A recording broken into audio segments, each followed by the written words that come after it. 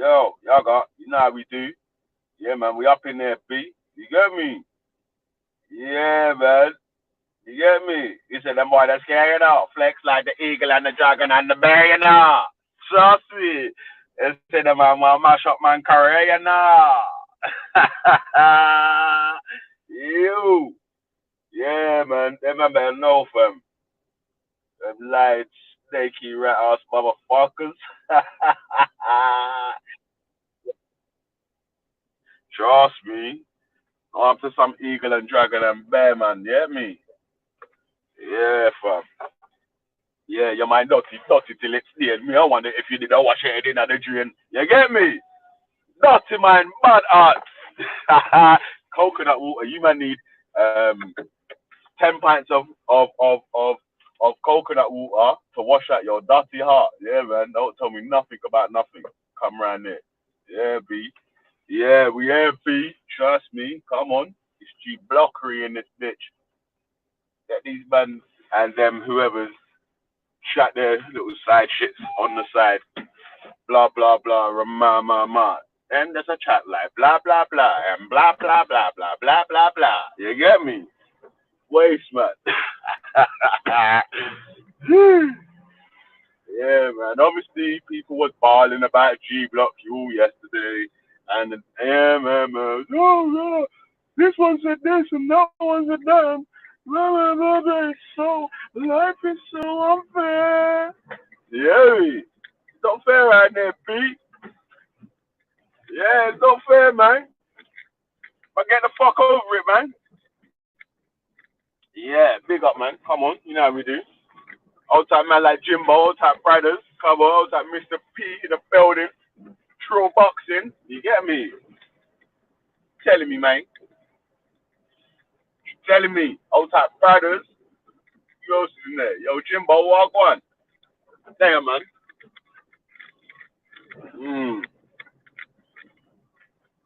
Yeah, man. One to them. Yeah. Ew. You know what's funny though uh about the complaints that we receive? They're quite funny still. I can't lie. Can't lie. Can't lie still. Yeah, man. Yeah. All right. Yeah, I'm driving over to the west side right now. You know. So, outside my west ones. Yeah. They nothing. You get me? Yeah, man. You get me? That boy can't put my back like how me start my car. Getting on my bed like that. Gonna start with that. Yeah, me. From the girl them me name me can't be part. Every time you see a new girl, me got me down straight and narrow. Yeah. Yeah. Anything lean up and left from you, so you see me? Man full of girls. Can't go out. Gee. Yeah, man. Yeah, mate. Yeah, mate.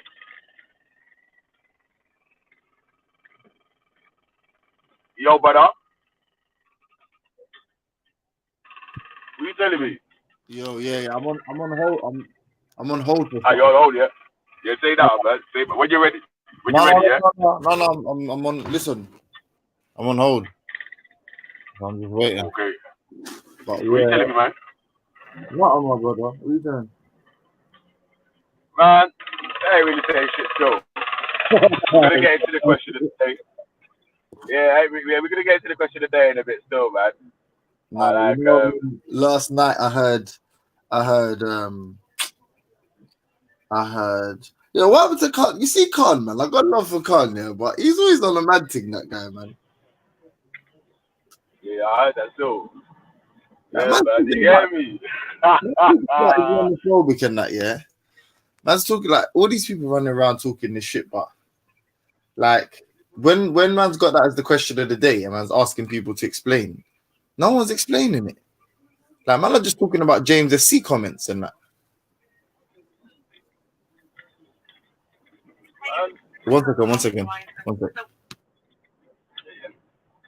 fucking cares what any of them man are balling about anyway, man. So tell them man to go get the drinks, man. You get me? Hey Mickey, go get the drinks. You get me? Hey Mickey. Mm. But it's tough though, man. You get me? Obviously, yeah, man. Like when it was to be beaten, it seems like, yeah. You get me? We cause some pain in the heart like a slug to the chest. Pow pow. You. Yeah, man.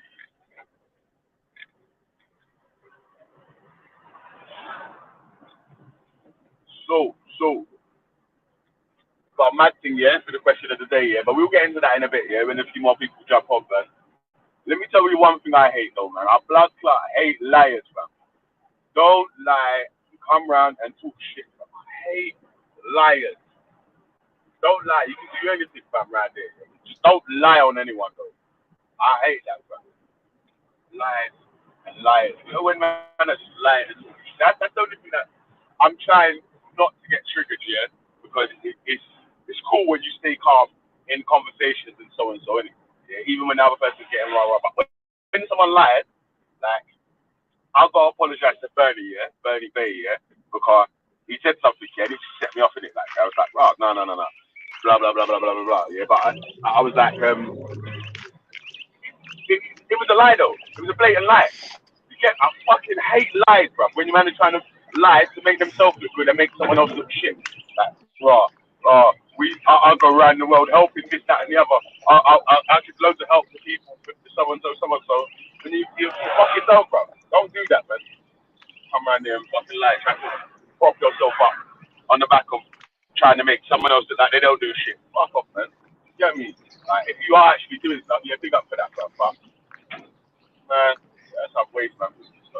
When you're trying to pop like, that's like me saying, oh, yeah, um, I go to work every day, innit, man. So no, anyone on benefits can't even talk to me, fam. I won't even speak to anyone that claims a benefit. Fuck off, man. That's cunty, bro. You get me? Look, none of that, man. Yo, so big up, Rob. What's going on, bro? Good morning, boys. How you doing? Yeah, man. Good, man. Good, man. Yeah, I agree with you, Valley, just on Fucking what you were hate saying lies, there. man. Yeah. Well, that's kind of Reggie diverting, right? What have you done?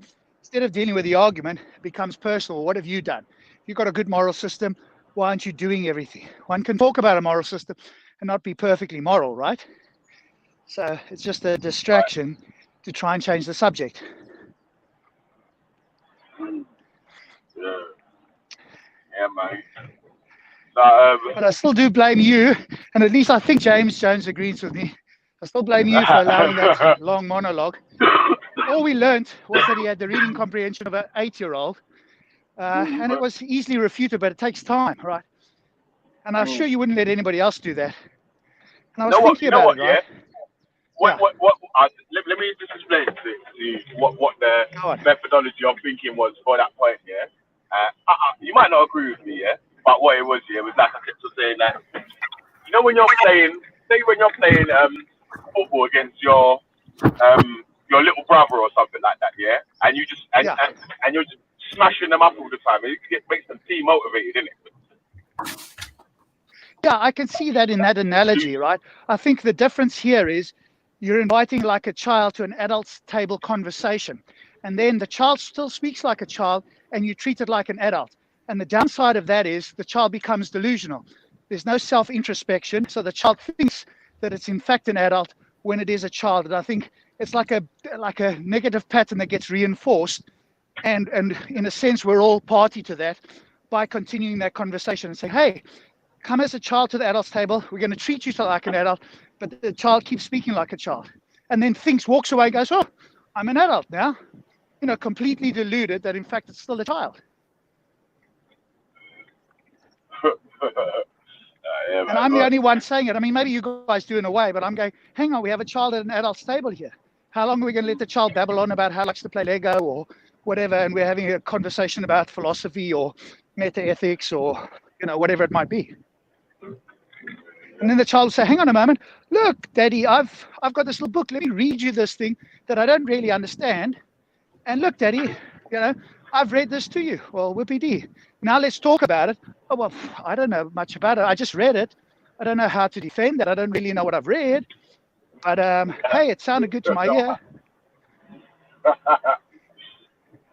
you know how it goes, bro.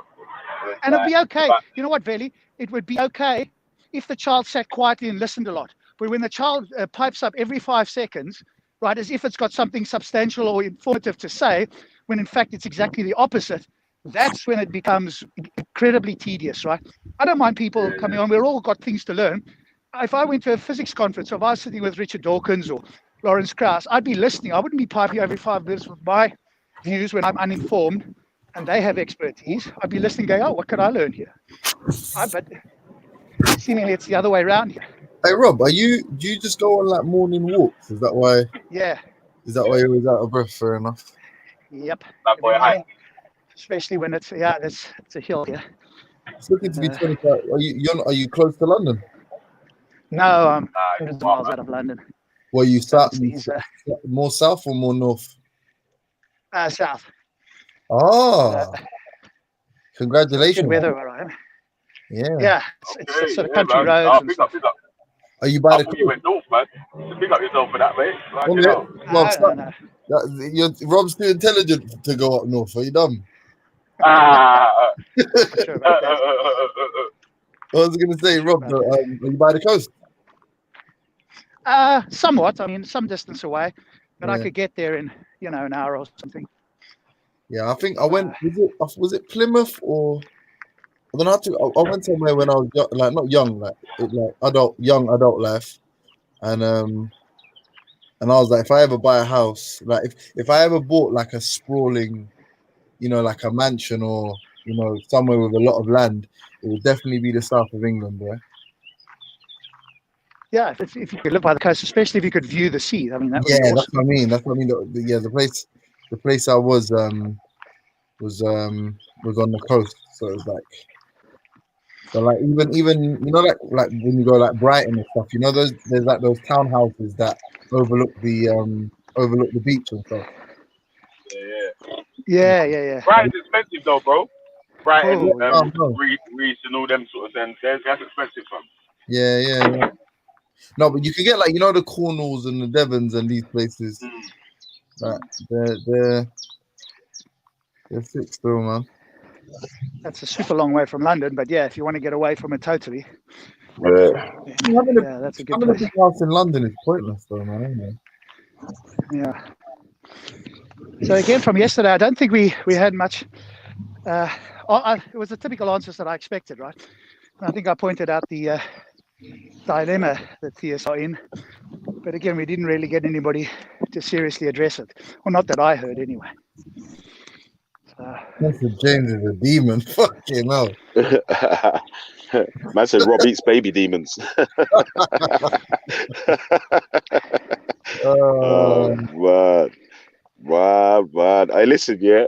I swear down, yeah, the team has hurt so much hearts in the world, yeah. I didn't even know, yeah. I'm gonna stop talking about this holding L talking with that now, yeah. I didn't know how seriously some people was taking it. Like, I see, like, obviously it's a joke thing, but it's really about learning, isn't it? Really. Yeah. Do you know what I'm saying? Yeah. But it's unfair for us. It's unfair because everyone's retarded that. And the people that have a little bit of sense are all so emotional, like are all boycotting or saying they will never speak. I'm gonna mute. Yeah. All you need, Benny. Yeah. Sorry. Go on, carry on. All you need is to have it. All you need is a topic where atheists have to defend. Then suddenly you have all the theists on the panel, and they have to defend. But you can't find them. But Rob, they're all on holiday. But Rob, who would you want to discuss with? That's the major question. Like, who at this stage, what on like intellectually honest discussion can you, or who can you have an intellectually honest discussion with? Yeah, that'd be a challenge. I mean, I had an interesting discussion with Jacob last night, and he could see my point, but he's wedded to his book. Who's Jacob? He had some really Awful No, ideas, and Jacob's a good discussion still, Oh, but brothers, yeah. Joe. he's an intelligent guy, right? Mm. He's not like other Hebrew Israelites who are complete lunatics and are like dangerous to themselves in society. Having said that, he believes heaven is going to be where he's in charge, cracking the whip over everybody who's not a Hebrew Israelite, which is like hell to me. But then I pointed out, right, if you're going to call on slavery, that's a double standard. Because now all you're doing is reversing slavery, where I'm the slave and you're the master, and you're okay with that. That's inconsistent, right? So, but he'll go back to the book, right? I don't think he has answers to the bigger questions, so he'll just revert back to the book. Because I said, Adam and Eve must have been perfect. Because if God didn't create them perfect, that's pretty problematic from the get-go. And he acknowledged that he could see the point, but he just referred back to the Bible. But yes, he's somebody that you can speak to. I'd like to get Takia Watch on, right? Because he had a video with this Christian apologist. Say again? Is he a theist? Yeah, he's a Christian. He's the guy that's a big critic of Islam. He does lots of videos. If you go look for Takia Watch online, you'll see it. No.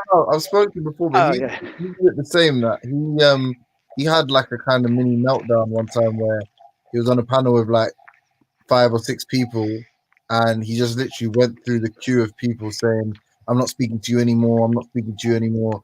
Till at the end of it, he just he excused himself.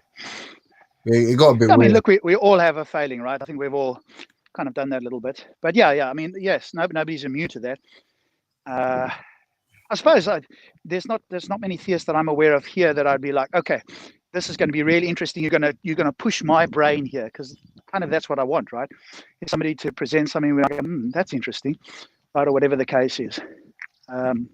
So yeah, I'm not sure. I don't know if you can highlight anybody. No, I mean, no. I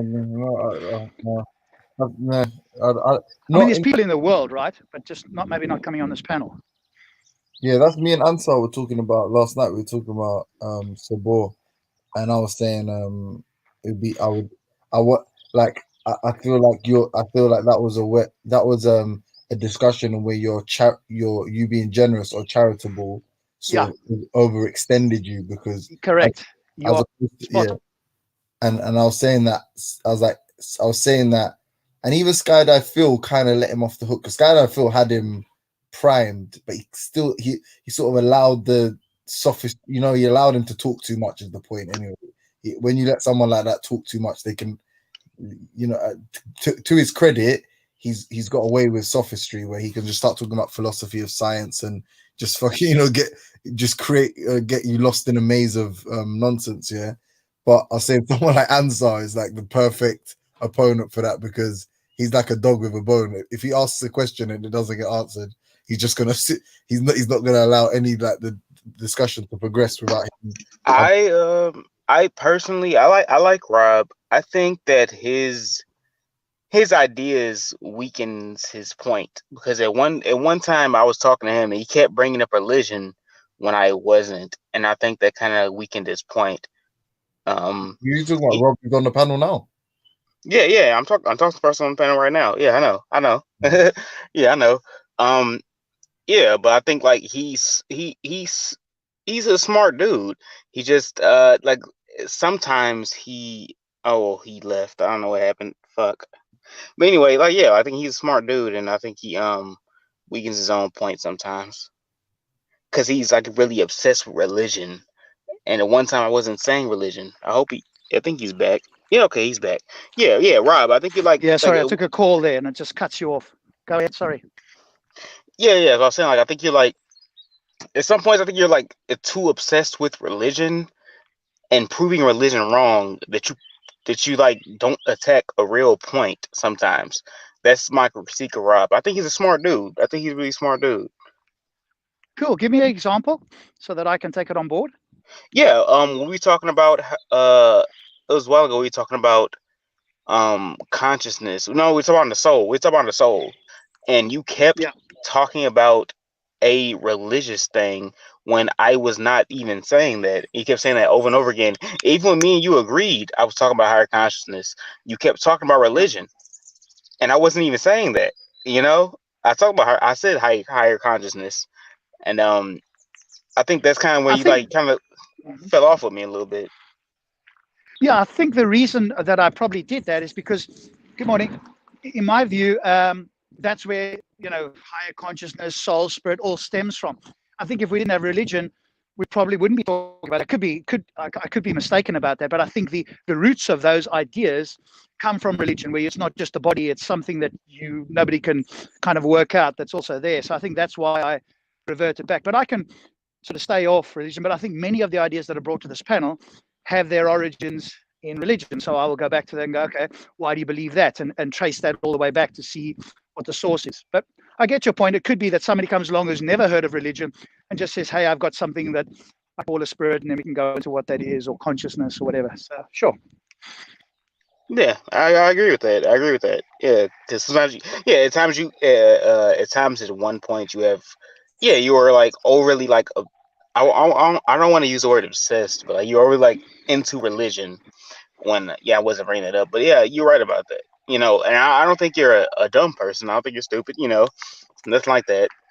But sometimes you will bring up things that I wasn't saying. Well, I won't say something. I would say in that situation, you'll bring up things I wasn't saying. Okay, well, that's fair enough. Yeah, I don't claim to be an intellectual. I do listen to intellectual people. I recognize, you see, I've got a bit of self-reflection. Again, I'm not claiming to be Buddha or anything, but I've got a bit of self-reflection to realize that I'm not the smartest guy. And some of the ideas that I hold, I've got from other people. But it's not just that I've taken them on and go, oh, that sounds good.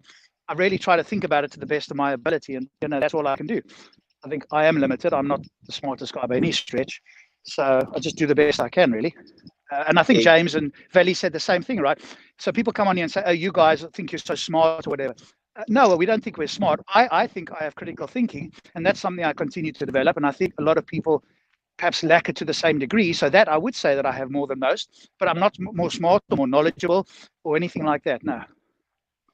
Right. And I agree with that. I think that you sometimes maybe you thinking that you have a lot of critical thinking may I won't say hinder you, but it can sometimes make you assume a point. Well, maybe it was just one time. I don't want to bully you about that one time because I just feel like I'm picking on a point right now.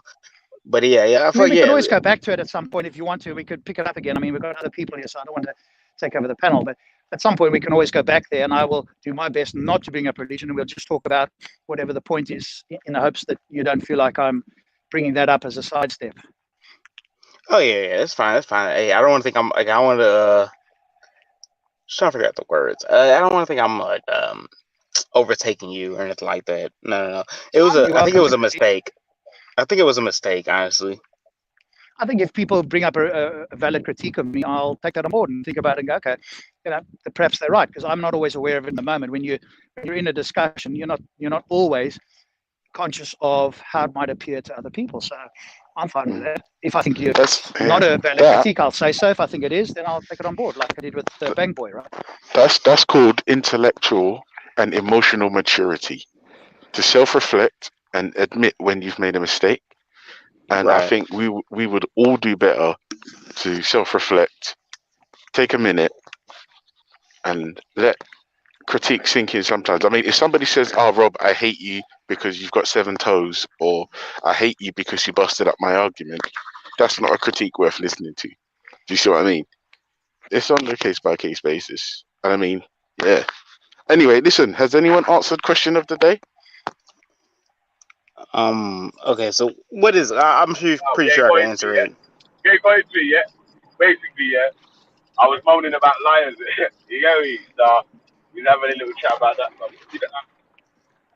I've tried not to get triggered on panels, and all that, obviously, and really and truly, if you are smart, like I don't claim to be smart or whatever, you shouldn't even be telling people what triggers you, but like I'm saying, when man just blatantly lie, that does me. That's what gets me. Lies. I can't stand lies either. Veli, is it like the way you lied about me yesterday? Oh, early morning shots, eh? But Veli, you were on fire. Veli, you were definitely on fire yesterday. I mean, I've not heard you jump in so much in one day. You were You were bringing fire yesterday. I was like, whoa, Valley's normally a bit more chill, but yesterday he was riding out in front there. And you know what it So was, yeah? It was basically, yeah. I don't know. Some people have thought that maybe Veli's the weak target, innit? Yeah. So let's try to shoot at Veli. Get me? Cause obviously, like, I'm not talking much because it's not because I'm not trying to make it like it's just about me talking all the time. Like obviously, if it goes quiet and I have to come on or whatever, then yeah, I don't mind that or whatnot. Yeah, but like just in general, I would rather have like a panel of people that I want to listen to as well. You know what I'm saying? Like three people on one side, or even three people that are almost on one side but will debate with each other. Three people that are almost on the other side and will debate with each other, and then a point just being discussed and the different ways, ins, outs, ups, downs, and blah blah blah. You know what I'm saying? So Yeah, I caught that. I caught that. And that's dope. So I wonder what is the I read it before, but I can't remember exactly what it is. What is the question of the day? the question is, yeah, what's more dangerous, a religious extremist or a non-religious extremist? I think Um, you have to establish criteria, right? If Yeah, it's I was body gonna count, say, do you mean in history or do you mean today? evil is evil Well, regardless. we or can maybe we can we can split it in agree on deeper. a like a methodology, right? If it's simply body count, you could argue that quote unquote atheist regimes, people who claim to be atheists, have more body counts. But then you could also argue that's only because there were more bodies and they had more efficient ways of killing people. So it just depends what the criteria is. And atheists kill people and become religious. I think. Yeah, I think. I don't. You know what though? I feel like it was really overlooked when I was discussing with Ahmed. Yeah, but it's like when he was talking about morality, he gave an example where he was like, oh, if no, you've got no, I think he said no consequence and no accountability. And the example he drew Mm. from was if a Muslim is doing something wrong, I'll come to him and I'll say, Aki, think about your creator and think about Yeah, judgment day. judgment day. Yeah, and that is a form of incentivized morality. That's what I say, man. That's what I said. So Contract. And exactly. Dark Magician broke it down yesterday about the contract. You know what I'm saying? You better Exactly. got a This contract, is my man. point. I'm saying it is far more subject to manipulation. So while you may say a population or an atheist leader or a group of atheists, whatever, an atheistic ideology, an ideology that's consistent with atheism in that's one of the core precepts or tenets or whatever is responsible for X action, fine. But it is far more difficult for a sole atheist protagonist, yeah, to influence all of the atheists into antagonist, even to influence the atheists into some kind of malevolent plot. But it is far more simpler for, I think, what did Dark Magician describe it as well, the occult. Yeah, it's far simpler for somebody with these with sort of mystical or theistic sort of belief system and structure to influence others into doing some kind of um nefarious deed or deeds plural.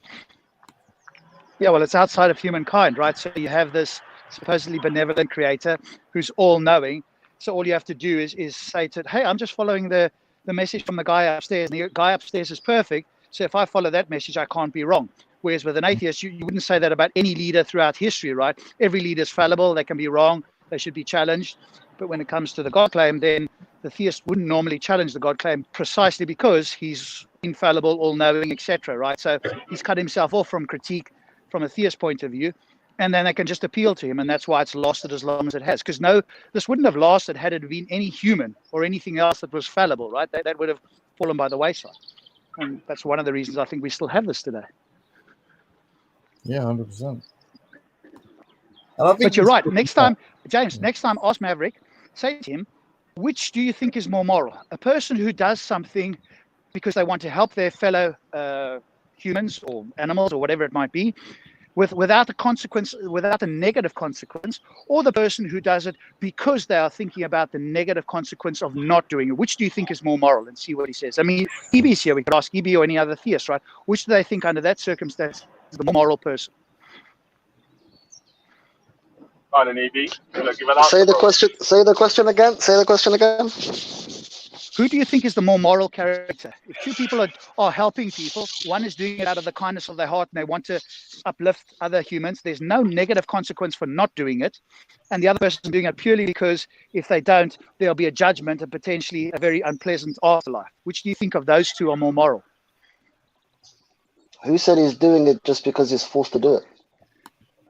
I didn't say it's forced. I said there's negative consequences for not doing it. So there's a big incentive to do it, because if he doesn't, there'll be negative consequences. Or the person who doesn't have any negative consequences, purely does it altruistically. Which do you think is the more moral person? I think they're both moral. Which one is more moral? There's no more moral. They're both doing good things. So if somebody does something in your mind, EB, let's just check your thinking, quote unquote. In your mind, if somebody does something purely out of altruism, they don't think about any negative consequences for not doing it. In fact, if they don't do it, there won't be anything negative in the sense that they'll be punished or anything like that. And then you have somebody who goes, okay, I'm going to do this. And the reason I'm doing this is partly so that I'm not judged in the afterlife and I don't want to go to hell. So part of my motivation, if not more than part, is due to that. Are you suggesting that they are equally moral in your mind? Yeah. Why someone does something is not my concern. Are you doing a good thing is my concern. No, but there's those extenuating circumstances, because people will do things either altruistically or for some other benefit, or out of the for fear of the consequences of not doing it. Okay, so right now I see you feeding a poor person. I don't know your intentions behind it. I don't care. Yeah, but I'm explicitly telling you what the intentions are. Somebody says, you know what, I'm doing this now because God told me to be a charitable person, and part of that is if I don't do this, I'm likely to be judged. This will be a mark against my name. So that encourages me to do it. Yeah, I'm telling you, I don't care. Okay, well, now we know how you think about morals. Okay. Yeah, that's how I think. You know what it is, yeah? All right, man. All right. We get it, you're the Joker. You know what it is, Rob, here? This is what I'm saying. Is at some stage, you're going to have to, one criticism I have for you, and I'll be honest, is go for it. You engage in this kind of Socratic dialogue with morons. It's like, what can you achieve when there is a clear mental block? And no disrespect here, but it is showing quite a bit of hubris. Where was the clear mental block? What are you talking about? We're talking to you, am I? It is showing a bit of hubris. It is showing a bit of hubris, Rob, yeah, for you to believe you're gonna assist with their breakthrough moment. This is so sad. Most of them are in their 30s. You have to remember, most of these people are in their 30s and still haven't had even a moment of clarity and intellectual honesty. So how are you going to be able to facilitate it? Sure. So I suppose there's a bit of eternal hope there. But the other thing, James, is that there's people who are listening who might take something on board. If it was just me and Ibi in a field and I got to that point where I see like, okay, we're not going to progress, I'd say, all the best, mate, have a good time. If there was a crowd around, I would definitely continue, because I don't know who's listening who might take something away from this, right? It might trigger somebody to start thinking differently. So that's probably the bigger thing for me anyway. Fair enough. Yeah, fair enough. I can understand that. And it takes quite a bit for me to sort of say what you said there, right? I've had many conversations with EB, and yeah, I don't look, positively on his critical thinking, but that's because I've spoken to him for probably 6 months or a year. So it's not like out of the gate or I hate him. I don't actually hate EB at all. But having had many conversations, I've realized where we're at, and it's the same with one or two other people. Yeah. I've only spoke to the man twice. Well, I assume he's a man. But I only spoke to him twice, and now I know he's not worth my time. I don't really suffer fools like that. I don't really have time. One thing I'll say about me is I'm learned, like you have far more knowledge on especially these topics than I do. So maybe you're in a bit more of a giving mood than I am. I'm trying to learn. So people like this provide absolutely nothing for me. That's why I probably have a short fuse. And I try to learn as well. And some things like something. It's what I like Rob a lot.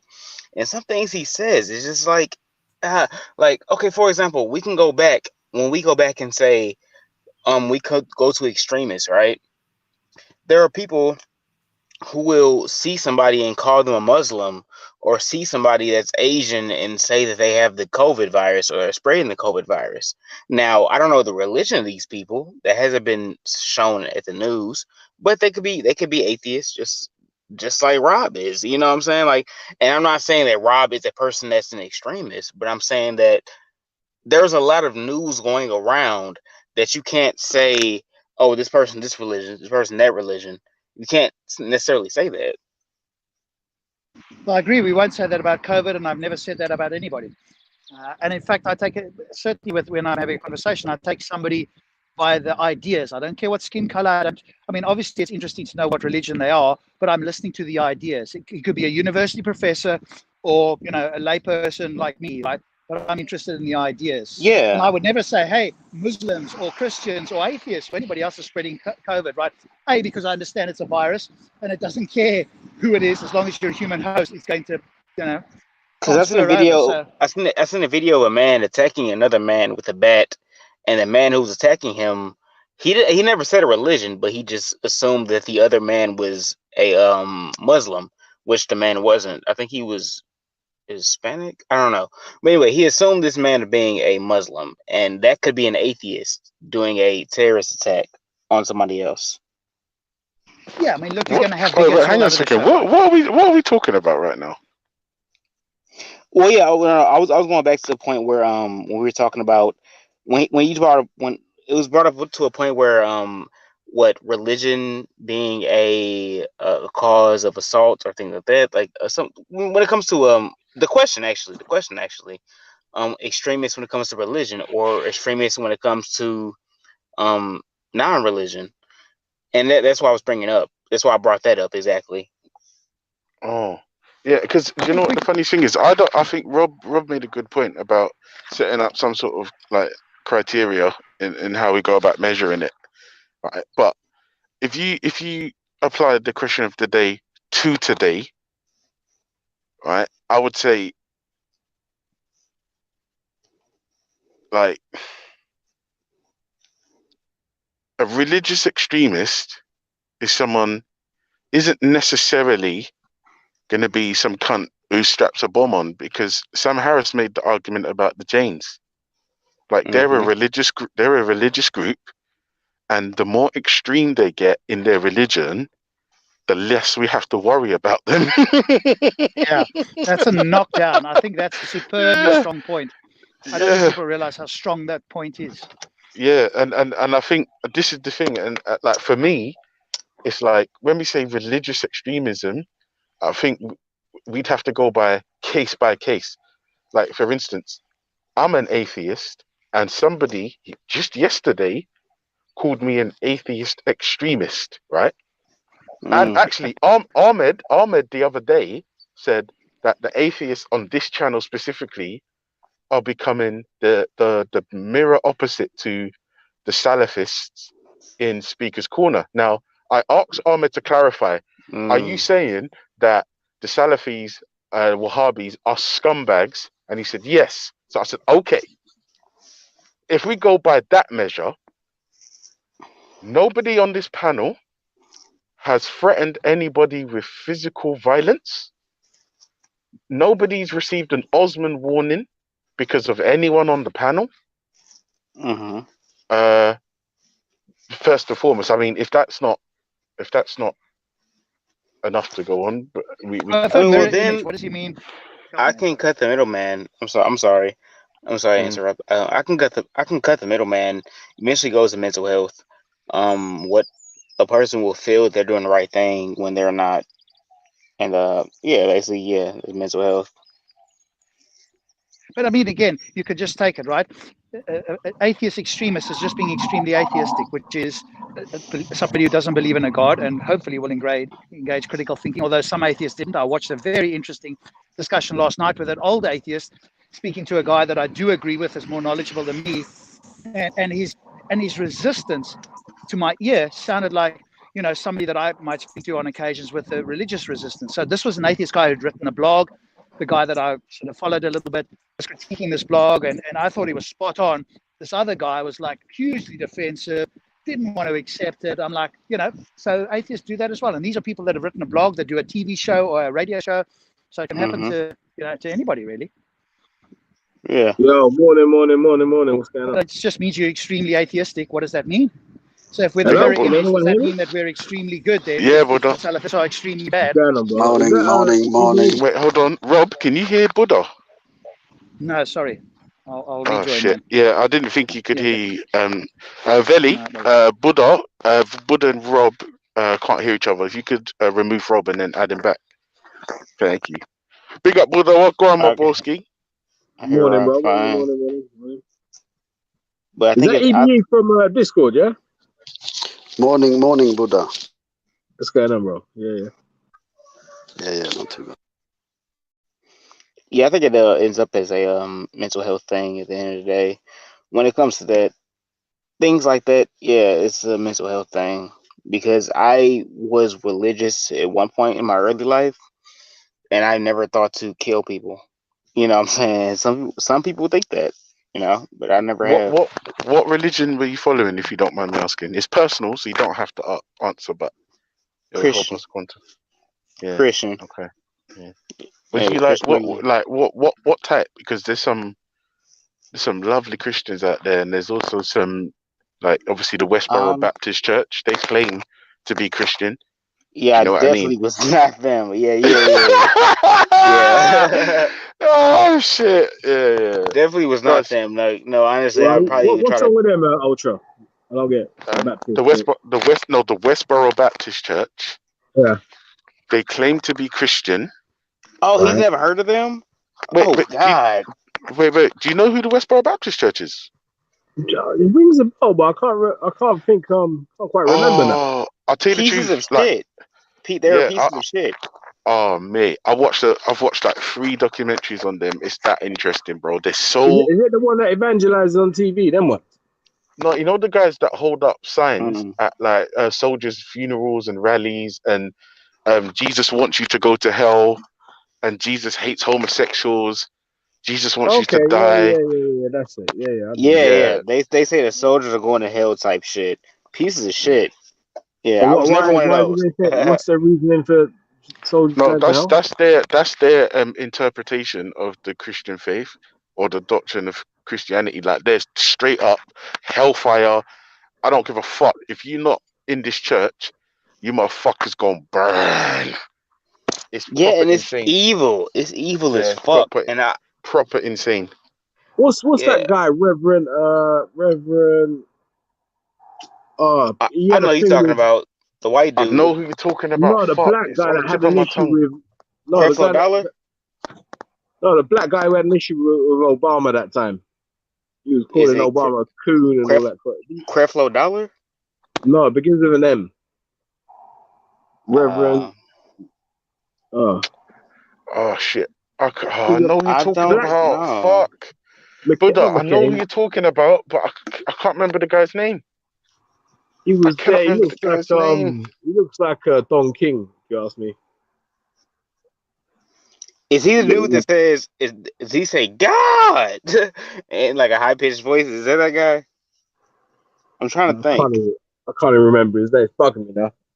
But yeah, he was something else. That guy, man, I couldn't believe he was like a Christian dude.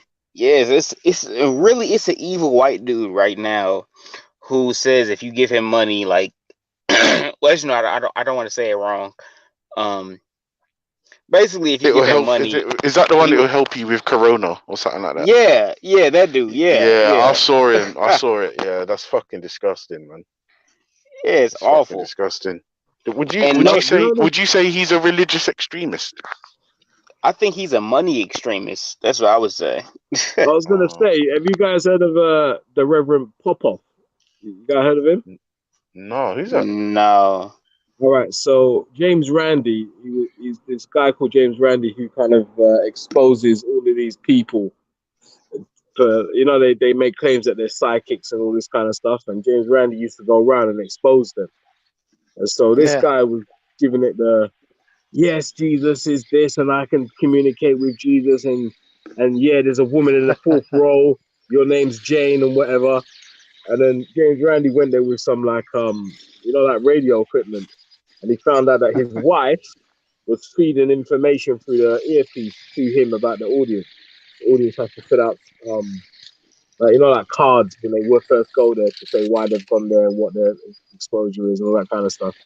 And James Randi exposed this geezer, and he was making loads and loads of money. But you know what? Even after that, he came back and he's still doing his whole tele-evangelizing and whatnot, making millions apparently. And this is the thing, brother. Yeah. This guy's been exposed as a fraud, and yet people still continue to allow themselves to be suckered in. Do you know what you call people like that? Zombies. There's no critical thinking, right? But remember Harold Camping, right? He did the prediction where the world's going to end and certain Christians are going to be raptured. At least he gave a falsifiable date. But what happened when the date came and where people sold everything, right?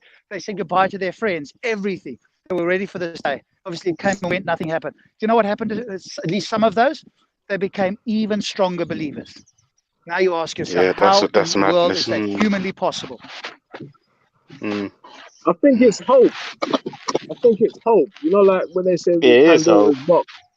You know, when you go to a religion like that and you've lost everything, and you need some sort of solace, and you're trying to find answers, and you build up some massive faith, because for a moment, that faith or that religion that you're engaging in fulfills that faith for you. You know what I mean? It fills a massive space.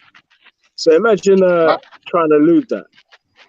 That's crazy. People will believe anything. I think Buddha is like a scientist, and when a scientist does an experiment and it doesn't work and can't get a conclusion, he does another one. And then when that doesn't work, and big up, bro. And when he does another one and that doesn't work and he can't come up with a good conclusion, he does another one. Like, that's what happens, isn't it? It goes to manipulation. Of something. We're always in pursuit of something. Do you know what I mean? That's manipulation. It's manipulation. Go ahead. Freddie, when a scientist eventually gets to the point where something is falsified, he stops going after that particular thing. Obviously, it will continue on. Stephen Hawking used to say that there was a singularity that everything went back to. Eventually, because of new observations and data, that 1997 book he did with, I can't think who the other guy was, he now doesn't believe that, or he didn't when he was alive, right? So he changed his mind because the information came in that essentially, to the best of our ability, falsified that conclusion he'd come to. So he no longer tried to go, let me see how I can tweak this singularity theorem to make it work. He said, okay, the evidence is conclusive against that. We're moving on. How else could we explain potentially the origin of the universe? No, I agree with what you're saying, because obviously, when you do come to a brick wall, you must move on. When you realise that there is no other way, and you've been lied to, and the results are going to be the same outcome, just a silly lie. You know what I mean? You have to move on. That's why I've got no respect for the Christian people that fool people and pretend that. Do you know what I mean? They're down with God. The same way I haven't got no respect for the capitalism, the capitalist people, the extreme capitalist people that all they care about is money and they pretend to care about God. They use God as a means to get money. The capitalist people make more sense. And I'm not siding with them. But they make more sense. They do this because of this kind of thing. And it's shitty, but that's real life. You know? Nah, they don't make more sense. But I know what you're saying, though. I understand what you're saying, but I don't think they make more sense. I think they're both wicked and abhorrent. Because why would you use God to make money, and why would you pretend to love God to make money? That don't make no sense. Do you know that pastor in the US? What's his name that goes on TV? He's like a Tony Robbins of Christianity. He's worth millions. Joel Osteen. Have you heard of Joel Osteen? Yes, I have. Yeah, so and I've seen his house as well. I've seen his house. Yeah. It's mental. Church. There's 25,000 people go in there. He's got this video set up that is like worth probably £1 million or dollars or whatever, and he talks a lot to the camera, right? He's kind of, those who know Tony Robbins is like a coaching guru or whatever. So he's kind of like this, right? When there was that flood, he wouldn't let anybody into the church to allow them to find a roof over their head. But like you say, he's got £1 million house. But then he'll come out there looking smart, having a big smile, and telling people. But he split the difference, right? He's been on some shows. He's this kind of Christian that's kind of new age hippy dippy thing that, when you talk about the Bible, it starts to become more about like almost like personal development rather than the biblical thing. And he fills out churches, right? 25,000 people. Yeah, and I when I see him, I knew he's full of shit. And I realized that sometimes, like, I think it's wisdom in a lot of religious books. So that's why there's religion in the Bible. And I think he takes that and warps that, and he makes it to what he wants it to be, which is not right. Because there are things that I don't like in the Bible, but it's things that aren't right. Like, for example, if somebody kills my family member, let's say somebody kills somebody in my family, I'm supposed to turn the other cheek. I can't do that. You know what I'm saying? Certain things like that. And I think he does whatever he can to spread this story, whatever story he wants to spread, to make him more money. Yeah, of course. Yeah, and because but it that's sounds good to the exactly. modern. Yeah, go on, Freddie. Sorry. Yeah, and that's exactly what George Bush done and Tony Blair, because it sounded nice to the air. Weapons of mass destruction sounded good. They it actually involved Jesus in it as well. They said this is a No, moral but thing to do, Freddie, right these to two do guys by you just Jesus mentioned Christ. believe in God. The two men you just No, mentioned I'm believe in a God. saying that. No, Yeah, George Bush believes in I'm God. saying personally, if they believed in God, they wouldn't use him to justify MDMA and weapons of mass destruction. You know what I'm saying, bro? Yeah, They but wouldn't bro, do it. listen, this is the thing. Like Mm. loads of So people who have a that's a God belief fraudulent. do That heinous was a things, bro. fraudulent claim. That was a fraudulent claim that they're doing it by Jesus and this is the right thing to do because Jesus would like it. That's what they would. That's what Yeah, basically but Bush how was do you saying. know? How do you know it's fraudulent? It's fraudulent That's because Dr. definitely not David fraudulent. Kelly. What? That's What? what God told you to kill 1 million Iraqis or whatever. That don't No, add up, bro. That's even when fraudulent. remember the guy that killed himself, allegedly killed himself. Oh, the Dr. weapons David, inspector. I know who you're Dr. talking David, about. Dr. David Kelly ended up David with Kelly, slashed with, yes. yeah, and he was In like, the forest, innit? in the forest, exactly, yeah. And they knew that what this weapons of mass destruction was a load of nonsense, but still they went ahead. I mean, But it shows you, right? You can invoke God to tell you something if you think you're righteous. And that's the interesting thing, right? If you believe, that's another thing we never talked about yesterday. If you believe God is the locus of morality, you can invoke it because it's so elastic to go, hey, the invasion of Iraq, God's telling me to do that. The Saddam Hussein is evil people. I'm not sure George Bush said, hey, let's go wipe out all the civilians, but he certainly wanted to get Saddam Hussein out of there. What excuse can I find? Hey, and I'll throw in God as well as my righteous, mentor from on high. Oh yeah. Yeah, that's Religion is exactly definitely what I'm a saying. Yeah, that's because he knows that so much people actually believe in this thing and carry it as a strength and a hope. That's why they probably get fooled and duped and beaten up and manipulated by these religions because they're using it as a source of strength and hope. So he knew this and tried to add that towards his little stupid fucking thing he was doing. Imagine yeah. he And was I the think president of Sweden, right? That's a non-religious company. He said, hey, people look at him and go, okay, this guy needs to be removed from office. This guy's a Looney Tunes, thinking that God spoke to him. But because it's America, where there's a majority religious people, oh, yeah, that's amazing. well, God speaks to our president. let's talk about that because in my opinion, George Bush cares about George Bush. Nobody else. He cares about George fucking Bush. That's what he cares about. Joel Osteen, like we said, like brought up before. I think Joel Osteen cares about Joel Osteen. Fuck everybody else. He cares about Joel Osteen. He cares about himself. And there's a lot of this shit going on. So religion is like a manipulation kind of thing. Yeah, but it's amazing, though. It's like, I think who was put it Yeah, out, right? but That's a knockdown argument, right? If you were a Jain and you said, hey, the religion of Jainism has told me, or I've got this from Jainism, we need to go and invade. Everybody that understood Jainism go, you're not a Jain. That is impossible. It is impossible for a Jain to do it. The more extreme they become, the more peaceful they are, and the more they don't want to hurt any living bug on the planet. So that's a knockdown argument against any other religion.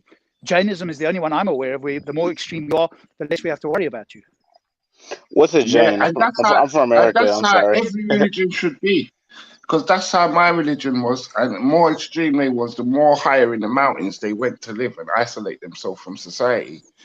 The more clothes What? they wore, and the more things they started to make for themselves, and the less Who- shoes they wore, so they could connect to the earth. Do you know what I'm And trying to show you? I, So and I'm sorry to What interrupt religion? real quick. What's a Jain? I'm sorry. I'm like America. We don't say that. I don't know what that is. Yeah, so it's an old Indian religion that predates Christianity or any of them, and the first tenet of Jainism is to do no harm to any other living creature. Number one tenet. The Okay. first thing that you learn as a Jain is not to do harm to anything else. So the more extreme they become, some of them have like a cheesecloth over their mouth, so when they eat, they don't inhale a bug. Right. So they obviously live off Okay. plants. They take care of it. It's like anything that's living apart from plants, they will revere. Okay. Okay. I feel that. Yeah, I like that. I mean, they're the ultimate I know pacifists, right? I respect that religion. I'm not gonna lie, because that sounds like the way every religion should be going. The more extreme you get. That's why when I went to Thailand, I loved how the monks behaved and their etiquette and the way they carried themselves. It was humbling, crazy humbling, crazy. Like, you know what I'm saying? To see how people just meditated and sat still and gave thanks for what they had originally. Like they ain't got much, but they was so thankful for it. It was unbelievable. Yeah, Buddhism is a fairly good one as well, isn't it? So if you're a Buddhist, What I think as spirituality? and Buddhists here, yeah, there's as far as I can tell, there's no call to violence there. So that's kind of another one. Right? Yeah, and to my knowledge, it's a spirituality, not a religion necessarily. Maybe it can be a religion. I don't know, but from what I know about Buddhism, it's a spirituality, which is But different. the other religions, if you're going to take the other Abrahamic ones and you're going to go, okay, you could definitely find peaceful things in both the Quran and the Bible, no doubt. Nobody's going to deny you can't. But you can also find some very unpleasant things that we've all read. And if you're consistent, then you have to accept that that's also part of it. And if you're inconsistent or you want to dance around it, then you can cherry pick the bits you want, right? With Jainism, you don't have to do that. The very first tenet outlaws everything else that could potentially be negative towards, causing harm to somebody else. I feel Yeah, like yeah. Rob, Buddhism has I its think extremism as well. If you guys remember, well, probably won't remember, but one of the most extreme things I saw in Buddhism is when the monks set themselves on fire during the Vietnam War to protest it. And that takes some next level kind of extreme beliefs to set yourself on fire. That's mad. Yeah. Damn. Yeah, you're right. Yeah, that's the definitely, ultimate man. sacrifice. 100%. And I think what's happened with religion, or what religion suffered from, is where the times are changing and society is changing. And what Rob just described, where, you know what I'm saying, some of the societies are archaic and dark and devious and wicked. That's how religions had to mold itself. I don't know, but Well, I'm just saying well, some of the people have molded the religion to fit the wickedness and the nastiness and the darkness times.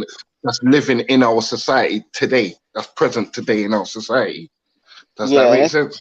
good and bad. Yeah, it's good and bad because the Christian Crusades were once a thing, and Christians were going around killing people, but out of religion. So that's a thing too. That was a thing. Not million, but a long, long time ago. And I think them same Christians haven't forgot their killing ways and their practices and have kept it up till today, if that makes sense. Do you know what I'm saying? And think it's still moral, like the Bofors in South Africa and other people. Do you know what I'm saying? Yeah, you But make I feel sense. like most of these religions do have a kind of like a genesis in violence to begin with, anyway. So when we look at Christianity and the crucifixion, the violent acts, when we see like the Prophet in Islam, there's a lot of violence going along there.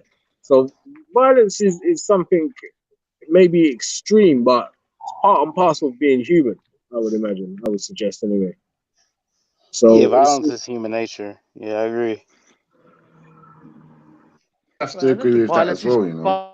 violence isn't your first reaction, right? If you look at little children, they aren't violent, are they? So it's a learned behavior when somebody pushes up against boundaries which you've inherited over time.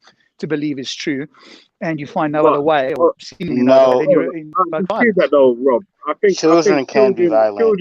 children Children are can certainly be aggressive. violent. What Yes. Rob, children are aggressive Rob, towards their siblings, and they learn. I've They got learn. Go on, Freddie. sorry to cut you, but I was gonna say I got a daughter, Rob. She wants to wrestle me. She asks, "Should I punch another toy?" Like she's playing with two toys, and she's asking. And I'm not. And I know her mum's a headmaster. I've never done any nut stupidness around my child, innit? Like, so where's she getting that from? School, society, things she watches, Yeah, cartoons. The other probably. cartoon punches the other cartoon. The girl's Yeah. rude. She runs away from her mum. She punches a child. You know what I'm saying? You know what I'm saying? Society feeds these violent tendencies on our children without us even knowing it, bro. And I Oh think Wrestling, yeah, bullying. children yeah. can be You know what I naturally mean? violent until told otherwise. I think children can be naturally violent until told otherwise. Because yes, if you don't get your way, punching somebody doesn't fix your way. Some children get mad if they don't get their way, and they want to punch a person. And they have to learn that's not the way to do things. Do you think children are born inherently violent, or do you think it's like a learned behavior No, at or both. some stage? I think it's I, both. I I think it's think I both. think both. I think both. If we look at nature, put humans aside, and look at nature, most animals have to hunt for their food and forage and all the rest of it. So it's raw. Oh shit! I got a meeting, guys. Gotta go now.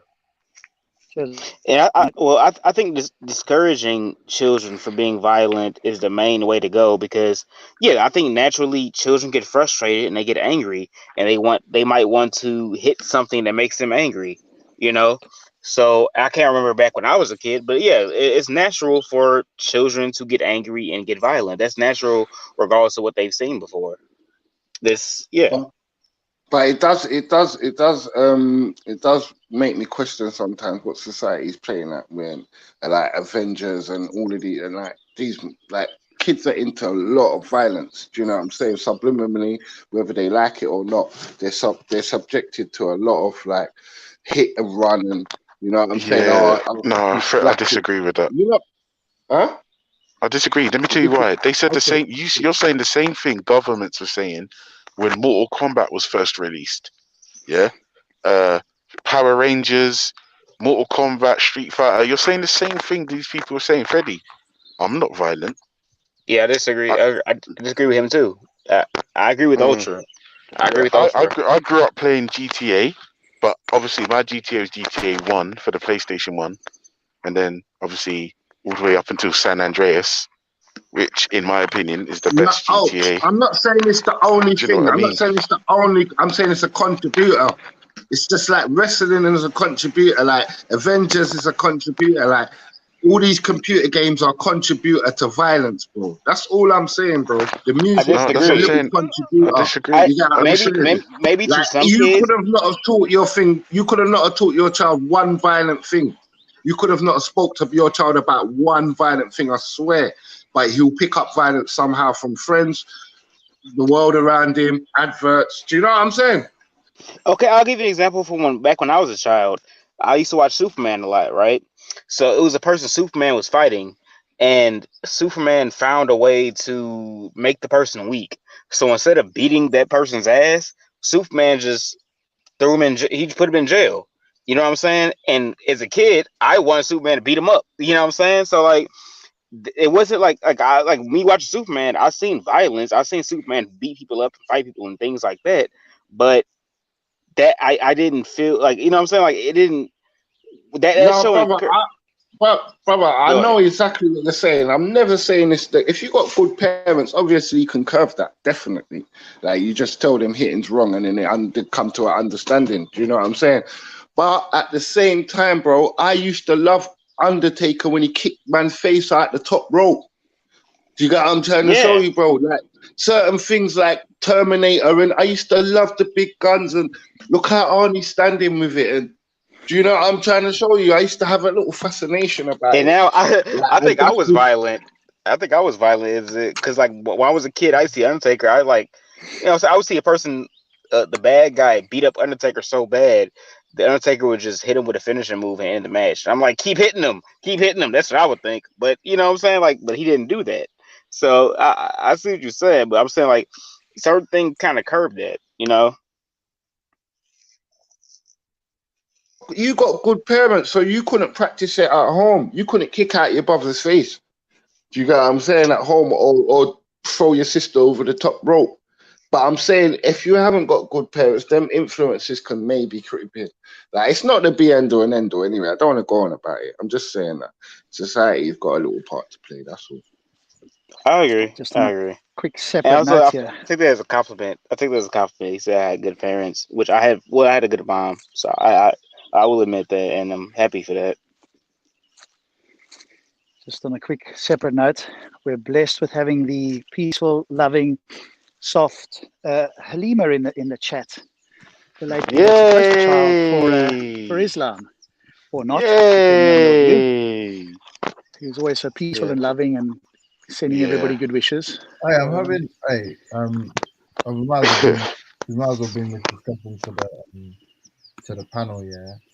Um, right now I'm trying to. So basically, I'm discussing with a gentleman in the chat who's basically he's posited the argument and asked for statistics. He said atheism is responsible for far more deaths in the last century than any sort of theistic regime, I guess. Yeah, and so the final figure he came with is somewhere between 40 million and 250 million lives were lost.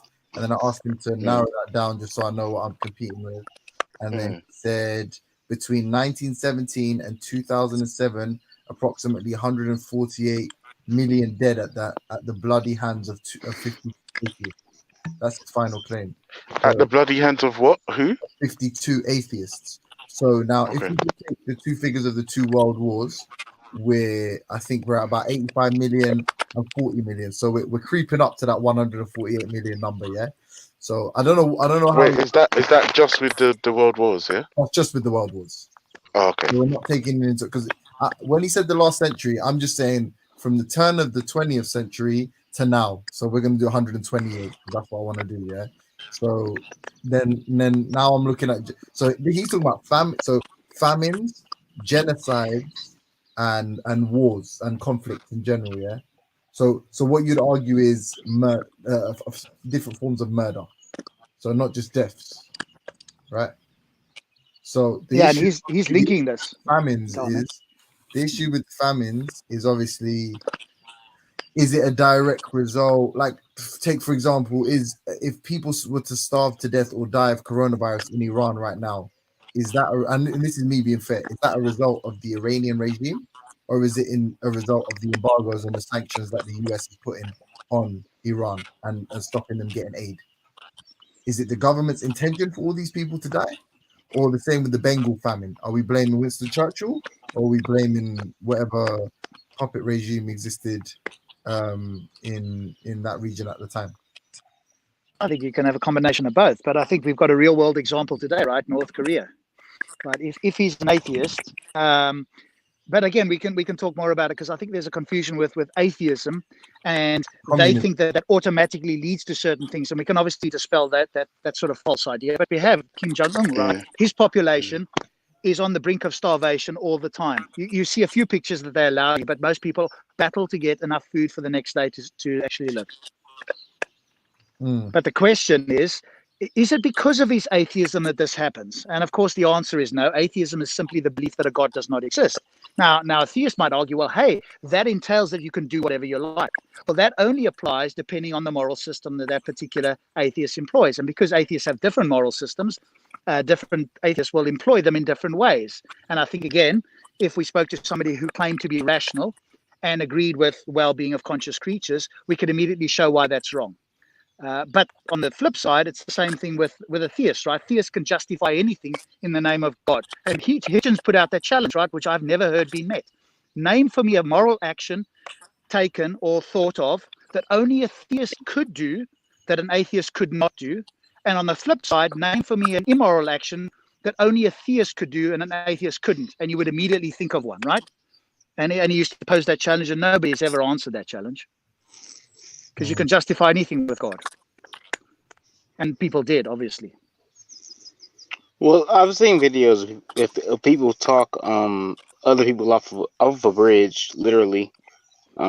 Some people are about to, commit suicide, and somebody use religion to help them get them off the bridge.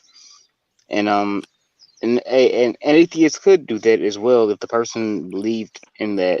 You know what I'm saying? So Well, if I mean, you know what? It's interesting because I'm looking at the. So if we take the Armenian genocide, which is roughly about 2 million, if we take German occupied Europe and German occupied Holocaust, which is roughly about 19 million. So now we're already at about 21 million.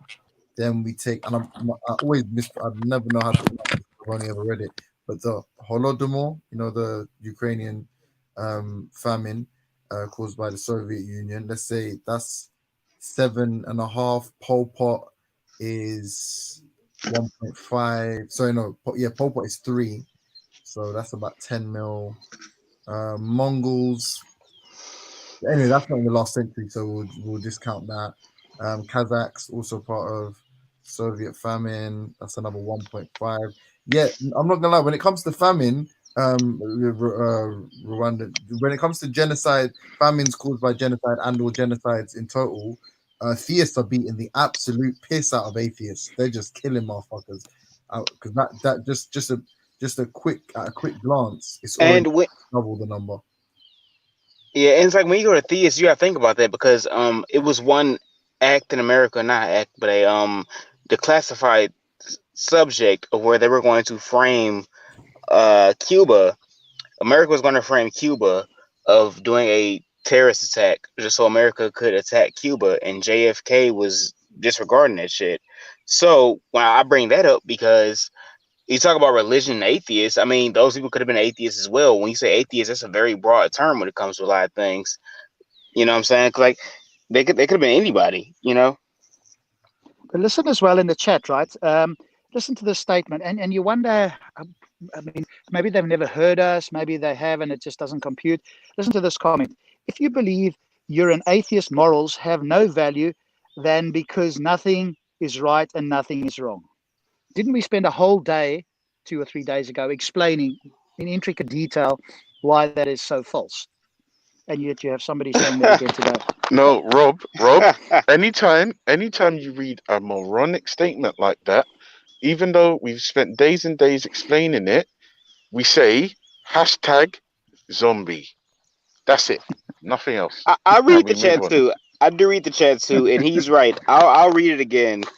If you believe in atheist morals have no value, then because nothing is that shit doesn't make any grammatical sense. Jesus, I know I'm you, trying. you I can almost had a you fucking can correct seizure. it. No, but listen. Yeah, You can Like, put the poor grammar aside because you can yeah. understand what he's saying. Because I don't like taking a piss out of people's like comprehension and all the rest of it, right?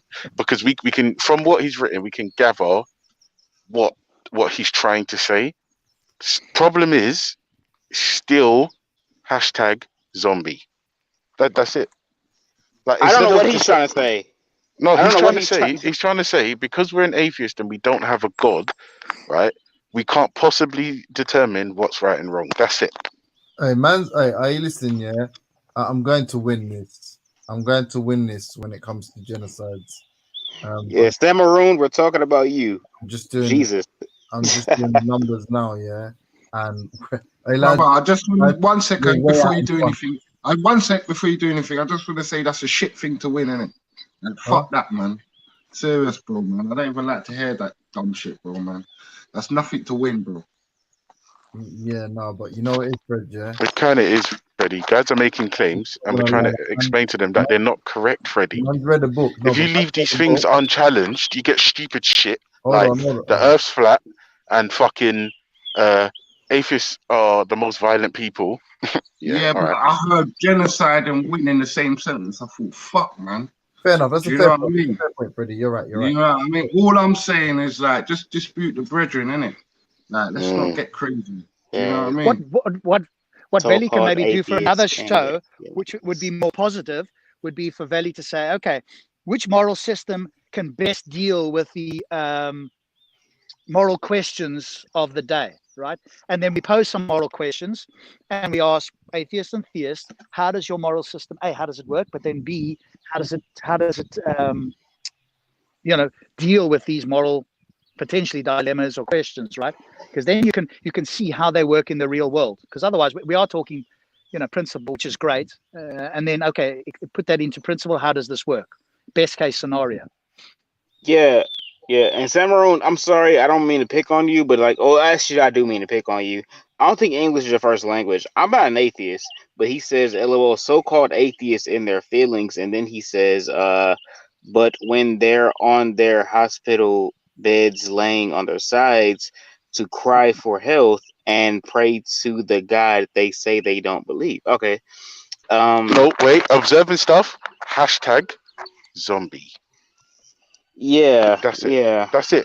Imagine he's not asking questions of the atheists on the panel. What he's doing is he's assuming that because some of us on the panel are atheists, we all believe the exact same thing.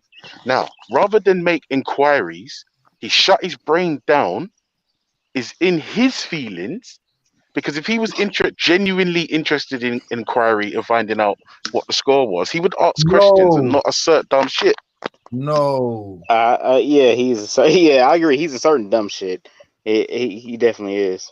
Yo, man, what you know about ISIS just making a young appearance on this list? The man Oh shit! doing shit, fam. Them man are everywhere, blood. Do you know But what? here's LB. I just fucked myself because I pressed the wrong button on the calculator and I was going through the whole list and I ended up, but I was at about 35 million, yeah. And it is there is Oh, now we fat ass niggas. Now we fat ass niggas, according to Samaroon. Speak to me personally. I'm sorry. I'm sorry. my guy. Hello. Don't speak. Like, don't. He's a retard in the chat. I get it. I When get he it. I comes on get the it. panel, you chat to him. If not, I whatever. get Remember, it. observing Listen, stuff. Observing stuff. Hashtag Right. zombie. yeah, listen to what I'm You're saying. right. Yeah? You're Listen to right. what I'm You're saying. right. Listen, we're at 35 mil. I don't know. Listen, you lot can come with these overinflated figures and you know what I mean. The whole of World War II, the whole death toll of World War II is Joseph Stalin's fault, and everybody that died in, you know what I'm saying, in every one of these sort of fucking what do you call them, China wars, like all the wars on in Asia, like Korea and Cambodia and whatever, Vietnam. You can say all of that is a result of communism as well. Everyone that died in Vietnam, everyone that died, you can pin every single one of those on communism, and then as a result of that, say that that's a result of atheism. The reality is, when we look at what we're actually talking about, is a clear miscarriage of sort of international foreign policies or whatever, then we can see that the genocides, the forced starvation of people, the famines, the genocides, whatever, that the bulk of them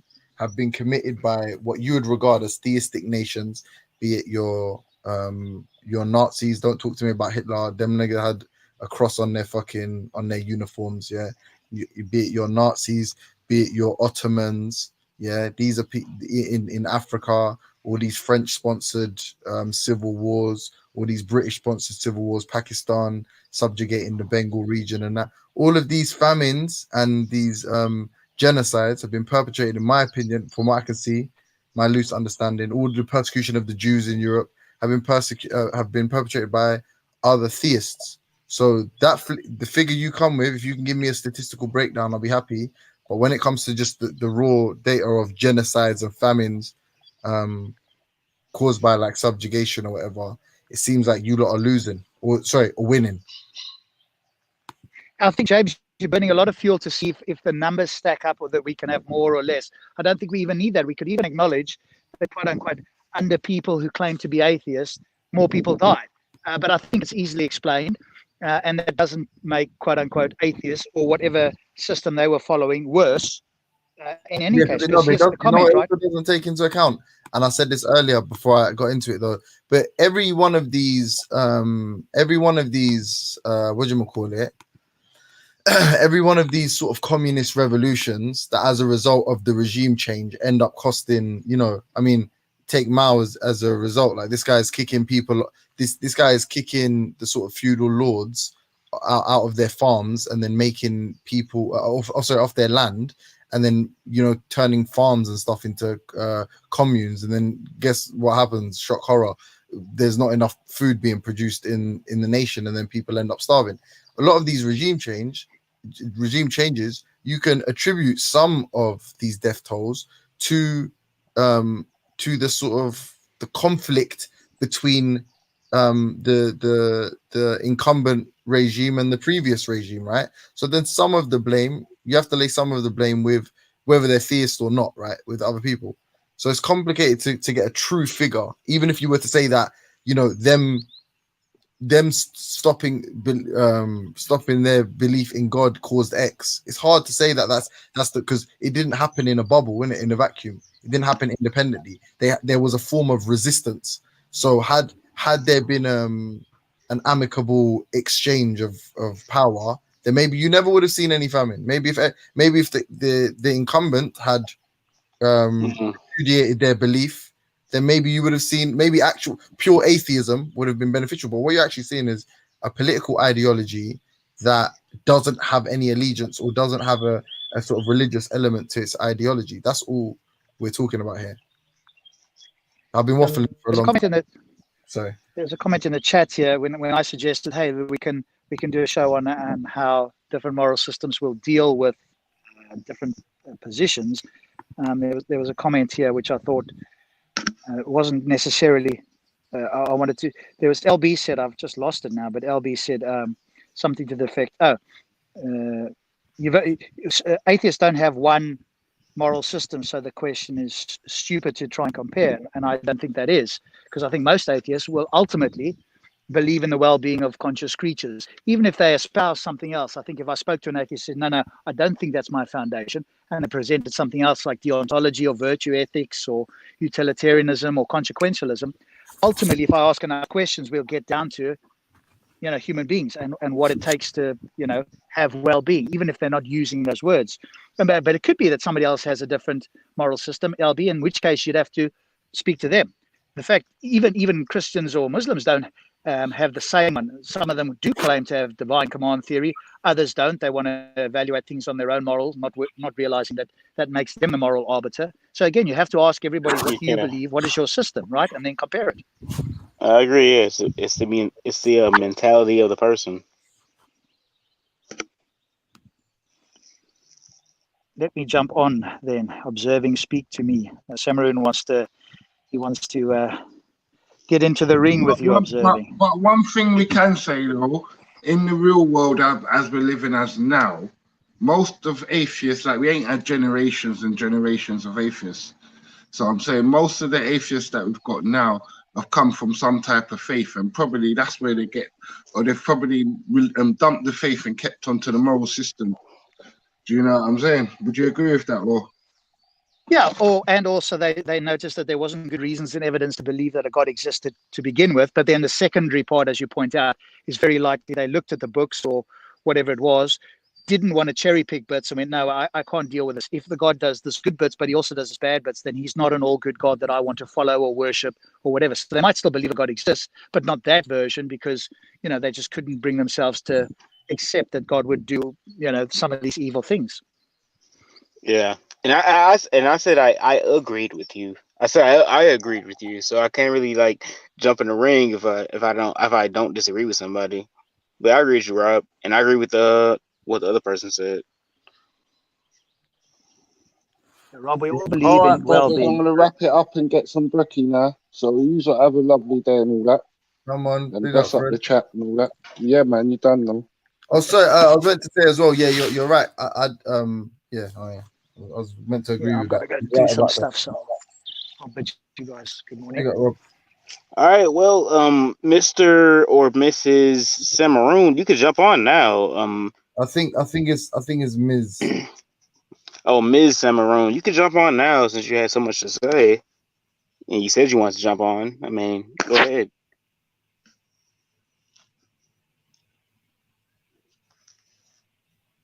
I'm waiting. I only have so much time.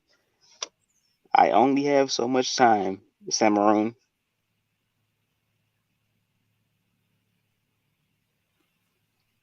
I feel like I'm gonna be waiting all day.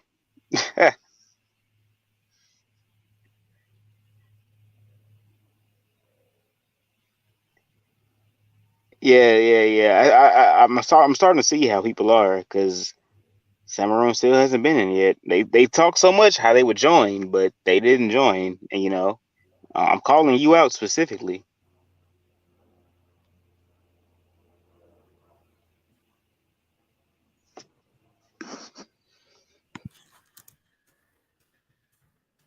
And no show. Okay. Oh, let's see the chat. Let's see the chat. Shout out to Jet. Shout out to Jay the Barber. Shout out to Catch 22. I like Catch 22. Catch 22 is pretty cool. Shout out to the Carno kid. Hey, shout out to you too. Still no signs of Samaroon.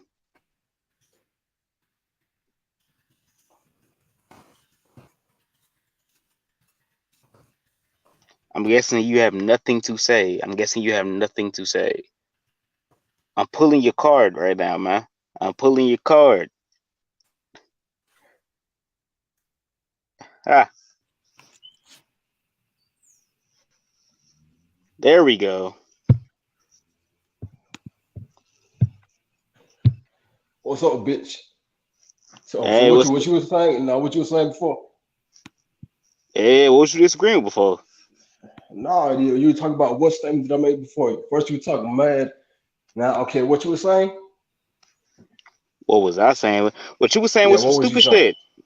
What you were was saying stupid dumb shit? shit. I was saying, I can't even remember. Nigga, shut the fuck up. Just tell me what I said. How much shut the fuck up and tell you what you saying at the same time? You gave me two different responses. Okay, tell me what I said. You said shut the fuck up, and then you told me to say what you were saying. I'm confused now. That's how I do the bitches like you, man. Just tell me what I said, bro. You confuse people? That what you do? Cause you accomplished that. Look. Tell me what I said. I don't care about this female James. Wallahi, if I send this nigga face to face, he ought to know what it is, man. Just keep on. See me face to face. Get the fuck out of here. That's how I know you lame. That's how I know you lame. Come on, bro. Talk about me face to face. No, the thing is, you don't know me, bro. You don't know me. Just come on. And you don't know me. And you don't know me. Fake ass nigga to what I know, man. You're Samaroon. Hey, Samaroon, when you get tired of the top guy stuff. Huh? You said what? No, he was talking shit first, right? Not really. He wasn't being rude like you're being rude. Yeah, I wasn't being rude. Okay, tell me what you called me a bitch, nigga. What the fuck you talking about? A bitch is a bitch, nigga. Just keep on going, bro. Tell me what I said, man. Nah, tell me what I said though. What you said so much dumb shit. I can't remember what the fuck you said. So now you forgot. Bruh. Say what you said. You had all that shit to talk in the chat. Say what you said. Prove your point. But now you talking about trying to see me face to face. Look, shut the fuck up, nigga. Okay, you guys say you're atheist, right? Okay, how much has atheism been demolished over history? Especially in the, we can even say I'm in the United States, even the world's the whole political system, the whole structure of what the United States is today. How many times has atheism been demolished? Explain that to me. Teach me. Come on. No, go throughout history. You got books, right? You guys say you read, right? Well, obviously you don't. Just tell me do you know how many times your so-called atheism has been demolished? And how many atheists has lived throughout the centuries? Much love, key dead man. Anyway. Okay, you live to die, right? Live to who? You live to die. Live to die. I live to die. To eventually deteriorate in the hole somewhere. So you're just on Earth for no reason. I'm not an atheist. Then what are you? I believe in a higher power. That's why I said before. Yeah, this is going nowhere really, really fast. Now I'm just wondering what he's saying though. And James, don't talk to me, bro. I'm a real African, bro. I'm not some fake nigga like you hiding this ethnicity, man. I know who I am, bro. I know my tribe, bro. I don't hide from the camera like you, bro. I wasn't trying to talk to you at all. He asked you to come on. I've never in my life asked you to come on. Okay, I'm observing. Same thing. What are you? Are you a Christian? Hey, What are listen. you? Hey, listen. Hey, Samaroon, I've never in Yeah. my life wanted to talk to you. Like, never in my life have I seen you in the chat and thought, I want to speak to Samaroon. I want Samaroon to come on here to speak. Never. That's But you never have my happened. name in your Never. mouth and you talk shit, bro. But I know you want to say it face to face in I'm just saying, person what or as a what? human Like, being yeah, I would. standing You're in right. I front of would. me. So If obviously I you knew would. where you So lived, I would it's, never go there. If I knew where you of hung out, course you I would won't. Of never course you go wouldn't. there. Yeah, Of never. course you wouldn't. And I know you wouldn't, bro. Because Yeah, no, you're you're right. lame, bro. I know you wouldn't, bro. Yeah, no, You you're just right. why you look. You're somebody hiding behind the screen, trying to stand Yeah, upon this atheism to find some kind of, I guess, some kind of popularity on streams that you get. No, nobody's paying attention, bro. Nobody yeah, cares, man. We're you're only right. a few people were in London, and what? Nobody in America. So Yeah, what? Nobody gives a Jesus fuck, bro. Christ. Jesus. Okay, just Jesus Christ. That's who you believe in. yeah. All right, let's you tell it. Go ahead. Let's go with that. Come on. Nah, I'm saying, are you a Christian? Yes or no? Like, what do you look? You were talking I day before, just so said what what do you I believe? was. It's not my fault if you don't know how to listen. I just said what Okay, I was. okay. Who built the cross you believe in? Who Who built the constructed the Christ cross I you believe in? believe in? I The never said I believe cross in a you Christ. believe in. I I said I said believe in a cross. cross. Okay. I heard you wrong. I'll give you that. I heard you wrong. You said cross. I don't believe in the Christianity religion. I believe in a higher power. I don't know what it is yet, but I believe in higher power. And you call me an atheist, which is kind of No, that's good. No, look. Just on that you believe that you have a creator and you're here. I don't know if you believe you're here for like an actual reason, but as long as you believe in the creator, I don't have no problem with you, bro. It's these atheists I have a problem with, man. It's talk about morals and this and that. Then they try to form their own idea of what morals are. So Hey, James, Samaroon, tell me this. Can I ask you a Well, question? why? No. Look. As far as modesty, why do you have would a woman go to say the workplace or just say anywhere just outside of public? We should go out, but just plain naked. Would that be okay to you? Hey, can I just ask a quick question? Yeah, because if obviously Not just somebody. asking me. I'm saying, is that okay? Yes or no?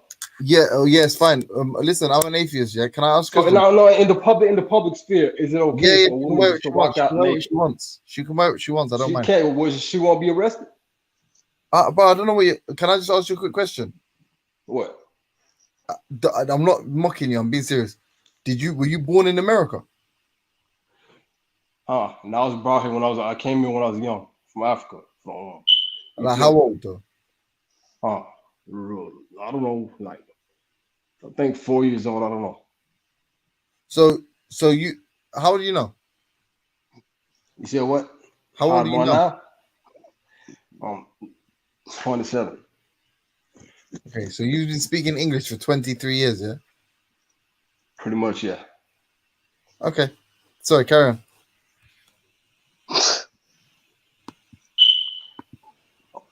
No, but tell You're a me though. massive Look. prick, you know. Ocho, I want to ask you a question. Look, women today, as Samaroon, far as I'm not. modesty goes, are they? Look, Yeah. no, I just want to ask a question. No, You asked I know before. you want to ask me a Okay, question, but if I'm so honest, can a I'm not woman sure look? if I I'm want to asking you answer it, this. Look, you bro. guys Listen, have a problem with Samaroon, hijab? Do you have a problem with hijab? I'm Yes or not. no? I'm not sure if I want to engage you, sir. And I'll Why? tell you why. Now, at least I'm being honest in it. I'll tell you why I'm not sure. I'm not saying I won't. I'm saying I'm not sure if I want to engage you. I'll tell you why. You said some Look, things but in I the don't have. Look, comments. what did Oh, I you don't say? want me to talk? Okay, cool. Now, what did I say? Yeah, you said some things in the chat that have led me to believe that you might not be okay. What do you mean by that? I'm perfectly fine. Alhamdulillah, I've been to doctors. Just because I got shot, it doesn't mean anything. Wait, what It do you made me mean? a better person, to be honest. So what are you saying? I'm not sure if it did, bro, because Why do you you say were that? saying like the things you were saying in the chat leads me to believe that no matter what anybody says to you ever, you won't be swayed and you won't listen to reason, logic, or evidence. And Because I have therefore, my look, it's I have my no, belief. wait, bro, Alhamdulillah. let What are me you saying? finish a It's because I won't sentence. follow what you're Oh, for saying. I'm goodness wrong. sake. That Hey, is Samaroon, you that got there it is, and that's why I don't want to engage. That's one of the you reasons I got don't No, want to it's let because engage. you're saying I can't be swayed. So is that a bad thing? I have my belief. So No, it's not is it about your atheist beliefs. or what's wrong with that? I'm not trying to make you Yeah, apostate. I'm trying to have a conversation with you, and you can't have a conversation with someone who's I can't like have a conversation. Okay, what are you shut trying to down say? previous, like before even getting into the debate. You've already shut down. It doesn't make sense. What do you mean? What debate? I haven't even debated anybody. Y'all was just talking shit, saying I was Do you know what? scared to come on Listen, panel or listen. something. I'm done. I'm done. Yeah. James, take over. All right, fat boy. Ultra, are you fat, bro? No, not yet. Yeah, Not anymore. he's one fat ass nigga, man. I said, just turn his camera on, man. Not Nigga anymore. fat as hell, man. What you been eating, bro? I'm not gonna lie to you. Pork sandwiches, sausages. Yeah, no You know wonder the you so thing. big, man. You know how it goes. Hetero is such a pagan. Wallahi, and I'm gonna be honest. Every time I jump on bus, it's always some fat nigga driving the bus, man. That's true. We are a big Hey, lot. Ben Grant, yeah, my G, innit? Tell them about what's going on in my life. Like, who's 50 Cent to me? I'm worth over 50 cents. Oh shit. No, but honestly, no, you guys were. Look, I want to speak about modesty right now, man. As far as how women dress. You wait. You want to speak about modesty Why? after just hitting people with ad hominems, yeah? Yeah, why do you want to speak about modesty? Because I Like, understand that but what's the some matter with people, you? maybe especially you atheists, you have a problem with the hijab. Do they I make? just want to understand what's the problem with the hijab. Do they make James Jones. James Jones. Let me ask you a question. Have we said anything about the hijab in the last 3 days? No, I've said something week? about hijab in the past 10 seconds, and I asked the question, a very important. Do they make hijabs for high tops? You said what? For high tops. Mine not gonna wear, but guess what? The gal, you gotta say gal in UK, right? The gal love my hair, man. I'm good, man. I don't even need it. Can I tell you something I just thought about, Samaroon, yeah? What? Do you know how you know that Islam is oppressive to black people, yeah? Because what if a girl wants to have what if a girl has afro hair? How's she gonna rock the hijab? Like, me just to straighten her hair to wear it, kind of thing, innit? No, a woman can't. It's easy. Go in the shower. Comb. I had long hair before. Yeah, you go in the shower. You comb your hair. No, but I'm saying you tie it up. You can't. I'm trying to tell you. Look. This is how ignorant you're being right now. You saying women can't tie their hair? All right, James, you just fell for it, James. Don't get suckered into this guy's. Can a woman tie her hair? Yes or no? No, but I'm not. All right, cool. Can I ask? No. Don't look. You're trying to play a game. I'm playing the game you're trying to play. No, I'm not. Can a woman tie her hair? Yes or no? Don't do this, James. Do you understand what I said to him? Even a woman with so-called I do not want to engage. She tie her hair? Yes or no? Hey, Samuel, go on mute for a second. I want to ask Ultra a question. Ultra. Yeah. How would you advise a woman that has thick, curly hair? Yeah. Like my wife, yeah. All right, cool. And my daughter. All right, cool. Yeah, cool. How would you advise them to go about wearing a hijab? Doesn't that mean that they would have to they would force them into wearing their hair a certain way? Yeah. It's kind of deep, isn't it? To be honest, it's not a lifestyle that I would personally recommend. Is it that nappy, bro? No, see, you trying to act like now we're taking a piss out of people. Is it that nappy, bro? No, it's nothing. James, I said to you, and I said to him in advance. He's making fun of your women, I bro. personally don't want to engage. And do you see why now, James? Are we taking the piss out of? Now we're calling women with thick curls nappy headed. Is that what we're doing? Is that what we do? No, that's what you call it, right? That's your language. Look, I learned that from the West, not from back home. I'm from Africa, bro. I learned that from over here, bro. So you guys say natural, right? No, I don't say that. Do you, Ultra? Do you say that? Natural. Let's use the word natural. Women can still tie their hair, yes or no? I feel like nothing. James, and you're still engaging, James. Yes or no?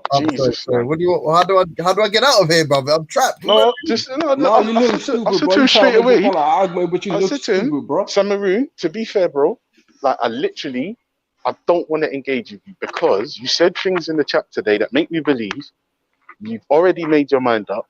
You're already in a combative stance. You've already taken that position. And if I'm honest, I'm not interested in fighting anyone. Like, I don't want to do it, and there's nothing I can say to you that's going to stop you being ignorant. Do you see what I'm saying? So I'm far from ignorant. Believe me, I'm very far from ignorant. I ain't gonna lie. I plan on arguing with Samaroon, but we somehow found to be fair, observing stuff. If you two was going back and forth, I get that. That makes sense to me, right? But Samaroon, I'm telling you, he's the type of guy who'll get in his feelings and come on a panel, and the first thing he'll say to another man is, "Bitch, nigga, you're fat." Like as if to say his opinion means anything. That's delusions of grandeur. No, I'm saying, That's delusions of grandeur. What opinion you mean?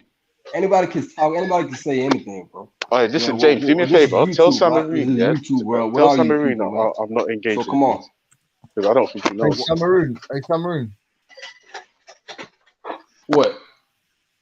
Ultra ain't gonna respond to anything you say to him. I don't care. So I don't know this nigga, man. This nigga all the way in the UK, man.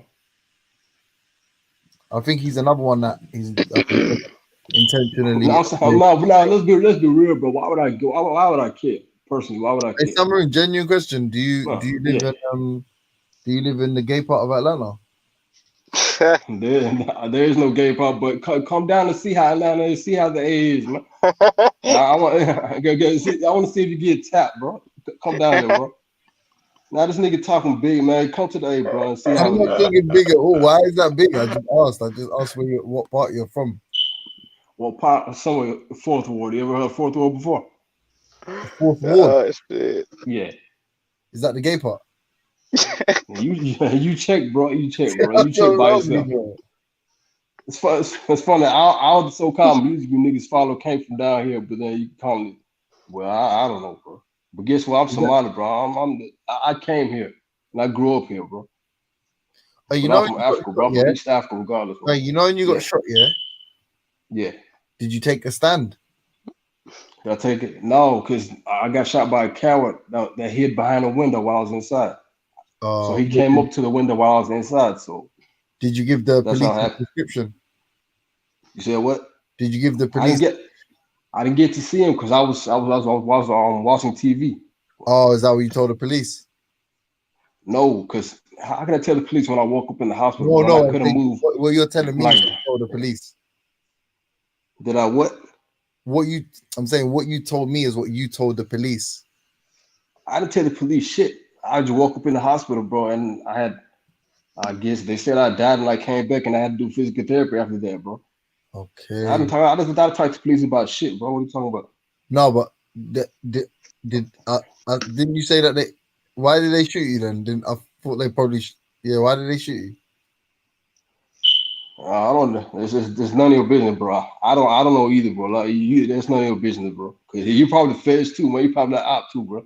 So all I'm saying is that But it I reckon the way you going on here and I reckon they probably shot you. You was either a snitch or just they didn't respect you. It's probably one of those two reasons, isn't it? Nah, nigga. It happened because of jealousy and envy, bro. You see, that's what I'm saying. You don't know me, bro. And it happened either way. Look at this. If you get shot and then you wake up in the hospital and then you don't even speak about it after, you just work on recovery. That's what I've been doing. And then I got shot again when I was 22, bro, in the stomach. So I'm good. Do you reckon? And it happened the same exact. Yeah. Do you reckon it's because you're a snitch? Like, as in? No. No. Look, you trying to play the bullshit now. That's what it is. Wallahi, you lying. Wallahi, I never did anything like that. So no, I'm saying, do you think? I'm saying because like as in this makes sense, yeah. Oh, see, look, I know. This is what you trying to get me pissed off, bro. You trying to make me say the wrong thing that eventually get me locked up, bro. No. Listen, I'm saying, bro. No. I'm saying you trying no. Look, bro, you know this shit gonna piss me off, bro. And I'm gonna say the wrong thing, and I might get banged up for some shit. No. Angry over some shit. Hey, buddy, relax. I'm saying they know you're a snitch. So they shoot. Nah, nigga.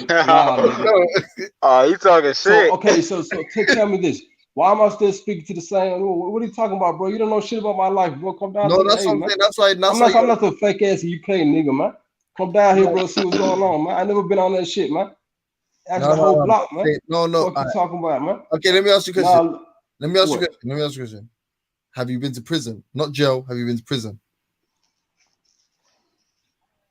You're definitely a snitch. That's what I'm trying to say. You're definitely a snitch. No. You try. Look, no. This is what you're trying to do. Prison and people keep trying to kill you. You're a rat. That's probably why. Well, now get the fuck out. But no, the thing is, you trying to make personal business out there. I'm not gonna. If I've been in prison, why should you know? Why are you snitching on people? Why is it your business? I never did shit like that. What the fuck you talking about? Get the fuck out with this lying shit, man. Nigga don't play like that, bro. I mean, now I know. Now I didn't know. Now hey, look. The thing is, bro. If I've been in prison, go check my records, bro. Do me, you check by yourself. Biggest favor. Check by yourself. Can you do me the biggest favor? And now what I see now is that you're a fan, nigga. I see you trying to make me get angry, say the wrong thing online, and that's what I'm not trying to get myself banged up with some fake ass niggas online, man. Listen. Trying to stir up shit, bro. So get the fuck out of here with that shit. Niggas out here know what I'm on, man. Aki, please tell me you didn't snitch on a Somali. Please tell me. At least it was like a white, or I know you hate West African, so a West African. Please don't tell me. Why would I hate West Africans, man? West African Muslims are my brother, and they're African anyway. What are you talking about, bro? You snitched on a Somali.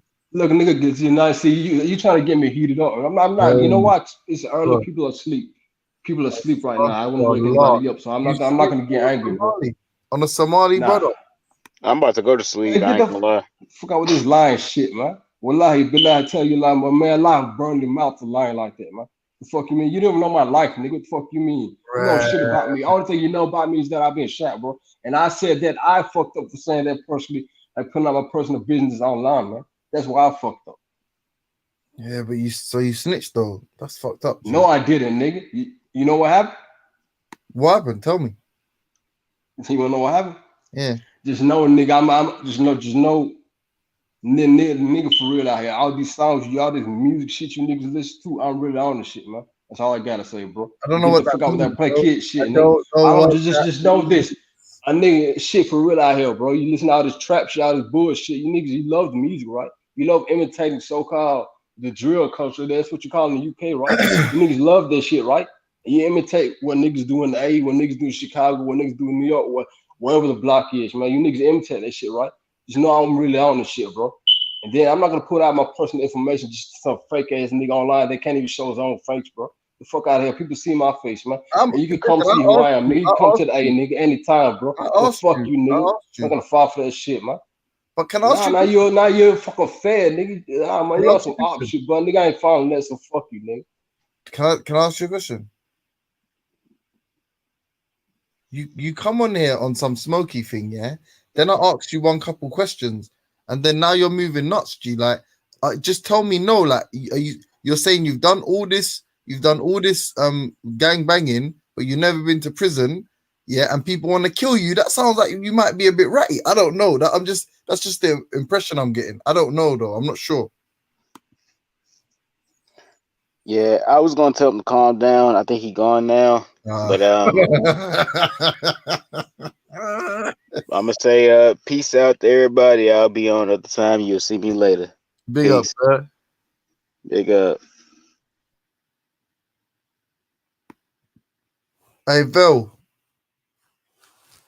Hey, I'm 9. If you're there, big up here. But hey, Vel, if you're there, I don't know if people are in the back or whatever. I think Shifts in the back. They done in the back. Yeah, people them. What about you? No, nothing. It's the morning roaster. We saying you good, yeah? Yeah, looks like someone's lit your fire up late, boy. Why? I don't know. I don't know. I don't want no smoke from you, though, man. Well, no, he dumb. This guy, but if he come on, try and get onto my man, I just thought, why not? I'll just fuck around with him. You know what I'm saying? Piss him off for a bit. So Gene got people in their feelings, man. Come on. But, yeah, man. So how you doing with the lockdown thing? You must be quite big and chunky by now. I know you just eat and work out. You know what I mean? Yeah, working out's hard, but I'm trying. I'm doing more fucking. I'm doing more walking, I guess. So, but yeah. No. So what's your target? You trying to be hench? You trying to be? You trying to do out here? If I saw you in the summer, I'd be like, oh my gosh. I hope you're not one of them man that's gonna have like a pigeon body. Like you just do bare upper work and then your legs are just smaller. Hey James Jones, is that what it is? Is it the pigeon walker? I hope not. To be honest, I pulled my hamstring. Man, that's just not a good look, man. Do not just do your upper half and then you leave the.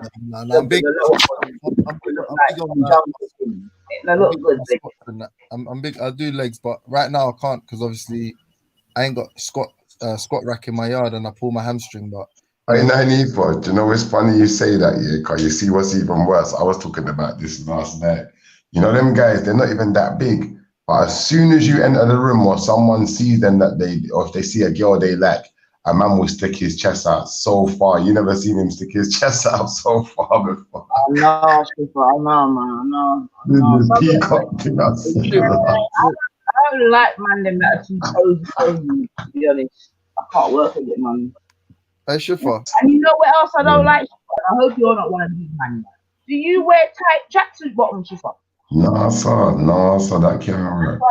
Them print out and all that. Some real batty man. Hold on. When you say tight, like not skinny but slim, yeah? Listen, man, when a man's wearing a tracksuit and his things are printing out, it's too tight, isn't it? And no, there's no printer because it's not working. Tight hood front, tight bottom. The fuck, man. I wear slim tracksuit bottoms. Man can't judge me. You wear slimmers, yeah. Why are you lying, 90th99? You know you like looking at guys wearing Speedos, man. Oh, no, not the Speedos, witness, not the buggy smugglers. Buggy smugglers. You're gonna make me want to go on holiday now. Big up morning. What is the witness? Come on. Yeah, I've got a witness, man. Morning, James. Morning, 90th99. Morning, Shifa. So. Yes, morning, my brother. Morning, Nines. Morning, James. Morning, Good Jacob. Say grand rising, but we're not Come on. Morning to the fans and the haters in the chat room. Morning to Lottie says. You got yourself, same speed. I heard you sold out the man them bit last night still. Yeah. I kind of had to I didn't really sell you lot down the river though, because I just told the truth. You know, like that. But fact of the matter is, the girl there, yeah, Ultra was trying to hot her up in it and say that she said that she is promoting slavery as a good thing in it. Like basically, she said slavery was a good thing for black people. So I asked her, innit? I can't remember the girl's name in it. I'll be honest. Like, Samaya says slavery was a good. Samaya. No, she said bare mad shit. Though. She said bare mad shit on a level because man, I'm moving like I'm bullying her, so I'll stop giving my opinion. Yeah, but she said James. Sorry, everyone. I need to do this before one of the unholy trinity gets mad. Veli Ultra Funky is backstage and he would like to come on. I repeat, Veli. Yeah, bring him through, man, because I got some questions for Ultra, man. Because the sister said that Ultra just caught, like he's throwing shade on her whole situation. She never said nothing like that. Ultra said no, he didn't. No, she didn't. He got it wrong. See, Ultra's so moral, fam. When he's wrong, he just admits it straight away. What a G. Saying nothing. Yeah, only because of what was said, I thought, let me ask her. And what I did was, I just made her know that I'm not picking sides here. Like, I did say to her, though, you man and my brother's same speed, innit? But we don't agree on everything. So you didn't say that then, Shifa?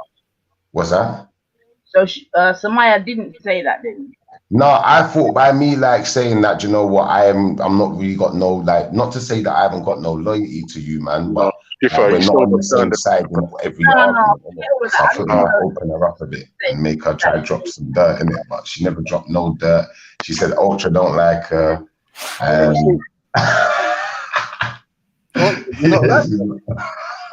She said Ultra don't like her and Ultra's throwing shade. Do you know what the funniest thing is, Shifa? Do you know what pissed me off about you yesterday, bro? Is she said something to you and you didn't even question it. She said something and you accepted it and moved on. You didn't because I did the same thing with you, Ultra. I'm not gonna question it then because no point, you're not there. I can ask you now, innit? So Ultra, this is what I'm saying, yeah? For some reason, she's telling people I hate her. Did you ask her, is that true? I'll be honest with you, Ultra, yeah. I wanted to hear your version, innit? Because you see one thing I want to put out there for the fans, yeah? So for everyone listening, this is what Shifa Don honestly believes. There's only one truth, yeah? But there's always 3 versions of the truth, and that's how you find the truth. Because I need to hear your side, her side, and then I can decide. If you're genuinely interested in the truth, I'm gonna post a link in the back chat. Yeah. I'm gonna send you back to the same video. I'll put a comment on the video with a timestamp. I want you to do it like by yourself on mute so that no one's distracting you. And I want you to tell me what you took from the timestamp when. Hold on. How am I gonna find the comment though, Ultra? The comments disappear after a little while. No, it's from me, bro. There's not many comments on the video. It's not that deep. It's not that deep. Yeah, find my comment. It'd be like one of the top comments, obviously. Find a comment, and then it will say I jumped in from like 4907 or something like that, or 4749. I can't remember what it is. But basically, I'll find my comment. I'm gonna post the link in like 3 seconds. I'm scanning toothpaste at the moment. Hold on. Ultra, just based on these rules though, yeah, I'm just gonna be fair with you in it. Like I did say to the sister, if she did say some shit that I can't defend that, but I'll always defend her. Same way I'd always defend 9E for any of the sisters. I'm gonna defend you, especially if you're speaking from a theist point of view and you're a one God theist, that means you believe in the Most High. Like I've got you in it, like regardless, in it, like. That's a ridiculous position, bro. That means someone believes in the Most High could be a fucking idiot, and because they believe in the God, you're just going to believe what they say. That's a joke. Yeah, they could be an idiot. They just can't be pedos and some other weird stuff that I'm not agreeing with. All right, hold on a second. Give me 2 seconds. Yeah, let me do this. Go on. But I was truthful though, Ultra. I didn't lie on you, man. I just said Ultra told me. She was like, it must be Ultra. She was calling out names and shit. She knew what was going on.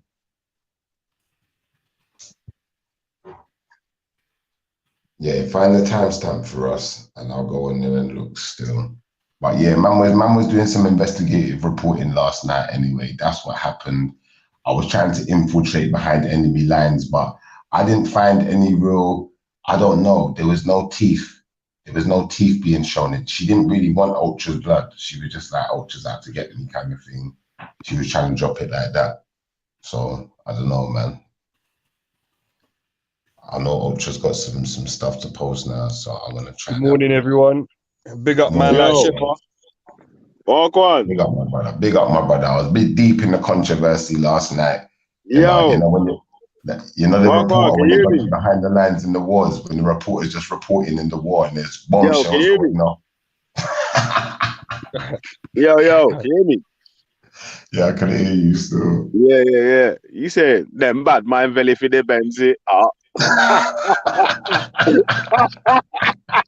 Yo, Belly, I can't hear you, bro. Like Clyde Mackenzie. And Mr. said that Judas, them will send me. Sell out Jesus, but I think he's a saver. So them will sell me for less than 20. No, but you know what though? Yo, Belly, if you can hear me, yeah, put me in the back chat and put me back in, because I can't hear you. Yeah. I honestly did try to get some crud out of her. She weren't biting. I hear you. She weren't getting, she was not biting no crud whatsoever. Like Ultra. Hey, what happened? I must have missed it.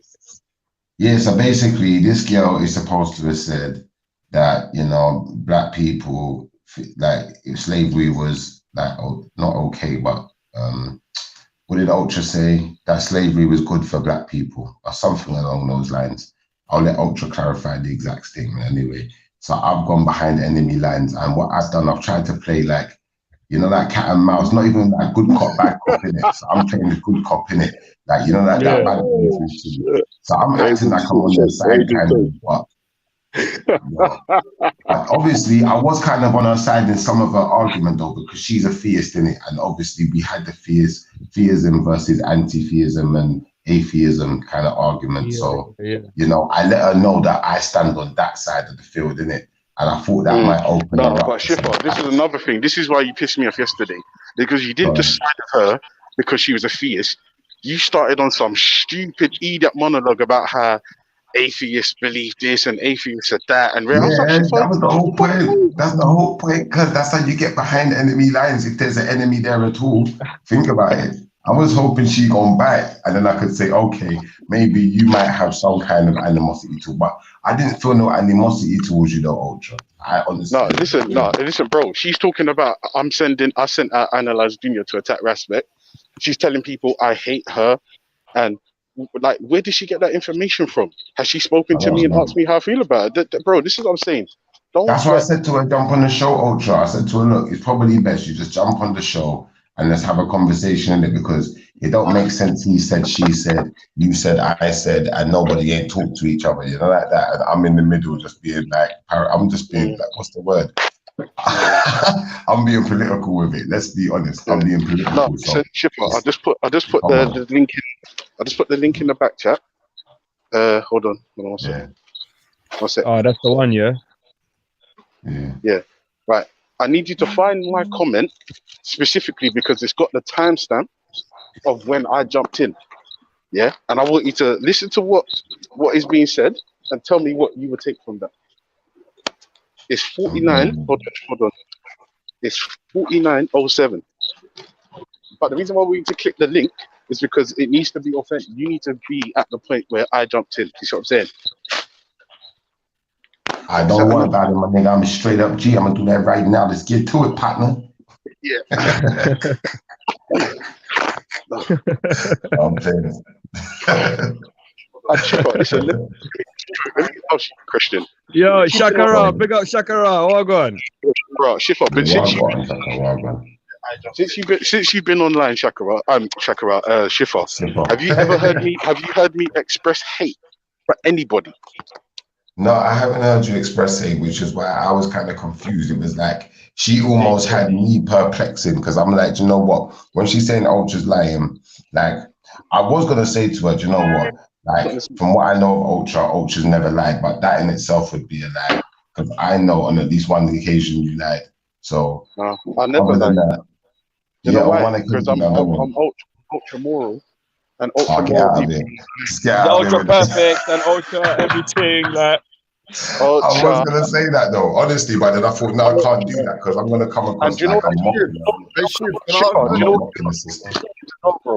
Because I made a mistake, I realized my mistake. What do you think the first thing I did was? Did I double down in my fuckery, or did I acknowledge my mistake, own it, apologize publicly on her channel? Did I do that? Yes or no? I don't know, because what? So she didn't say that black people. No, Shifra. Go on mute. Click the link in the back chat, and then go to my comment. You need to go to 49:07. Hey, Ultra. Can I just say one thing? The fact that all the members of the Unholy Trinity are black, and the fact that Bear Man want to boycott this channel, is kind of racist. I got you still. And do you know what? That's an argument we could have still. That I'm like, you might get me on your side for that one because I'm about fairness and I'm about my brothers them still. So, but differently, Ultra. Did you see the whole thing of her saying that slavery was good for black people? Was that untrue then? Was it misconstrued? What happened? Huh? What? Oh, this. Oh. Sorry. Did she go into that, or did she just say like what slavery is good for black people and cut off the scene? I don't have a clue what she said. Ultra knows more than me, so I'm asking Ultra. Ultra, do you know what she was trying to say?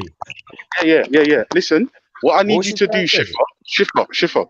What I need you to do is go click the link to the video. Click on my comment, which has got the timestamp 49:07.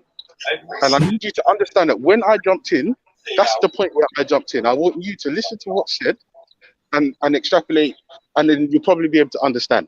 That way, I don't have to explain. You can hear it for yourself. But you don't have to take my word. Okay, so long story short, what Ultra's saying to me... No, it's not long story short, Shifra. Go and check the video for yourself. All right, so what I'm going to say is what Ultra's said to me and what I'm taking from it is this, is that when I go to this video, I'll be able to analyze her wording myself and see if her wording means what Ultra said it means. Is that what you're trying to get at? I say nothing. I've got you. Anyway, so I'm gonna do that for a second. Yeah, I'm not gonna do that. While you're doing that, for Ultra, analyze Dunya saying that that Ras threatened violence against them, and apparently Khan was saying my name or something yesterday. Is that true? Ultra Funky. Yeah, I'll send you the link back around. Hold on, I'm muting. Sorry, my bad.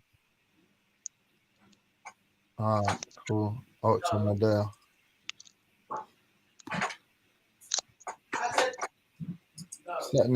What's happening day done? What's happening? You good, yeah?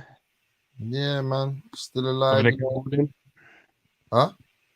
Having a good morning? It's a beautiful morning, isn't it, son? It's fucking, it's amazing. Innit? Hey, I heard they're gonna lock us up on some next level lockdown. Is that anyone know about that? Talk to me, man. Tell me what you've heard.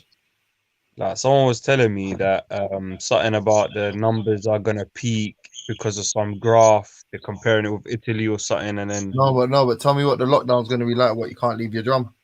Hey, you're not they allowed done. to 1 second, do yeah. your 1 daily second. Can I just exercise say, and that. yeah, like Ultra, like, and everyone out there, yeah, like I'm gonna do this, yeah, but I'm not doing this for Team Atheist, just so you know that, right? I'm doing this because you man are brothers, innit? So you man might have to say some praise to the Most High for this one still, if I help you. Praise to the Most High. Praise to the Most High. You might have to say some praise for the Most High, you get me? Can I say my praise? As a man like Don Pinero, he didn't witness the destruction of the atheist yesterday. Hey, but can I send my I'm praise? sure he can rewind it back. I witnessed some of it. I witnessed some of it in the morning, bro. There was some distractive stuff going on in the morning yesterday, bro. Can I send my praise to Yahweh Shai, please? That's what I want my one to go. Make sure it gets there, Shifa, in it when I send it and that, yeah. You make sure James Johnny gets there, bro. No, but obviously he doesn't exist to me, but Shifa believes in. So if I give it to Shifa, Shifa can send it to Yahweh Shai, innit? Then you're wasting your breath, bro. No, but you lot said I have to send the praise to the Most High for you to back the Yeah, atheist. but it's about the intention. It's not just sprouting words, and that. What can I do, blood, if I don't believe? I have to give it to you, man, to do it, innit? Yeah, bro. I can maybe pray for you, but maybe God don't want that for you, innit? Like, if man, look, you man on a joke thing. You're saying, you're saying, yeah. Hey, Jones, because you said that, I'm gonna go all the way in on this now, yeah. And it's a good start. There's still a long way to go, but it's a good start. Thank you. It's a good start, still. Yeah, but about that thing, yeah, apparently you're not allowed to have your morning exercise no more, or like basically your daily one exercise or something. So basically, if you get caught coming at your drum, you're getting a nicking, is what you're saying. Yeah, but I'm not sure. That's why I'm asking you, if anyone knows. Munch, basically. Huh? Like if you're not buying munch, basically, you're getting a yeah, nick. yeah. If you're not going out for essentials, you're getting nicked, and you need. And I was told there's some letter that every family is gonna have a copy of it, like a receipt to go out. And like if you got like 5 people in your family, yeah, you either go out together or only one of you is out at the same time at any one time. Is it? Yeah, so you have like you got to show Fez this receipt, because if you're cutting somewhere with it, no one else from your family can cut somewhere else. Like, you get me? These, you know, these are the biggest dickheads in the world. Yeah, if they give one of these to every single person in the UK, but they're not handing out kits like that, you know what they're on. You know what they're on already. Fully taking a piss. You know what time it is, because man is talking about one of the reasons is the large scale dissemination of testing kits might end up helping spread the virus. But you're gonna give me some idiot piece of paper. Bro, this is what I'm saying. I got a letter yesterday, yeah. It said, or day before yesterday, government letter update about coronavirus, whatever. I said, bro, I'm not even touching that letter, fam. I don't even know what's inside it, bro. Yeah, I've been a bad man from day. Like, you think I ever? Just the other day, I was arguing with a company that sent me a letter about something. I was like, bitch, I've got a fucking email, bro. Why are you sending me a fucking What do you think this is 1995, bro? What are you sending me a letter? Everyone got phones, internet, everything. 5G is about. You know, still sending letters out of here, bro. What are you done from? I'm on 5G block. You get me? 5G block. Come on. What we do around there? Yeah, I see. We got the whole Trinity on the block, bro. Hey, man like Grossler TV said, people love saying things they have not confirmed. What they are saying is true. Yeah, like some people we know. Like me. But Grossler, if you're talking about me, I wasn't saying that. I was asking if anyone heard of that, innit? Hey, it's 25 degrees Celsius, man. I wonder what the temperature is on the fucking ice wall. Bro, you know what, yeah? My guy was telling me that they use the HARP technology to take off all the clouds. so that we see all the sun, so that we don't clock. Why is it so hot? Because the 5G is burning our skin, so they gave us sun to create the illusion that that's why it's hot. You know what though? Can I be honest? Yeah, I wish I was a flat earther. Like, I wish my imagination was that sick. Yeah, that I could think about an ice wall, and off the end, like off the edge of the ice wall, was like nothing, and like you could sit on the top of the ice wall, dangling your legs. You know, just dangling. No, wait, James Jones. There's some flat earthers that believe that there's more land beyond the ice wall, and Earth is just like one block of the whole Infinite of plane. Earth. Oh, I've heard that one as well. The Earth is infinite plane. Yeah. Okay. So then, what's the reason to believe in the Most High? Because, or do they not believe in? Or do they not believe in the Most High either? They're different flat earthers, isn't it? Like, there's atheist flat earthers. There are I get what you Christian mean. flat earthers, Muslim flat earthers. You get me? There are just like spiritual flat earthers. This how I'll put it. It's like, so once you go below like an IQ score of 50, it's like there's 49s, there's 48s, there's 47s, there's 40. I get what you mean. Still, that makes sense. Yeah. Oh, you're taking a someone with a score of 35 is not going to have the same understanding of a flat earth as someone with a score of 55. Do you see what I'm saying? So you're right. Still, it's just different, isn't it? It's just different different levels of stupidity. I'm glad you put it like that. It's different theories, isn't it? It's different theories. And because none of them have actually been proven, yeah. So you just go off theoreticism unless you go up into space and look at it. Yeah. I hear you, man. That's what we need, bruv. Yeah, man. I bet. But you know, even if you do that, so say again. Yo, Veli. Well, what's science teacher teaches us about how the Earth isn't flat, man. You want to learn about how the Earth isn't flat? Hey. Bruv, I thought we were gonna do Flat Earth Week, bruv. I was gonna be like all over that. I'll tell you what, actually, Flat Earth Week's dead, innit? I don't even want to hear no one ever talk about Flat Earth Week, Flat Earth or anything right there. Because when it was Flat Earth Week, no one even come out of their house. But that's exactly what I'm saying. I was hiding in their yard and all that, bruv. So no one can't tell me nothing about Flat Earth Week or Flat Earth anything. Hey, you know Grossler TV personally, innit? The next time you ever do a Flat Earth Week, can you try tell him? Can you get that Flat Earth sniper that he knows? Can you get that? What IBM sniper? Is he a Flat Earther? No, he knows a real sniper that believes in the Flat Earth. That doesn't need to account for the Coriolis effect. Okay, I don't even know what that is. What's that? Oh, I thought that was what you were going to talk about. Coriolis effect is basically something that round earthers use to prove to flat earthers that the Earth is round, because a sniper has to account for the rotation of the Earth. Oh yeah, I was going to say rotation of Earth, but I haven't heard of Coriolis effect. But now I'm just googling it. Yeah, that's basically what it is, isn't it?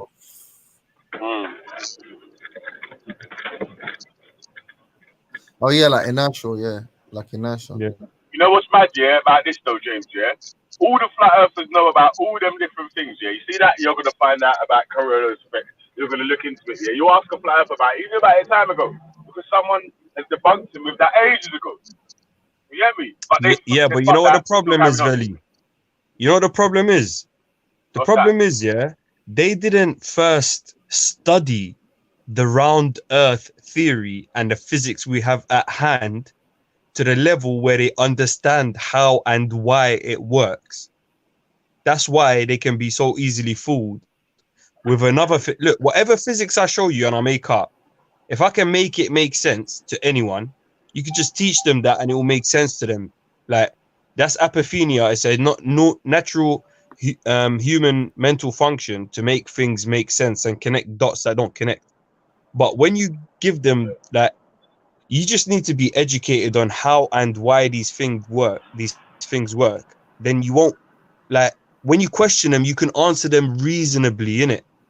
And you understand why this means that the Earth is round. But because they haven't got the education to be able, like, look, most of these people, if you ask them, what did you get for science? Bruv, I guarantee you, none of them got A's. Wait, can I just say, thank you for teaching me 2 things in the space of 5 minutes. It's my pleasure. Yeah, I don't think any of them got like high grades in science and understood I never got high grades exactly in how it science, works. Yeah, neither did I. I didn't take science GCSE. Nah, even like in before SATs like level, that's enough to, or maybe you might need GCSE level to be able to I ain't gonna completely lie. I've understand been it. shit at science my whole life. I'm shit at science right fucking now. Yeah, but you have to remember, yeah, a lot of ball earthers only believe it because they've been told it as well. So they're in the same position as the flat earthers. Some flat earthers even have more proof for their thing, and they go to a round earther and they convince them that the earth is flat, bro. Have you never seen that? No, but you know what? You know why you can never do that to me? Oh, sorry, go on, Billy. Me? I can convince you the earth is a triangle, bro. No, you can't. I can't, trust me. You don't want to start this like it's long. Yeah, do it. Yeah, do it. Go on. Bro, it's too long, I like. You can't. No, like, be serious. Bro, first of all, the ancient people, yeah, the ancient people from everywhere on earth knew that the earth was a triangle. It was a pyramid, didn't it? Why do you think they were showing you pyramids all over the place? That's not a good. We're only on one side of the pyramid. All these continents. What do you mean? So that means what? Was the earth shaped like a castle as well? No, it was shaped like a pyramid. It was a pyramid. That's why. Why do you think the Mayans made pyramids? Why do you think the Egyptians made pyramids? Why do you think there's pyramids in Alaska? Why do you think there's pyramids everywhere on Earth, bro? So you're telling me the smartest people? I'll tell you why. Yeah? No, wait. Answer my question. Let me tell you, they didn't have the technology to build fucking oval shapes yet. So they built pyramids instead. You know, that was the shit. But they did. They did though. Wait. Yo, there was one second. So there were buildings that were shaped like that. There were squares, circles, rectangles. Hold on, stop. Then stop. Then you've debunked your own argument. Then, so why are we going to take the evidence? No, but there's a reason the pyramids were the biggest structures, and they're even still standing to this day because they saw the future and they knew that we're gonna. Listen. First of all, 1 second. 1 second. There's no point. You lot are making me waste my breath, innit? No, wait. You know what you just did? You just fucked up because you just said that all of the 8. Bro, you're gonna make. Bro, you already know, yeah. That, you said why all of the 8 buildings. I can't lie. James called you there still. You said why all the ancient buildings pyramids then? Yeah, but I was gonna try. I never said why are all the ancient buildings pyramids. I said why did the ancients build huge pyramids in every continent of the earth? Then he just said because they couldn't build any other shapes, and you said no, they built bare other shapes. But they could. Yeah, they could build all shapes.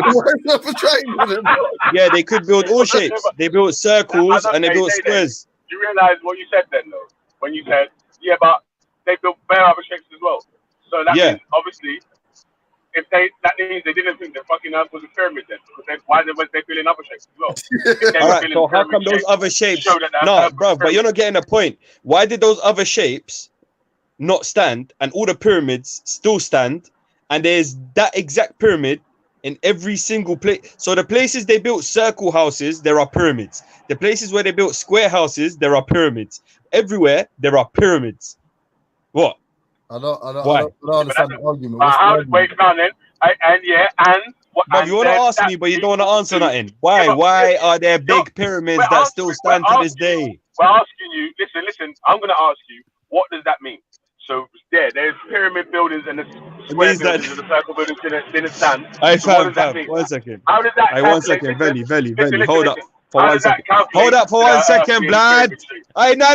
Hold up for 1 second, bruv. How you not gonna make me try and argue with you lot something that I don't believe in, yeah? I haven't even prepared for it, yeah? Like you lot at least make a show for bullshit day, yeah? I'll do this on Friday, maybe, innit? How about that? Yeah. Get your research ready then, man. You can't come in there. I can make anyone believe in anything, yeah? And then when we slap you down straight away. Bro, anyone can convince anyone of anything, yeah? If it just sounds convincing enough, innit? You know what's interesting about what I'm reading about apophenia, though, and thank you for teaching me that, and the Coriolis the coriolis effect, of force. But apophenia is interesting because apparently it was coined as as being the beginning stages of schizophrenia. Yeah. First, you start believing, you start making meaningful connections in your mind, and then presumably you start perceiving like another voice, another character in your mind, or yeah, that's also connected with pareidolia. Okay, well, is this from all your NLP days? Yeah, would you spell that? What you said? No, this ain't got nothing to do with NLP. NLP, I studied that when I was studying psychology at college. Oh, you actually studied psychology, yeah? Yeah. Oh, that's your bag. That's your wheelhouse. Nah, my wheelhouse is physics and computing. Okay, I'll trust you with the computer and the physics part. I don't know, man. It's a bit hit and miss with you. Sometimes why you haven't even spoken physics with me, have you? No, I'm saying sometimes you're the man, and then other times you say some nut shit, right? Like what? That's a good point. You've caught me, but I feel like I've heard you say stuff that's made me laugh my ass off. Yeah, I know. I probably have because you don't like to understand what people are saying. You like to buzz jokes about it instead of like. Maybe that's maybe. Sometimes though, but you know what? Sometimes you actually, bro. This is what baffles me about you, James Jones. Yeah. Sometimes you're here, you're gassing up the whole system, and then other times you just like you're actually saying some shit. You know what I mean? And you're actually like having a conversation with someone and building up. So I'm like, bro, what's wrong with this guy, bro? I don't know, man. You need a dance partner. And pause. But you're like you're moody in it. Like sometimes you're in the mood for this, sometimes you're in the mood for that kind of thing, innit? I hope I'm not like that, but boy, I feel like I always have an honest discussion with someone who wants to have an honest discussion. But if someone's a cunt, like why? Oh, bro, I'd have to disagree with that one time. Why? Do you remember our first conversation, bro? My nigga, you said what I've seen God. What does God look like? Everything. Don't be stupid, bro. No, that's what I'm saying. So you're saying that. You're saying that, yeah? And yeah, but he's misrepresenting me and telling me I would have an honest discussion with someone who wants to have an honest discussion. James Jones, do you think that I want to have an honest discussion? Wait, hold on, Day. So have you really seen God then? No, hold on. Don't save him. Don't save your son. Don't save your unholy son. All right. Say that. No, the father only saves the son, yeah? No, let him say what he's saying. Let him say what he's saying. Go on, Billy. Go on. Yes, have you seen God then? Like with you lot, I'm gonna have to answer in a way where you can't twist it, yeah. So I would say it's a yes or no, isn't it? I've seen it in a sense that I mean.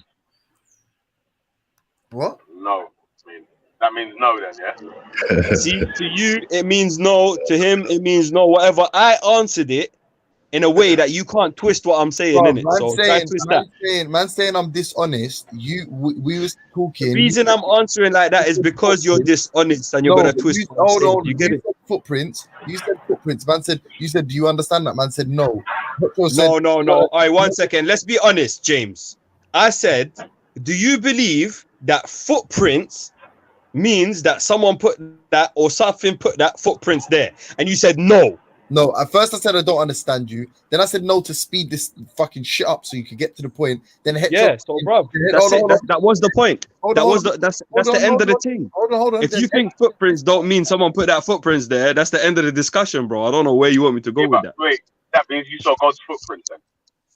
No, Belly, you know what's so dumb about this? We was already bare deep. Then you're gonna say God's got feet, bro. That's what I'm saying. You're not understanding what I'm saying. You're being disingenuous. You wasn't answering what religion you was from, and you was saying the most high. We was doing all that bullshit. By the time we got to the footprint stuff, said I'm from no religion. You were throwing in the footprint in the snow on some joke thing because you wasn't answering the question. You was asking a question with a question. Then I just tried to. No. I was asking you lot a question. Listen, anyone could go back to that video. Yeah. The more you chat shit here, the more it's gonna look bad on you, James Jones, because anyone could go back to that video and they can play it, and they can hear what I said, and they can hear that I asked the whole panel. It was all atheists here, and I asked you all. Listen, if there's a footprint in the middle of nowhere, you just went somewhere and you saw a footprint there. No, does that mean someone or something put that there? And you all said no. All right, bro, stop it. You can never chat shit about Yeah, that but Did day. that happen or not? okay. Did that You know happen or why not? we said? Hey, Listen, James I remember that and Veli and conversation. Ultra and everyone. Did that happen or not? Listen, yeah, it did happen. And why we said no, Thank you. like James said, yeah, was to make you hurry up and get to the point of you proving that you saw God. Well, that's it, bro. You And the didn't head want an of honest him, conversation, hold innit? But on, I the head, appreciate no, your no, honesty, stop, Veli. I think you Big stop. man like I Veli. think you stop, man. Big man like I Veli. think you stop. More Bro, respect points for you, bro. what's going on with you? Relax, yeah. You's I'm doing giving it. respect points to Veli, Hold on, bruv. What? bruv. You're moving That's nuts. your father, bruv. You Why, should rate that I'm why, giving him respect why are points. you moving nuts right now? Because Now I'm saying that's your father. You honestly, should respect that I'm all right, giving him respect be points. honest for a moment, yeah. That Am I being dishonest? oh, bro, you're moving actually crazy. Are you gonna let me say what I'm saying? Why you telling me be honest like I'm being dishonest? Am I being dishonest? You wanna let me? You're being dishonest by not letting me speak now, because you know I want to talk. Okay, James. All right, thank you. What I'm saying is, yeah, is Hetero had to cut through because he was getting annoyed with the waffle. A man said, "Have you seen him? What does he look like?" And you said everything. You was on a wind up, bruv, the whole time, and you wasted a good 20 minutes.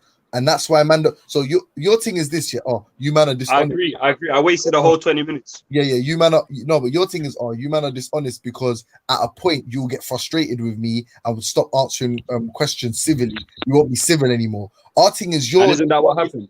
No, our thing is you're dishonest because from the first direct question man asks you, you don't answer directly. Then 10 questions later, you're all now talking some nonsense. Bro, the more you say this, the more, brother, I told this to you 5 minutes ago. The more you say this, the more it makes it look bad when someone rewatches that video, you know. Hey James, and do you know what that happens with?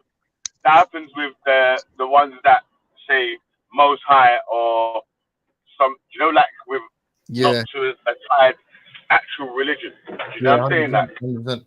Yeah. So, Cosman got what does religion mean? Your own personal religion. Religion. What does that mean, bro? What? It means you're aligned with the legion. You're not with you're with the and with the legion. Legion. What's the legion, bro? What does legion mean? Religion. It means legion. You get me, bro? What does legion mean? On a level, what does legion mean? Black man reads. The black man. Come on, bro. Someone tell me what legion means. A legion is like an army, isn't it? It's like a regiment or something. Oh, okay. I don't know what the fuck it means. What Shufa means, it means, bro. I don't know. No, because look, I've heard the word legion. I'm not gonna lie. Trying to explain it, I was like, I don't know what it means. Who was trying to explain it? Hey, Carnito, I beg you jump in. People are saying that you tried to do me last night. Oh, you trying to say one second, Carnito, bro. Someone was saying yesterday, yeah, that you wanted to join into the chat last night. I tried to send you the video, but I didn't get through to you. No, Analyze Dunya said can't try to set me up. Try to set you up. Analyze Dunya is always on drama. I Analyze Dunya, bro. I notice you're always on drama and trying to point out. Analyze can't try to set me up. Try not set me up, sorry. Analyze Dunya said can't start throwing my name into the hat like people should be onto me. Which is this. Don't listen to Analyze Dunya. You chat to Khan. And Khan, listen, Khan, if you want to come on, I'll jump off so you can obviously hash out your team to James. Hey, why do you always do that? I'm saying Khan can. I'm saying if Khan wants to jump on, I'll let him jump on. If he wants to hash out his thing with you, is that bad?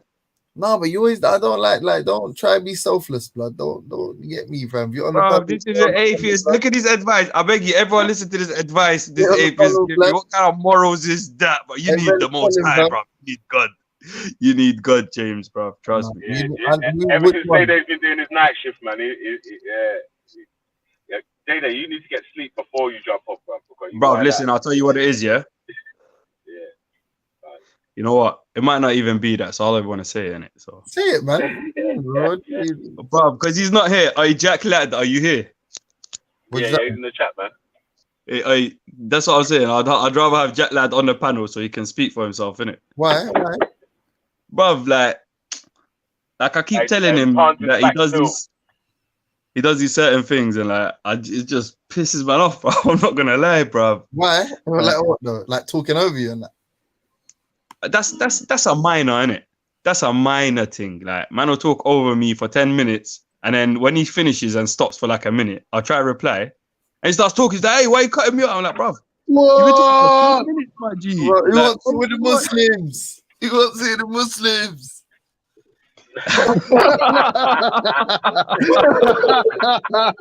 Hey, nah, look, hey, yo, Khan, is there really something like that, or is it not like that?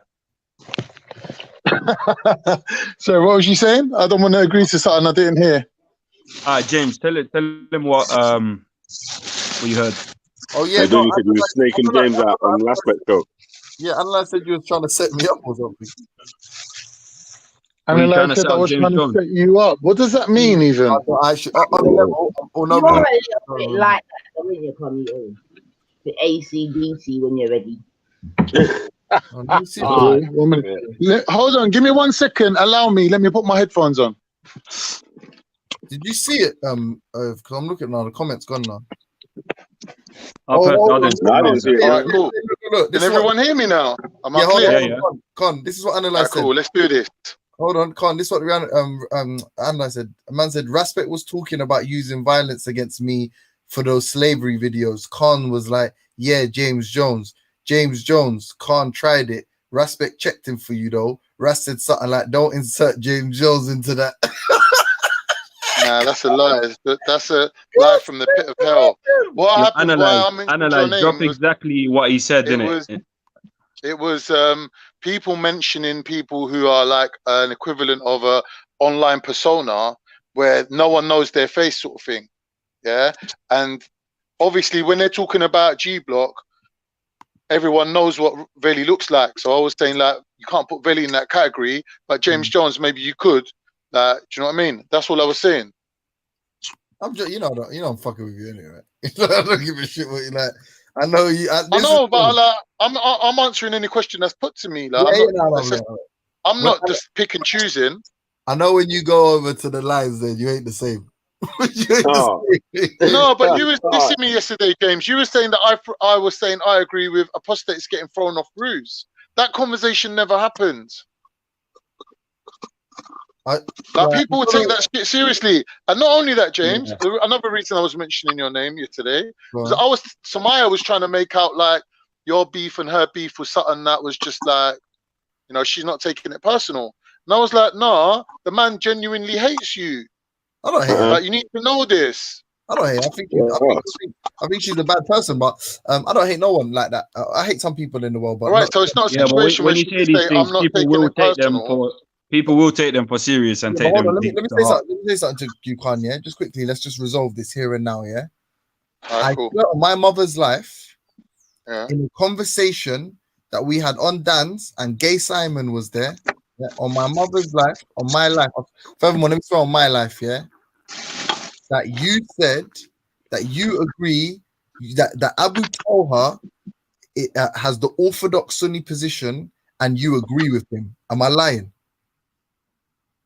That wasn't how the conversation went. You're lying? Just basically deriving that. No, I'm deriving that. I will not listen, Khan. You've said so much fucked up shit to me in private. That I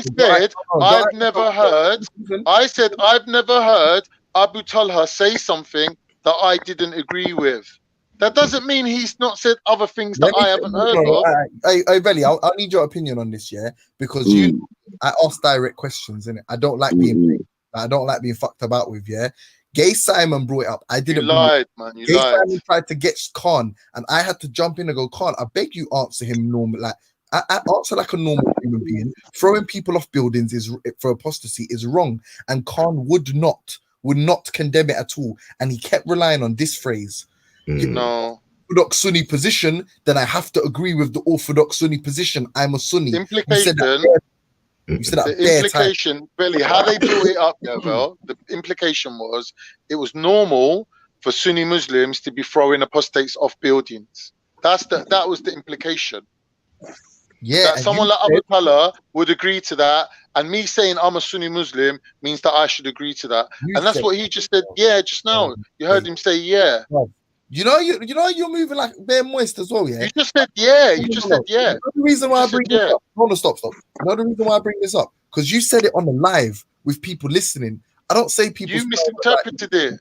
You misinterpreted it. We've had this conversation since then, you know. But you misinterpreted it. Listen to the question one more time. The man is saying, Khan, do you agree with throwing people off building for apostasy? Khan saying something like, what was he saying? He's like, if England gets invaded, it wouldn't be the same kind of Sharia. Then the guy's gone to him. Abu Tawha said that he agrees with throwing people off buildings for being apostates. Do you disagree with him? Khan said, as far as I know, Abu Tawha is on the Orthodox Sunni position. And I said, but you disagree with that, right? And he said, I'm a Sunni. How can I disagree with the Orthodox Sunni position? It's on the live. If Dan wants to get the show ever, brother, I'm not lying. Cool. Here's what I'm saying. Yeah, man. If somebody misinterprets a conversation from a year ago, obviously them reiterating it, which is what you're doing now, will obviously sound exactly like their misinterpreted I may be position. wrong. I may be wrong, but I'm not going to lie to you. I'm fairly certain about how that conversation went because I asked you about 5 times. I was on your side, Bob. I was like, I beg you, you sound. It doesn't matter about sides. It doesn't matter about sides. All right. It's not about that. Are you being honest now? Was I not asking? Yeah, I'm always being honest. All right. Did I not ask you multiple times and on a vibe like, I beg you, I don't like the answer. In it though. Do you believe that killing is wrong? Yes. You do, yeah? Are you saying that anyone who's ever killed anyone ever was wrong? So when Nat Turner, for example, killed slave masters, was he wrong? What I just said murder is wrong. Killing's not wrong. How can killing not be wrong, bro? Because like you just said, if someone's trying to kill me and I kill them, then it's not wrong, is it? All right, so what I'm saying is, generally speaking, killing's wrong. But there might be specific instances where you might need to kill someone. So if someone asks you, is killing wrong? And you say, yeah, you're not lying. No, but can you listen to me 1 second? Yeah, I just want you to know if you're really being honest or you're trying to like just get out of what you said that day. Did I not ask you that question at least more than 2 times? Is that the equivalent when Veli said, if there was prisoners of war, I wouldn't bother slaving them. I would just kill them. Right. Okay. Can you answer the question? Wait, hold on a second. Hold on a second. That was a switch of bait, yeah? No, but wait. Hold on a second. That was a switch of bait. That has happened in the past, innit? People have killed. No. That's not.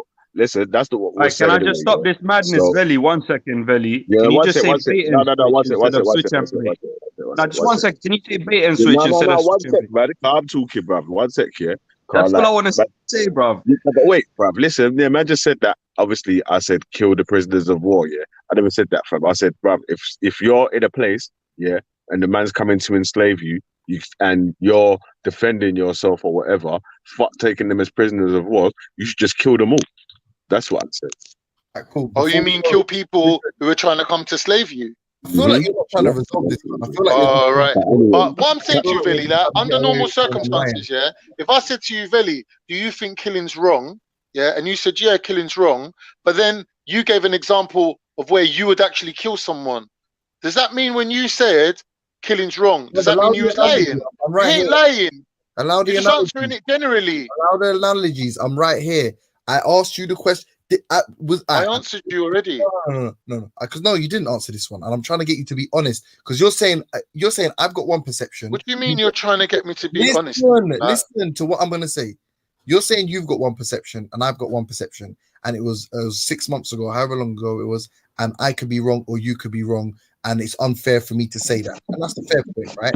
It's just a conversation out of many that we've had. All right, so let's do it like this. This is a simple way of trying to ascertain the truth here, yeah. Get the truth. Yesterday, forget the truth. The truth is irrelevant. The fact is, yesterday, you were slandering me, and now you're admitting that you're not 100% on that. No, I am 100%. That's it. End of. No, I'm not. Listen, no, don't do that. The truth is irrelevant. Don't do that. No, don't do that at all. So I'm going to try. That is true. I'm going to try to now, and I'm going to see how honest you're going to be. You can speak what you want, though. I'm going to try to see how honest you're going to be here, yeah? And tell me if any of these what I'm going to say about what happened is wrong, if I've remembered it incorrectly, and then we can. I already told you. These little things. So the question was posed. The whole conversation was not me and you. It was you and that gay Simon guy, right? Is that true? I can't remember that part. So I didn't even know who Abu Talha was at that time. Right. So Gase, so you're just gonna say I don't know to everything then, basically, but then you know that you didn't say it. That's what you're gonna tell me. No, honestly, you asked me to be honest. I'm being 100% All honest. right, I can't even remember Gay Simon being involved. So does this make sense to you? He asked you a question, whatever. I jumped in at the point where he was saying, Abu Talha said throw one off the roof, and you said, and he said, and he said to you, do you disagree with him? And you didn't say anything. I was like, but you disagree with him, right? And then you started speaking about treason. You were like, apostasy in those days was like treason. You were like, Sharia will never come to the UK. Do you think the British people would want to take Sharia? All this nonsense. And I was like, Hey, listen, I'll be back in a bit. Yeah, I've got to jump off. And I was like, yeah, but ship in the back. And then, but yeah. But then I was like, you disagree with that, right? And then at the end, like, I can't waste time on like the last time I was like, brother, you're starting to worry me. Like, what are you saying? You disagree with that, and this is your rationalization, not mine. It's what you said. Tell me if I'm lying. You said Abu Talha is that is the orthodox Sunni position. How can I disagree with him? I'm a Sunni. Is that a fact or is that not a fact? Because then that's not a fact. I'm lying. Then you're saying, all right. I didn't say Abu Talha has the orthodox Sunni position, and I agree with him because it's the orthodox Sunni position.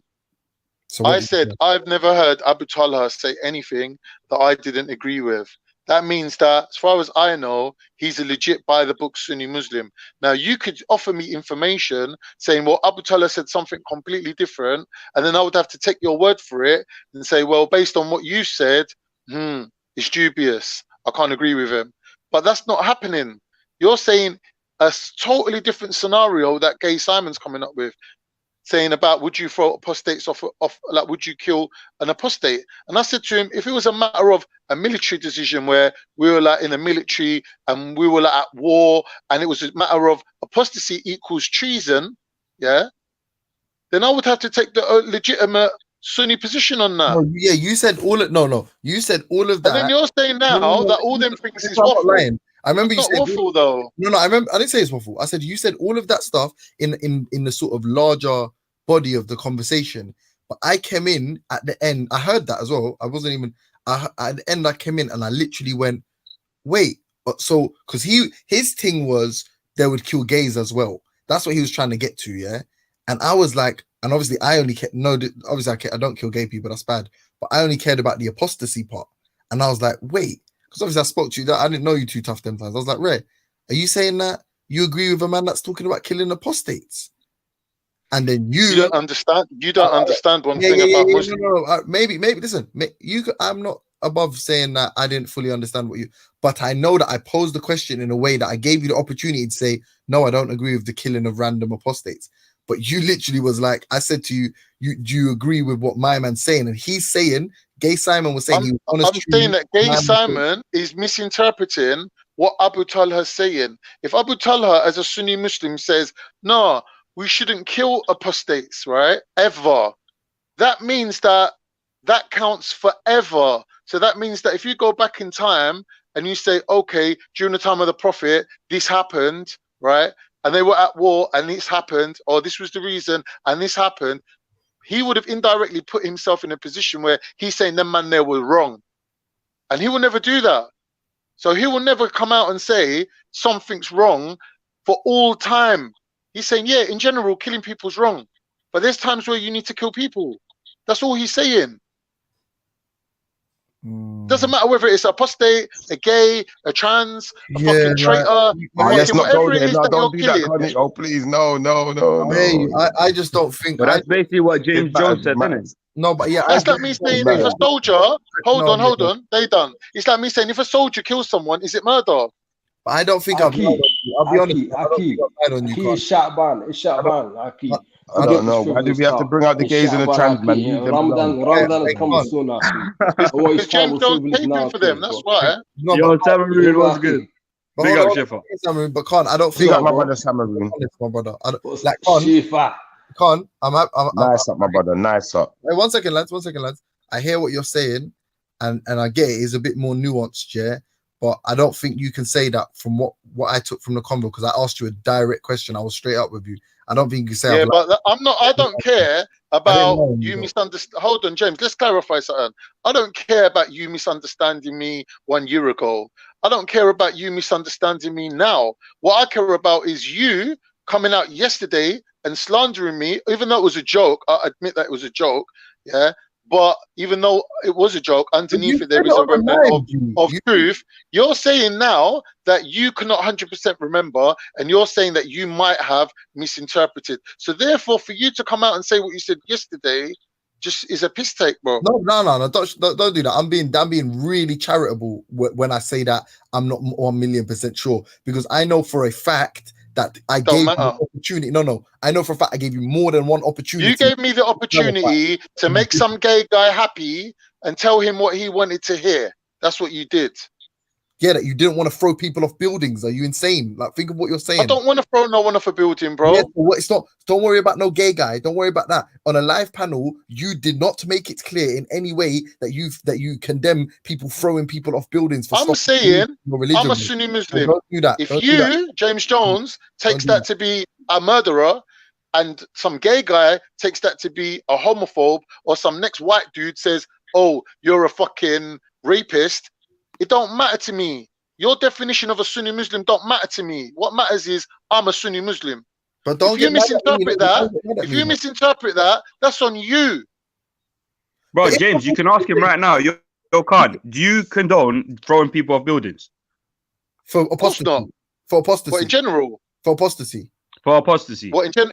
Don't be silly. If you can apostate, I'm sure I read it He somewhere just said that he if did you it, man. apostate, Stop playing games, hold on. man. If you apostate, you've got 3 days to take it back, even. So if someone Right, says, I don't even believe in God, and they're a Muslim, they've got 3 days to repent.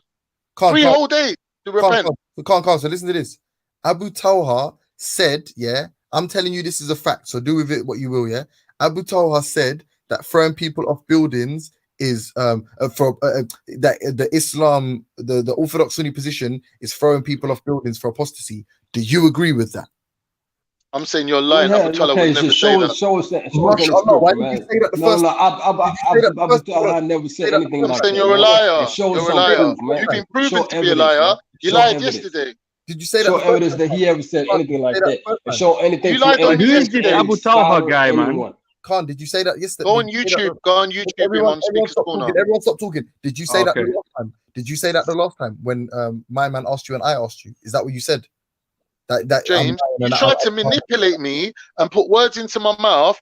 Although you did it with good intentions, that you thought you was helping me, but I'm saying to you, I'm a Sunni Muslim. I ain't gonna sell out being a Sunni just to make some gay dude happy. Oh my God! You know how you're a G because you just helped me remember what you said to me when I went. That's a mad thing. You and I don't. Oh, so now you're remembering, yeah? Now you're remembering. You said exactly Now that. You said I'm not. You said I'm not disagreeing with a Muslim to two non-Muslims. Say wallahi, that's not what you said. When Wallahi, that's not what I said. You didn't say that. I get if Wallahi, that's not what I said. If you're a bad man, get down to find that stream. If you're a bad boy, get down to find that stream. Remember you said wallahi. I'm the fucking baddest man you've ever met, bro. Don't do that, please. I'll beg you, Aki. I'll beg you. Cool. Because that's right. I remember now. I remember because I was trying to defend you. Oh, stop the begging, man. Stop you the thought begging. you Man. was Stop trying to defending find me. like just Yeah, make. cool. And then that's what you said. You remember? Hey, you're sword card. You're sword. Because that's literally what you said. You were like. Do you think I would disagree with another with a Muslim to two non-Muslims? That's what you said exactly. Hey, no, if a non-Muslim's coming up to me saying Abu Talha said this, Abu Talha said that, I'm not going to agree with you because everything I've ever said Abu Talha say, I've never seen him lie. I've never seen him even bend the truth. The guy's so honest, it's unbelievable. So who am I going to believe, him or you? I didn't say that he said that. I never spoke to him in my life, bro. This guy's a fed, bro. James Jones was fair. He tries to trick people to actually get him locked up. No, I remember. No, you helped me. Now I remember the whole goal. Listen, if you don't want me to say that, because I got love for you, I won't say it again. What do you mean, James? What you said yesterday, if you're saying it was a joke, it's fair enough. But if you're slandering me like that, then I have to speak. I have to speak, bro. Yeah, it ain't about me and you being friends. You could be my brother. You could be having the same mum and dad as me. Yeah, I want you to. It's irrelevant. I don't want. Listen, I know you're speaking. You did Or say Maverick, man. I want you to join the panel, Maverick, man. you did 100%. Every time I want to chat to Maverick, yeah, I'm available. 100%, my brother. You did say that, and even though whether I was saying it tongue in cheek, I don't think you would ever do that. I'll be honest. I think you were doing exactly what you said you're doing, which is backing your Muslim brother and not trying to side with the kuffar. That's what I think, yeah. But you definitely said that, G. I'm not just lying on you. I can say bare lies. If you want me to make up a lie about you, I can make up bare. I can say things you told me in private that are far more embarrassing than that shit. That's something you said in a live. That's why I thought it was cool to say it. Because I thought that's something you stand by. James, can we just leave it now? Yeah. Done. You obviously don't remember fully. You misunderstood. What I'm saying, my point is, James, my point is, you even misunderstood at the time. So if you to still be misunderstanding a year later, I'm not surprised. Either way, man, I love you both, man. Yeah, Yeah, big up the whole panel and chat. You don't know what going on. Hey, I want It's hard to see his intentions, but like I don't even understand why people even talk to this guy, man. He's obviously a shaitan, man. He's the job. Yo, Samaroon, what's good, man? How's your day been going? I'm good, alhamdulillah. Just trying not to get pissed off, but this man is like shaitan or something. Yeah. Try not to get pissed off, man. That's good advice, man. I like that advice, man. Yeah, guys, I like that advice, man. Hey guys, stop. Hey guys, everyone stop snitching, though. Yeah, everyone stop snitching. There's no one snitching. That you get what I'm trying to say. You think but the thing is, a word like that pisses me. No. But the thing is, guy, he's trying to play a game. This nigga that he does, look, he's trying to get me angry, but this nigga doesn't know shit about me in real life, man. It's all right, man. Don't get angry, innit? It's all right, man. Like you advised us, innit? And he's trying to get me pissed off, bro. Yeah, like you advised us, innit? Just don't get pissed off, man. Don't get angry, innit? It's calm. It's all calm in the dunya. He doesn't even show his face, man. At least I show my face. People know who I am, bro. And as far as all that prison shit talk, man, bro, find out my real name. Come check my records, bro. Then you gonna know about me, bro. I don't have to say shit online, man. You do your own research, bro. It's online, right? All the information online, right? Go search yourself. Sick. Snitches get stitches and all that, innit? I heard. Exactly. More the stitches, bro. You got James Jones, bro. You're taking a piss, though, man. What do you mean? Like what? Is he actually a snitch, though? Who? This nigga, he doesn't even know me, bro. He doesn't even know my name, man. Who you talking about? Why did you bring that up, James Jones? Who are you talking about? You, I like he came on earlier. You were like, "What? You a snitch at that? What? Have you been banned before? Like, bro, you're taking a piss, bro." Samroon, ask your question. What's up? If someone's been shot, sorry, not Samroon. No, don't even ask that question. Goddess 99, what are you saying? You good? Gone day. Look, day down. Let me tell you something, bro. If I've been in prison, bro, first of all, I fucked up by putting out personal information of me being shot before, know what I mean? And then me talking about my if I've been in prison, what I've been in prison for, bringing out personal information online. Is that cool, bro? Do other people do that you know online? what? I think he's misusing the fact that you were open about something and shared it with the man and that, and like he's just using it against you, bro. But like I see, like you get it. It's what it is. No, it's this. I'm gonna say I've been locked up plenty of times, bro. And then alhamdulillah, it took time for me to think when I was locked up also. But that's all I gotta say, man. Yeah, still, man. Yeah, man was in the county using that get out of jail free card. You know, tell him about it. James, bro. James is the devil. James is the devil. Man, post go. He doesn't know shit about the counter, man. James is the devil. Nah, it's not a devil. I ain't impressed, bro. We can all be the devil if we want. It's not no big deal. Look, let me say something. Yeah, you're right. You're right, Carl, man. I agree with that, man. I think anyone can be the devil at any given time. Look, exactly. Bro, he's hiding behind the screen, man, and he's trying to portray this kind of image. But I know in real life, tell him Samaroon. Tell him about how he's a fucking. Tell him Samaroon, bro. Tell him he's a snitch. Ask him why he won't show his face online, innit? Samaroon, ask him why he hates Samaya, and then he's denying. No, I'm joking. Don't even ask these, innit? He wants to get These are useless things, man. Look, who didn't answer the question of the day? You guys are fair, man. He's trying to get me locked up now. He's trying to find out my information, bro. Forget that, Samaroon, man. Ain't no one getting you locked up for nothing, bro. Be careful, Samaroon. Be careful. Who didn't answer the question of the day anyway? I want to hear you lot's question of the days, man. Hold on, I can't stop saying that. I definitely do not hate nobody on here. I don't hate her. You can't say what you say about people and then it not be thought that you hate them, bro. Why? Come on. Because you're saying stupid shit like, yeah, she talks to her children about terrorism while they're eating their cornflakes in the morning, Hey, look what he laughing done, James at Jones. she is getting killed. Look at Walter, yeah. You got Walter on the next Now, bit, that's bro. pure slander, but he doesn't understand. I think, now, brothers, look, the thing is, things like that can get somebody doors kicked in ASAP, man. You hear me? Shut up. You hear me say that? Young Lion, Ultra did jump on still. No, you hear me say that, Con? That's what you heard me said? You heard me say? Yeah, man. Yeah. Pull it up. That was like a couple days ago, right? Pull it out. Watch your fucking mouth, Jane. I'm telling nobody to shut up, nigga. Slap the shit out your bitch ass. Of course you will, through the Yo, screen. Maverick, I don't even know, man. Hey, Maverick, come onto the panel. Chat to me, bro. I've saved you. James, you just got told, boy. Yeah, of course I did. You're a fraud. About this guy all whining about something he actually said when he's saying something. I didn't say that. What did you say then? Bro, I said what you all should be saying, which you all should agree. What would someone who says that they want to sit down at the table with Al Shabaab? What would someone who she's never said anything like that? You know, you see how he's lying right now. Well, no, that's you see the lies he's telling right now, man. That's look. General kid, you're crazy, man. He's the job. He's the job, man. Listen, hold on. He's telling right now. Listen, some wait. Just listen to what I'm saying and then disagree with me. Khalid said that she said she'll sit down with Al Shabaab. I didn't hear her say that. That's what Khalid said. I heard her say in a conversation about Shias dying that man said the innocent Shias will die. She said, so what? She didn't say so what? I'm lying. She said I was there. She never said so what. Yeah, I just said I was wrong. Well, you all right, bro? You trying to kill somebody? Yeah, no. You was quicker than me. Yes, she was like Shias kill innocent Sunnis too. Cool. Right. What is someone who would sit down with Al Shabaab and who also does not take into account the death of innocent Shias, doesn't even comment on the death of innocent Shias? What is somebody like that telling their youths when they see Mujahideen on the telly? What would they tell them? And what was your implication? I want to ask you a question. Why you implying? Do you comment on the death of Muslims? Yes or no? Calm. No. Look at the hypocrisy. Look at the hypocrisy. James Jones, do you comment on the death of Muslims around the world? Is that fair? Is that fair? I'm asking. Yes or no, James, man. No, I see what he's trying to do. He's trying to play games with the words, man. Just say it, bro. Yes or no? Do you comment on the death of innocent Muslims around the world? Yes or no? Maybe. Yes or no?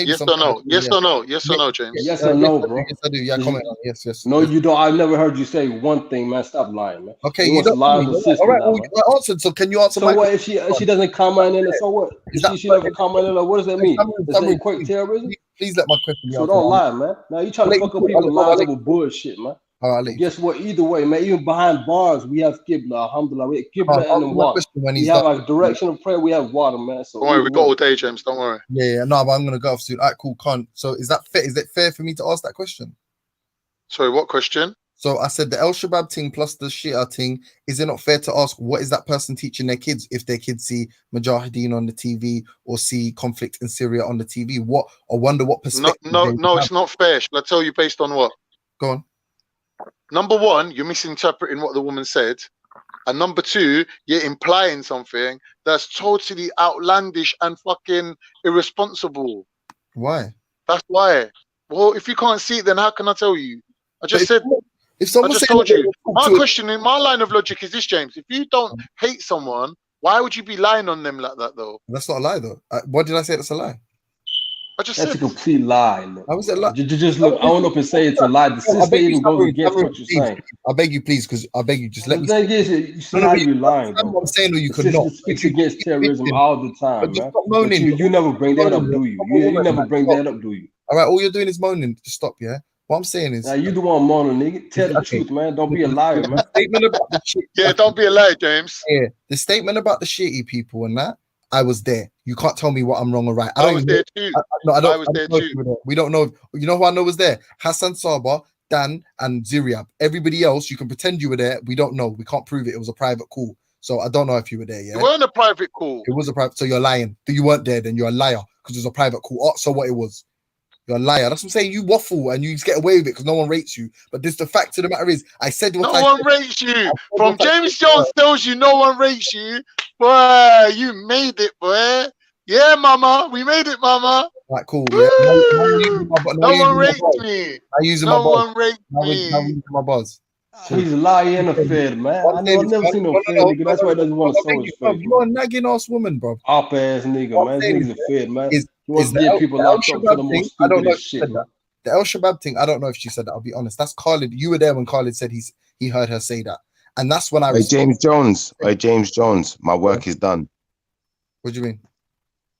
That's what I mean. My work is done. You asked me to read that. I said because you said, well, you basically done hypothetical praise to the Most High, which I said was a good start. So I said I'm going to do some research on behalf of my atheist brothers because you called some reverence to some extent.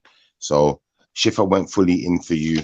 I've got the full schematics of this argument now that's been presented, which is that is it Samaya? I think her name's Samaya. Is it Samaya?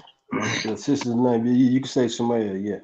Samaya, yeah. So what Ultra said that Samaya said, like I think it may have been in fact, I'm pretty sure it was misconstrued. To be straight up and honest with you, from what I've heard so far, I've not listened to the entire thing, so maybe I'm missing something. But I went to a round where Ultra said to me to go to in the video, and I listened to what Sister Samaya was saying. Now I'm gonna say this much, yeah, because I'm an objective guy. This is what I've done, yeah. Now I'm gonna show you guys. Watch this. Like right now, I've just kind of woken up, so just bear with me in it. Now I'm not gonna show Good morning, myself to you. Shifa. Yeah, but watch this now. Yeah, you can see my piece of paper. Yeah, you Grand can see Rising, Grand Rising. Grand Rising. But you can Got see on my everything piece of written paper, down. 2 columns, right? You can see there's 2 columns. So while I'm listening to Sister Samaya, yeah, I'm being objective because I want to be fair to Ultra and I want to be fair to Samaya because I ain't got no horse in this race, in it. Like, let's be honest about this.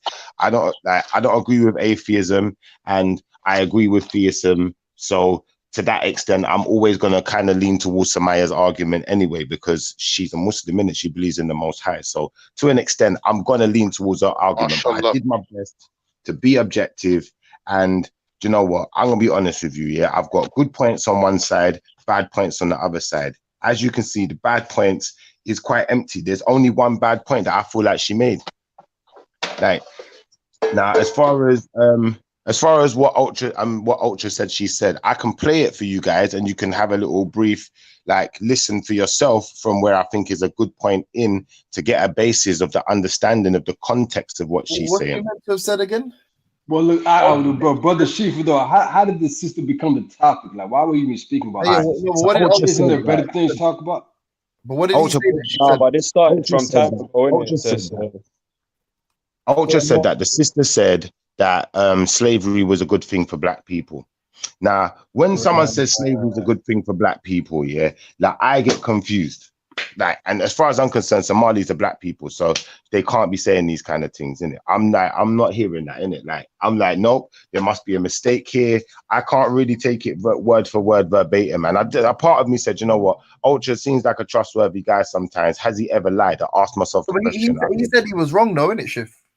He said he was wrong, though. He did say he was wrong today. But I said to myself, you know what? Has Ultra ever lied about anything before? And just on that basis, I said, I'm not just going to take his word for it. I went and spoke to Sister Samaya. I had an objective conversation with her. She said she didn't say it. And then today, Ultra has confirmed with me that, you know, he's apologizing because he's saying that, you know, he made a mistake. But he did ask me to go and listen to exactly what she said. Now, I did ask Ultra a question earlier. I said to Ultra, is there a particular reason why you're asking me, you know, to go and listen to what she's saying?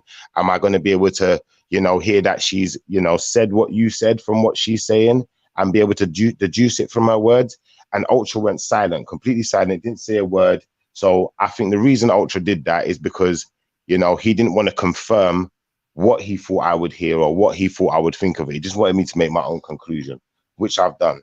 So right now, my conclusion of what Sister Samaya said, I can say that to you first, or I can play you what she said first, and then I can give you my conclusion. Which way do you guys want to hear it?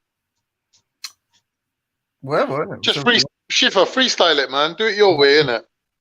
I'm just gonna play you something. Just listen from here. Yeah, it only takes about a minute, and then you'll hear the controversial bit that Ultra was talking about, in a sense of, you know, saying that slavery was a good thing, but obviously we'll also hear the context of what she was saying it and if she was talking about herself. So, all right, I'll play the this. children didn't die of diseases. Because I would actually, if I was to hazard a guess, I would actually say most atheists, if they were truly honest to themselves, and I'm excluding the black ones, right? Let's just, for this argument's sake, exclude the black ones.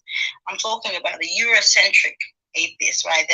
And these are not, I don't believe these people that are active are actually normal atheists. They are, because I realize that atheists break down into, you know, classical atheists and neo, whatever they're called. Basically, new age atheists who are far more extreme.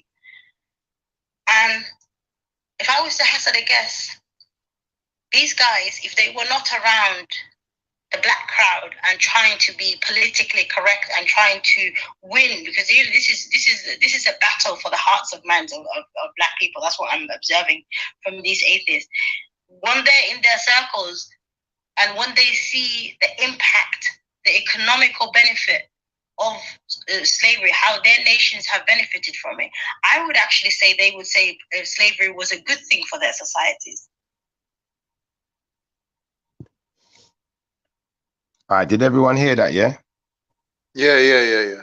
So you get the context where you get what she was saying, yeah, 100%. It's good for Europeans.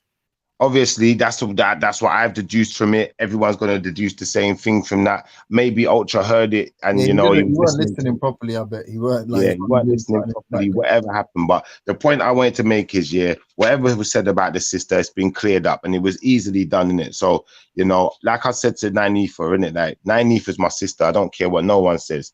And you see, from when you believe in the Most High as well, like, more to the point, like, I can now defend your ideologies as well, innit? It just makes it easier for me to defend you. Can I just say, quickly, I will always defend the sisters, then, man. I hear you, but just quickly to Khan and that, I mean, I see if no man. That's how you brother say it. That's how you brother say it. Big up Shifa, man. You know, hear me talking. Stop crying, nigga, man. Stop. You know, hear me talking. Like, why? Stop crying, bro. But it's like, why? But Samaru, let him speak. He got you. Go on.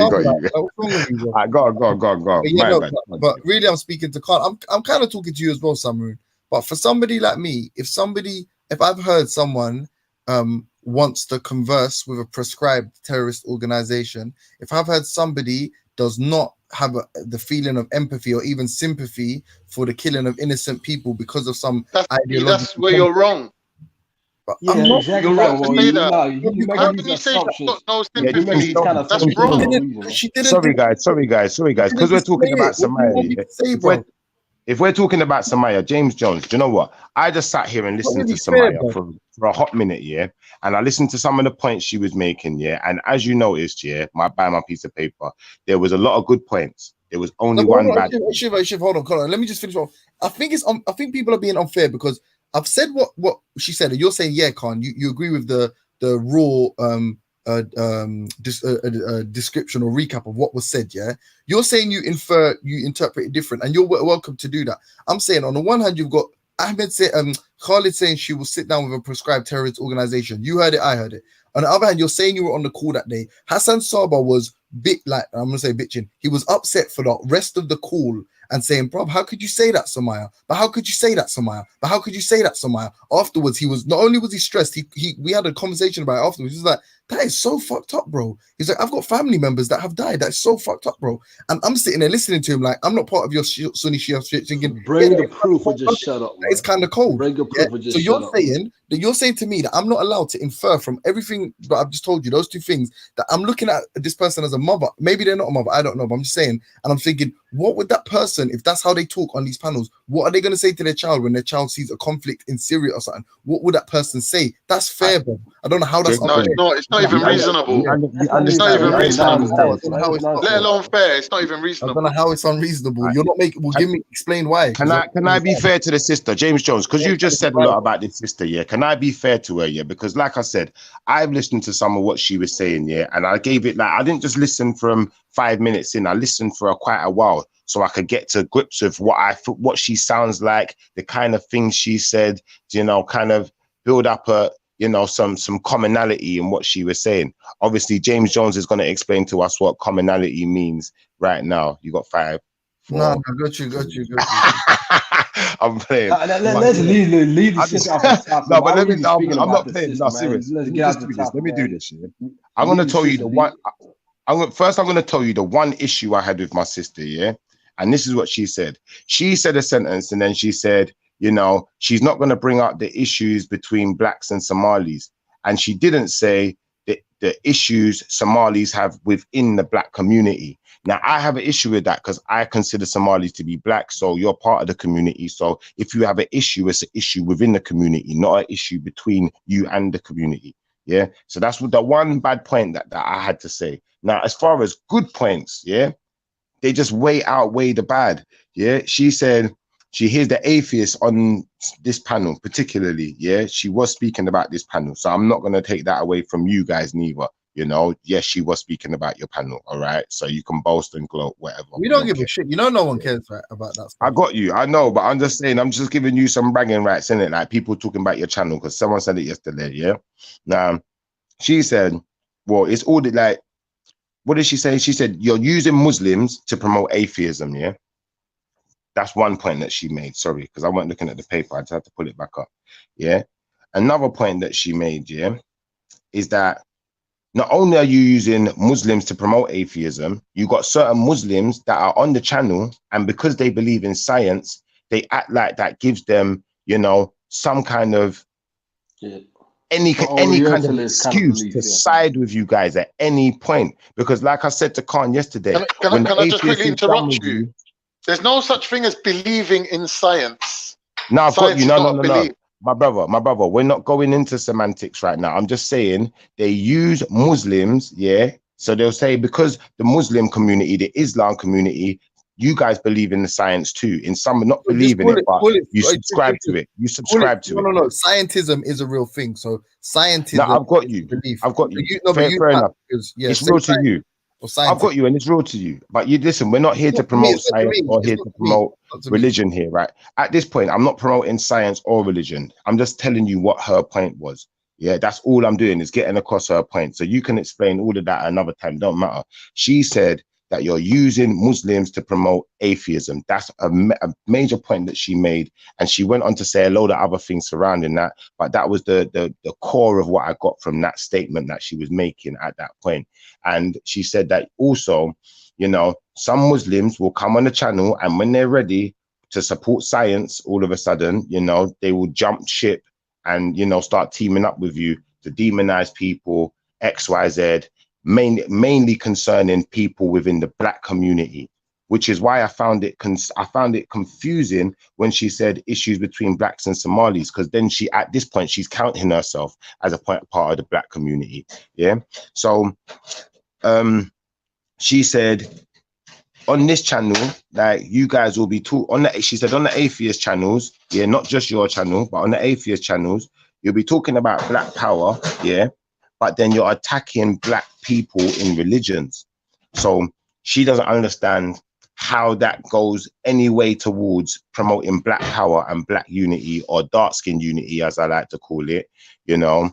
So, you know, to my brother Brad, especially, because Brad loves to talk this black power stuff, black unity, you know, black this, black everything. But then you're atheist.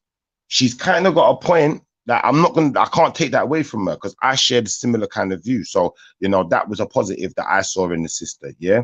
Now, she also said, she also seems to be genuinely disappointed in certain members of the G Block because, you know, she don't understand how, you know, you guys are this black power movement, but then are also this atheist movement at the same time and can side up with guys like Rob and, you know, certain other people. Yeah, but Shifa, but not all black people are religious, Shifa. No, not all black people are religious. They're not. The point she's making is it's actually a very good representation of it is those in the diaspora. It could be. I got you.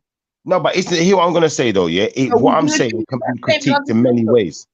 It can be critiqued in many ways, but at the end of the day, do you agree with that statement that I just made? I agree with your statement that there's not every black person is religious. I agree with that. So I'd say there's various vibrations going on, yeah, throughout the community. Sis, what I'm going to say to you is, yeah, you see Marcus Garvey, yeah? I look at Marcus Garvey as the biggest black power movement that ever happened. The Garvey movement was the biggest movement because he would say, doesn't matter who you are, don't matter what you believe in, as long as you believe in blackness first, your dark skinness first, and promoting ourselves first. So you see, when it comes to that, yeah, me and you's always going to be on the same page, innit? So like the only problem that I'm picking up that I agree with her on is that, you know, we shouldn't be trying to demonize each other. I shouldn't be trying to demonize the black atheist no more than the black atheist should be trying to demonize the black theist. We look upon, hold on, why do we look upon critical thinking as demonizing? I mean, in 2020 especially, of all the things that should be critiqued, it's got to be religion. It has to be religion. When you say critique, yeah, critiquing is critiquing. But like I had to point out the other day when they did this to Reggie, at the end of the day, Reggie's a brother, innit? And same speed, Reggie is also my brother in religion also. Not just brother as in, you know, we're dark-skinned people. He's also my brother in, you know, he believes in the Most High. So when anyone goes at Reggie, it's a double-edged sword now. It's not just one side of the sword that's sharpened. Do you know where I'm coming from? So to that degree, I'm going to be a bit more I believe one of our problems is, man. You see, but then you see with James Jones, it's a weakness in our armor. I got you, sis, but you see, but this is why I'm saying to divide and rule us, then they know it's just how a to very split easy us thing. apart and divide us. And this is the point I was making. I said this to everyone yesterday. I said this to the man them in the chat room. I said, you know what? Whatever's going on, we've got to have a common denominator, because at the end of the day, you know what? When, for instance, Veli, James Jones, and Ultra, they're all atheists. So when they want to gang up on Schiffer, sometimes to the outsiders, it might look away. They might feel like they've got a way in. Sorry, no. Our community is strong in it. So I don't care what James Jones said. I'll still stand up for him. He might piss me off today, and he might say he might say something meaningful and hurt some feelings in it. And then we might have to fight back with some other powerful lines. But the fact of the matter is, there's got to be a common denominator. Otherwise, it's like, what's the point in calling it black power then if we're all just fighting with each other? Don't make sense. Yeah, but that common denominator can never be religion. Well, I never said the common. I never just said the common denominator could or couldn't be. I'm just saying at this moment in time, we need a common denominator. That umbrella of blackness, like Marcus said, shouldn't it just be that? Well, when you say should it just be the umbrella of blackness, yeah, this is why I'm glad you brought this up, because you see, when you hear the next points I'm going to make, that I was quite impressed with that she made. Yeah, watch this. She said, she, like, for obviously we know she has a problem with atheism. Yeah, so she said, why have a problem with it? The reason she has a problem with atheism is for the same reason I have a problem with atheism, and the same reason that atheists. Oh my God, the fucking phone cut out. Yo, what? Come on, man. Daddy's home. Yeah, man. Let's forget about Schiffer's whining. You get me? My man just barling every day, bruv. Don't worry, man. Your birthday soon, man. We get your new Reeboks and that soon. You get me? Yeah, man. So everyone at the panel, man. Let's get through the question of the day. Everyone have a little answer to that and see where we can go from there, innit, man? Let somebody live her life, be. Yeah, they're the top, man. Just leave the sister out of this, man. Yeah, man. Let her live her life and do her thing, innit, man? Just carry on with the new thing, fam. Yeah, man. Yes, but we were going on to something else still, though, Biggie, because I want to know why, one, it's a problem. But anyway, we can get on to that. What are you saying, Unholy Father? Bring it in. What are you saying? Well, when did atheism begin? Go through, innit? Okay, what I've noticed here is that man, them are thinking like when man's saying when did atheism begin? It's not like a movement of people that are planning to do anything. Yeah, I understand. That's like a sort of belief that came, I guess, when people gave up and said, I don't want to believe this anymore. I want to do whatever I want, I guess. So they eventually started drifting away from religion. Sorry, Submarine, for cutting you off, but Ultra's been trying to have his say from the chat. I'll just let him. Should we let him wrap it up? Yeah, listen, just quickly, yeah. Schiffer played the video. I told him to play it from 49:07. Yeah, because that would give you the context of where I came in. when you play the whole clip, it makes sense. And I've already acknowledged this to somebody. Yeah, no, I got you. Ultra. That was the point I was making. At the end of the day, if you haven't heard the whole thing from where I played it, it's out of context, isn't it? And that was the point that I was going to make as well. So, like, I definitely agree with Ultra on that. If you don't hear the whole thing, you're not going to know exactly where she's sounds coming from. Be honest, it sounds reckless. It does. If you just hear that bit, that one sentence, then it does sound reckless, you know, and maybe just a run-up sentence to it. You need to hear it from where I put it. Remember, you was on the panel when I went over. What did I say exactly what I heard on that Yeah, bit? you did. No. What the words you used were perfect, just not the context. Because obviously you didn't have context at that point. We hadn't clarified, which is why I think I'm gonna give you this Ultra, yeah. I'm gonna say Ultra was actually being fair when he said go and listen to it for yourself, because he obviously realized he just heard something, but he'd not heard the whole paragraph. He'd heard half of a sentence. So I respect that what you did when in saying to me, go and listen for yourself. So it's not really slander as such. It just means we've cleared the air, you know, like that, on something that could have been an issue, but we weren't sure of it. Like, it just sounded shaky at the time. But I just want to say something quickly, Ultra, yeah, because I know Nine was putting out some things that I agreed with as well, but I don't want to dwell too hard on it, yeah.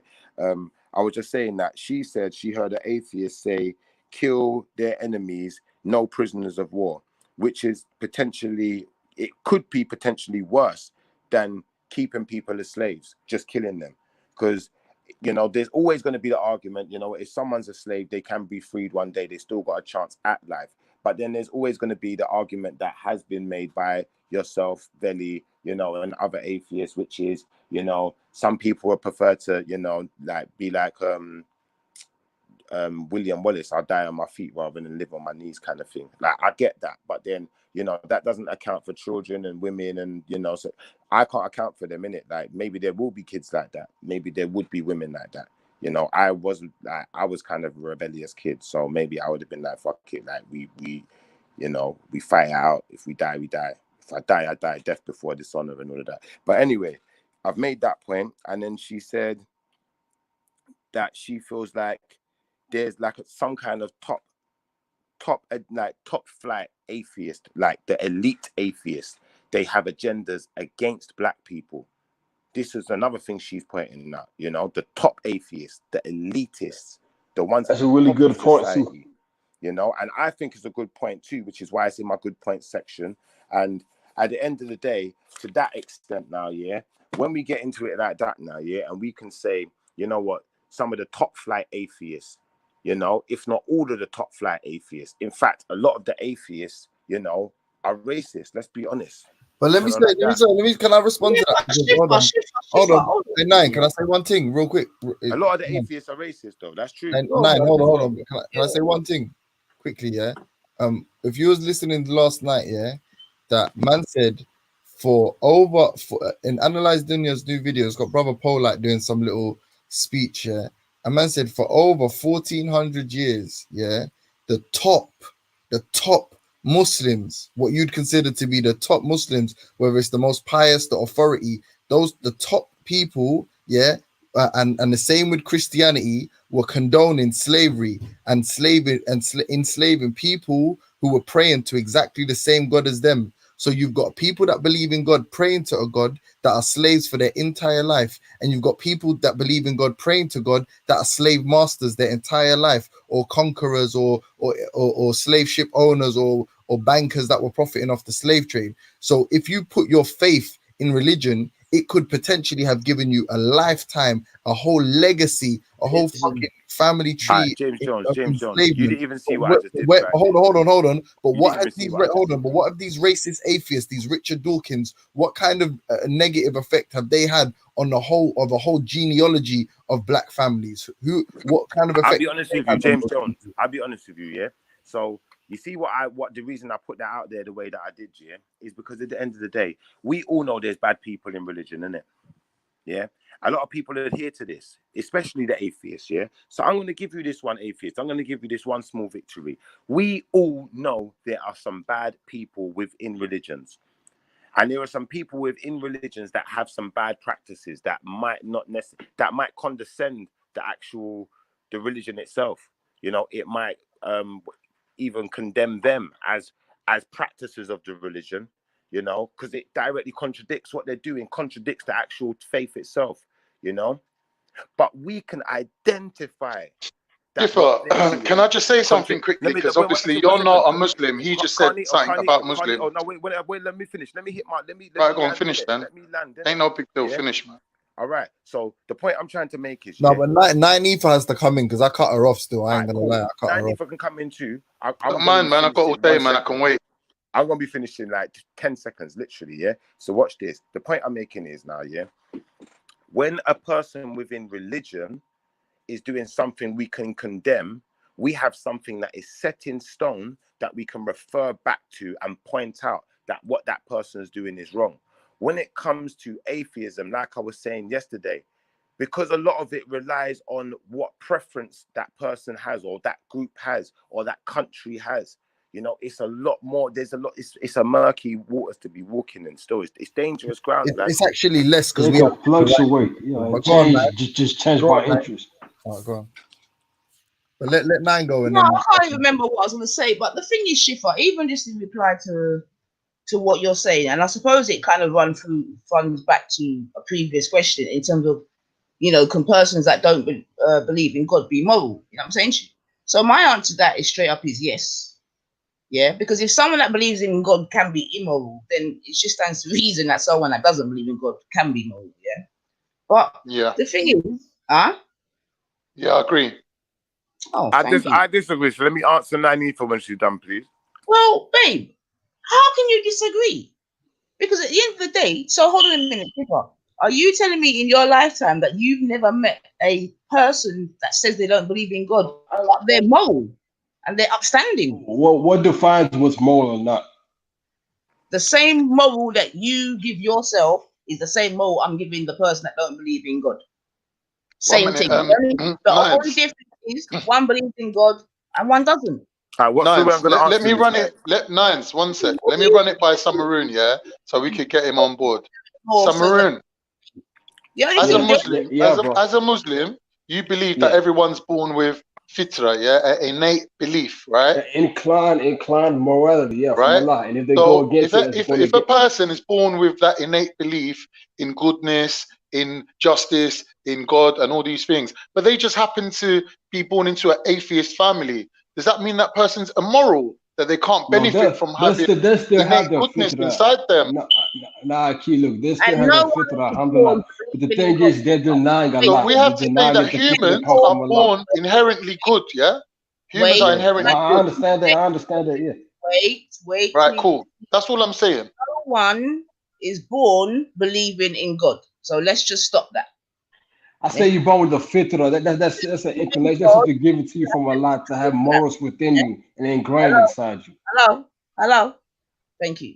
To believe in God, you have to be programmed to believe so. Yeah. That's the side issue, Nines. The point is, people are born with good in them. It's not a side issue. But what I'm saying is, to Samaroon, who's a Muslim, I'm saying to him, a person is born good and moral. Yes or no? He's saying he admits that it's yes. That's what we're taught in our religion. Leave the God part out of it for today. All right, so you've answered for the Muslims. How can you leave the God part out of it? Because we got you. Because we're saying a list of things that you're born containing. For example, a sense of justice, a sense of fairness. These are all things that are inherent in humans. A belief in God. Now you're saying you don't believe in God, so fine, we'll leave that one out. But the other parts of it. You've never heard Nanifa say that, Bab? No, I'm talking to atheists in general. I'm saying we're talking about, can an atheist be moral? Well, of course they can. Can they not? So I'm explaining that to Samaroon and giving him Islamic belief on how it agrees with that. Okay, you've got to give him. Okay, all right, Bab. You're beating and teaching. All right, go on. All right, no, so that's can it. It's I done. answer that, yeah? He agreed. He agreed. All right, cool. Because I disagree. Yeah. So I'm going to tell you why. For these reasons. First and foremost, yeah. You see, when we're talking about poor people, yeah, who grew up having nothing, yeah. You grew up around other poor people, yeah. Now, when the majority of those people you're growing up around have morals, understandings, and practices and ways that are based upon religion or a God, because sin had to come into the world, and we had to know how not to sin because we didn't want to be seen as sinful people. Then wait. How did sin come into the world? That's the whole point of religion. Sin coming into the world. Yeah. So how did sin come into the world now? According to the Bible, it was when Eve ate the apple. So do you believe that Muslims don't agree with that now? So how do Muslims say sin that's how sin came into the world? I'm asking Carnito, how do Muslims say sin came into the world? Well, I'm no. There's no such thing as sin coming into the world. So what that whole concept is out of here. And blaming it on Eve, that's another mistake. I'm just saying. What would you subscribe to? What I'm saying is your point of view is very Christian, and you need to be aware of that because you're speaking for all theists. When you're speaking a specific thing, you need to be speaking more general. Keep your terms general, so and everyone can jump on board with that. My brother, Shifa, is that how you believe sin came into the world, man? Listen, through Eve. A question. Before we continue, He's saying it's through Eve. Before we continue, this is what I'm going to say, Carney are going to have to clarify how sin came into the world, and then I'll tell you what I believe. Because we don't have that concept of sin coming into the world through the acts of Eve. Listen. I know, so tell us how sin came into the world then, Carney. I'm saying don't speak for other people, just say I'm a Christian then, innit? Shifa, I heard you say about... No. So, Nanifa, listen to what I'm going to say now, Because what you're doing is just jumping the gun, and I respect that more. I'm not jumping. No, do you know why you're jumping the gun? Do you want me to tell you why? Because I'm giving you one critique. I've not given you the critique for every single religion. Your opinion. But Nanifa, there's different types of religions out there, innit? So there's different types of religious people, innit? So Carnito wants to speak up for the Muslim community because he feels like I've got it wrong already. I don't know what I'm talking about. So I'm going to let Carnito, now he wants to offer critique. Carnito, you tell us how sin came into the world in Islam. Sin is just so knowledgeable in it. Shifa, what's my name? It's Carnito, isn't it? Carnito. It ain't Sheikh Carnito. Yeah? I don't have to give you full explanations for every mistake you make.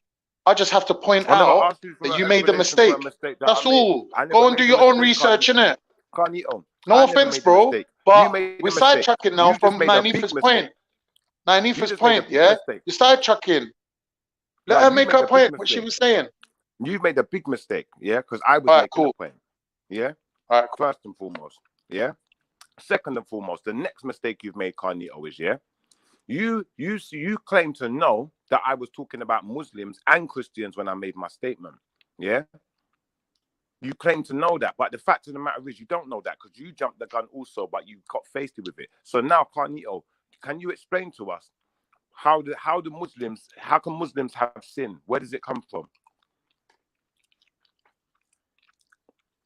From the devil. From the devil. Satan. All right. So who created the devil? Everything was created by God. Allah subhanahu wa ta'ala.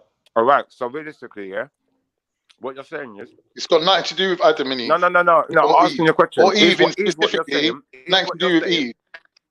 Carnito, is what you're saying that all sin comes from the devil, and if God had never created the devil, there'd be no sin? Exactly. All right. There's a reason for all this, and then eventually, we're gonna see what the reason is. But we're on the bridge right now. Once we get to the end of the bridge, we're gonna find out. So we can't just post up in the middle of a bridge. Know what I mean? All right. So out to all my Muslims out there, Carnito's spoken for you, If any Muslims want to critique Carnito, because you know what, it's you lot's thing, innit? I'm not here to speak on your behalf. Carnito can speak for you, innit? That makes more sense, innit? You man on the ego thing. Listen, No, my brother, let me finish, because I've not even made my point. I'm not landed with my point. I know your ego, innit? So I'll be real brief, The point I'm making is, at some point in each religion, sin is either created or comes into the world, Now, without the religion, there's no concept of sin. All there is a concept of what is your preference. Agreed. As far as atheism is concerned. So, can I just ask what is right and wrong? If I asked you to define right and wrong without using the word God, how would you do it? Preference. That's not right and wrong, though, is it? It is according to atheists. Nah, it is. Yeah, Don't it is. tell me Because whatever you prefer to be right or wrong. Listen. I'm asking you, what does right and wrong mean without using the word God? Explain it to me.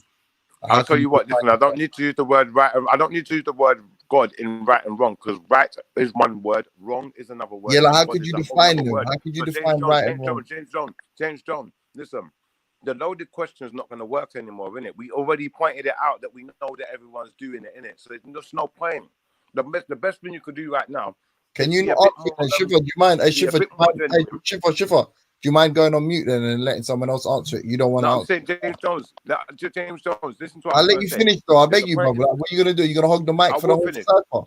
No, I'm not going to hog You're the gonna mic. rap I'm just going everyone to say, speaking is on the there cypher? more point in being a bit more genuine, yeah, and just admit him, yeah, for the sake of, you know, the people on the panel, because you want to promote black unity, innit? Black power and all that. I don't give a shit about nothing. Can I get my question? Listen, Shiv.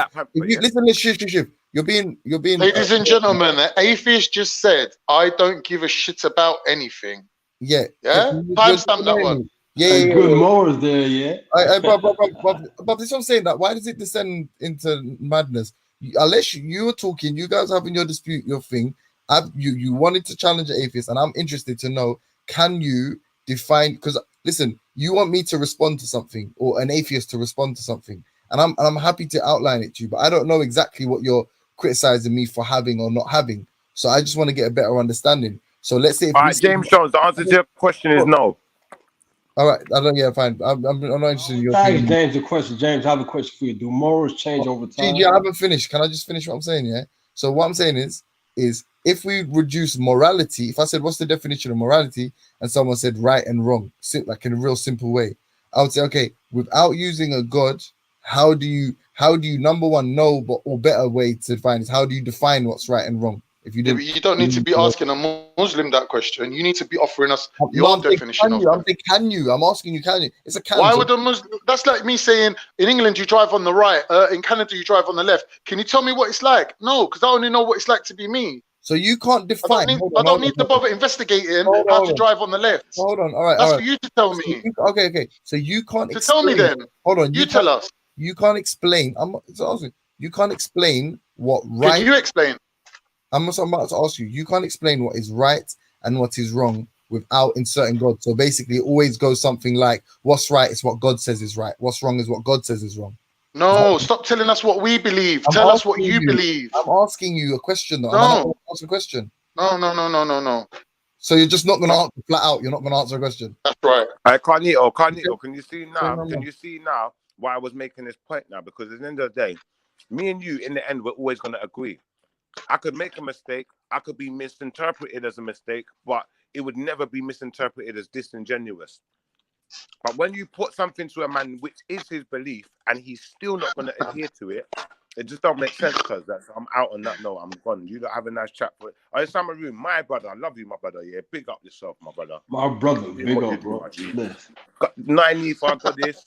Big up yourself every time. Ultra Funky, big up yourself every time, my brother. Carney, big up yourself every time. James Jones, my brother. Done no. Be a love, be a blessings. I'm done. One.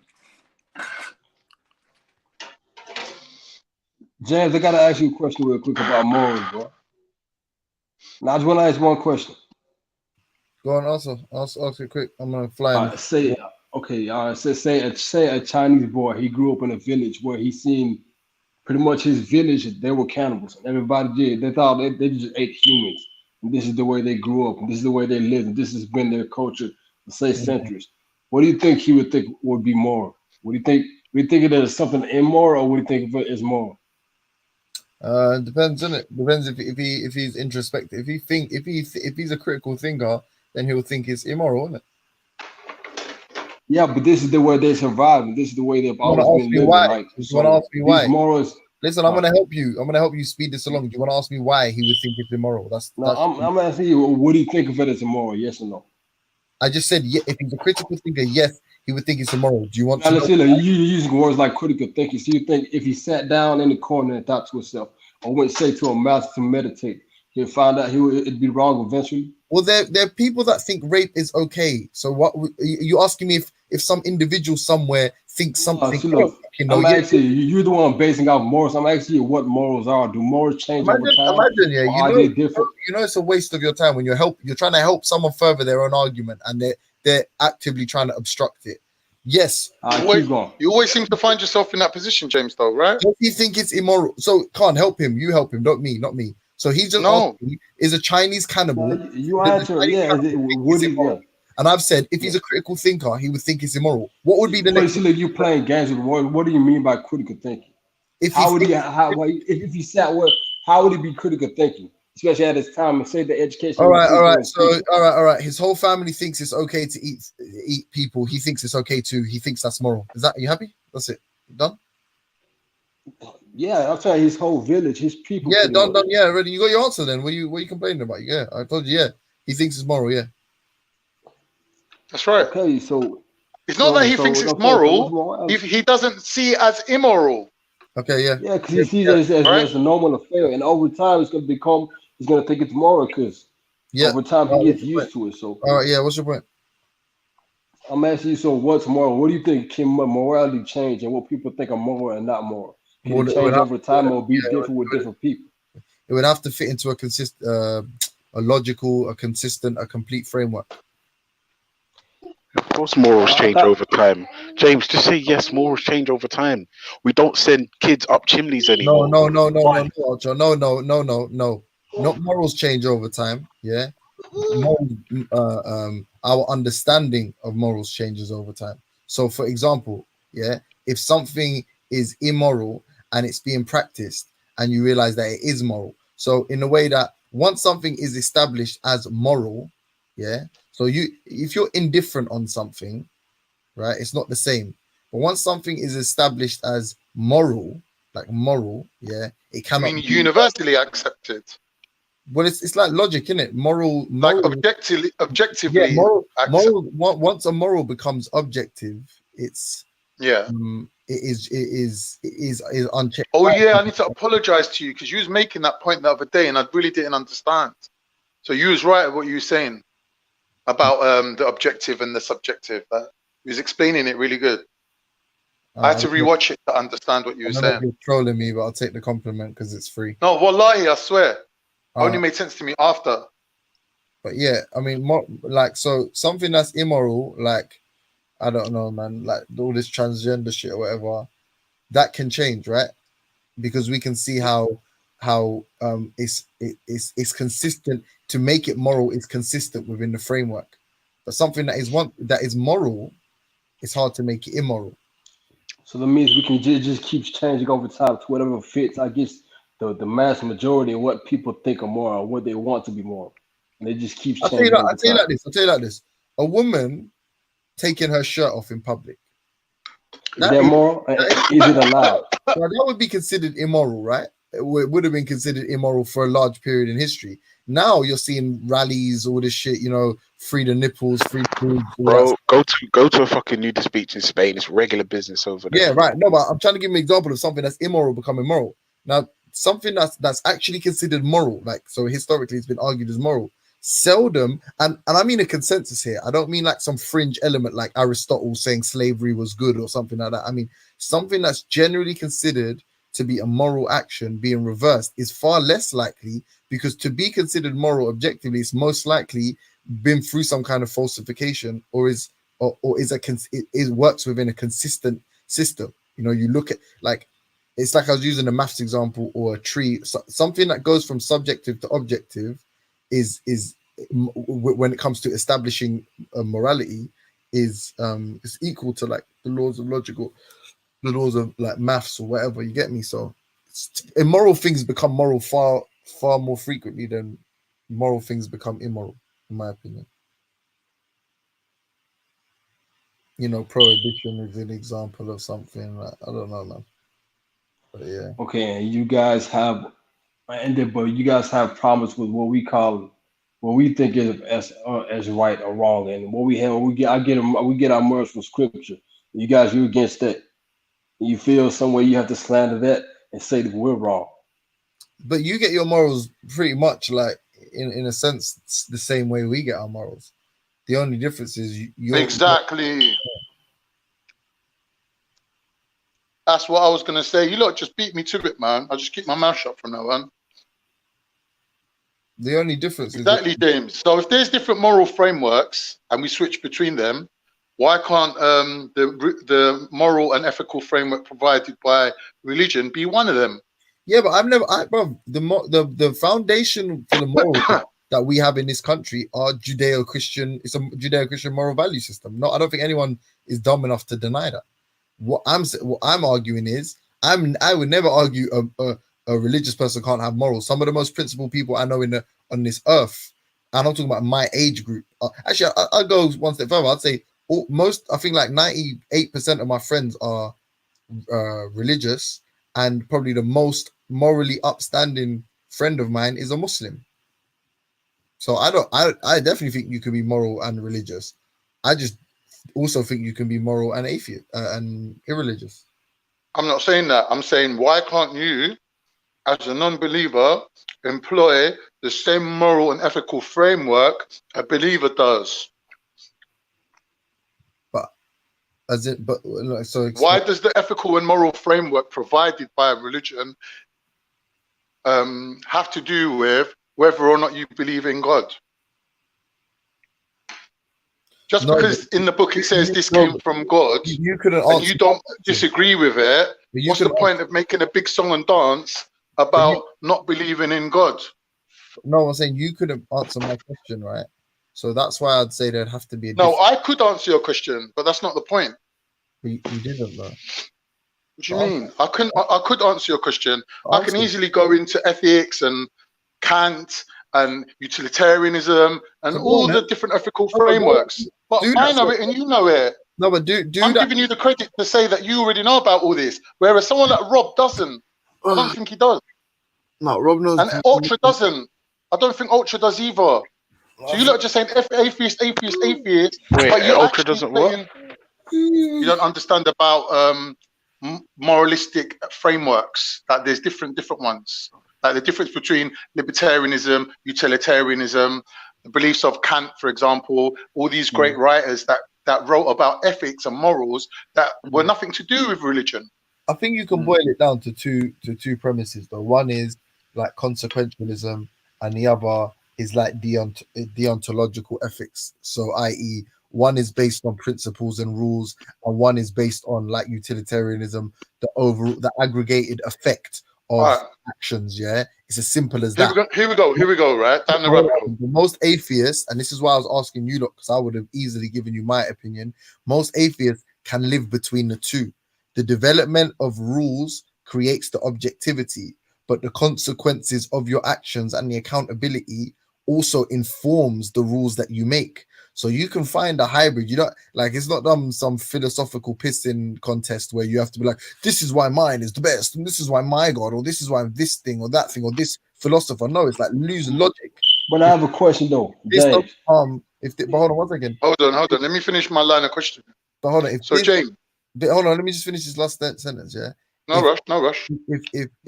If this rule is already in place, i.e., some Judeo-Christian value, the 10 Commandments or something, and one of them rules I believe is antiquated, and I use the framework of the other rules, thou shalt not, let's say, harm, the golden rule plus thou shalt not, oppress my neighbor, and then I use a consequentialist theory of like, but if this person does this, what is perceived to be an immoral act, who does it actually harm? And does it harm more people by me oppressing and making this illegal? Therefore, now I'm going to legalize it. I've used both of these idealistic, abstractive fucking frameworks to create what I consider to be the most consistent moral framework. And then I can all I have to do to make sure that it's objective is everybody that buys into this. We just have to constantly review it and say, is this moral? And if there's no objection, i.e., no one can find a reason why it contradicts any other morals. Therefore, it's now an objective. It's an objective right. And if it works in inverse, and then that's an objective wrong. Simple. It's like proper simple, but everyone makes it like overcomplicated because they've got like their God thing. Well, look, bro. If an atheist believe They're just pretty much here to die, and after they die, they won't be held to account. That means they can do whatever they want. So who cares about morals? Who cares what's right or wrong? If you're just here to die anyway, that means the atheists can just do whatever they want. They believe once they die, they won't be held to account for anything they did while they were alive. So you're saying that if heaven and hell didn't exist, you'd be a horrible person? Is that what you're saying? No, that means they can do that if they want. They feel either way. I'm asking you. Me? What are you saying? If heaven and You hell said if it didn't exist, that means they feel they can do whatever they want because they won't be held to account. I'm asking It means you. whatever they do, what? I'm asking you, if heaven and hell didn't exist, are you saying you'd be a fucked up person? You'd be an evil person? Is that what you're saying? Of course I won't, but that's because that was engraved for me. But I believe it's from Allah. Then why you just answered that yourself? Then forget. Okay, but that's installed within our human brains and the human makeup. That's why we think like that. Even animals think like that. They won't harm their own children unless they have to. Survival is in your makeup. But hold on, man. I've got to take a phone call anyway. 1 second.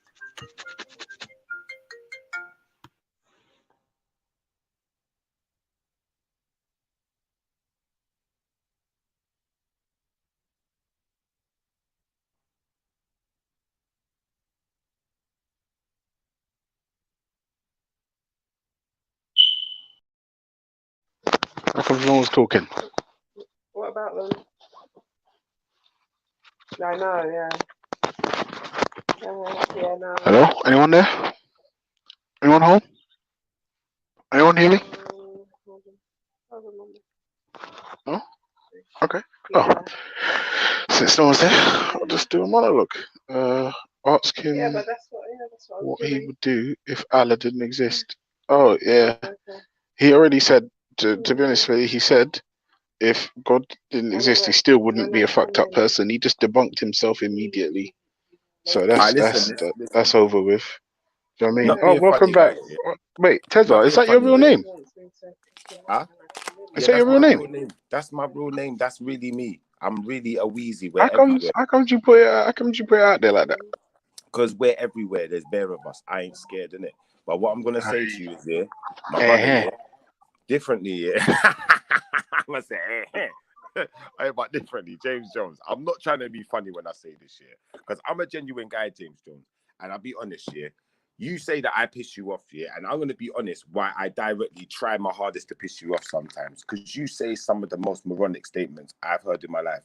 Like James Jones, yeah, you can't say something like that you get your moral framework from religion, but the world would be a better place without it.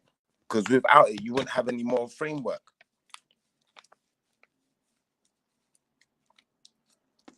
Did anyone get that? Or is it just gone over everyone's head? No, that's a really good point, actually. From a man like Schiffer. Big up, Schiffer. Big up, bro. That was really moronic, though. Like, come on, man. You can't. It's like me saying, listen, I get everything I know. Now, this is what happens when you get James on his own, Schiffer, away from, like the crowds where he has to entertain people and be Mr. Funny Man. He actually does come out with some truth. That happens, Con? I almost slapped myself when I heard that, yeah. It's like saying, do you know what? Computers would be better if the guy who invented computers never existed. That just doesn't make sense. That's moronic. Exactly. That's moronic. You can't do that. Wait, Con, what did you say happens when James is on his own? He actually tells the truth. Someone tried logging into my... Instead of trying to entertain people. Listen, I had to come back for that one. James Jones, you gave me the door. I opened it. I don't know if you can slam it shut, but you gave me the door, cuz, like, come on, man. You know, James Jones, would you even admit that that was moronic? Wait, what is it James said that we're talking about now? James, I'm going to tell you exactly what James said, yeah. I just jumped off, yeah. And then moments later, I hear James Jones say, you know what? I get my moral framework from religion. But this is a person who practices atheism, who has clearly stated before this, yeah, that he thinks the world will be better if religion was never existed. Like, we just had atheism.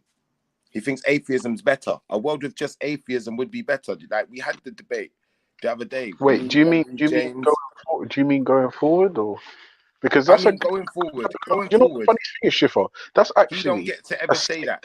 He never gets. Sorry, my brother. I don't mean to cut you. He don't never get to say that he gets his moral framework from religion, because then it just defeats every argument he's ever made. It just makes him sound like the really biggest doesn't. moron.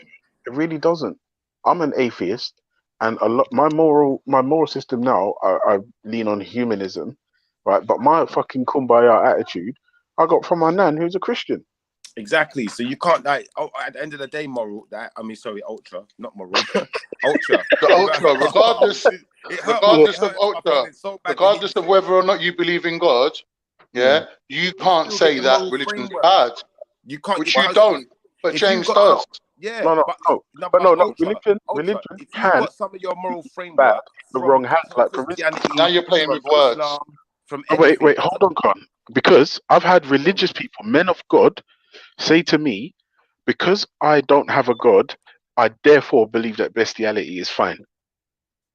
Like, Khan, like how can, like, for me, that what I believe, it's that person's religion that's led them to believe something so asinine. Now, ultra, you can't make your previous statement. Yeah, you can't say that your nan's a Christian and you get some of your moral compass from your nan, her Christianity, but then say that Christianity is a bad thing. You've got to say Christianity is a good thing. Then it's a bad thing. What are you talking about? I know, but I'm just saying because James Jones said that it is a bad thing. You just gave Khan an example of what religion can do to the human brain. Schiffer, It can do good things, can't it, Ultra? It can do good things, and from you can say it can do good things, you're cool because then you can come into that spectrum. No, but Schiffer, listen to me. Let me ask you a question, Schiffer. If somebody's an atheist, does that mean? Listen, Schiffer? If somebody, not even just me, forget me. If you're an atheist, does that by definition mean you're okay with bestiality, in your opinion? No, not. I'm going to be totally honest with you. Yeah, I've been divisive. Yeah, and I've done the point scoring exercise. Ultra pointed it out. He was in the back room chatting, and I know Ultra. You know, Ultra's a real guy, and he knows really. Do you know what?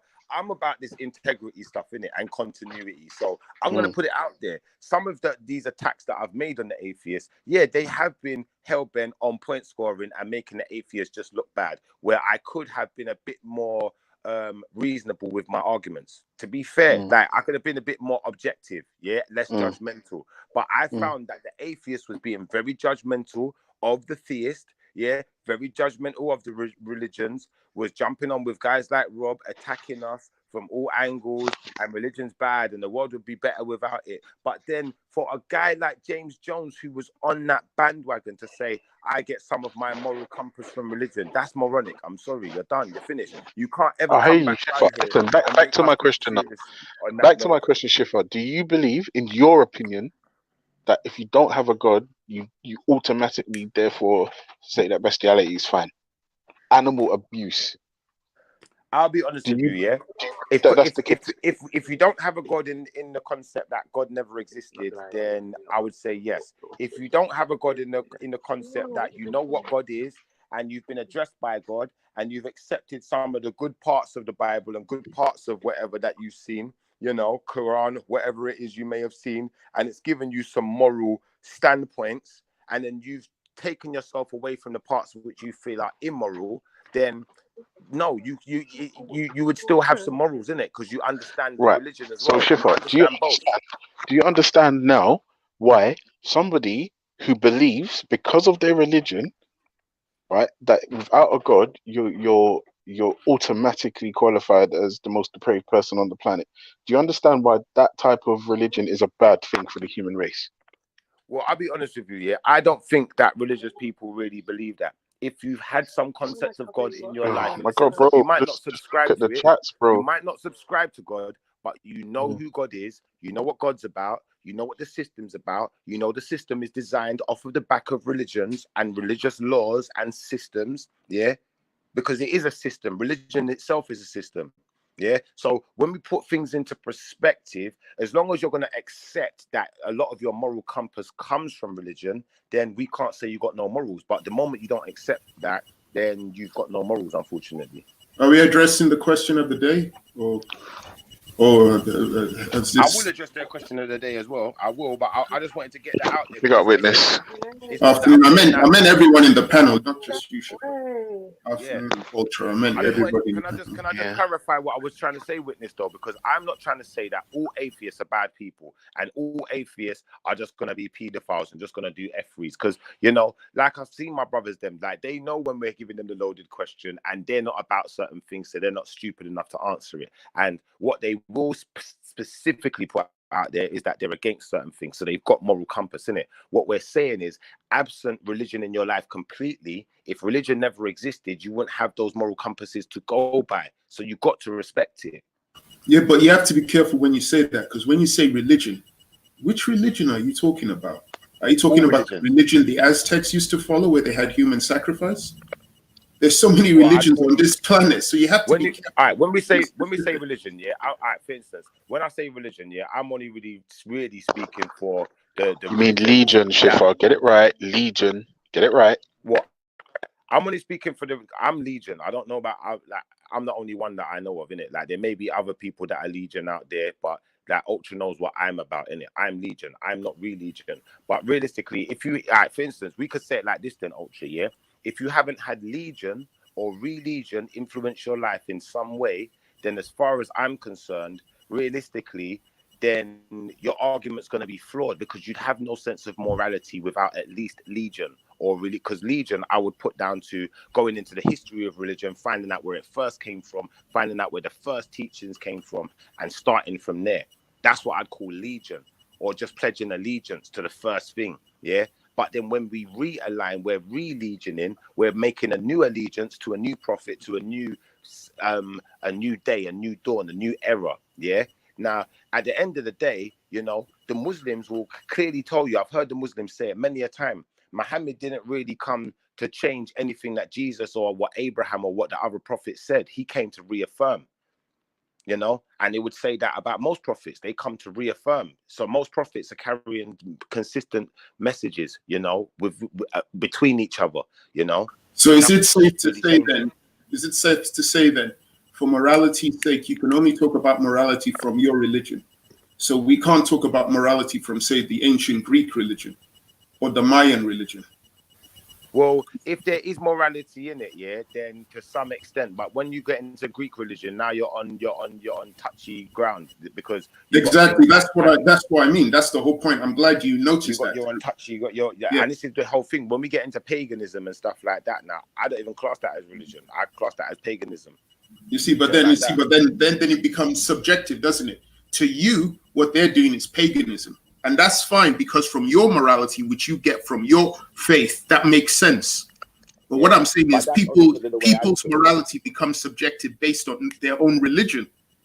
So even before we go to the realm of talking about the atheists, even within the arena of religion, different religions have their own set of moralities, which comes from their god or their gods.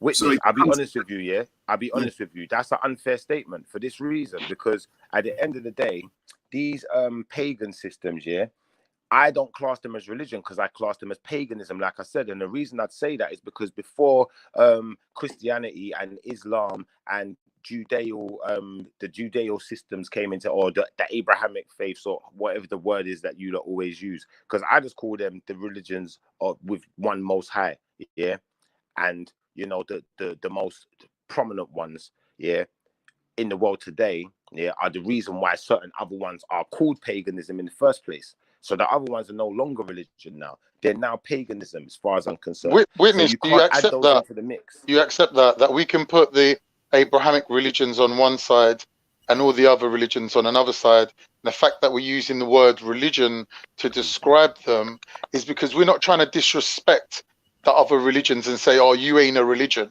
But in actual fact, without the Ten Commandments, without the Mosaic Law, you don't have Judaism, Christianity, and Islam. And that's what sets them apart. But that's not what I'm saying. As a system of ethics. What you're saying, Khan, is exactly what the other religions are saying about you. No, because they don't have the Ten Commandments. They don't have a book of ethics and ethical conduct. So there's religions, for example. Yeah, but all religions are man-made, though, isn't they? Really and truly. Come on. Regardless of that fact, that's irrelevant. Regardless of that fact. That's irrelevant. Irrelevant. No, you can't prove that, Nani. No, how can it be irrelevant? Of course it's irrelevant. relevant, and that's the thing, and No, that's one of even the if it was, problems even, about whether it's Abrahamic relevant or religions, isn't irrelevant, it? Because 94. Abrahamic Sorry. religions have now come about and just told everyone else, "Your thing is shit." No, I'm Yeah, but now saying you can't when prove you that from analyze no it 90s. and the breakdown of the religion, some religions do not You contain can't prove that ethical statement. conduct and guidance on that subject. Some religions Yeah, are but just like paganism, for example, just worshipping things and giving an example of how to worship them things. They don't It's more have like the Ten atheism. It's more Commandments. like They don't have anything that could basically lead to the current a laws. judicial system That's that we right. have now. The They laws don't have the are not laws. They're there. lawless. They're lawless, isn't it? So So are it's you more like saying in no, ancient that's not Kemet, Khan, are true. you saying in ancient Kemet they Yeah. didn't have any form of commandments that they yeah, were? but No, they ancient had Kemet is laws, not but it paganism. wasn't part of a religion. What was They it But it's had part not of laws. then? paganism though. What was it Yeah, Yeah, part but but of? part the of their religion normal that life, you're the same as talking about, now. hold on a We minute, have man. laws now. That's not Yeah, part of our the re- religion. sorry, Same as now. We have sorry, laws now yeah. that are part of our daily life. It's nothing to do with religion. So you can have Yeah, but you'd have laws. to then. You can live according to laws without it being part of your religion. So No, in but we're ancient being Kemet, unfair. you can't compare that to Abrahamic faith. It's a completely different Yeah, thing. but No, that's with not all fair, due respect, Carnito. Carnito, Abrahamic that's not fair. faiths That's not fair to say that. are probably. You lot talk, man. No, no, Nanifa, What I'm not being saying, funny, yeah? Nanifa, is Not being funny. in this Not being funny, version but of Carnito. law, is part of a religion. In the Kemet version of law, it's the same as our modern version of law. No, but Carnito, you can't say that because you can't prove it. Yeah, at the end of the day, just because you're listening to what archaeologist says and they believe they've come up with what they You're believe is missing the. the point, Shifa. What I'm saying is, I'm not you missing can the have a point. religion without law. You can have a religion with law. You can have a law without a religion. No, sir. I disagree. And I'd say to you this, Carnito, yeah, at the end of the day, you disregarding Kemet and Anyway, I was saying saying that to Witness. I don't know if Witness could like get the gist of what I was trying to No, like I'm communicate pretty to sure him. Witness got the gist. Witness is a very educated All right. guy, so we're Well, not going to insult I Witness's was aiming it intelligence. towards him. So I know, but we're not going to insult Witness's intelligence. I don't think he should even, quantify that with an answer. But what I'm going to say is this, Carnito, yeah, in honest truth, you cannot say that ancient Kemet did not have a religion and did not have. I'm not You can't saying say that. you can't. You He can't say said, it's "What not an about the alignment." laws in ancient Kemet? Did they Yeah, but have what I'm trying to laws?" say is, but Carnito, this is where I base my allegiance upon. Yeah, when I say I am legion, because I take it back to the root, to the core, and I honestly believe that is ancient Kemet. I honestly believe that all of these prophets and all of these people who come after, they're following the same thing. But what the system likes to do is they like to send their scientists out there, their archaeologists, and they want to give us their view. All right, And then it's now Chiffer, let become me the ask world you a accepted question. view. Let me ask you a question, and this is going to nail it. I heard Gabs say that Kemet is not a religion. I don't care what Gab says. He can't It's not a prove belief it. system. It's their everyday life. It's how they live. It's their That's history. It's when you their say Gab's this, laws. opinion, Khan. when you That's say just this, you can't Gab's prove it. opinion. I'm asking Schiffer if You he can't agrees prove with it. it, and I'm asking you, Witness, do You you know I believe don't that agree with it, there was a Carnito. religion called Kemet? Is that what No, you but believe? Carnito, you know I don't agree. I'm asking a question. Carnito, what you're doing is right now, you're asking a loaded question again, and we've already No, dealt I'm with saying loaded. because I don't know about it. We've I'm dealt. telling you the source of information that I I'm know your taking source from. of information, so if you just give me a moment, then I'm going to critique it for you. So what I I'm heard trying to say Zara to say you the is this. same thing. I don't care what Zara said. I don't care if you've got 50, 100, 1,000 people saying it. They cannot prove it. And the same way they would say to me, I can't prove that ancient Kemet had a religion. Right. The So what's same the way I point would of say to arguing? them, What's the point of arguing then? Exactly. But the point I'm going to make is this. At the end of the day, they'd have a harder time arguing against my point of view than I would theirs. For these reasons, Carnito, yeah? When you look into ancient Kemet, yeah, they do have a system of, like you said, laws and practices which revere some kind of higher power. So that in itself, Let me draw a parallel. Let me draw a parallel, and it might make it easier to hold on, understand wait a second. when we're not So, so Carnito, attached let me finish. to it. Carnito, let me just finish my sentence. That in itself has a commonality with religion. So therefore, for you to then say that ancient Kemet didn't have a religion, then I'm not saying they didn't have a religion. I'm saying when you say Kemet, it's not a religion. You're talking about a place. I've got you. But I'm saying that the place had a religion. Yeah. Of course, they could have more than one religion. That's not the point. That's the writings on the walls. So at the end of the day, you still can't go into this. The atheist still can't go into this argument that morality and sin. Right, look, Shifa, quickly take a breath. Let me give you a parallel. If I asked you to name the 5 major religions of the world right now, you'd probably mention Hinduism as one of them, right? I wouldn't. We look at Hindu. 1 minute, let me just finish quickly. We look at Hindu as a religion, but in actual fact, it's not, because Hinduism from one side of India, Sorry. That's your opinion. It's not fact. No, I'm going by. I agree. I'm going by. I'm going by what like thingies say. Because like you know, Walter, no, 1 minute. Let me finish my point. Because let me finish the point of why I'm saying that. Walter's a Catholic and he doesn't even see Islam as a religion. And Walter's a Catholic. No, I'm not saying that. What I'm saying is Hinduism is a group of religions, but we call it a religion like it's one religion, but it's not. There's all different types of Hinduism, and they're nothing like each other. But like, if we had the lesson in RE at school, they would say, okay, today we're doing Hinduism, and they would teach you Hinduism as if it's one religion, but it's not.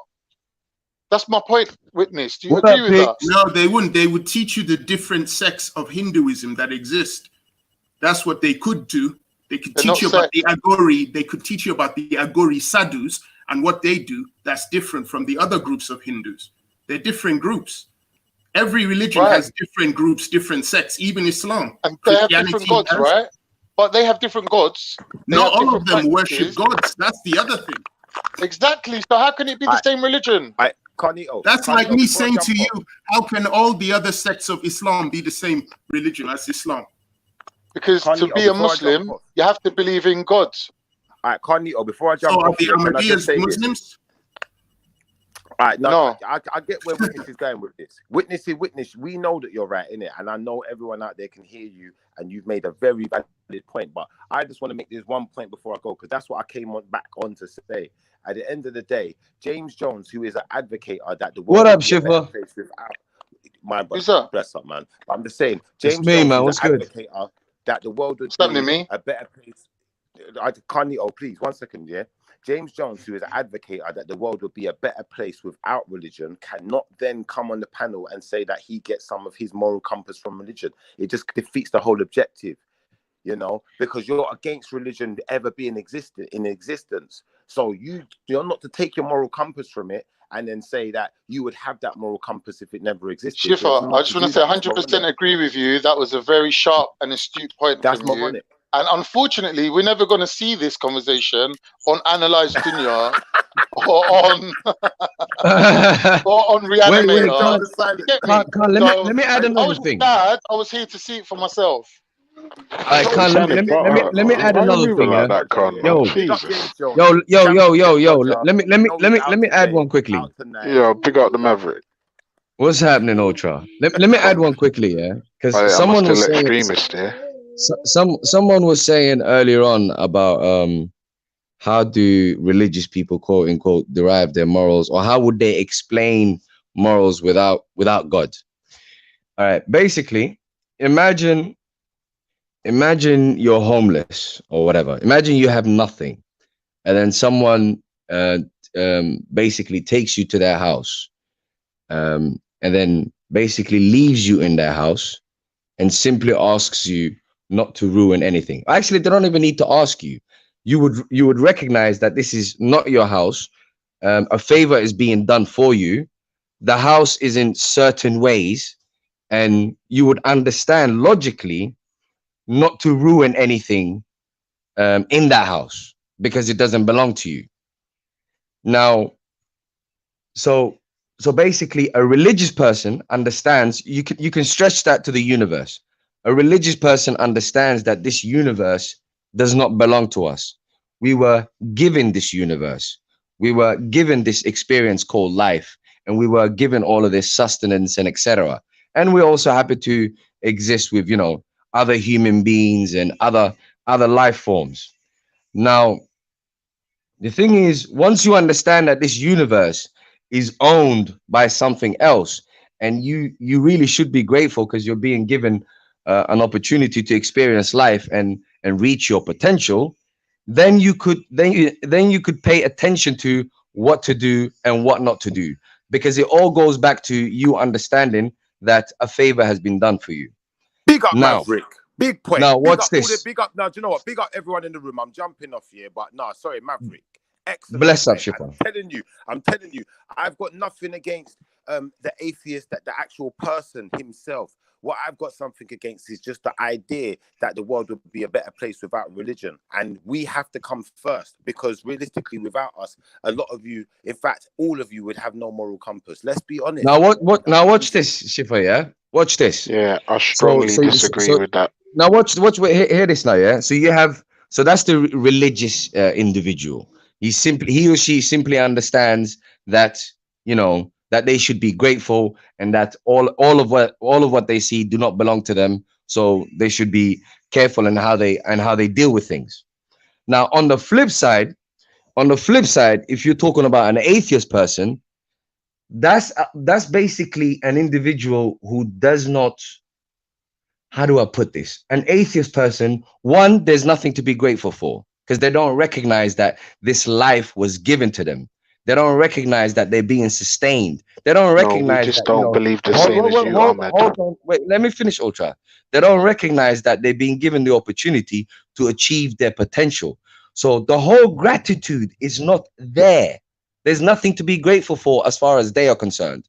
And to make it even worse, the whole idea of you shouldn't do this or you should do this don't exist. The word should does not exist in an atheist mind, because as far as they're concerned, No, it does, everything bro. is by I use the chance. word should all the time. It exists in my mind. Please let me finish. Everything is by chance. They don't have to answer to anyone. They're not held accountable for anything. Nothing. So I kind of agree with that, Maverick, because they're more dealing with the coulds, the what ifs, and the buts. Yeah, exactly. So it's all just it's flimsy.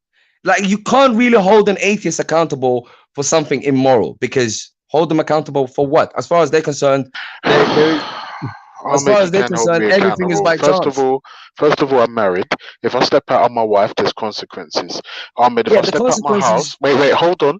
If I step out of my house and I punch someone in the face or I drown someone, there are consequences, and I will be held accountable for my actions. Self-interest. You're talking about self-interest, but to defeat your argument. Wait a minute. What do you mean, Mister? If I don't do this, I'm not going to go to heaven. Don't be a hypocrite out here, bro. Behave yourself. Okay, let's not change the goalpost here. Maverick. Wait, one second. He mentioned one thing. Please, I'm not going to talk. Let me just clarify one thing, bro. He mentioned self-interest. Maverick, please, before you go, yeah, I just want you to do me one favor, yeah. I want you to go. I want you to terrorize the way you're terrorizing the atheists with these ideas, because we are terrorizing them right now, like Maverick. But I want you to terrorize them, then give them the floor, let them have some space to defend the atheism and prove to the rest of the world that atheism can exist on its own without religion ever being created. Say no more. Now, what's the example that Ultra brought up? Yeah, the example Ultra brought up. Wait, the example Ultra brought up. The example Ultra brought up is all to do with self-interest.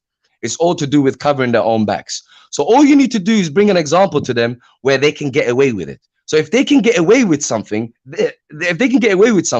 there's nothing to stop them from doing whatever they want. It's all down to getting away with it. Ahmed, are you making a claim or an assertion? I mean, are you making a claim or are you asking a question? The claim that I'm making is that if you are not going to be held accountable, then and your self-interest. Let me finish though. Let me finish. You're saying held accountable. Held accountable to who? Okay, if you're not, you understand English, right? You're not going to be held accountable by anybody. If you're not going to be held accountable and your self-interest is not at stake, your morality is made up. You simply decide when to be moral Ahmed, and when not to be. Everything's made up, bro. Just stop your nonsense. You're being silly now. So when you say everything is made up, you're just agreeing. Do you know why? I'll tell you why your argument's flawed. Because you're doing your thing to look out for your cosmic insurance policy. You can't speak for me, bro. You can't But how speak can for you? me. But You you're can't say speaking for this is all how I am. You're atheists, though, speaking bro. for atheists, though. No, but the You get reason what I'm I'm saying? speaking We're for Ahmed. no, but Take hold your on, no, but questions, hold Ahmed, on, on hold on. level You said you're 100 gonna right give him now. the floor. No, but Fam, hold give on, him the hold floor, on, Maverick. Ultra. Trust me, you When done I enough. speak for listen. When I speak for atheists, I'm talking about the simple fact that there is nothing to hold you accountable. That's it. Yeah, You but you are got telling you, me but that what Maverick, I Maverick, you've do, done no, enough. but you are telling me what I do is simply to go to heaven or avoid hell. That's how could you say that? I could be grateful to God. Why could I not be That's grateful right. to God? That's Wait, right. Ahmed, you're Ahmed, talking can I Maverick, about. ask you a Maverick, let him question dig when his you're hole ready? first. Let him dig his hole Let me first, ask you a Maverick. question. Ahmed, No, can't. Please, 1 second. They love to play what about. I want hold them to on. It's answer this not question, about bro. they. It's not about they. I'm gonna ask you a question, yeah? On one side you got your natural inclination. On one side you got your religious teaching. What guides your behavior more? Okay, I don't even recognize quote unquote religious teaching. I don't know what you mean by Right. that. So what Mine guides your actions more? gratitude. The Your natural gratitude that I have inclination for that you're born with. yes, that's Whether it it. be That's it. gratitude, your sense of justice, your sense of No, but piety, Khan. whatever it is, No, everything no, that but you're Khan. born with, right? So an Khan. atheist is also born with those traits. That's not an argument, They're Khan, human. because no, but Khan, I know that they are human, but they're not recognizing their humanity. If you deny your natural inclination to gratitude, to understanding that this experience called life is a favor done for you, then if you deny that, they're denying their own Yeah. humanity. Just making What I'm saying, jump in? Can I jump in really quick? I'm not saying that they can't, Can so I they jump could in? accept that Can they could I jump accept their in? morality, but Can they I jump deny okay, so it. you're not saying they can't be moral. Can I jump No, in? no, but no. I'm saying they can't be moral as long as they claim atheism. Yeah, can I just Morality starts with gratitude. It's like if someone I don't value or someone I don't respect does me a favor, then I'm not necessarily gonna do anything that to basically show my gratitude for them because I don't respect them and I don't value can I them. just jump in So really as quick? long as they don't value I'm and gonna ask if respect this guy God, can hear there me. is no I'm gonna reason ask for if them this to guy be can hear moral. me. Can't ask if this guy can hear me. I don't think he can hear Yeah, me. did you hear me while I was speaking, James? Oh yeah, but when there was a Let break, people finish in it. but when there was a break, I asked if I could jump in, and then you just carried on like you couldn't hear me. No, but I was speaking. Let people finish, and then you No. Literally, when there was a break, you could have said, "Let me just finish this one thing," but you just carried on talking like you couldn't hear me. I don't know what break you're talking about, bro. I did not hear you until now. Now speak. We're not witness even spoke like in between. I feel like I cut witness off. Witness, if you want to go in front of me, you can. Because thank you very much, James. All I was gonna say is we heard morality comes with gratitude. Starts with gratitude. Starts with gratitude. Gratitude to whom?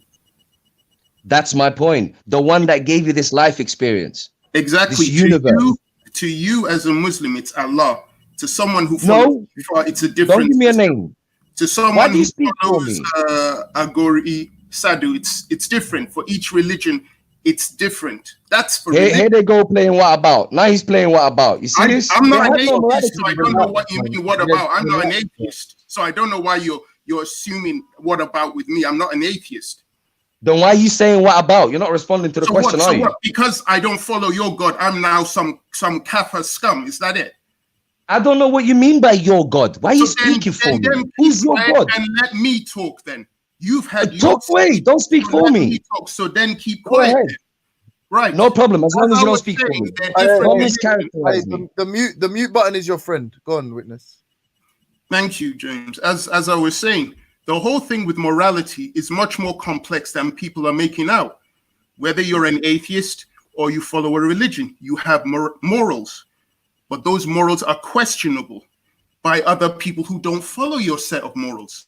It's that simple. It doesn't mean that you're going to develop some supremacist idea where you're going to say, my moral system is much more better than your moral system.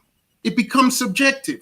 People just keep going what are you around talking their about? houses, going around their houses. Are you talking about different religions or God and no God? Bob, just to clarify. Listen, let him just finish what he's saying, though. I know, just to clarify, are you talking about atheists versus theists, or are you talking about different religions? He could, Bob. Listen, you made your point, which I don't think any even is worth responding. James, can a man ask a man a question, bro? What's wrong with you? Hold on, I need to go. You lot big up yourselves, yeah. Before I go, James Jones. You didn't answer the question, yeah. You said that you could have a moral compass without religion many a times, yeah, and you think the world would be a better place if religions didn't exist. But then you said you get some of your moral compass from religion. I I said never. that's First a of bit all, hold on. moronic. Yeah, hold on. I But said that's that's a bit a, moronic. hold on. Replied. Hold on. Firstly, I've never said the world will be a better place if religions didn't exist, and I definitely, if some religions didn't exist, it definitely would be a better place. Oh, come on, man. No, that's a fact. What do you mean? Like, listen, adherence. Hey, James Jones. James Go on, Jones. I'm go on, sorry. go on. Go on, make your point. Make your Honest to point. God's truth here. Honest to God's Make truth. your point. James Just make your Jones, point. yeah. Yeah, go on. Your tune for me, your tune of the week is Champion Daja. No, he's out tonight. Okay, I said that. Go. What's your point? Make your point quickly, before you go. You need to stop dodging, cuz at the end of the day, If it's dodging you're looking for, you look up on the right man. If it's dodging you're looking for, you look up on the right man. If you're gonna cut, just bounce. Bounce and make a point. If you're gonna make a point that you want responding to, make it or bounce. All right, so basically, yeah, what I'm saying is you think the world would be a better place without religion to some extent, but you get some of your moral compass from religion. So your moral compass wouldn't exist without religion, therefore proving that you need religion for morality. No, you made a jump. The fact that morals can be consistent, the fact that atheists and people that are religious can have morals that are consistent with each other is only proof that morals can be objective. That's no, all. but those ones that are consistent comes directly from the religion. They don't. No, it doesn't. It comes from the people that codified these practices and these rules. So come on, James John. Yeah, I mean, bro, I'm saying, listen, Shipper, bro, I got I've got time for you, bro, but not on these kind of discussions. You can't follow the thread like that. You're not level. I big up, everyone knows what I'm saying. Yeah, you won, man. You won. Just tip your hat and bounce, innit? Big up. Big up. Big up. What I'm saying is, I don't need to respond to anything man said, but what I say to you, Ultra, is this, like, because you Ultra, you kind of made the point and then you just allow man to waffle. Yeah, consequentialism is a form of ethical theory, innit? So the belief in consequences, the fact that you've posited or just made a special plea for some imaginary third party, and the underpinning of that special plea is a value judgment made for this gratitude or some shit like that, doesn't remove the concept of a subjective premise based on consequences, a development of a system equally based on consequences, and resulting in an objective set of rules that are based on consequences. It's just it's a consequential like karma. It's just you know what you're G-Con, because that's what I tried to appeal to Ahmed's better judgment when we first got into discussions. Like, this is an example of someone that doesn't believe in God, that has an overarching a theory of accountability, right? And that's like a simplest way to put it. But if you want to go into the actual, the age-old debate of deontological ethics and consequential ethics, it's not really complicated to work. The only difference that you're saying, why you feel like you're making a big point and it's very special, is because you've made a special plea at some point that that's this God, that you're not going to give any like specific reason for why this. So you think karma is not a special plea? What's karma? Why do you believe in karma? I don't believe in karma. I don't. That's not. Why did when Khan mention it, you accepted it? Because I use that. We said like karma. In other words, there's similarity. They're both the same. Yeah. Okay. What is the exact thing that he's referring to? Because consequences are not consistent. You don't always have to have a consequence for the bad things that you do. So on what grounds you can't use that? Why would you? What motivates you to be moral? Simple question. Why are you telling people what they can and can't use? Khan, you've been talking to Ultra for a long time. Ultra mentioned earlier that he's married, he's got children, he loves his wife and his kids. That's a form. That's got nothing to do with morality. What do you think, Khan? That's a form of morality. That's not morality. That's not morality at all. That's not busting it up and having children. I've been on the phone listening. Wait, hold on, Con. You got a wife, yeah, Con. If you step out on your wife, and I don't want to put it out there, but I don't know if you've got kids or not, Con. But if you and your wife personally, Con, yeah, you and your wife have kids. Is it immoral of you, if you're married with kids, to step out on your wife? Yes or no? Yes. Right. Now, is it okay Why? for me to have that same position without a God. Yes. Thank you. No, why? Okay, here's the The question question though. is this Did you though, see When you say why? step out, you never no, one said that second. you wouldn't. You never said you wouldn't Wait, step wait. out on your wife if you couldn't get away with it, though. No, I but wouldn't hold step on, out on my hold wife, bro. exactly. Listen, I He's go on just talking about holidays all the time consequentialism. without my wife, and I never step out on her. That's But is it because you because don't want her to leave you're you. scared? Hey, why did it? You're Why? scared. You don't want her to leave you. Oh, babe, He's apparently listen. it's because I'm Hey, scared. The hey, reason hey, I don't step hold out on. on you, like, Ultra, even though you never know, but I'm scared that you'll leave me. ultra. He Listen to said, the logic of these ultra. jokers, man. Listen. He said self-interest. His criticism is self-interest to you, yeah. And you reflected that straight back on him and said, "Isn't it your self-interest?" And he said, "I can't remember what he said. What aboutism or something like that." Literally, it goes for everyone. Every kind of moral action, every conceptualization of right and wrong starts from a point of subjectivity, from your perception. What do you mean? Of the world. So What do you mean? I'm literally explaining it. What I don't know what I'm else. trying to understand you. All right, go ahead. Waffle on. He said you said that's your self-interest, but Ultra could argue everything you do is in your self-interest. What's your point? Can you fine? Can you prove that? 1 minute, Can you Ahmed. prove, what, Ultra please, he answered the asked me a question, question Khan. Give me a chance, innit? from a He asked position me a of question, give me a chance. a consequentialist framework, though. That's Do what you, he I can only deal with okay, hold on. Listen, let me deal with one point at a time. Khan, let me respond to him, please, yeah? You're saying that everything that I do is down to You self-interest. said I quote. 1 minute, please. No, I'm gonna tell you. You said what? You said wow. You said one thing. Are you gonna let me respond to it? Or are you just gonna waffle? Okay, go ahead. Waffle on. Yeah, you said no. You actually asked, prove it, and I'm just gonna tell you quickly. The other day, you said, think about your creator, Aki. Think about Judgment Day. So there will be a judgment where if you've done bad things will happen to you, and if you've done good thing will happen to you. So from your subjective perception, doing right things will end better for you. That's your self-interest. Okay, cool. Are you done now? All right. Number one. I don't know what specific religions you're referring to, but Islamically, there is no such thing as earning heaven. None whatsoever. You could be as far as you're concerned, you could be the most pious person, or you could be the worst person. You enter heaven through the grace of God. So you cannot use that line. You cannot use that line. Listen, I'll let you finish. You're gonna let me finish. So you cannot use that line at all. Number one. Number two, a religious person does not have to believe in their religion. We accept the religion because it makes sense. It is just. It is basically it represents. It's better for everyone. Basically, we don't have to accept it. So you can't say, "Oh, you're scared," because we could easily dismiss it if we did not like what it says. You understand? So that's number two. Number three, what motivates when I said and think about Judgment Day and Allah, where I'm simply talking about the success of a human being.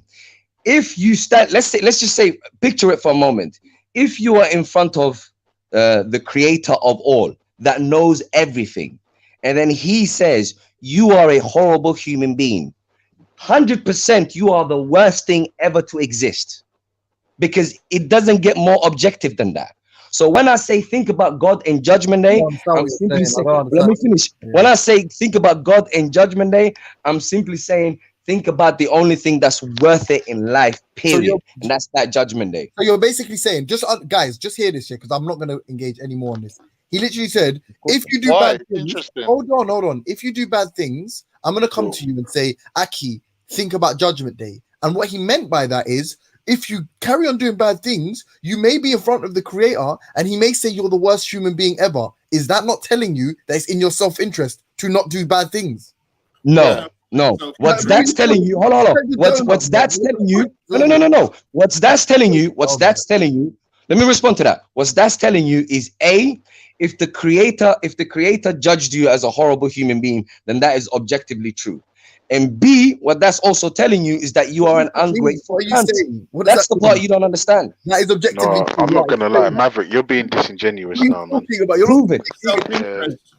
What's he saying? He said, if you're standing in front of the creator and the creator says that you're the worst human being alive, that is objectively true. Unpack that? Why did you insert the word objective there? Why? Explain. Because obviously the term God itself denotes objectivity, for crying out loud. Whether you're an atheist or not, at least listen. Whether you James, I heard you. Let me respond. Whether you are an atheist or not, at least have the mental capacity to understand the different side of the argument. Don't be stuck in your own position. James Jones, look at Malik's comment in the back chat. The argument that we make as theists is that God is the reference point for objective morality. So how are you gonna ask me why I'm calling God objective? Are you dumb? First of all, cool. Well, quickly, yeah, we're gonna do it. Quick. Wait, I'm gonna bring you in right now. Yeah, I just want to run up where we are. So, just let's get to the point of when Ultra said, he said Ultra self-interest and Ultra reflected it straight. This is Ultra's argument. It's not mine. Yeah, Ultra reflected it straight back on you. Now you've gone randomly out there. I just for entertainment's sake, I engaged you on that asked you why you're using the term objective. That is you've made a special. This is where the special plea comes when you use words like objective for God, because we can't prove God objectively. You've got a different conceptualization. I have even. It was a hypothetical that you were supposed to put yourself in this position. The main point here. That was the whole point of the argument. The main point here, in you proving your self-interest, you didn't dissuade me in any way from believing that you've got just as much vested self-interest in your morality as someone like Ultra. You've done absolutely nothing. But a great point in the chat is Ahmed is saying that you have previously said those who do good. Sorry, or this is the truth. One of the two. Those who do good will have paradise, and those who do evil will go to hell. How are you not working in your self-interest by being moral? Where did you get that from? Ahmed. I wrote that out. I was trying to clarify. Don't listen. Why do you speak for me, bro? The Quran is unequivocal about the fact that you only enter heaven through the grace of God. There is literally no earning heaven, so you cannot use that against me. But you said no. But you said when you tell a Muslim, think about Judgment Day, you're saying to him that if he carries on doing bad, he may be in front of Allah, and Allah may say to him, "You are the worst person that ever lived in humanity." So that's none of what you said right now, James, has got nothing to do with heaven or hell. It's simply to do with the fact of valuing. No, hold on. No, it's not. No. Listen. Give me a chance to respond to you when you say something, James, man. Give me a chance to respond to you when you say something, man. One sentence, please. Bruv, you just said something. Let me respond to it. The point is, the reason it's not self-interest. The reason it's not self-interest. It's not. The reason it's not self-interest is because we're not discussing whether you enter hell or whether you enter heaven. We're simply talking about valuing the statement of God. That's what I'm talking about. Exactly. And you would value the statement of God. You would value the statement of God if you are grateful to God. That's the part you can't fathom. Wait, before you run away, listen to this. Ultra values. Ain't nobody running away, bro. Let people finish their sentences for crying out loud. Ultra values the appreciation of his wife. So he doesn't want to cheat. We're going to say, hold on. Ultra was arguing about consequences. Hold on. He was saying, in life there are consequences. If I broke the law, there would be consequences. If I cheated on my wife, there would be consequences. That's what basically, Ultra worships his wife. Literally, Ultra worships his wife. All right, listen, James Jones, my brethren, like my certified mum, like his mum's got corona in it. So, yeah, I'm going to have to duck out. Yeah, peace. Ultra, bless up family. I hope your family is safe. Good luck, my brother. Good afternoon, Malik. How are you? I'm fine, witness. Good afternoon, good morning, everybody. Good morning. You want to say something, Malik? Morning, Malik. Yeah, I just wanted to, because in the Quran it says, no soul will be charged against over. Basically, it's like a scale. If you do good, you have your reward. If you do bad things, you have your reward. So I don't know. Witness. But the decision is up to God, my friend. Bro, I was talking. You cut me off. Don't disrespect me. Sorry. Cool. Go ahead, James. Sorry, Malik. Yeah, I'll let you go right after me. Yeah. If Ultra said I care about my wife's opinion, then that would be exactly the same as you saying I care about I am what's the word, man? Grateful. I am no. I am acutely aware of the effect it may or may not have on my God's opinion of me if I do X. Whether that means And what is this effect that you're referring to, James? Whether that means I go to heaven, whether that means God admonishes me, whether that means God praises and extols. It's not the same thing. Hold on. All of that is an example. If you want to reduce it to the most primordial sort of emotions that or reasons, that is a reason. That is a self-interest by anyone. All right, cool. And listen. Whether avoiding hell, you could say is self-interest. No. Trying to. Wait, let me finish. I'll let you finish. I'll let you finish, James. James, did I not let you finish? It's literally like talking to a female, fam.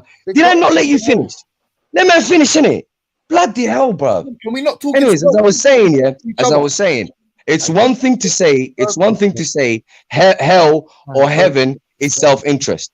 It's another thing to say that was basically caring about what God says about you is self-interest. Because in order for you to care about what God says about you, you would have to be grateful to God, or you would have to value God. That has nothing to do with self-interest. That's to do with what you value in life. But it can though. Why is it self-interest? This one, you're not, bro. That's what I'm not. Okay, go ahead, tell me. I'm not trying to be deep, yeah, but like, just try to listen to what I'm saying. Listen to what I'm saying, yeah. Bruv, this is what I'm saying. Don't. If I give you some reason for a bioevolutionary functionality or a reason, like an evolutionary reason for doing something, you're gonna keep reducing it to the point where like it's still good for you. Well, then pleasing your creator is still good for you. You know why? Because it's better than disappointing your creator. Simple. You cannot use the two examples at the same as the same. All right. Because one, James, I'll let you finish. Why do you struggle to let other people finish? You're not gonna. Did I not just let you finish? Go on. Hold on. Did I not just let you finish? Yeah, I'm out. Big up everyone on the panel. You don't know. Anyways, cool, yeah. The two examples that you're using are far from the same, because one is an immediate consequence.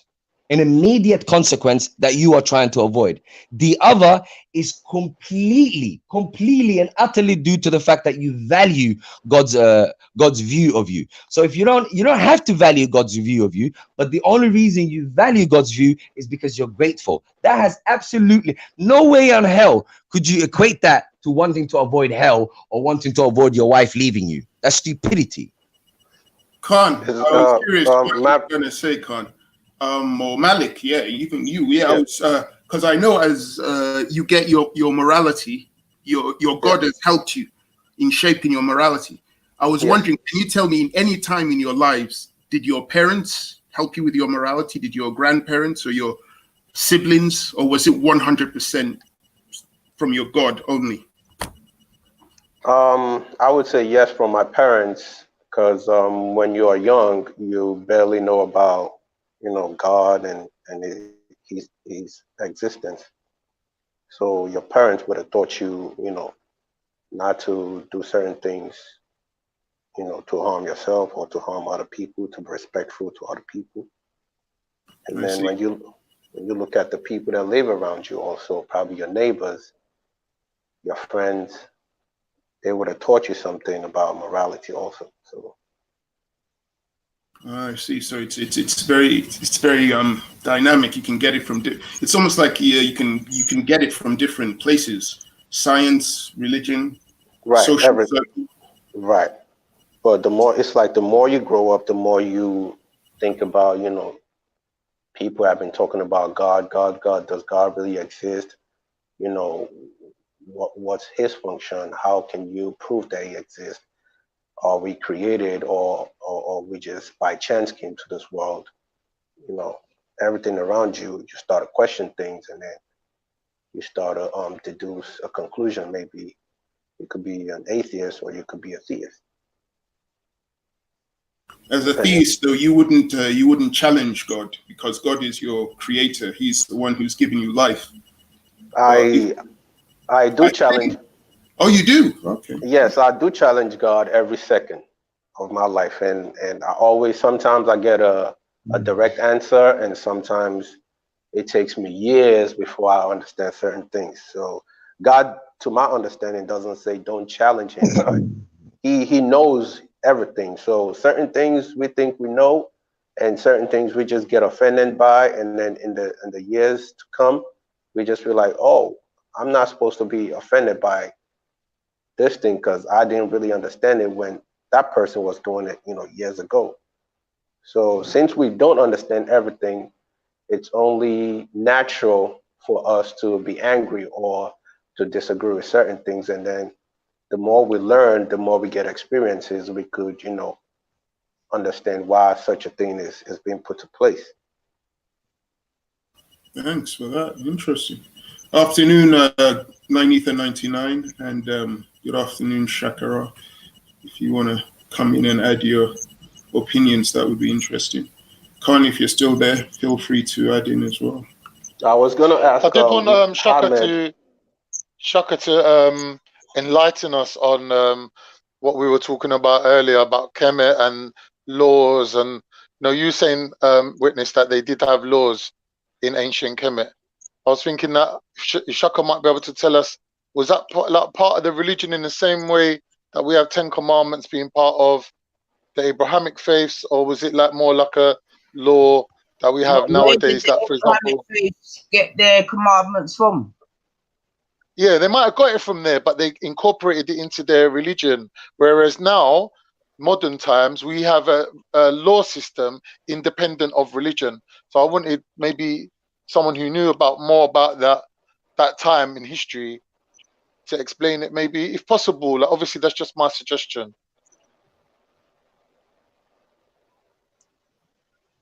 What do you want an explanation of, Bab? Explanation of, sorry. What? I'm a bit confused. How things were in them times. The problem is we're talking about more than 1,000 years worth of history, different Kemetic dynasties. So they would have ruled their society differently. Some people would have stuck to their belief system. Some people would have had secular laws that they would have utilized, like laws on warfare, how they deal with their enemies. It would have been a mixture. So depending on the dynasty as well, the first dynasty, the second, the 25th dynasty, it would just keep changing. So it would be hard. I mean, you'd have to speak to an expert, an Egyptologist who can give you that kind of information. But yeah, that would be. Oh, but the other thing I wanted to quickly ask you, Khan, I didn't know you were a Sunni. I thought you were Sufi all this time. I guess I was wrong. Sufi is a part of Sunni. Oh, is it? Okay, I didn't know. I didn't know that. Yeah, Sufis aren't Alavi, or what's it called, the Shia. But are the Sufis in Turkey, the whirling dervishes, they're Sufis, aren't they? Yeah, they're Sunni as well. Oh, I see. Thanks for that. I didn't know that. Okay. Now, Ahmed, I was going to ask you. You said to something about grace of God to go to paradise or to go to hell. I don't know. Go on. Yeah, I wanted to know. Okay, I do understand that it's by the grace of God, but don't we have, since we have you speak more about accounts, don't we have a role to play in say, for instance, our future, our destiny? We have a role to play, but our role itself does not make us enter heaven or hell. So we do our best, but at the end of the day, the decision is made by God. So, but in the Quran it says because you could convince yourself that you're a good person. You could convince yourself that you're doing good deeds, etc., etc. But the true judge, the real judge that knows what you're motivated by and etc. is God Himself. That's why you can't say you can enter heaven or hell based on your own actions. It's entirely up to God. You can only do your best. Yeah, but in the Quran it says,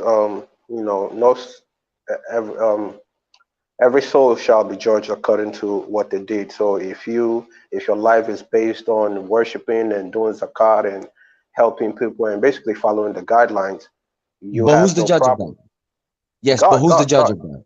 God. That's the point I'm trying to get you to understand. You could do your best. I'm not saying that you can't do your best. Everyone seems to be misunderstanding everyone today.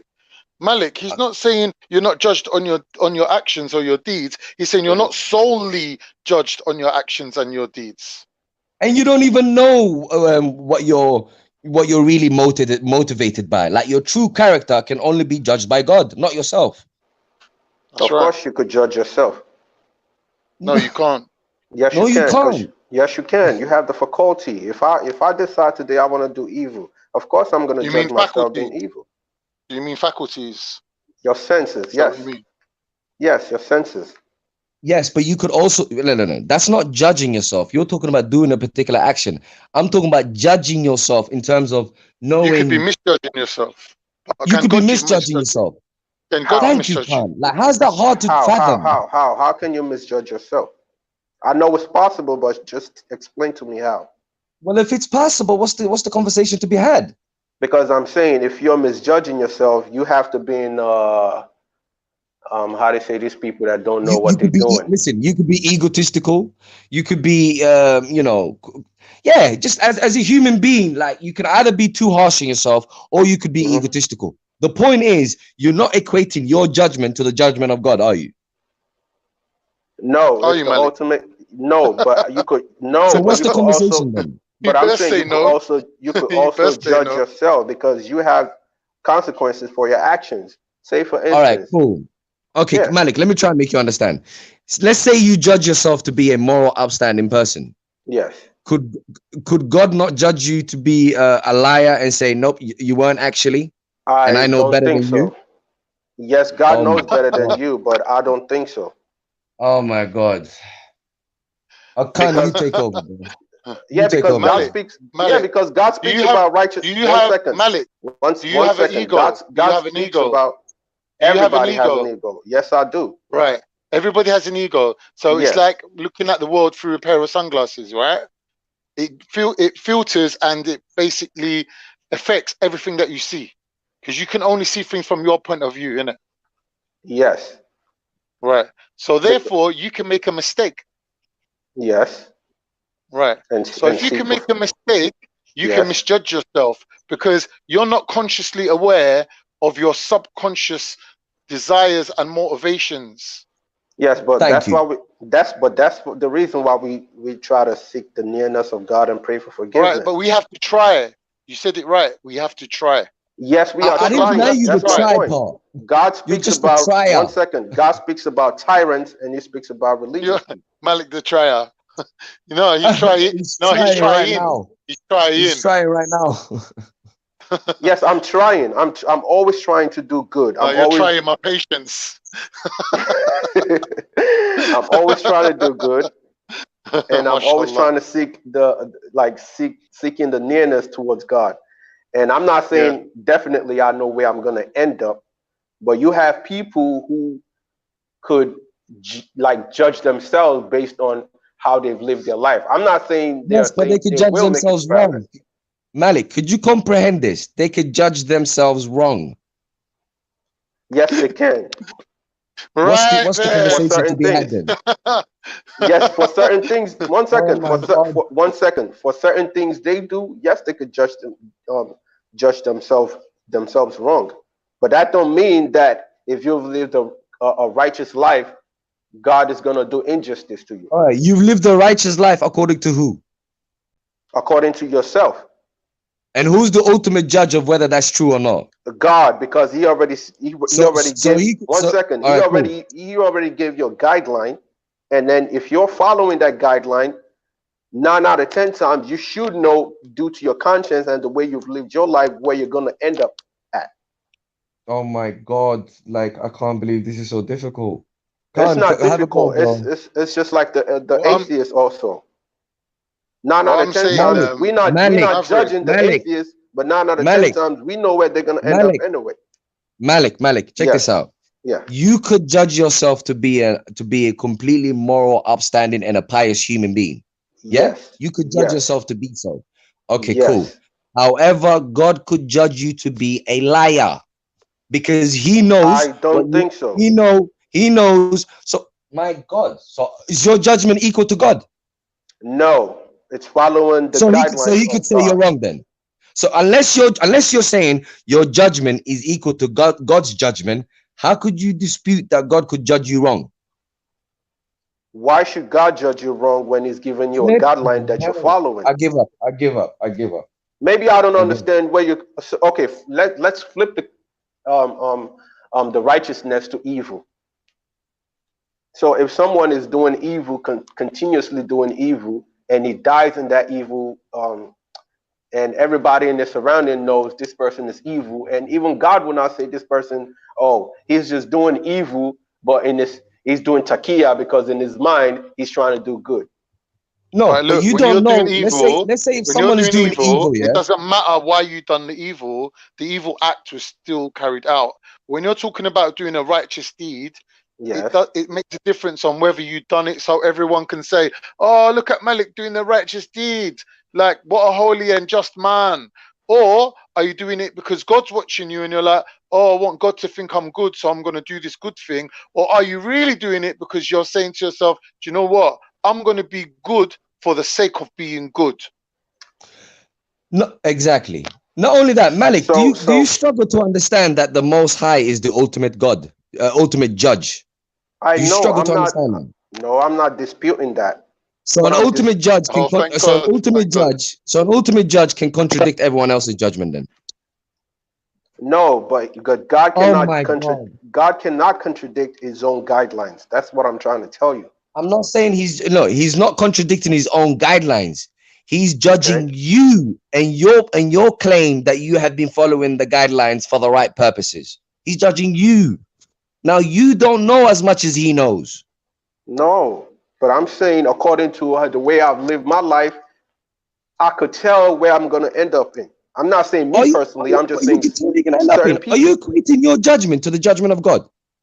No, I'm telling you, if I But follow you the are. guidelines, You're saying no, but at the same time you are. Yes, I'm telling you, if I'm following the guidelines, of course, yes, your mind would tell you this is I'm most probably gonna go to hell, or I'm most probably gonna go to paradise. Of course. All right, let me give you an example. Let me give you a quick example. Cool. Let's say you was faithful. You didn't cheat on your wife. You didn't commit any adultery. Cool. Yeah.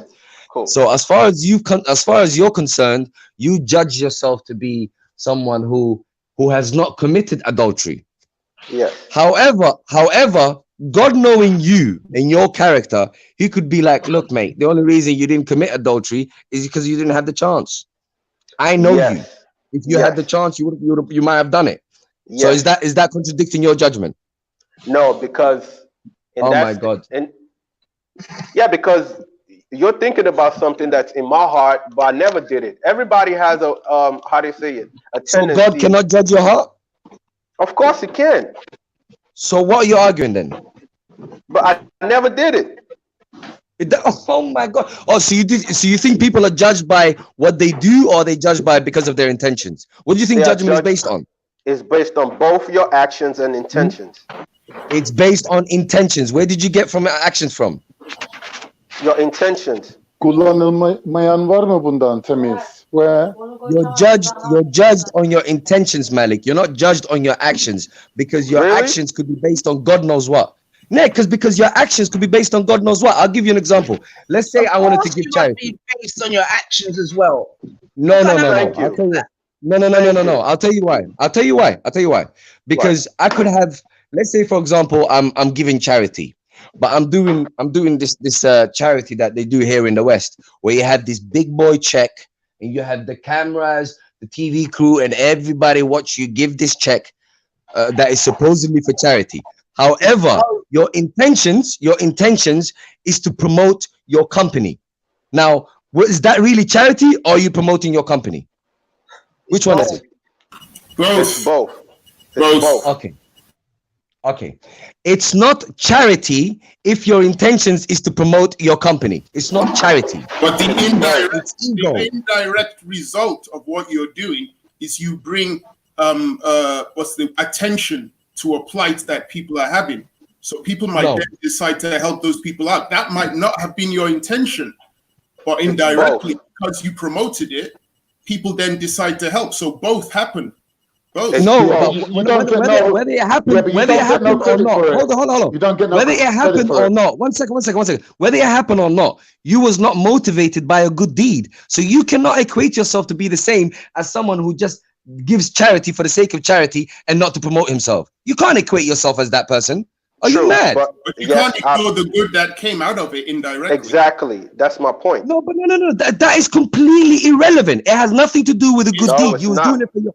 No, it Listen, is. It is different because No, it's people not. may use different this is just visuals, but it's stupidity. the same thing. No, Yeah. it's not. What you should say is a person doing it out of ego gets lower credit than someone who's doing it out of good intentions. Of course. Yeah, but How you could you don't. equate the two? But you don't know someone's intention. No, I we're don't, saying but God does. That's the whole maybe argument. let's The say whole God argument we're does. having here. And that's Listen. why The it's whole wrong. argument we're having here, the whole argument that Malik wants to have, the whole argument that Malik wants to have for some reason is that God's judgment is not above his. He will say it is, and then he'll contradict himself. No, I'm not contradicting myself. I'm telling you. Then God can contradict your judgment then. Listen, yeah, No. nobody doesn't know what. See, there you go, contradicting yourself. How? Unbelievable. Because in one breath you're saying God's judgment is higher than yours, and the next breath you're saying God's judgment cannot contradict yours. So how are you not equating your judgment to Him? I'm not equating it because if I'm doing 1 second, just like you said, if I'm doing Big up all the something out of goddesses in the building as well. Sorry, big up Lady Spade, big up Sosa, big up Melanated. Yeah, wise good to calm down. You get me? Big up yourselves, ladies. You don't know the settings. what I'm saying is, if you're doing big up everyone. If you're doing something to how to say to out of ego, you sometimes you do know you're doing it out of ego, and sometimes you don't. And God knows both that you're doing it. It's either you're doing it in your ego or you're not doing it out of your ego. Both of you. And who's the only one that knows that? God knows, and you know. Oh, so you know when you're not operating on ego? Yes, you do know. Sometimes you do know, and sometimes you don't know. Hold on. Isn't that statement itself egotistical? To say I know when I'm not operating on my ego. How's that not an egotistical statement? Of course it is. If you're doing something, say for instance, someone is 1 second. Say for instance, someone is hungry. When's the last time you touched the road? Oh shit! When's the last time you touched the road? Who are you talking to? You, man. I touch the road all the time. Yeah. What's the question in aid of? All right, no, because you sound a little bit pent up. I'm not gonna lie. No, do you know what it is? It's quite difficult to understand a human being when they don't accept that they're contradicting themselves and they continue talking. It's But like, what the hell? What's the point of but I'm not contradicting myself. I was trying to give How an are you not example. contradicting yourself if you say that God's judgment is the highest, yet He cannot contradict yours judgment? How's that not a contradiction? How is His judgment the highest if it's not above everybody else's? All right. Let's calm down. When you say this guy's judgment, what does that mean? Break that down. What does that mean? What you're saying that God's judgment is contradicting my guy's judgment, yeah? I'm saying my guy can judge himself to be whatever, but at the end of the day, the Most High God is the real judge, and His judgment is above yours. So you could judge yourself to be great. If He judges you to be a fraud, then His judgment is correct and yours is wrong. Okay, all right then. So let me ask you this: when is His judgment important? Sorry? When is the Most High's judgment important? When is it important? All the time. But how does His judgment on you? How do you know it? How does it affect you? How do you feel it? What's its practicality? You get what I'm saying to you? What is it? You remember His laws and you try to keep them to the best of your ability. Yeah, but that's not answering the question. Well, I'm not sure I understood the question. Because you're saying at the end of the day, you're saying that God's judgment, is higher than what's his name, Malik's judgment of himself, correct? Mm. But so what I'm asking you, but in this world, which judgment is more? I don't want to use the word practical because that's not what I'm trying to say. But for example, you're only going to get judged by God when you die, correct? Okay. Is that correct? Yes, fine, okay. All right. Whilst his judgment, it's daily, isn't it? It's hourly, it's every minute, it's whatever in it. So in this life, could it not be argued that his judgment is more important in life itself? What, in this life? Yeah, in this Yeah, life. Fine. If all that matters to you is the temporary existence, then fine, go for it. If that's all that matters to you, that's fine. Not what I'm saying about it. That's not. Yeah, but this life is temporary, though. Of course, this So life. you are saying, so fine. Yeah, So you are saying the only thing that matters babe, is the temporary. You don't know, Maverick, if you are gonna get judged by God. You don't actually know that, do you? Yeah, but now you're changing the goal. But now you're changing the goalpost. No, I'm not. I'm not, Bab. I'm not. It's very. I think I'm being quite linear actually, because what I'm saying is that his judgment is important in this life, whereas your judgment that you're, temporary life. Yeah, babe, you can call it whatever. It's the only thing that we relevant. No, it's relevant. Temporary is absolutely relevant. Okay, we can call it temporary, yeah, no problem. But it's the only life that we know. Yeah, it's the only life we know. According to you. What you Tell know, me the about afterlife. tell me about another life, Maverick. I know of no such thing as popping into existence. I know of no such thing, so I will not accept that premise. Why do you accept that premise? What premise, Bab? The idea that you just popped into existence.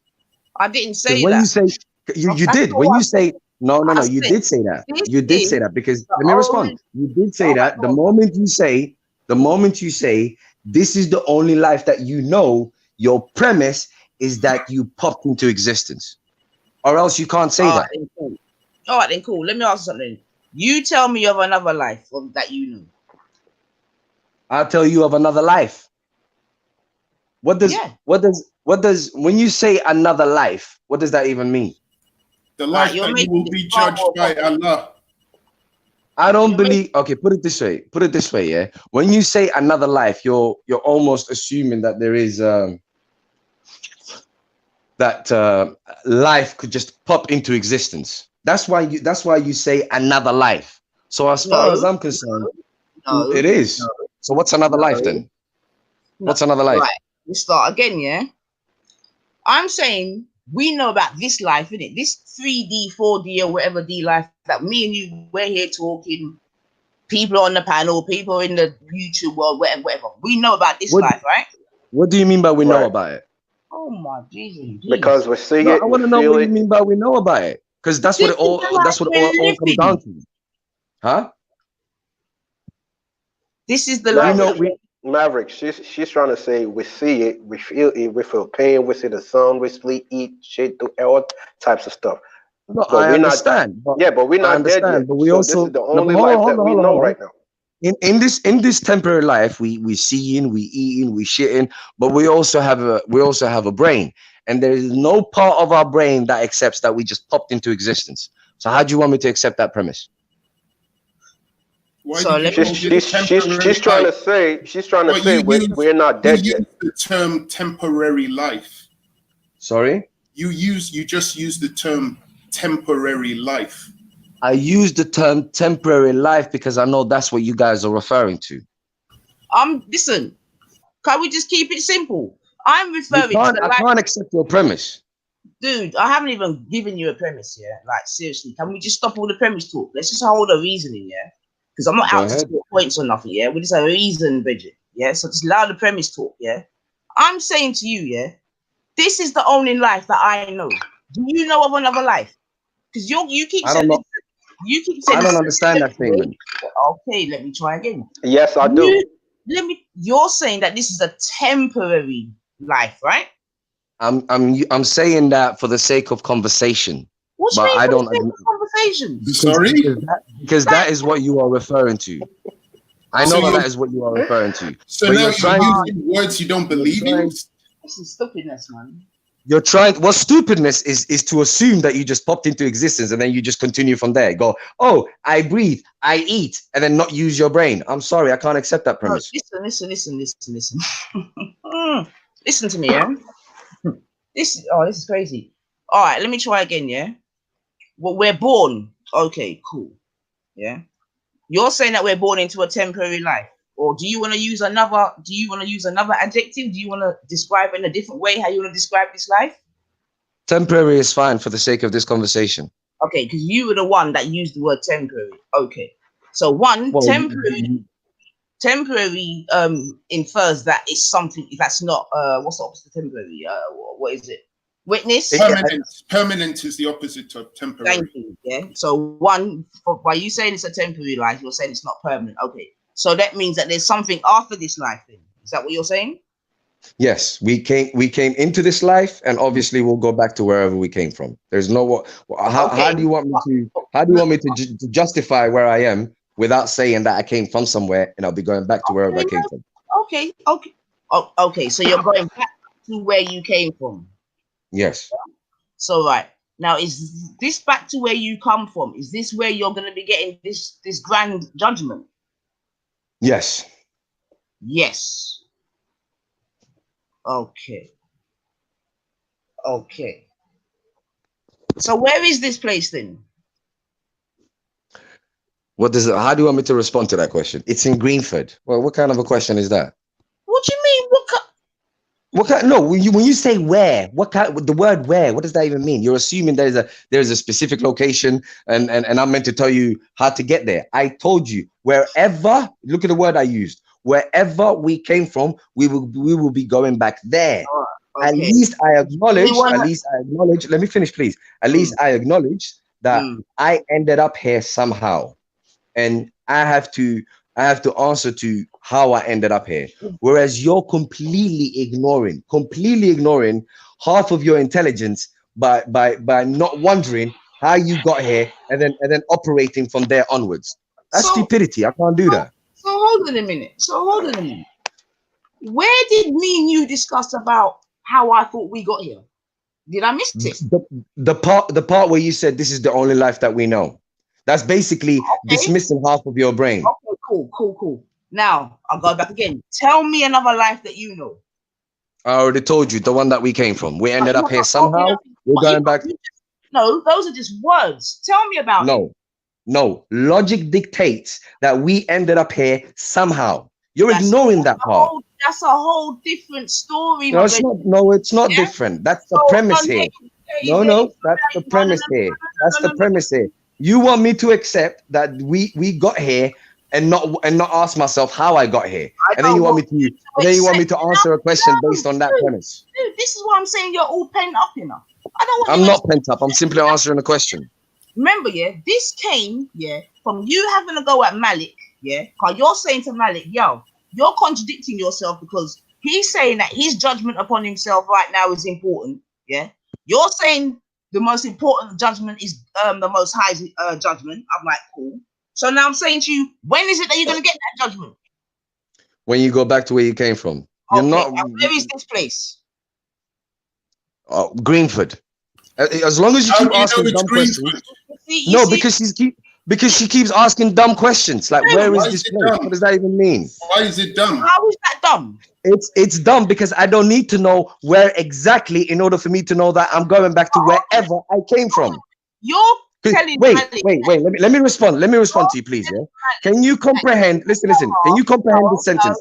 Can you comprehend this sentence? Ether, I heard you all day. It's not an interrogation, innit? So let the conversation go both ways. Ether, let the conversation go both ways. It's not an interrogation. The point I'm trying to make to you, try and fathom this, yeah? Try and fathom this. Let me respond to you, please. It's not an interrogation. Her question was dumb. You told her that her question was dumb. Why would you do that? Anyone can make dumb questions. That's not cussing you, is it?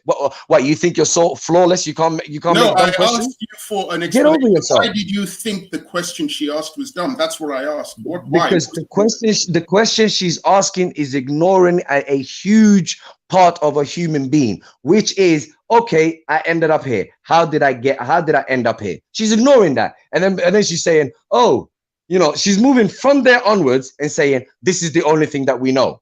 Basically ignoring the main question of how did you get here? You can't ignore that. Only an idiot would ignore that. No, she can assume, but she doesn't know where we came from. Knowing You don't and have to know. You don't have to know where we came from. I mean, you can say that afterwards we'll be judged by God, but you don't know that for a fact. It's an assumption. No, but what I do, all right, cool, witness. What I do know for a fact is that I ended up here somehow. Without answering that question, I'm not making a premise, which is what you guys are doing. You're entertaining the notion. You're entertaining the notion that you just popped into existence. The only thing, Malik, that you can say with any certainty, absolute certainty, with regards to you getting here, is that you came from your dad's nuts. You know what I'm saying to you, into your mum, etc., and here you are now. That's the only thing you can say with any certainty. All right, let me tell you what I can say with certainty. What I can say with certainty is that nothing, absolutely nothing, just pops into existence out of nowhere. Get that through your head. So you can say your dad's nuts. Hold on. You can say your dad's nuts. Let me finish, innit? I'll let you finish. Let me finish, man. I'll let you finish. Bruv, I'll let you finish. Let me finish, innit? Now, you can say your dad's nut, but unless you're mentally deficient, you would continue by asking yourself, where did your dad come from? And where did he come from? Etc. Which eventually would have to lead you to an infinite source with the will to bring everything into existence. There is no other probability that you could come to. That's an assumption. Well, tell me what other probability you could come to, witness. There are other probabilities, but those probabilities will also be assumptions. Well, no. It's not. You do understand what the word probability is. We're not talking about possibility. We're talking about probability. Out of all of the ways this universe could possibly exist, you will have one that's more probable than the other. There is nothing more probable than these two statements. Please listen to this very carefully. Infinity, first and foremost, is a must. It's an absolute must. You cannot have infinite regress. So that's that. After infinity, a will is a must, because the moment you remove away the will, then you won't have. Then you'll be stuck on basically back to infinite regress, because you'll say, oh, that thing was programmed to bring things into existence, which then brings about the question of what caused that programming to happen. So you'll never escape this. Infinite and will is a must.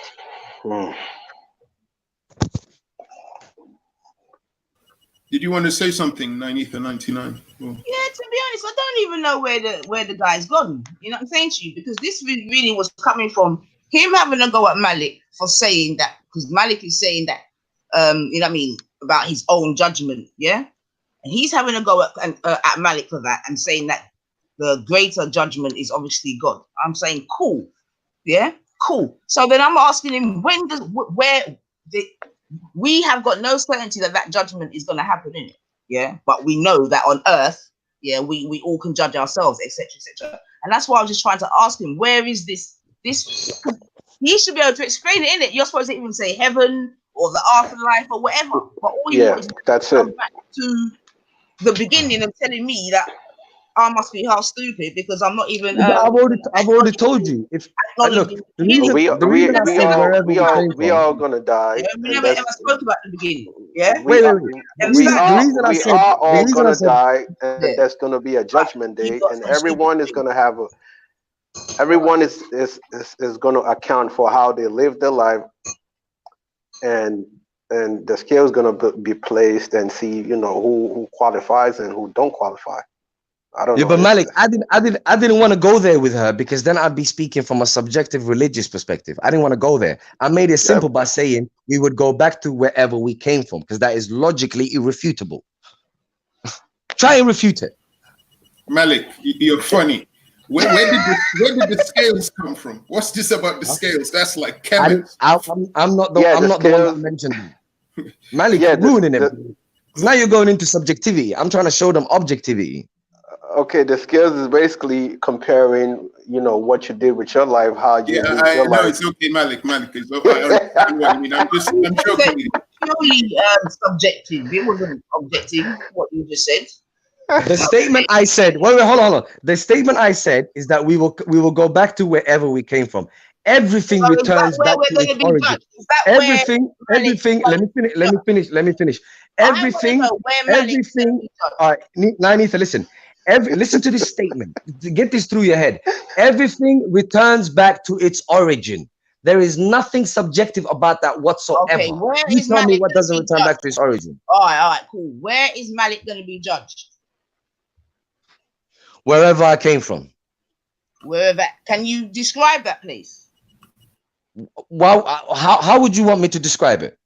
However you feel comfortable. I can't. Okay, let me make. All right, cool. Let me make it. Okay, let me make it simple. I can't describe it. Okay, you can't describe it. So then, No, when but I can ascertain that it's necessary. but you can ascertain that it's That it's necessary. necessary. Okay. Yes, So it's then, necessary who for me are to you? go back to where I came Who from. are you then? Yeah, they're gonna reverse. They're gonna reverse the Tell tape. Malik off. Yeah. I'm sorry. Who are you for trying to tell Malik off? Yeah. About accommodating his own judgment. Yeah. Where you can't even describe this other place where he's going to be judged. Like, what is that? Okay. You and Malik are coming from two different perspectives, No. first and Forget foremost. about me and So what Malik. do you know? Me and you want to chat. No, it is about you and Malik because you're trying to argue for Malik, whereas Malik comes from, whereas Malik is coming from an entirely different perspective to you. Number one, Malik accepts this. Malik just, I don't even need to argue with Malik because he's contradicting himself. One, he's saying that God is the most high and he's the ultimate judge. And then with the same breath, he's saying the ultimate judge cannot contradict his little judgment. So there's no conversation to be had with Malik. All right, so that's not a contradiction. I'm talking to you, innit? Yeah. So acknowledge what I'm saying. Yeah. So I'll go back to my question again. Yeah. You're telling the guy whether you two believe it or not. If he believes it too, then that's all good, no problem. Yeah. But I'm asking you where it is. Where what is? The place where the judgment is going to be greater. Because you're telling me. You know when you say where? Yeah. Why do you think? Okay. Why do you think A, any human being knows? B, any human being need to know? And C, how would that help you in any way? So hold on a minute. You're telling him. Do you plan to respond to my question though? Right? Yeah, of course I am. Okay. You're telling him, yeah. Because remember, I'm just listening to you, you know. I'm speaking to you right now, so please don't deflect. Yeah. And then I came in and you told me, I idiot, why am I talking shit? So I'm like, all right, then cool. Yeah. So I didn't call you an idiot.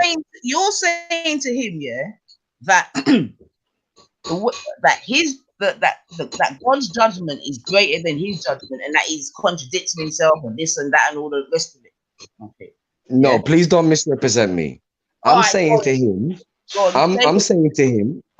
him, if you, okay, hopefully you understand what the word contradiction means. So please listen to the statement. Listen to this statement. Listen to this statement. Listen to this statement because you're making me listen to. No, it's not a must. Maverick. All right, let me respond, man. Yeah, Fuck. but I need to make sure, yeah, that you check yourself. Check myself for what? Is there a must that you? Hold on. Is it a must that you know what? Hold on. Is it a must that you know what every word means? Listen, is it a must that you know what every word means? Speaking. So I'm just letting. Are you gonna let anyone speak? Oh, bruv, who are you gonna tell that to? Because you're literally hugging on the mic. I'm trying to respond to you. You're hugging on the mic. You are not. What's the point? You're not used to ladies speaking, clearly. Don't try and judge me. You don't know me from no one. You don't know me from Adam. Don't judge me.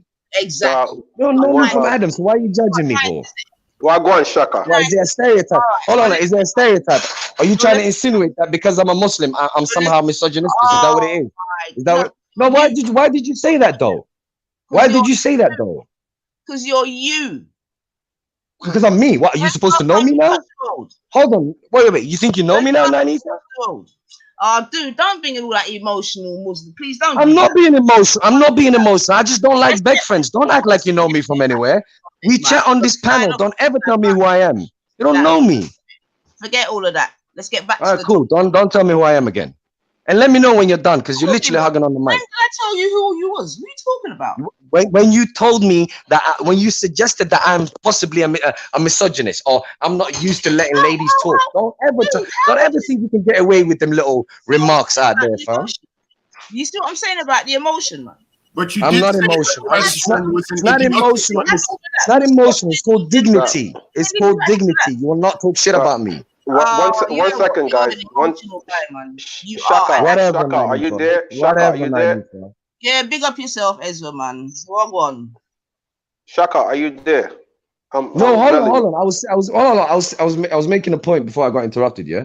The point is, if an individual says, "I accept that God is the ultimate judge," and in the same breath says he cannot contradict my judgment, that is a contradiction in terms. Bloody big up idiot. yourself, Ezra. Big up yourself, sis. Big up the panel. Big up the chat. Don't know. Everybody press Ezra, like. listen to what I'm dealing with over here, man. It's okay though. You didn't have to use the words bloody idiot. So it's all right. Because I repeated myself 10 times, bro. Shaka.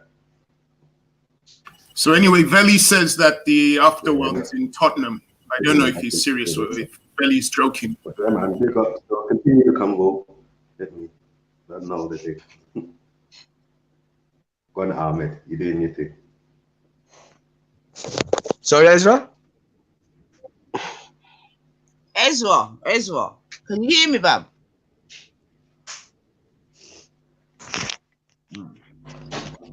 Yeah, Ezra, we can't hear you, man.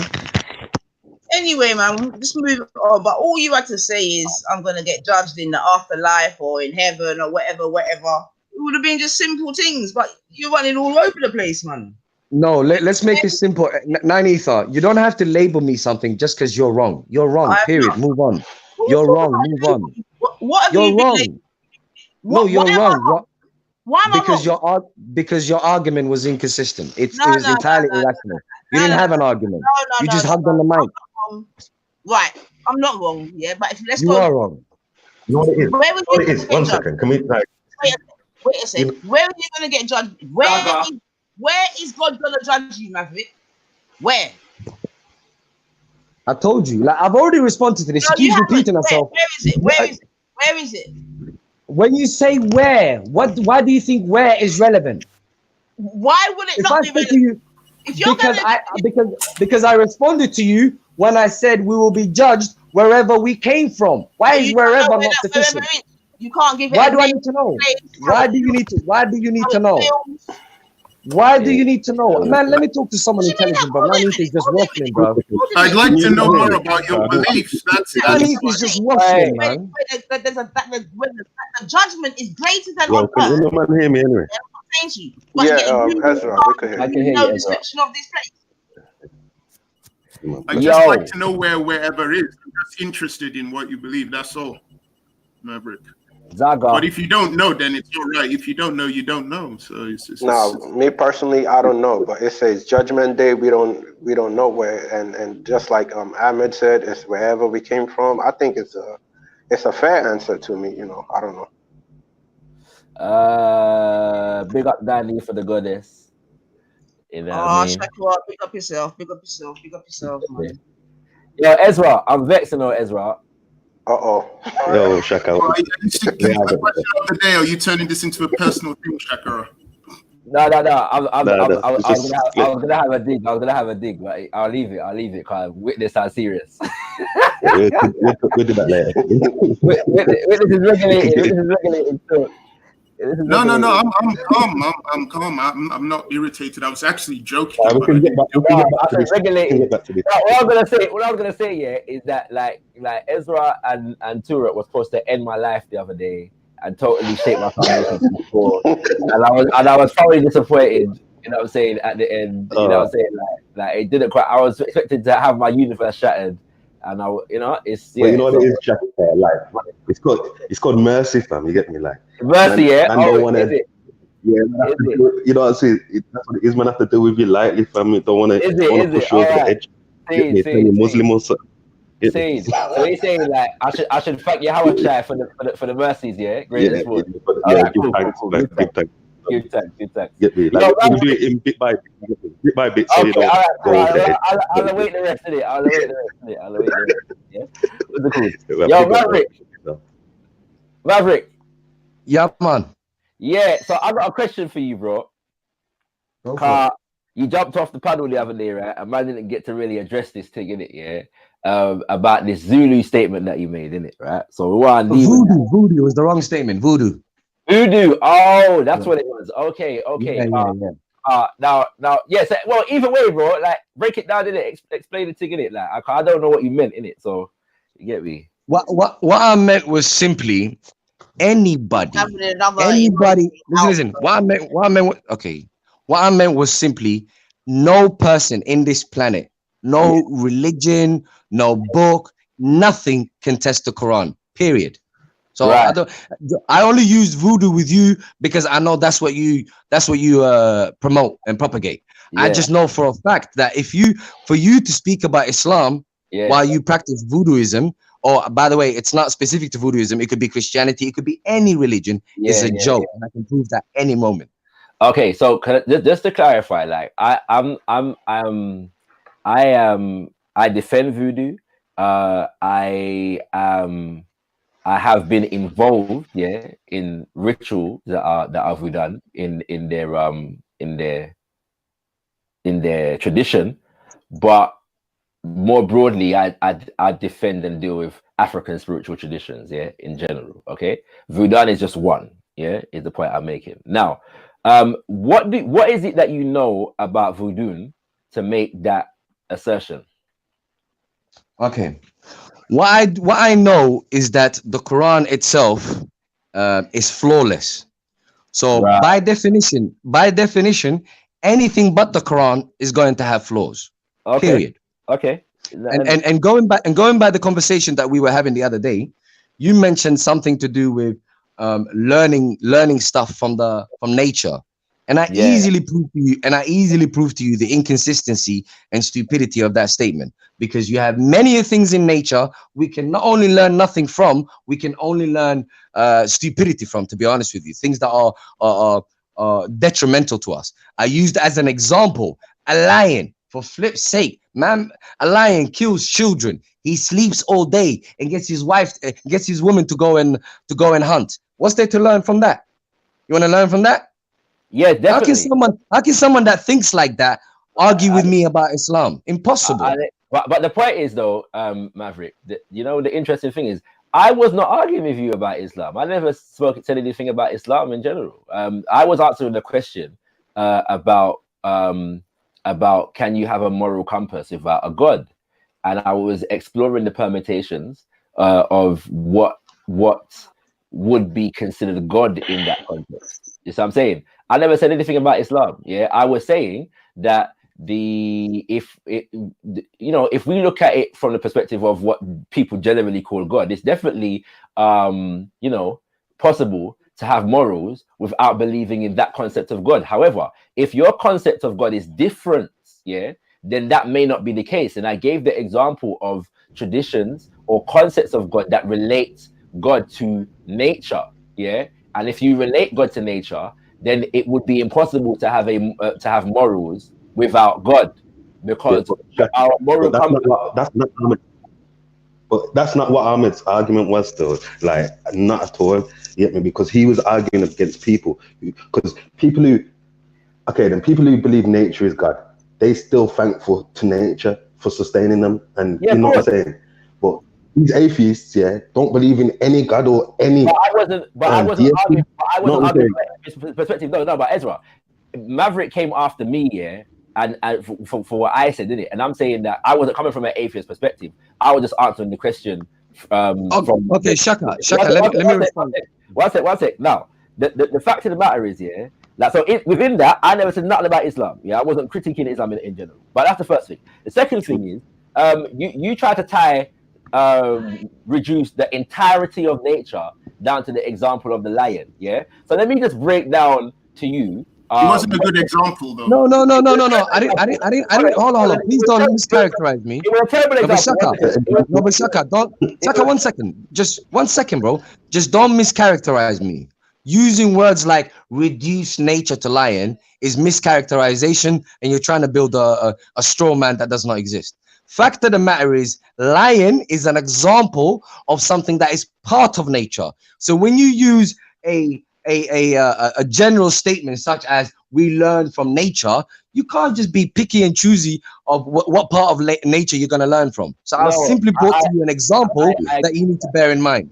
We can look at that example though, Maverick. I'm gonna look at it right now. Yeah, because the idea that learning from nature means that you must imitate and mimic every aspect of nature. They're two different things. To learn from and to imitate is not the same thing. So let us use a nature-based analysis now to see what we can learn from the lion. My brother Isa the Black Select said that we can learn bravery and polygamy. That was a beautiful. But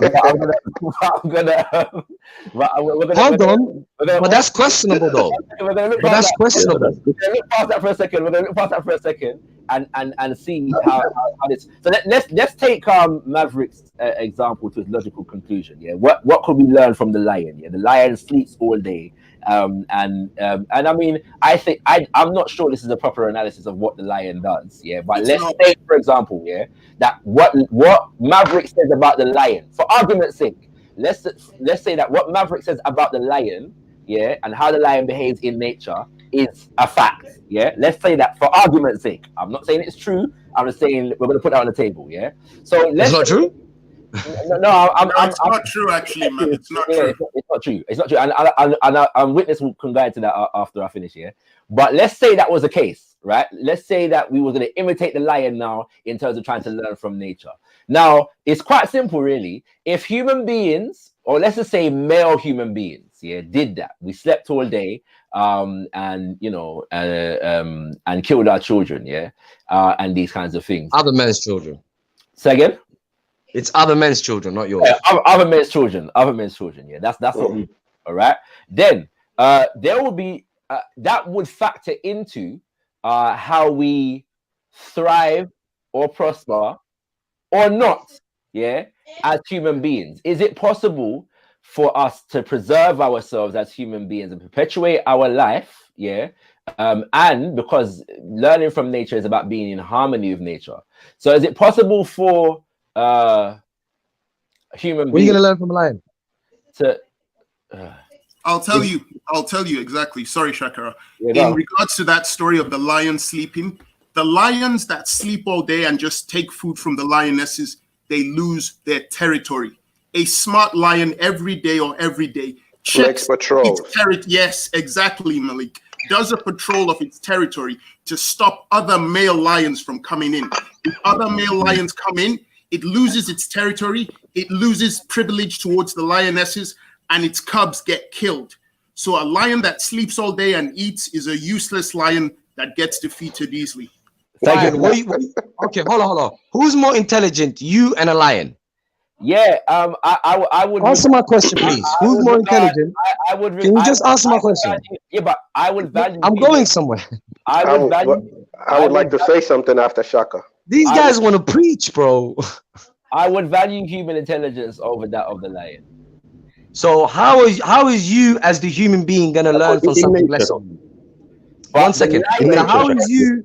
Because the guys, lion, 1 minute. How is you as a human being gonna learn from something lesser than you? Because I've got a son who doesn't. What did you just say? Exactly, that's nonsense. I've got a son who doesn't speak, and I learn from him every day. That's not your son. Your son is a hold on. Your son is a human being, not a lion. So don't try to change the subject. What is in you the Quran? God talks about the bee in the Quran. What is you as a human being gonna learn from a lion? Anyone can choose specific animals in nature, but if you're gonna use the word nature, you gotta understand you're referring to everything. So you can't be picking and choosy over it. I'll tell you what you learn from the lion. Does everything in nature mimic or imitate the lion, Maverick? No, but lion is part of nature. Why are you trying to avoid the lion for? I'm not avoiding the lion.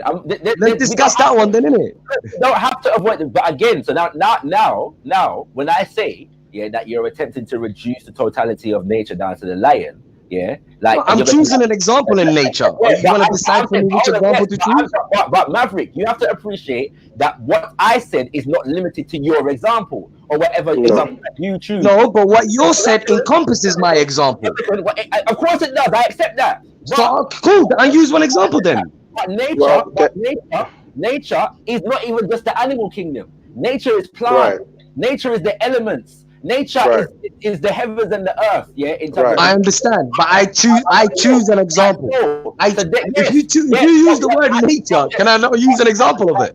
Yes, you can. An example is fine, but do not expect that what I said can be reduced to your example. That's what we're saying here. What I expect. Hold on. If you ask me now, what can we learn from the lion? We can learn from the lion. There's many things that we can learn from the lion, apart from bravery and polygamy. One of the things that Witness outlined, is an example that the lion patrols. Yeah, the lion protects its area. Are you saying you would? Hold on. Are you saying you, the intelligent being, would not understand that unless you saw a lion? 1 second. No, because that example goes out the window. No, because not only the lion operates in this way, human beings also, as a part of nature, have a nature. But you ask me, what can we learn from the lion? It doesn't mean Shaka, let's make this a two-way conversation. Can I say something? Malik, 1 minute, please. This is me and Shaka, man. I just wanted to end the argument. The reason is human beings, just like Ahmed said, yes, we are accountable for our actions. But animals, it's very moral for them to kill their another man's cubs. That's moral to them. They are not accountable for nothing. So yes, we can learn from nature. We can learn from all animals, just like we've been doing in history. But this nature will never be accountable for nothing. But human beings, we are accountable for everything that we do. So I don't know why it's an argument between both of y'all anyway. No, not only that. What I'm saying is this, If you use the word nature, you can't be picky and choosing which part of nature that you're referring to. Yes, Number one. Can. Number two, please let me finish, bro. If you use the word nature encompasses everything, bro. So you can't be picky and choosing. You're gonna be picky. Malik, let me. 1 second. Fuck's sake, bro. Let me land, man. Listen. The point is, the word nature encompasses everything. If you're referring to something specific, then don't use the word nature. So if you use the word nature, obviously you're not referring to yourself as the human being, or else you would not say learning from nature. So outside of ourselves as a human,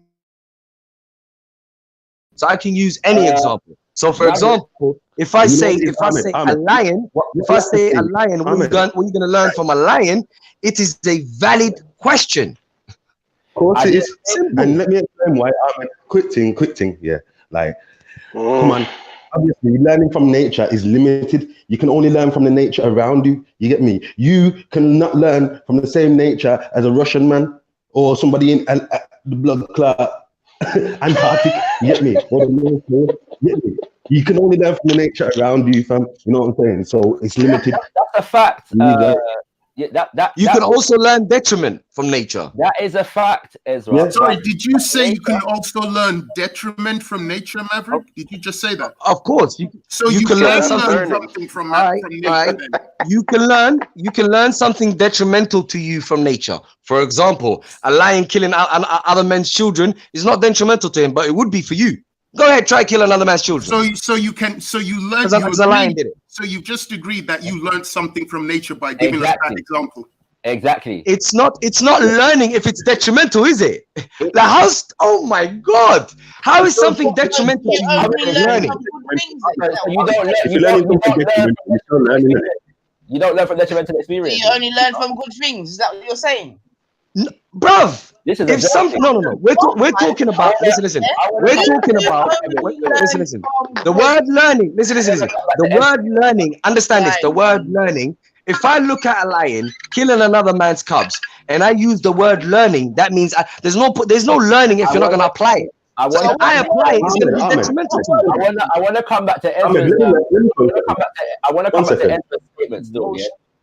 Before you do that, let me just finish this one though, because like Ahmed, what you have to understand is that like if you see a lion kill a man's kids, you definitely gonna learn from that. You're gonna learn to keep your kids away from lions. You're gonna learn not to be in the lion's habit. You're gonna learn lots of things. Get me? So, wait. No, but Ezra, hold on. Ezra, you telling me? No. Okay, the point that we're talking about here is learning from.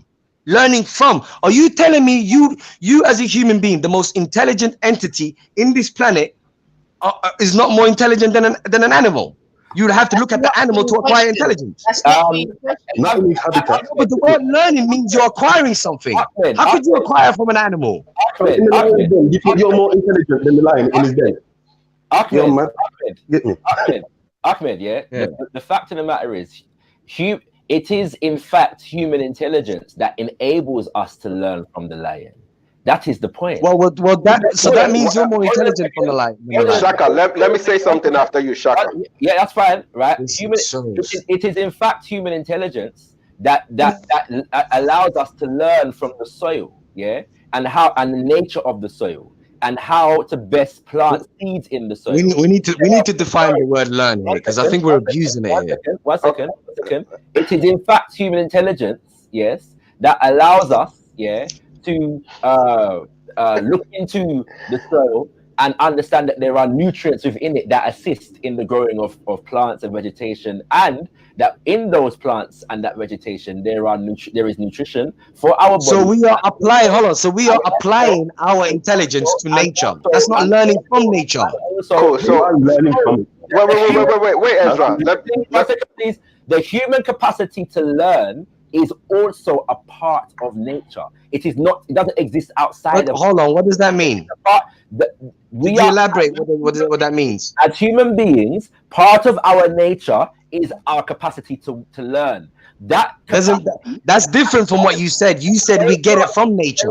No, it's not. That capacity is from nature. The human capacity to learn does not exist outside of nature. Nothing exists outside of nature. Ahmed, Ahmed, 1 second, Ahmed. Let me ask you a question in the Quran. What do you remember the story of Cain and Abel, and when he killed his brother? What did he learn from the crow?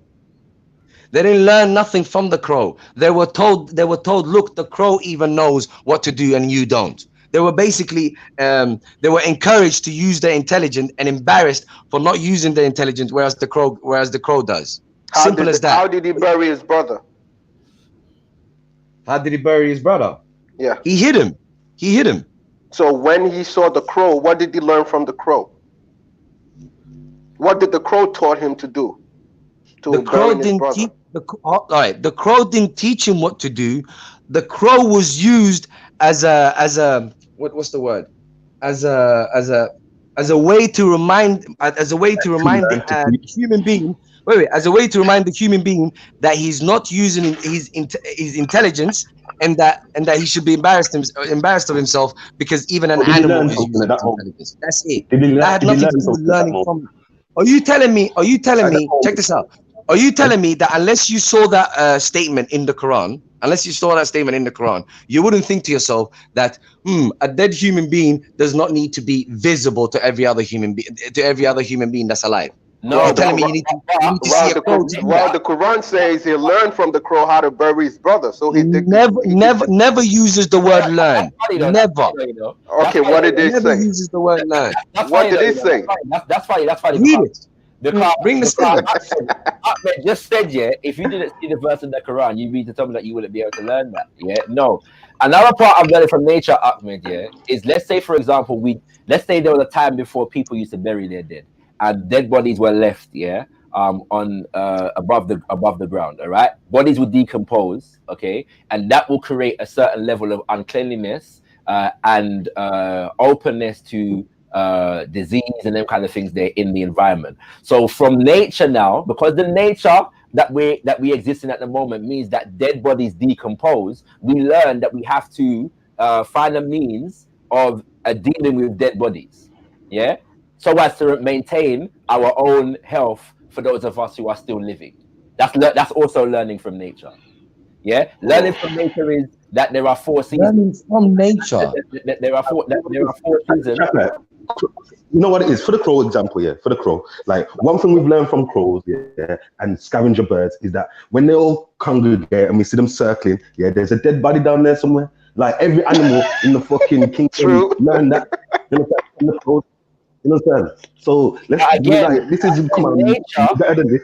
Again, nature is not limited to the animal kingdom. No. I agree. Nature, right? So there are many things. There are many things in nature. What I was presenting is a concept of the creator that is linked, inextricably linked to the totality of nature. Yeah. So there is no more abundant teacher in our universe right now than the universe itself. Yes, that is the concept of the creator that is held fast to. Man, Maverick just dropped out again, fam. Like, well, I'm going for this guy. Speedy Gonzalez business. You get me? Like, what's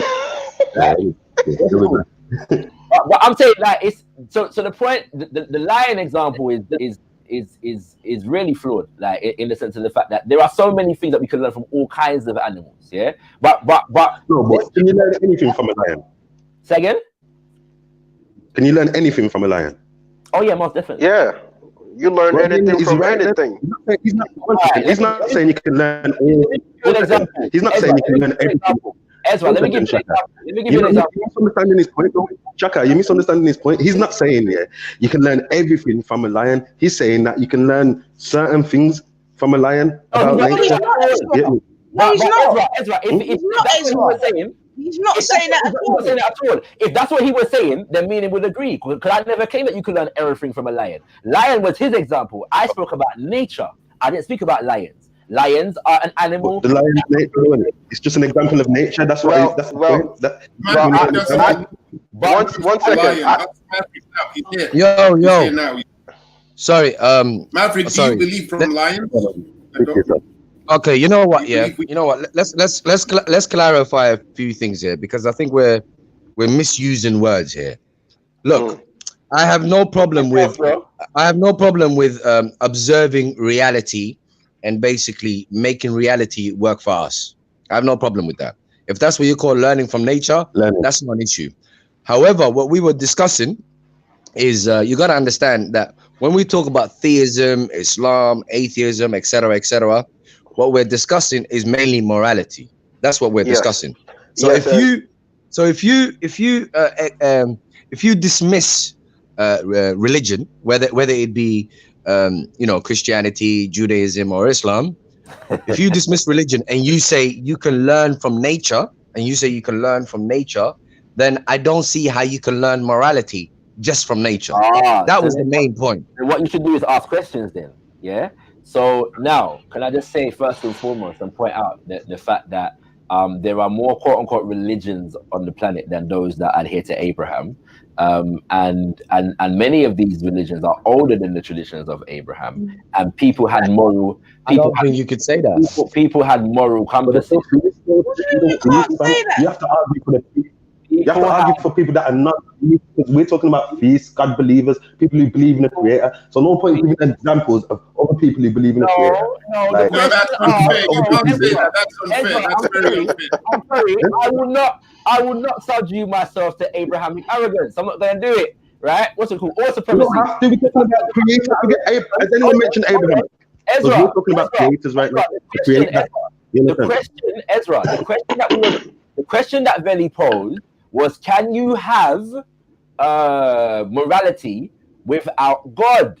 Yeah, and so within that question, I said, well, that part of Abrahamic God, is it God? Initially, what I said was, well, of course you can have a moral compass without a belief in God. Yeah, But then at a point, when Issa was on the panel, and I can't remember who else was on the panel. And I was here. Right, I was here. Yeah, right. And I'm saying, and then I said that at the same time, one would have to also ask, well, what is your concept of God? Because the concept of God that sees the creator as detached and separate from the creation, yes, you can do that. But if you see the creator as inextricably linked to and a part of the creation, then you can't say that. That was my argument. Yeah. So the question never had. The question was not limited. Hold on. The question was not limited to one concept of God. So I said, well, it depends on the concept of God, and I brought another concept of God to the conversation. Yeah. Now, what concept of God is there? Yeah. 1 second. Let me respond to that. Yeah. Because all I'm saying is, like, I get that. You get me? I get it.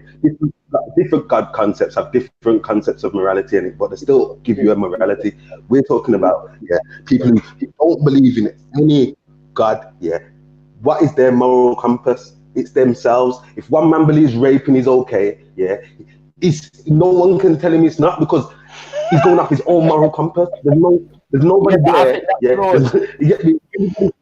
listen. If everybody's moral compass, listen. If everybody's moral compass is fine to be judged by themselves without no God, then you have no right to tell the rapist, yeah, his moral compass is wrong, because his moral compass says it's okay. You get me? This is the point we're making. God gives everybody an objective, yeah, moral compass. Thou shalt not steal, thou shalt not kill. So, regardless of your personal moral compass, if you think you could listen, your personal atheistic flipping morality could tell you stealing is okay, but God tells you it's not. So if you follow God, you've got a new moral compass to follow, regardless of your own disgusting. Get me? So by that reasoning, yeah, there was no morality in the world before Moses did walk down from the mountain with tablet 9, man. There was morality, now you're but everybody had their own. Now you're speaking of specific religions, and you gotta remember, yeah, whether it be Christianity, Judaism, or Islam, or Hebrew Israelites, we all believe that there was the first man was sent by God. So you can't just start from Moses or Jesus or Muhammad. You can't play them games. Yeah, I'm not playing no games, bro. It's just the fact that story of the creation is exclusive to those religions. Yeah, and so the world cannot be held to that narrative.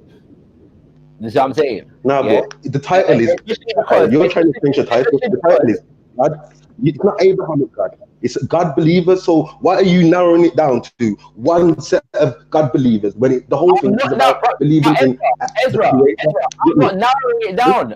I gave an argument from a different perspective. That's all I did. I wasn't taking away anybody else's perspective. I was answering the question from about introducing another perspective into the conversation. That's all it was. If the Abrahamic wants to hold on to the Abrahamic God, I have no argument for them. Yeah, like that's up to Ono. I'm saying though that if we're talking about morality and how different concepts of the Creator or different spiritual systems develop moral codes, this is another way in which it is done. So if we're talking about nature and human beings as a part of nature, yes, and with human intelligence, we're able to absorb and apply lessons from nature in terms of social organization, political organization, and morality. 1 second, and then those ideas are codified, into spiritual and religious systems. Then, right. And man didn't need an Abrahamic concept of God to develop a moral code. So if I bring what? Oh, hold on. One second. Listen, Ezra, 1 second. Ezra, 1 second, please. Ahmed, 1 second. Ahmed, 1 second. No, Ahmed. I'll let you. 1 second. Yeah, Shaka. Like all I'm saying is, I get what you're saying. Different spiritual systems have different moralities. I get it, but they all give you a morality. My point is, atheists go off their own subjective morality. They have no objective one. So if one atheist thinks raping, stealing, and killing is okay, no other atheist has his moral compass. Do you understand that? I would argue that they do, but I'll let Maverick come in because he's been waiting. Yeah, actually, what Ezra said. Let's just continue from what Ezra said. Like, I really, wait. Check this out, yeah. Wait, please. 2 things, yeah. 1, these days we have atheists trying to question people's morality. Atheists out of all people. And 2, we have you talking about different. We have you talking about different God concepts. Now, the whole point of a God, is literally 2 things.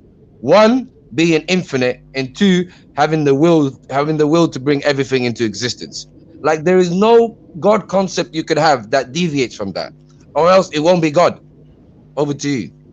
Okay, what I just wanted to quickly say is that in regards to morality, I think we're forgetting one thing. Morality is pointless if you don't have power. Now, whether it's religious or whether it's atheistic, if you create a set of commandments or a set of laws and you don't have the power to punish those who don't stick to that morality, the morality becomes flawless. It doesn't have the power. God has the power to punish you for not sticking to his morality. Or within the Israelites, the elders had the power to administer punishment if you didn't stick to the commandments. And it's the same with atheists. Within the world of the atheists, those who have the power create the morality. If you don't stick to it, they then use their secular laws to punish you. Power But the difference is you can get away with it. You can get away with it here. That's the point. You're not always held accountable. That's the point.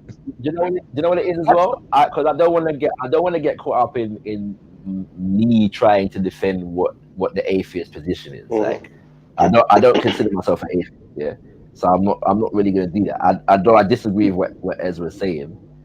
Yeah, I don't want to do that. The only point is that when it comes to nature-based spiritual systems and concepts of the creator, yeah,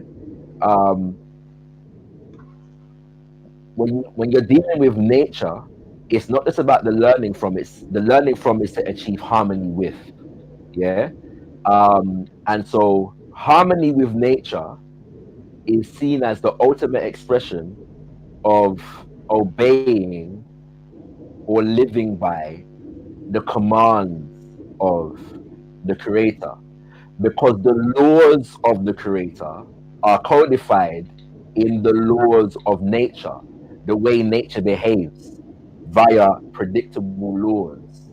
Yes, we don't need to hear a voice in our head necessarily, yeah, to be able to draw from. And even then, hearing a voice in your head is not going to be the predominant way in which you are interacting with the Most High, quote unquote, because the Most High interacts with you every day, yeah, through the forces of nature. So the most abundant way and the most consistent way to learn from and develop moral codes and ethics, yeah, from a nature-based perspective or a spiritual perspective that is nature-based, is to concern yourself with learning from and harmonizing with nature itself. But where does nature tell you not to steal? Nature tells you not to punch you. Nature tells you not to steal, yeah, via the consequences that come from such action. So, for example, stealing is the manifestation of the sensibility to keep for oneself whilst depriving others, yes, of what they have. Right now, survival of the fittest. Ain't that nature? Yeah, but I don't necessarily regard survival of the fittest to be the law, yeah, in that regard. However, is that natural to want to survive? Yeah, is that there is an extent to yes, it is. According to there is an extent to which, yeah, that law does play out naturally, in the sense of the fact that you have to be adjusted to your environment to survive within it. Yeah, that makes sense. However, if you take that natural law on a sociological level, which is what a lot of people do, yeah, the fittest doesn't necessarily mean the individual that acts upon self-interest, because being fit to survive in an environment may be dependent upon your capacity to develop collective and cooperative social order. So if I steal from everybody around me and I have and nobody else has, how to what extent can I sustain myself divorced from the rest of the people around me? So it would make sense, therefore, to develop a cooperative social order that allows us to provide for everybody that is in the environment. I can only eat so much. I can only accumulate and own so much. Yeah. So why try to own and accumulate everything? You know what I'm saying? It's not going to serve me. Why not? Because that we are collective communal creatures. Why do we have to be? Hold on. Why do I have to acknowledge the collective? I was born alone and I die alone. So why do I have to acknowledge the collective? That's the point, Maverick. You wasn't born alone. You were born of a mother and a father. This is where it's finished, Ahmed. Ahmed, this is where it's messed up here. Like I agree. I learned that from nature too, Shaka. I'm with you on that. But yeah, can you agree that that is subjective. People are gonna No, it's learning not. that from nature is in the person. So No, not it's everybody not. is gonna get that same lesson from nature. No, Yes, Not I agree only with you, that, not Ezra. only that, Ezra. Yeah, 1 second. Not only that, yeah. Who's to say I can't agree with you with your collective ideology and learning from nature, etc., and yet still betray you? Who's to You say I can't can. do that? You can Okay, just like people. You all can right. What's just the like okay? people. All right, 1 second, Okay, 1 second. So just what's like the people. consequences then? Just like people know the laws of God as codified in the Quran and the Torah, but they still go against them. That's possible. It's possible to go No, against the but laws of no, nature. Okay, 1 second, Sarah. But the point is, the people of the Torah, the people of the Gospels, the people of the Quran, we all believe that there's a judgment day. None of us think that we're gonna get away with it. So if the point is, if you don't have if you're not coming from a particular, if you don't, if it's not down to God and judgment day, who's to say that I could not break all the contracts that It's very I, simple. Wait. Hold on, though. Hold on, though. How am I going to be held accountable? You It's mentioned very two simple. important things. You said God and Judgment Day. Is that what is making you stick to a morality? God and Judgment Day? No. It's what I deem to be accountability. Without those two, without God and Judgment Day, and accountability, who's to say that you're not going to break your laws? Yeah. So the point. The point is this. That And what punishment is there for breaking your own laws? Nothing. Yes, there are, but again, you're asking when me you to learn, trust a man because he says again, I'm when moral. you learn, Why should I trust him? no, I'm not. But again, it's very important, that people like listen and try not to judge things based upon just the Abrahamic perspective, because the Abrahamic perspective needs a supreme a God who gives commandments in that kind of in the way that is put out in the text that relate to those religions. It doesn't necessarily mean that everybody needed that to be able to stick to a code or to be able All to right, develop a social. give me the alternative, then, Shakara. 1 second, to be able to develop a social order that held people accountable. From a nature-based perspective, what you will look to is the fact of what helps to preserve and continue to perpetuate life. There are 1 second. For example, there are consequences. If we pollute the environment, there are consequences for us as human beings, in terms of our capacity to sustain our own lives. We can't But what pollute if I the can water. save me and my family from those consequences? 1 second. Shaka, We can't pollute the water. We cannot. Shaka, we cannot pollute the water. We cannot pollute If I the can water. save me and my family from those consequences, why should I care about other people's consequences? No, Ahmed. Ahmed. You're gonna have to go back to the lions killing the cubs. People Actually, that's a good one. You go for it, Malik. You go for it. That's a good one. If you talk about the pollution, then we have to reverse it back to the lions killing the cubs. I can't finish. I'm sorry. Nature teaches us, that life as we know it, on the planet that we're on, is sustained through balances within it. Yes. Ecologies are sustained through balances within it. You can't sustain yourself as a human being divorced from other human beings. You will eventually perish, right? That's what I'm saying. It requires. But bro, you're contradicting reality though, because people are constantly greedy. 1 second, people are constantly greedy. They do things that are only good for them, even at the expense of other people. So your argument goes against the reality that we witness every day. And the consequence of greed, is that human life, is negatively impacted. The consequence of that kind of greed. But they don't care though. The consequence of that kind of greed is the fact that nature itself is polluted and begins. This is just some fluffy stuff. And begins to react in ways. When nature. This is just fluffy though, Shaka. Ahmed, please let Shakara finish. Please. Let him finish. All right, my bad. Let him finish. Go ahead, Shaka. We have a problem in London. So let's look at the oil industry, fossil fuels and the like, okay? And the air in cities like London is severely polluted because of the greed of people that run these companies and their need to make profits. Yeah. So I would agree with you. So all that you that are saying, yeah, would mean that those people who act in that way are acting in ways that are contrary, yes, to what we might define as the laws of nature. Is it That's all that means. is it contrary for the laws of a God lion to kill its cubs? Is it contrary for a lion to kill its cub? Yes, since you're using a pollution example. If we're talking about nature, if you're using one example, then we could bring in another example.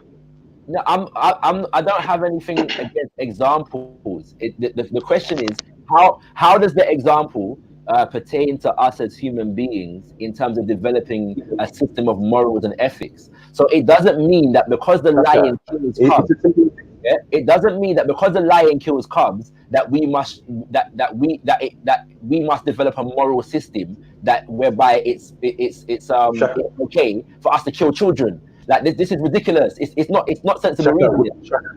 Shaka, we get you. Shaka, 1 second. Like we get you in it. Like your moral compass that you get from nature, yeah, it's a good thing. Like it sounds great. We get that. I agree with you. Yeah, but what I'm saying, can you agree? Can you also agree that everyone will get subjective? Yeah. Can you agree that it's subjective? The laws of nature are subjective to the person who's experiencing them. No. Yes. What? All right. The laws of nature are subjective. Laws of Yes, nature. it is. 1 second. 1 second. So if one person believes in the One second. Let me finish, Ezra. Our understanding of the laws, yes, may be subjective, and any spiritual system that is nature based will tell you that no nature based spiritual system is going to tell you that it has the perfect understanding of nature and natural laws. Doesn't happen. But Abrahamic religions do claim that, so a huge difference there, isn't it? I know. And yeah, there is a difference there. The difference, I think Ezra said it. Nature cannot write you laws, but we have a divine inspiration. We have a Most High that dictates law for us. So if we could see it and it's written, then we could go by it. But if you're saying thou shalt not kill and it's not written from nowhere, everybody might just do whatever they want to do. The nature-based spiritual system doesn't understands that we will learn divine laws because nature itself is divine. Yeah, so we don't need a deity to write us a book in order to experience divinity. Right? Hold on. Please don't if it's not written. You gotta understand. You gotta understand the purpose of the book. The purpose of the book is simply to remind us that we're going to be held accountable. Yes, that's right. But it's to show us. But I am saying that nature-based spiritual systems also develop text. They just don't necessarily claim for those texts to have been written by the supreme deity. Yeah. So it doesn't mean that because you have a nature-based spiritual order that you don't write and codify your laws. Yeah, it's possible to do that. That's what my art was about. No, but Shakara, hold on, Shakara. Let me clarify one thing. Shakara, come on, man. Let other people talk for once, innit? 1 second. Let me clarify one thing. I want to finish my sentence, though, bro. Is that all right with you? Thank you very much. Fine. You've been talking for a while. No, but you've been asking me questions for a while, and you've been making statements also. So please don't act like as I've been hogging the panel. Everybody's been speaking. Yeah, let's be fair. All right. True. What was I up to? Yeah, that's what my art was about in ancient Kemet. Yeah, my art is the personification and deification of principles of truth, justice, righteousness, harmony, balance, reciprocity, and order. And so those ideals form the basis of systems of law, ethics, morality, and social order in ancient Nile Valley civilization. And I'm saying ancient Nile Valley because Ma'at is older, in fact, than just Kemet, the place that we know as Kemet. And those laws that were associated with Ma'at were written down and they were used in order to maintain social order in Nile Valley civilization. The only thing that's different there is, well, I said the main thing that's different there is that the claim is not, or even though sometimes it is expressed in this way, for psychological and other purposes, the claim is not made that this, what we've written down here, is the perfect exclusive word from the most high creator of the universe that is unchanged from eternity to eternity, and we can never be flawed in our understanding of it. Like, that's not a claim that's made. All right, can I come in now? All right. The point is this. The point is, it's not about the books. It's not about what the books say. By the way, it's always other non-Abrahamic people that constantly talk about what we have in the books, but that ain't the issue. Our main argument is the fact that we are going to wait. I'm not done. What the hell? Chill. Who says about the books? Our main argument is the fact that we are going to be held accountable for our morality. The point is, anyone that does not have the same stance, then what is to solidify or prove that they're going to uphold their morality? I mean, am I supposed to just believe a man because he says I'll uphold my morality? No, how do we know? No, you want me to answer that? Yes, go for it. Yeah. Right. So, in fact, let me answer the question. You see in Islam, yeah, is accountability only at the point of judgment day? Oh, man's gone. Let me ask you, Malik. Yeah. Yeah. Is in Islam, is accountability only at the point of judgment day? Or are there systems of accountability that apply to the earthly plane? Yeah, there is. There is, both yeah, in life and afterlife. Yeah. yes, right. So there's a community, and sorry, let me ask them. So on the earthly plane, who holds you to account for following the laws as associated with Islam? Allah. But it can't be Allah. Oh, it's not? Okay, I was only throwing something out there. Why not? No, well, it's probably No, my apologies, Shakra, my apologies. I only follow black gods. I apologize. I was answering for No, cool, Shaka, go. Allah, Mm-hmm. Allah's holding you to account is on Judgment Day, right? Both in this world, like I said, in this life and the afterlife. Maverick is trying to get back in. So okay, so you're saying that Allah holds you to account on the earthly plane? Yes. How does Allah do this? It records everything that you do. Yeah, but so when if he's just recording, then yes. the judgment of his records is going to take place on Judgment Day, right? Mm-hmm. So sometimes. I'm saying to you, let me re-ask the question. Maybe not. Right. On the earthly plane, are you held to account for whether you are or are not abiding by the laws, principles, pillars of Islam? Sometimes it is how they say should I say instantaneous, but the ultimate account is in the hereafter. I agree. Afterlife. Yeah. Before I go cut off, Shaka. Hold on. If you are married in Islam, yes, there are ways that you are supposed to relate to your wife, and there are ways that your wife is supposed to relate to you. Am I correct? Yes. Is it the responsibility of your wife to hold you accountable for the ways that you're supposed to relate to her, and you to hold your wife accountable for the ways that she's supposed to relate to you? Yes, it's both ways. In Islam, you're supposed to beat it into it. If either side of that dynamic, is not abiding by the laws, are there systems within Muslim communities of guidance, of law, of social order that come in that have the authority to come in and assist and give you guidance in terms of what is Islamic in your relationship and what is not Islamic in your relationship? Yes, there's punishment in this life and the after. And in the head.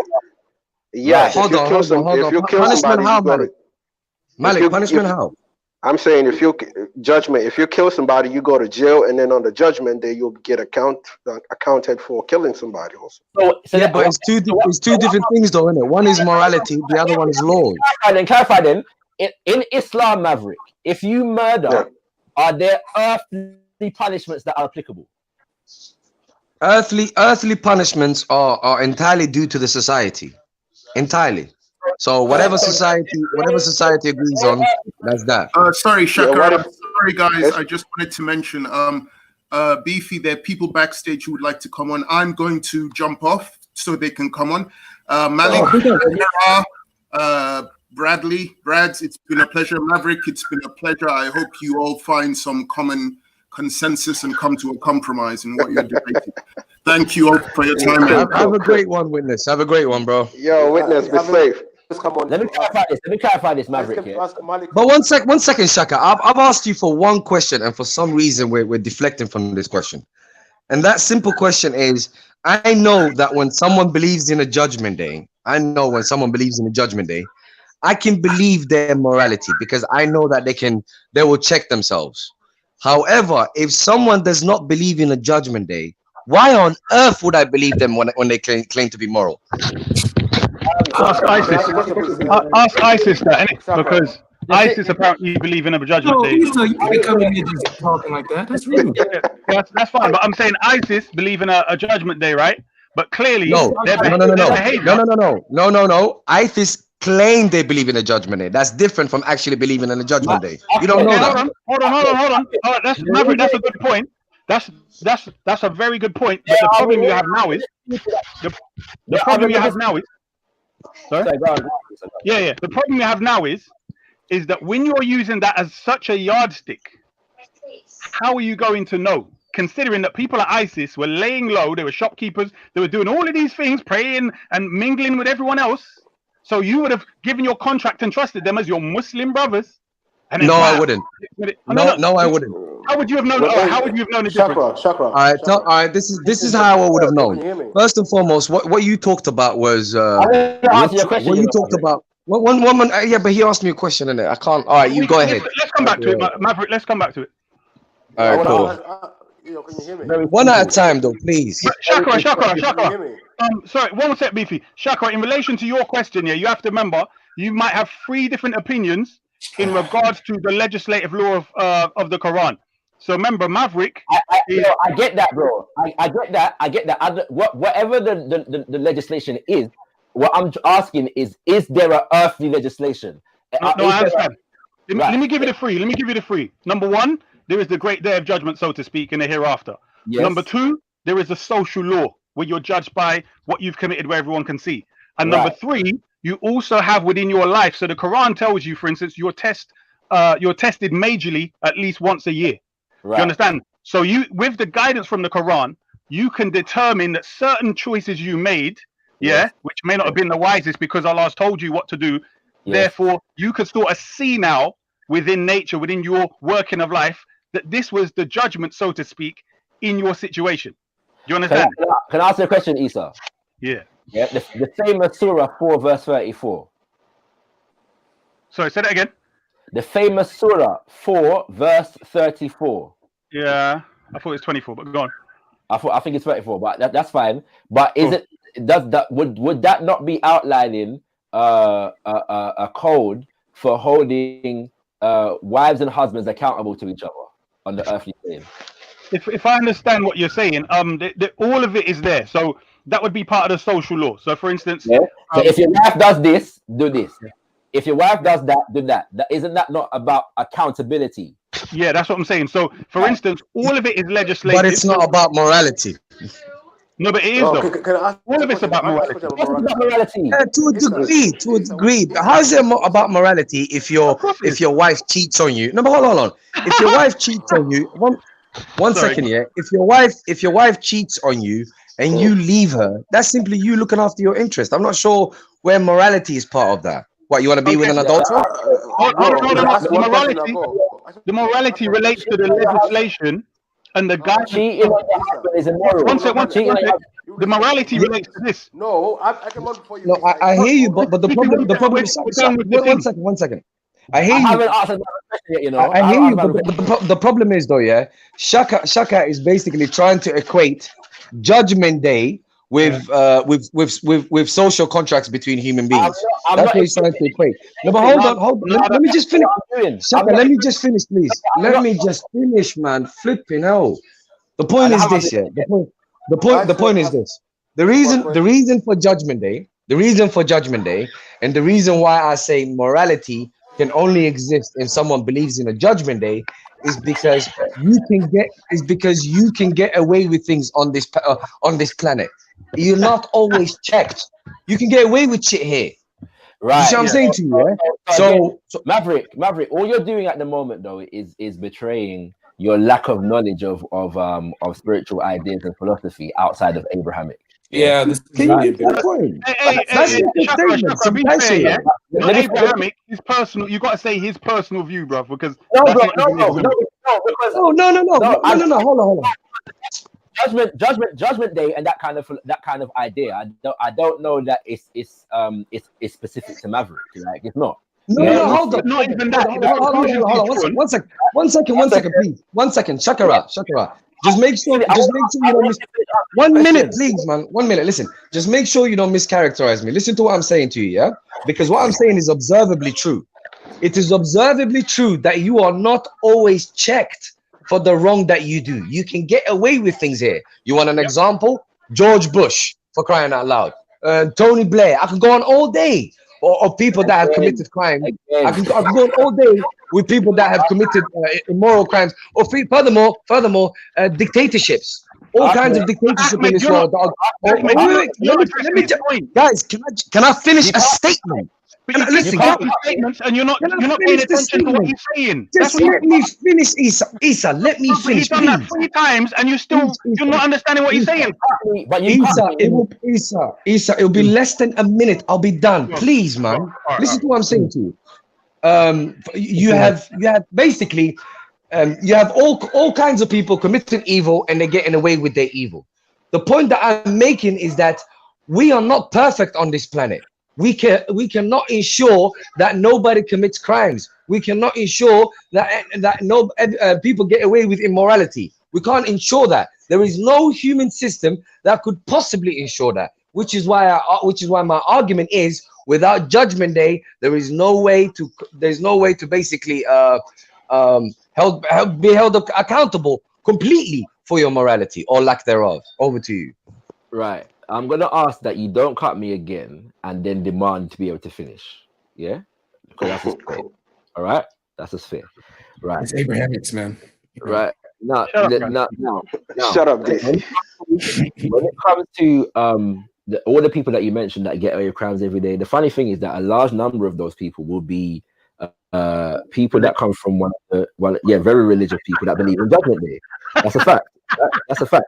Yeah. Now, when I say that doesn't change the argument, what you're actually doing is betraying your lack of understanding of spiritual philosophies outside of those that pertain to. Why don't you teach us instead of repeating the same statement? I'm going to. Thank you very much. Yeah. What I'm trying to say is that there are ideas and spiritual ideas and philosophies that pertain to what happens when we leave the earthly plane that would also be regarded as part of a system of accountability. Yeah. Hold on. What? Sorry, let me repeat. Just so I make sure I heard you correct. Did you say what happens after you leave this planet? When our life, as in the life that we are experiencing right now, is extinguished. Yes. Within the spiritual philosophies that are non-Abrahamic, there are also ideals that pertain to what would happen.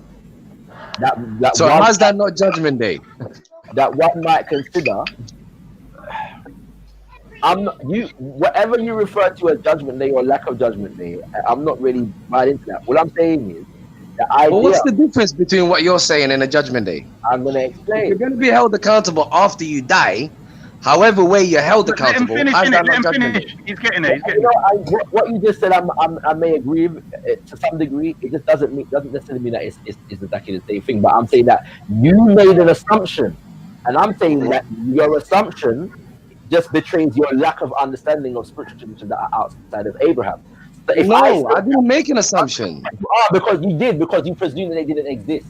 Yeah. No, I specifically said anyone without a judgment day. So if you put yourself as someone that believes in a judgment day, I wasn't referring to you. I'm saying there's two things there.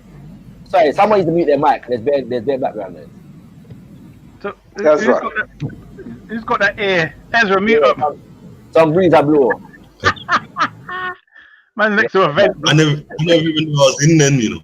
Yes, Ezra. Yeah. So right. So Ezra got the air dryer. There's two things here. There's two things here.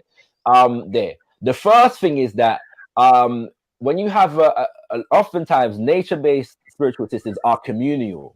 Yeah. And so connectivity to community is fundamental. Yeah. You have marriage systems whereby the marriage is performed in order to validate the union of the families of the two people in relation to the community in which they're a part. So you are accountable to your community, and that is seen as a social, political, and spiritual ideal. Then ancestors are also a part of the community.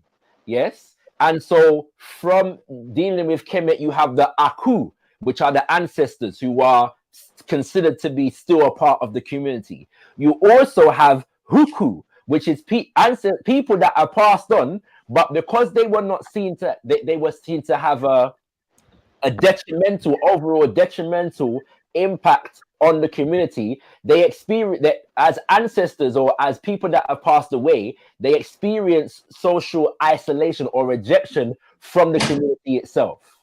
Yeah. And so the ideal of ancestorship is a part of an accountability process because people want to remain connected to their community, their nation when they pass away. There is also the idea of what you call balanced character, iwapele, yeah, as they say in Yoruba, which also relates to ma'at. Bring it out. Yeah? In Kemet, and there are other variations of this concept, which put out the fact that in terms of iwapele is also about being balanced with nature, but in terms of being balanced, 1 second, please. Let him finish. In terms of being balanced with nature, you are also balanced in your character and the idea that what you put out into the universe will come back to you, yeah, in a certain kind of way. All right. So all of these spiritual philosophies relate to accountability on earth, bro. Cool. So the point being made is 1 second. Let me 1 second, Ezra. The thing is, Shaka and Maverick is on the same page, but in different directions. Exactly. No, Exactly. Literally, the argument I was making, Malik, check this out. The entire argument I was making was accountability. Check this out. Check this out. But wait, check this out, yeah. 1 minute, please. Yeah. The entire argument I was making all day was that there is no morality without accountability after death. Whether you call that Judgment Day, whether you give it some fluffy little narrative, it doesn't change the point. Exactly. The point remains. Maverick, hold on. There's something slightly different. 1 second. 1 second, please. Isa, 1 second. Isa. All I'm saying is, I didn't bring this argument to Maverick. You know, argument to me. So I don't know why. Shaka, 1 second. All I'm saying is, yeah, in response to what you was just saying about Kemet and all that, yeah, and then you say that basically, like, Africans go through nature to get their spiritual conscience. They don't go through, like, they don't have this Judgment Day thing where, according to Kemet, that's just a lie, fam. We know that. I didn't say that though. According to Kemet, I didn't say that though. That's not what I said though. I didn't say that at all. But your argument was, yeah, that you don't need a Judgment Day. You need the laws of nature. Ezra, that's not, if you want me to tell you what I said, I can tell you. If you let me say it. Let me just finish, please. Yeah. So what I'm saying is, yeah, like, that's what I've been hearing today. Your argument against Judgment Day, your pro argument laws of nature. So what I'm saying is, when we go to Kemet, yeah, I mean, we talk about the afterlife. What happens? Yeah, you go, your heart goes and gets weighed. You go and get weighed, yeah, your heart gets weighed, and then guess what? You go and get judged by the two sisters, yeah, and all of that stuff. There's bare stuff to get. There's Judgment Day. It's the same thing, different narrative. Literally same thing, different narrative. Hold on. One sec. Hold on, Shakira. What can we do this, please? Can we follow? Hold on. Can we follow a pattern? Yeah.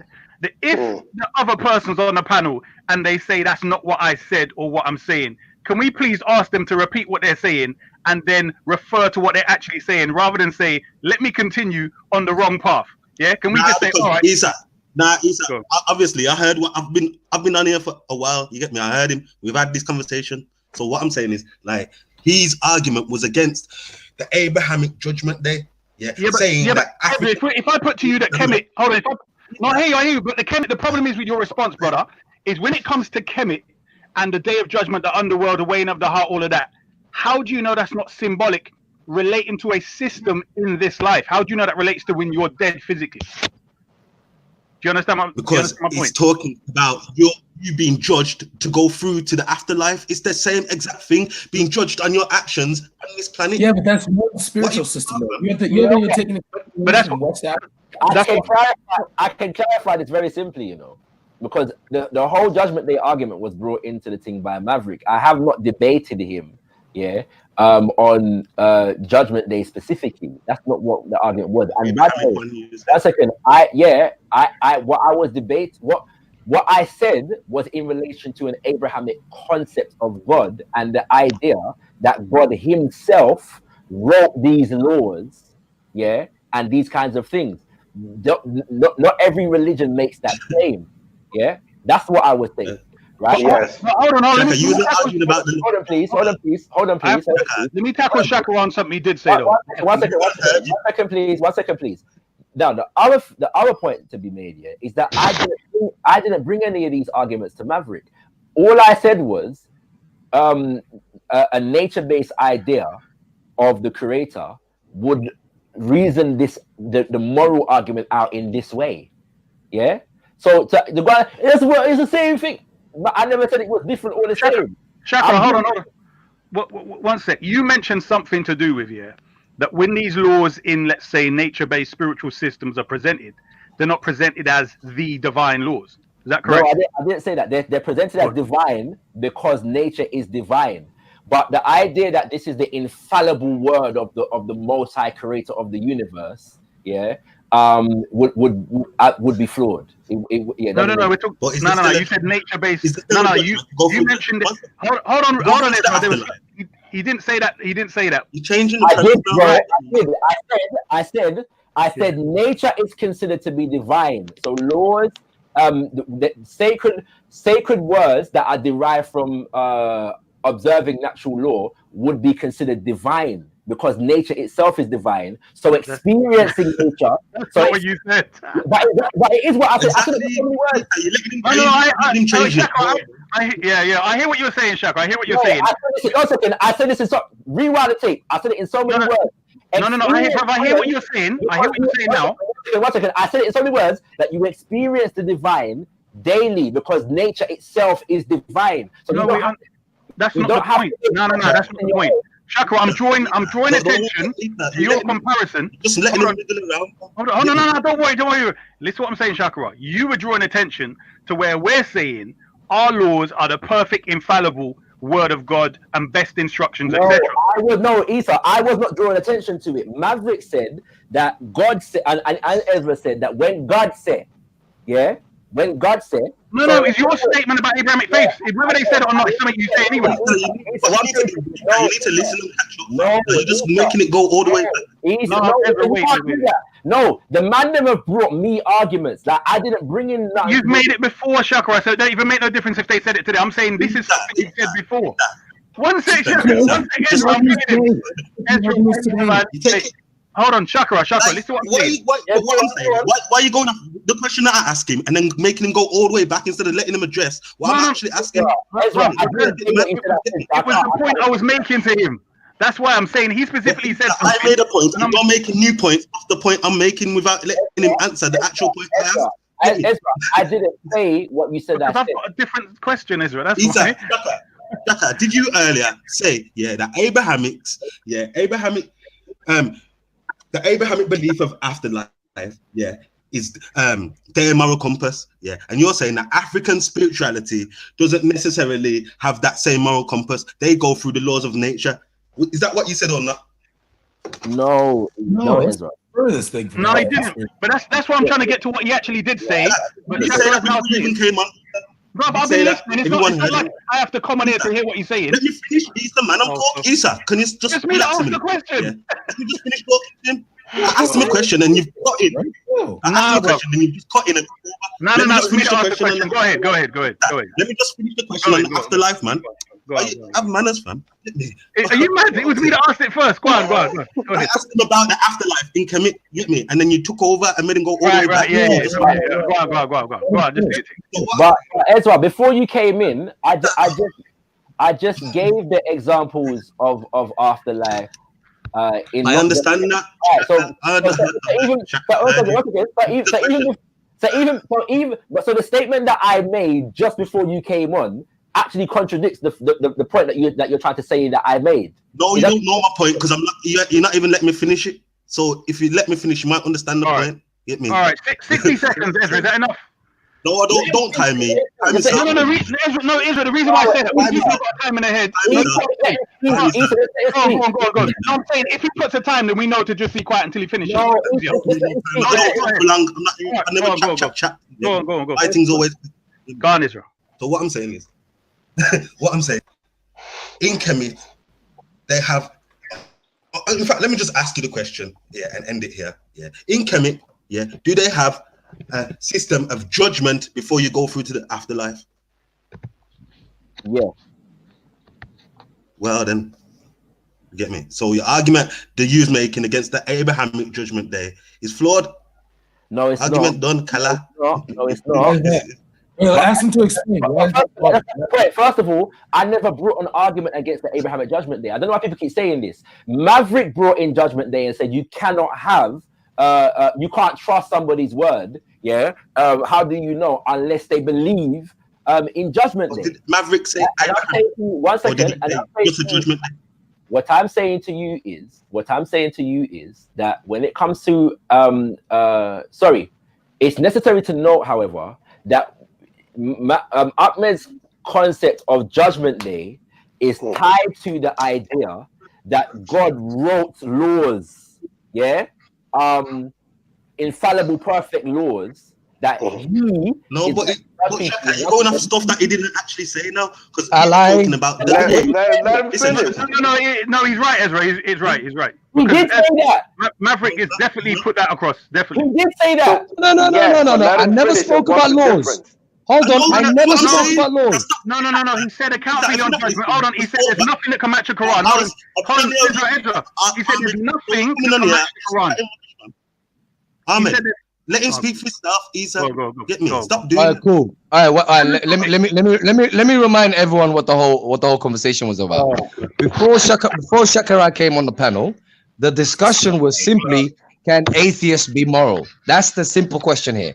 And the argument that I made, to put it in a nutshell for you, is that anybody can claim that they're moral. However, without a judgment day, without accountability, there is no morality. And you saying, one second, and Shakara is saying that there is a form, basically there is accountability after death, even in his perspective. Then that just proves my point, that there is no morality without accountability after death. Period. That's it. The point is that you're equating accountability, but if you equate accountability with Judgment Day, then I'm saying to you that it wouldn't apply necessarily, because in a nature-based spiritual system, accountability happens before, you die, and after you die, accountability is related to your life and those who are in the living. That's the same thing. You're just saying the same thing. That's the same thing. But hold on. That's the same concept. But hold on. I was not suggesting, that. See, this is, what's happening here, yeah, is that I brought an argument, you know, on a panel, yeah, that was not challenging anybody else's belief system or anything like that. I just brought a different concept to the conversation. Somebody challenged me about my thing, and now everyone's acting as though I was attacking Abrahamic religions. I have not done that. True. Shakara, one second. Shakara, you know the term Abrahamic religions, yeah? You know the term Abrahamic religions or religions full stop. The only one bringing that up is you. We're simply talking about morality and accountability. That's it. That is not the case, because as soon as I came on the platform, Only mentioned the creator. He never mentioned nothing else. That is not the case. When I asked Ahmed what he meant by the statement about Vudan a few days ago, the first thing he said to me is that the Quran is superior to everything, and not that's that. Hold on, that was a sideway. That was a sideway answer to your question. It had nothing to do with the topic we're having. 1 second. I was not the one who brought in anything to do with anybody's religious text. Yeah, you lot brought that to man. Yeah, about. That's because you asked me that specific question. It doesn't mean that was the topic. About if they're not. Come on, Shakara, man. They're not written down, and now there's something there. Yeah, how can you know? With our thing, it's written down. We know it's there. It's written down. You man brought that in. I didn't bring that into the conversation. All I've been trying to do. But you were going against it, saying we have the laws of nature. Shaka, this is that maybe you're forgetting. Yeah, when I first came, man. That's right. He's not going against it. He's just. Hold on. A man. You're gonna expect me to listen to you. Hold on. This is the funny thing. Your 2 words and you're gonna cut me out. I'm gonna listen to you. I talk about nature, and the man was telling me for about half an hour, yeah, about lions, yeah, and all kind of different things. He was talking about afterlife and being judged. That's all he mentioned. You came in talking about Abrahamic belief in afterlife and nature, laws of nature. You did that. You know what I'm gonna say? I'm not gonna continue to defend what I said in it. People can rewind. Okay, cool. Wait. I just want to say to Shakara one thing though, yeah. Shakara, based on your perspective, yeah, based on your quote unquote religion, let's call it religion for now, yeah. You would have to agree that without accountability after death, you can't have morality. Or else, what's the purpose of you believing in what you believe? Okay, I'm gonna say this. I'm gonna say this. The foundation of my statement was that my argument in relation to morality and God was in fact, yeah, that it depends on your concept of what God is. Oh my God. So, if you have a God that is this, or your concept of God, whether you believe in that God or not, is distinct from the creation itself, yeah, then yes, you can not believe in that God and still have a moral compass. Okay, bro, you're changing the question. Shaka, listen. Shaka, you keep talking about concepts of God. You let him finish. You let him finish. I thought you did. Go ahead. Thank you. I'm saying this was the foundation of my argument. You have to bear this in mind. Yeah. So when I say that for people who have a nature-based concept of the creator, then it would be impossible to develop a moral compass outside, without believing in the creator or without a knowledge of the creator. Yeah, that's impossible. All right. So bearing that in mind, I am saying implicitly that what the nature-based spiritualist understands from nature in terms of moral laws, ethics, and so on and so forth is divine by the fact that it comes from the creator, because the creator is communicating through nature. Yes, that is what I'm saying. Then, wait, Shaka. Wait. 1 second, please. 1 minute. 1 minute, Shaka. Did you not understand my question then? Let me finish. I don't know what you're responding to. Let me finish. Then. Oh, you haven't?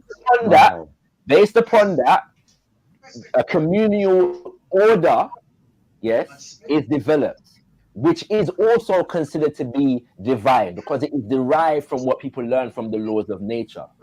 Yes. Then the spirit, which is a part of, yeah, that creative life force, yeah, that continues to exist in the universe, is related to in a particular way. So the creator is still all up and in this whole analysis. Yeah, from that perspective. Okay. So the only argument that I was making is not that other spiritual systems do not have a judgment day.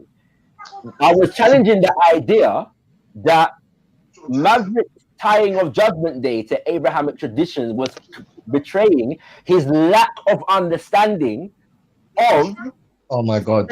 systems that exist outside of Abraham. I Yeah. never made the argument that they don't have a concept of judgment. Yeah, We argued for Abraham. yo, we just walking with different shoes. That's it. One second. Or This is not an argument. Or accountability. Or accountability when people die. I was saying that Maverick's argument betrays his lack of knowledge of those philosophies and, and those understandings. That is what I said. Thank you. Okay, are you done now? Are you done now? All right, listen, Shaka. Thank you. Maybe I don't know. Is it my English? I am not sure. Let me try and repeat, and hopefully you will understand what I'm saying to you. It's not an argument. Can a human being be moral without a philosophy of accountability after death? That's the only question I'm asking you. And the reason I ask you specifically that question is because you hold the particular philosophy where there is an accountability after death. Now, if you say that you can be moral without accountability after death, then there's no purpose for your philosophy. Sure. It's there's two levels of accountability. I say yes, by the way. Yeah, so do I. Because accountability, as I said, operates on two levels. Yeah, there is the spiritual, and then there's the communal. We're not discussing the communal. Please don't go back there again. No, because, but I'm saying, when you cannot divorce the spiritual from the communal in within the context that I'm talking about. You can, because one you can escape. You can escape one and not the other. Because they're related. But Shaka, but you can escape one and not the other. Shaka, 10 seconds. Shaka, one sec. What the thing is, Maverick, that you're missing is if somebody says, I don't believe in an afterlife, you can still, the alternative for that, one of the alternatives is that they've got a moral value system based upon the community. So in other words, what they're seeing around them, they're feeling pain in one way or they're loving this. So therefore, they form their morals based upon the communal basis of which they run their lives. I hear you, Isa. But one minute, please. Just so, but guys, we're talking like at least we need to understand what the argument is. Like, it's like you don't even understand him. No, but I've given you two alternatives. I've given you the. No, I hear you, Isa. I hear you, Isa. Yeah, maybe you will understand me. I'm not sure if Shaka doesn't want to understand, but maybe you can translate. One second. Isa. The point I'm making, the only point I'm making, is if you have a philosophy that holds the point that there is an accountability after death. Yeah. If you then say that you can be moral without that particular philosophy, what is the purpose of your philosophy? Okay. I agree with you. Simple. Very simple. It's very simple. That you exist within a community, right? Yeah, and your life, the value of your life, is judged by how you operate in that community. Yeah, the idea of afterlife is born out of that, and not the other way around. So accountability in the afterlife. It doesn't change. The point stands. Hold on, Maverick. Let him finish, because this is pretty simple, Maverick. So it's very simple. I don't get it. A communal. So what my point is that the idea of burning forever and ever Amin Ra is not the point. The point is that you are. I did not say burning. Please let's not caricature each other. 1 second. I know you didn't say that. I'm saying that it's not an individual thing. It's a communal thing. So your life, yes, and the value of your life. But how does the point change? How on earth does the point change? Let me give an example. Here's an example, Maverick. There are certain people, for instance, who do things or don't do things because they're seeking an eternal heaven in the hereafter and they want to escape an eternal damnation of fire, right? This, some people say, or a judgment and whatever the results are, right? In the afterlife. There are some people that don't believe in the afterlife, but they're saying in this life, if they commit certain actions, they may fear, in the same way other people fear the afterlife, they may fear that their parents, their wife, their children, their friends may see them in a certain way.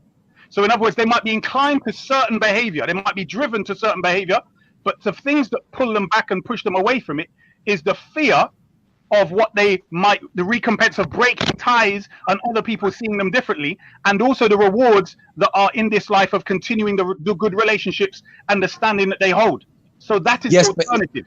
So what? But Isa, What would you not after, hold after on? they Hold die? on. Let me tell you why. Please let me respond to him. Yeah, Isa, the reason that is not an alternative is because one is inescapable and unavoidable.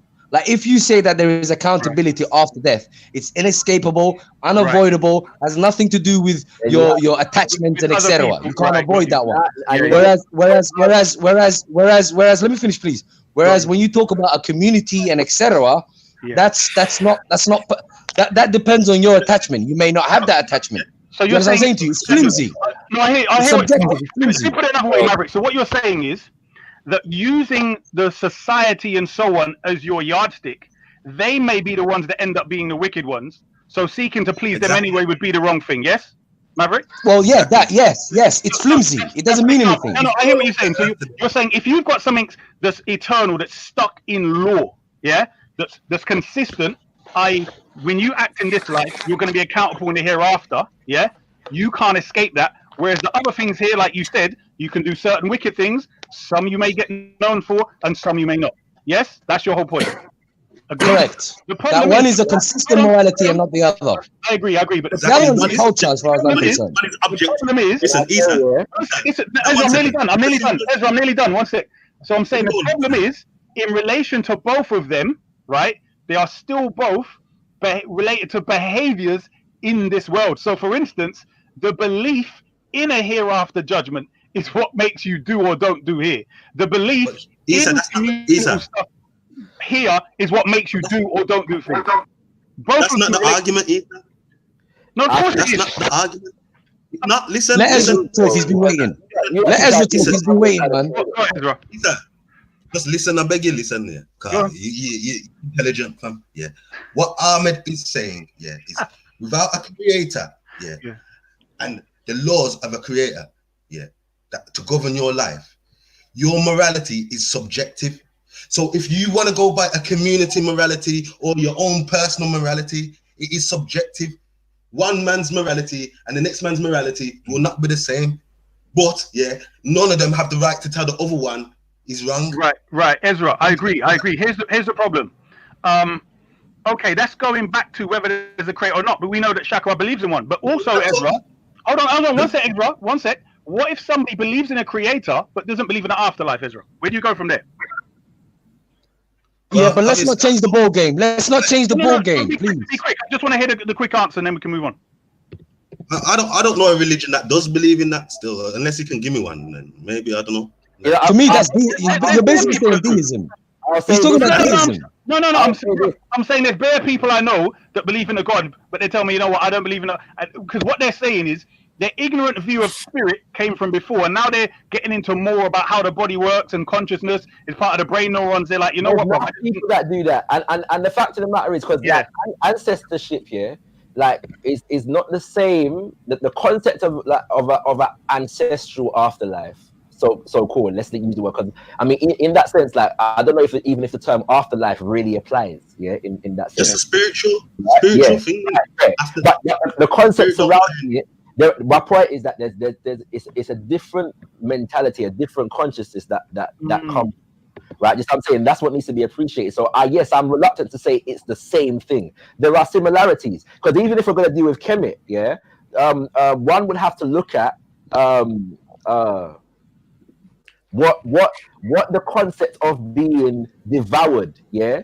The consciousness or the bar of the individual being devoured, yeah, what that means in that respect. You know what I'm saying? And also whether this idea was considered to be literal in the rote sense of the term or symbolic in the spiritual sense of the term. Well, that's what I said.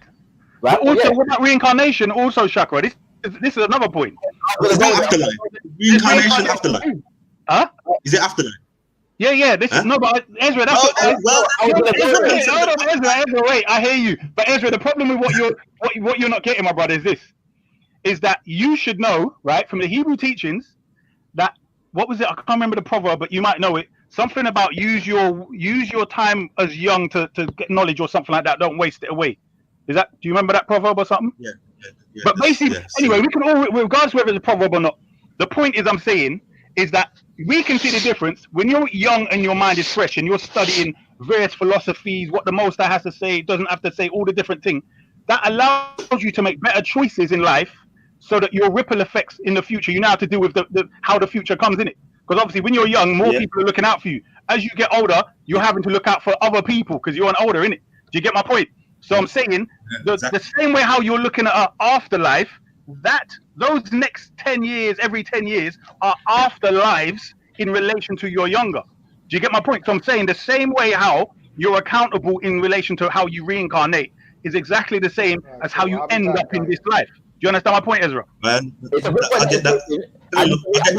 We can relate it to Kemet because the 42 laws, the declarations of Ma'at here, were not. The man just thought. Go on. Like, I hear that, Issa still. Like, I get you, Nick, but my point is, my point is, you can define, you can call it afterlife, but it is not an afterlife, fam. You can give it that definition if you so please, but that's subjective again. I'm talking about object. Listen, I'm talking about objectivity. Afterlife is after you dead. I hear you. All right, 1 second. We've got an atheist in the back chat. 10 seconds. It's like we can all come up with our subjective flipping philosophies on life and afterlife. You get me? It's not atheist. Can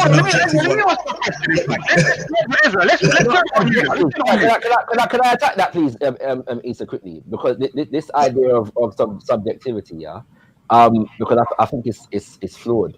Remember, the foundation of my argument, which is what Ahmed was attacking. Hold on, Shakwa. Can I just get a little question in for Ezra, quick, and then please go on, yeah?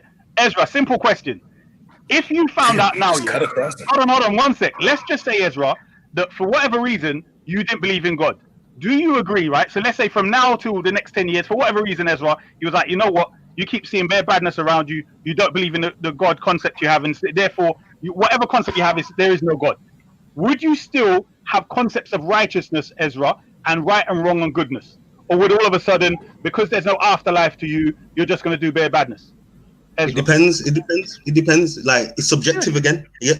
I'm asking you. Me personally, I don't know, because I don't know life without a concept of God. You get me? So I can't speak on that. But what I'm saying is, one man will obviously go with his conscience that tells him, what I call the spirit of God, that tells him, don't go and rob things, you get me? And then one man will go with his own flipping stupid subjective morality and start going robbing and stealing and think that's okay. Hold on, Ezra. Listen what I'm saying. I'm sticking it to you. I'm sticking it only to you, Ezra, not one man, yeah?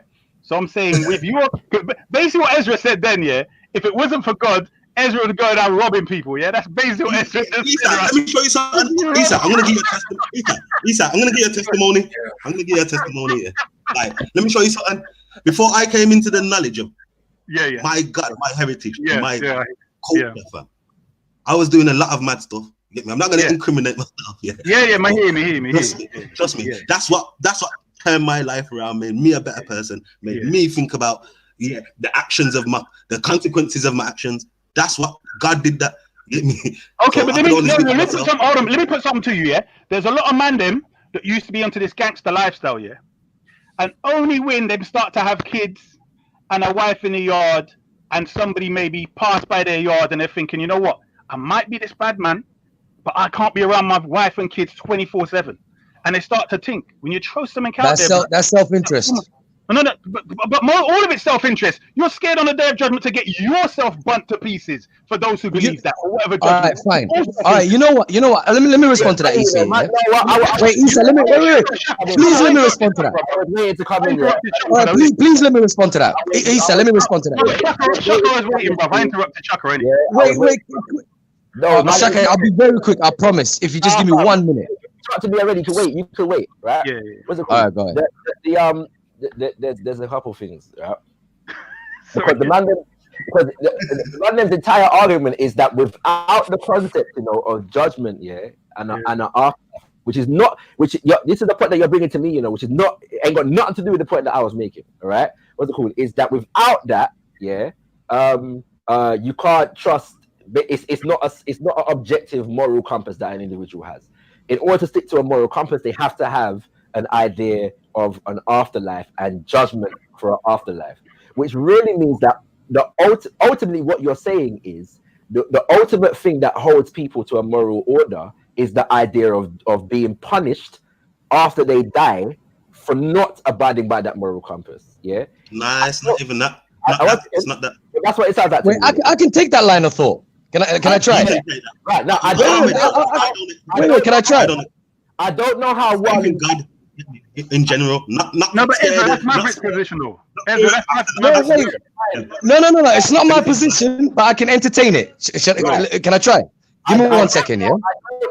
I don't know how one defines that as something other than self-interest. Yeah. All right, let me respond to that. Okay, let me respond to that. Yeah, you can. You can when I finish. However, are you still not done? However, the fundamental point that I was making is that if you have a nature-based ideal of the creator, then your ideals of morality and ethics derive from the lessons that you learn from nature. Yeah, that is the essential thing. Yeah, even if there is a concept of a so-called afterlife, the sticking point, the essential thing is the laws of the creator are codified in nature itself.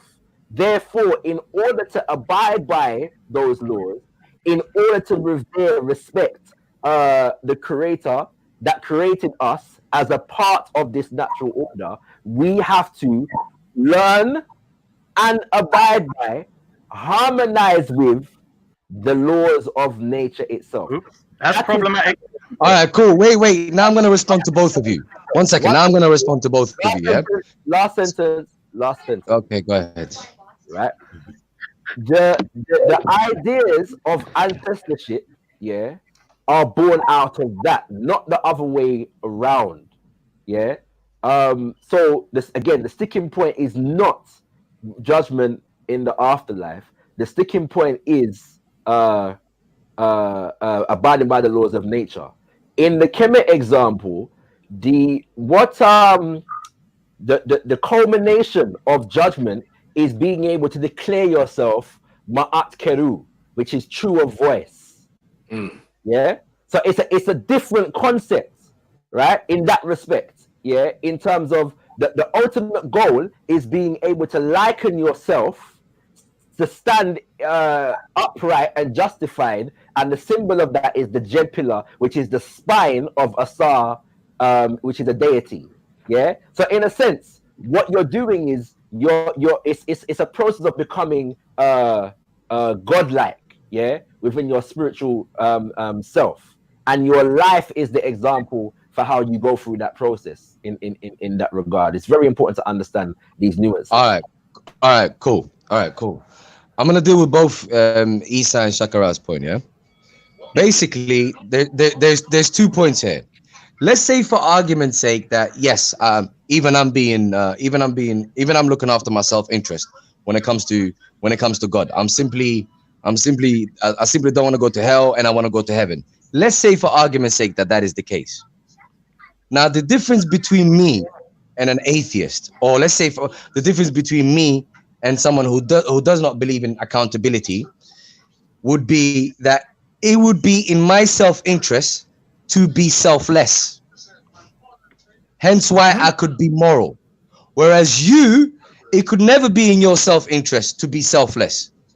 Every single thing that you do is you would be looking after your immediate circle, that which can affect you. You have absolutely no motivation of any kind to be selfless, whereas I do. So that would be the difference between me and you, even if I was looking after my self-interest when it comes to heaven and hell. Hence why I could be moral and not you. Hold on. So what you're saying? What you're saying, Maverick, is this: if That makes no sense. no, I understand what you're saying, but I don't agree with it. So you're saying in relation to the hereafter and an inevitable judgment that's consistent, yeah, that you can't escape. You're saying for you to generally get that, you would have to be genuinely selfless. Yeah, Maverick, that's what you're saying. Yeah. Yes, that would motivate me to be selfless. Yes. Yeah. So in other words, in other words, yeah, just to wrap it up for you, so you understand what I'm saying. So basically, let's say me believing in a judgment day, yeah, me believing in accountability, not only leads to the fact that I always have to make sure that I do not transgress against anybody, whether or not it affects my self-interest, it would also motivate me to benefit, to be a benefit in this world, whether or not it benefits me. Whereas if you don't hold that philosophy, there is nothing to motivate you. There's no motive. There's no incentive for you to be selfless. Number one, and there is no motive for you to look after the transgressions and etc. And wait, for you to look after transgressions and etc. unless it affects you. So you have all you would be is just you only look after your self-interest, whereas my self-interest could be to be selfless. That's it. Well, can I ask you a question real quick? Because one sec. You're just going around. No, one sec. Maverick agreed he was addressing me and Chakra. So what I'm saying to you is, Maverick, understand this. There are many people where just doing good and seeing other people happy makes them happy. Well, they're not looking for no reward in the hereafter, no eternal life or heaven. They just feel content within themselves. For instance, Maverick, you will have parents, brothers, sisters, consistency. Cousins, hold on, maybe even children. The point I'm making is yourself, because it all boils down to the self-interest, intentions, and so on. It all boils down to that within yourself, your intentions, your self-interest, and so on. So my point to you is, guaranteed, there are going to be some people in your life that, regardless of getting something back, whether you reward in the hereafter or not, you just want to see them happy. You want to see them good for whatever reason. And that is what we're focusing on when we're saying about the people where that particular principle. I address that. That's the immediate circle. I address the immediate circle. No, Maverick, I'm saying that is expanded because maybe in this society that we live in, it's become more contracted because families, we have extended cousins and so on. But in other societies, you might see the whole tribe as your bigger family. Like you know what I mean? It might be. That's why. Issa, I addressed that by saying I said the world. I said I would be a plus to the world, not necessarily my immediate circle. So I addressed that. Ahmed, I'm gonna answer your question. But Brad, you ain't spoken for a while, so I will give up the floor before I answer Maverick's question statement. No, go ahead. Finish this out because I just want to stay. So go ahead and finish this out. Ahmed, the statement that you've made would actually go against the facts in terms of social orders that are born out of nature-based ideas of the creator, because they are generally inherently communal. And when you talk about self-interest, the question then becomes, what does one consider to be the self? And I think this is where Issa was going a minute ago. Oh my gosh, this is a 10-day show in itself. What is the self? Right, what is the self? Now, just to break it down simplistically at this moment, there's a saying in Zulu, and I've said this at Speaker's Corner before, so ones and ones may have heard it. It goes, Umuntu, Ungumuntu, Ungabantu. It translates as, a person is a person because there are people. In other words, I am because we are, and since we are, therefore I am. That concept in nature-based spiritual systems can be and often is extended. But that's erroneous, though. To the universe. But that's erroneous. You would still be you, even if there was no human beings. Let me finish, please. So that's the error right there. Let me finish, please. That concept can be and often is extended to the universe or nature in its entirety. One does not see oneself as divorced, separate, and distinct from nature. One sees oneself as a part of nature, and one seeks to understand oneself within natural balance. So it is impossible to be morally good in a spiritual system like that, whilst only considering one's individual self. And in fact, you could go as far as to say, but there's accountability in the moral system that you're talking about. So you're in the same boat. You could go as far as to say, yeah, that there is the concept of an individual self almost doesn't exist. Right. What's it called in the context like that? Yeah. Yep. So the idea that for a man like me, what's it say? For You believe in accountability after death, so I don't know why you're. But you just said that for a man like me, you're not called upon to be selfless, whereas you have to be. And hold on. You said that you believe in it. No, but wait a second, Shaka. You said you believe in Shaka. You said you believe in accountability after death. Whatever I said a while ago, yeah, you just said a minute ago, because I said that what I said, and you came back to me with the idea that you are called upon to be selfless. You have to be selfless to be judged rightly or to be judged morally good after Judgment Day, and I don't. Yeah, and I didn't say you don't, because you believe in accountability. I said the one that does not believe in accountability after death does not have that incentive. I'll put it in his mouth. Be able to get through to these like. No. Maverick's correct. Maverick's answer was that it was relating directly to that. Because remember, this is what was put to Maverick. Nah, Isa. He said you don't. Yeah, he said no. You. Okay. Yeah, but I'm talking about is the opposite, isn't it? Shakwa, he meant in relation to the argument that was put before him, which was, I was arguing from the standpoint. Ain't no argument before, man, right about now. There ain't no. We did. Yeah. No, Shakwa, remember, hold on, Shakwa. Remember, I put something to him, and I made two examples. And you agreed with you. I'm saying, when I said, if you have a community, they don't believe in the afterlife, they just deal with their village, their family, whatever else, yeah? And you said yes. So when he was responding to you, because you co-signed what I said, he's then responding to you co-signing that point. Not that you necessarily believe it. My point, but the point I'm making, yeah, is that all right. Let me explain that. Shaka, you're changing the topic of the show, bro. No, I'm not changing the topic. The show is about morality and accountability. That's it. Let me speak. The reason why the concept of our afterlife, yeah, is problematic language in the context of what we're talking about, or nature-based spiritual systems, is because in such a system, life is considered, the essence of life is considered to be spirit, and spirit doesn't die. Yeah, spirit is a part of the cycle of life, like all things are a part of the cycle of life. You know what I'm saying? So that the life entities die, yeah, but life doesn't. And so the life was considered to, the spirit or the life was considered to be here or in the universe before the manifestation of that particular individual in life. You understand what I'm saying? Right? So all this afterlife thing is again, it's a certain mentality that is imposing itself on another mentality, and we have to use language to try and explain different. No, but when they say afterlife, you know what they mean in relation to what we perceive. I know what they mean. What I'm saying is that the fundamentality of that concept is not the fundamental concept in this order. So you can't say because they have that afterlife concept is why they're moral. It's flawed. Why they're moral? I agree.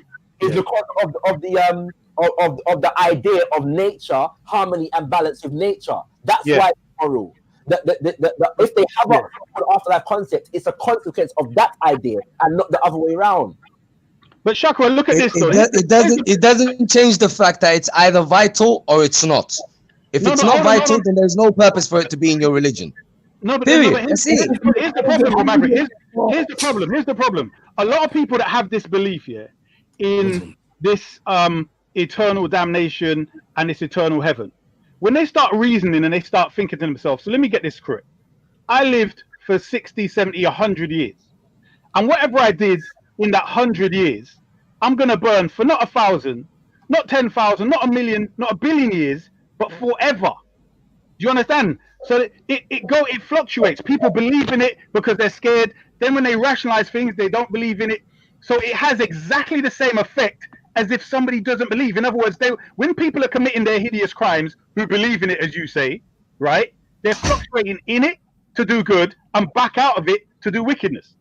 Do you understand the point, Maverick? Because when you say, even you, Maverick, who you're saying basically you have this firm belief in a hereafter and a judgment day, you can admit there's some points in time when you do wrong, correct, Maverick? Hello? Yes. Right? So Are therefore, you married? Not consciously. I don't do wrong consciously. Are you married?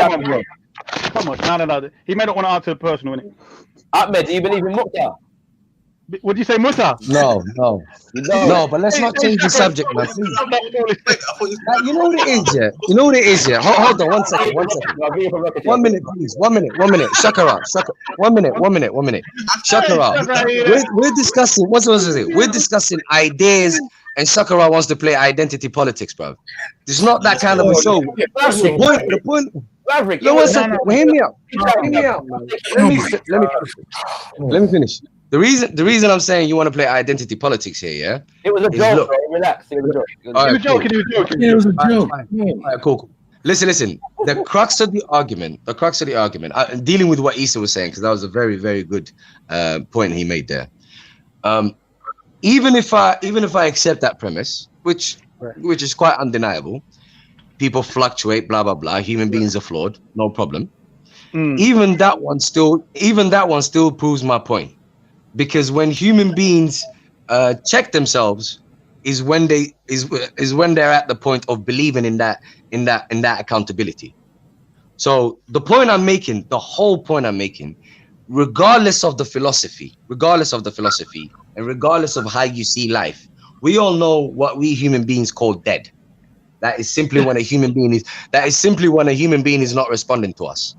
So the moment you speak of a life after that, regardless of how your philosophy sees that, that's the particular life that we are talking about. You know what's funny though, If you believe, please let me finish. If you believe in a life after that, and you believe in a accountability of any kind, regardless of the kind of accountability, then I have no gripe with you.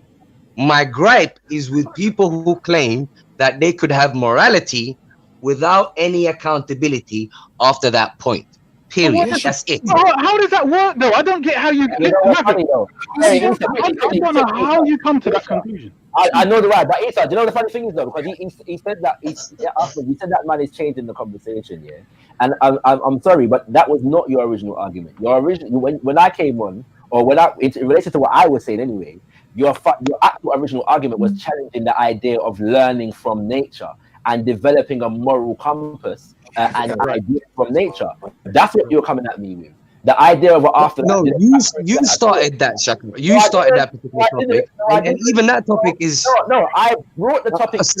I brought the topic to the table. Yes, but I'm saying that your original argument, in relation to what I was saying, was that to challenge that. The idea of after. Yeah, but you gotta understand, Shaka. The show was happening before you came on board. I'm not saying that, bro. I'm not saying that it wasn't. I'm just saying that in relation to this, the conversation that we was having. Because remember, when I came on, I asked you, what was it that you meant, yeah, when you said what you said the other day, yeah? I didn't assume. I asked you, yes, and then you was bringing it to me. What can you learn from nature? And so we went down that road. I was not having. Yeah, but even in that road, my point still remains. Because how are you gonna learn morality? I was not having a debate with you about the afterlife. You brought the afterlife into the thing later on. Yeah. My argument was not about the afterlife. My argument was about nature. And if you identify the creator with nature itself, then no, from that perspective, you can't learn, develop a moral compass or moral social ethics and ideals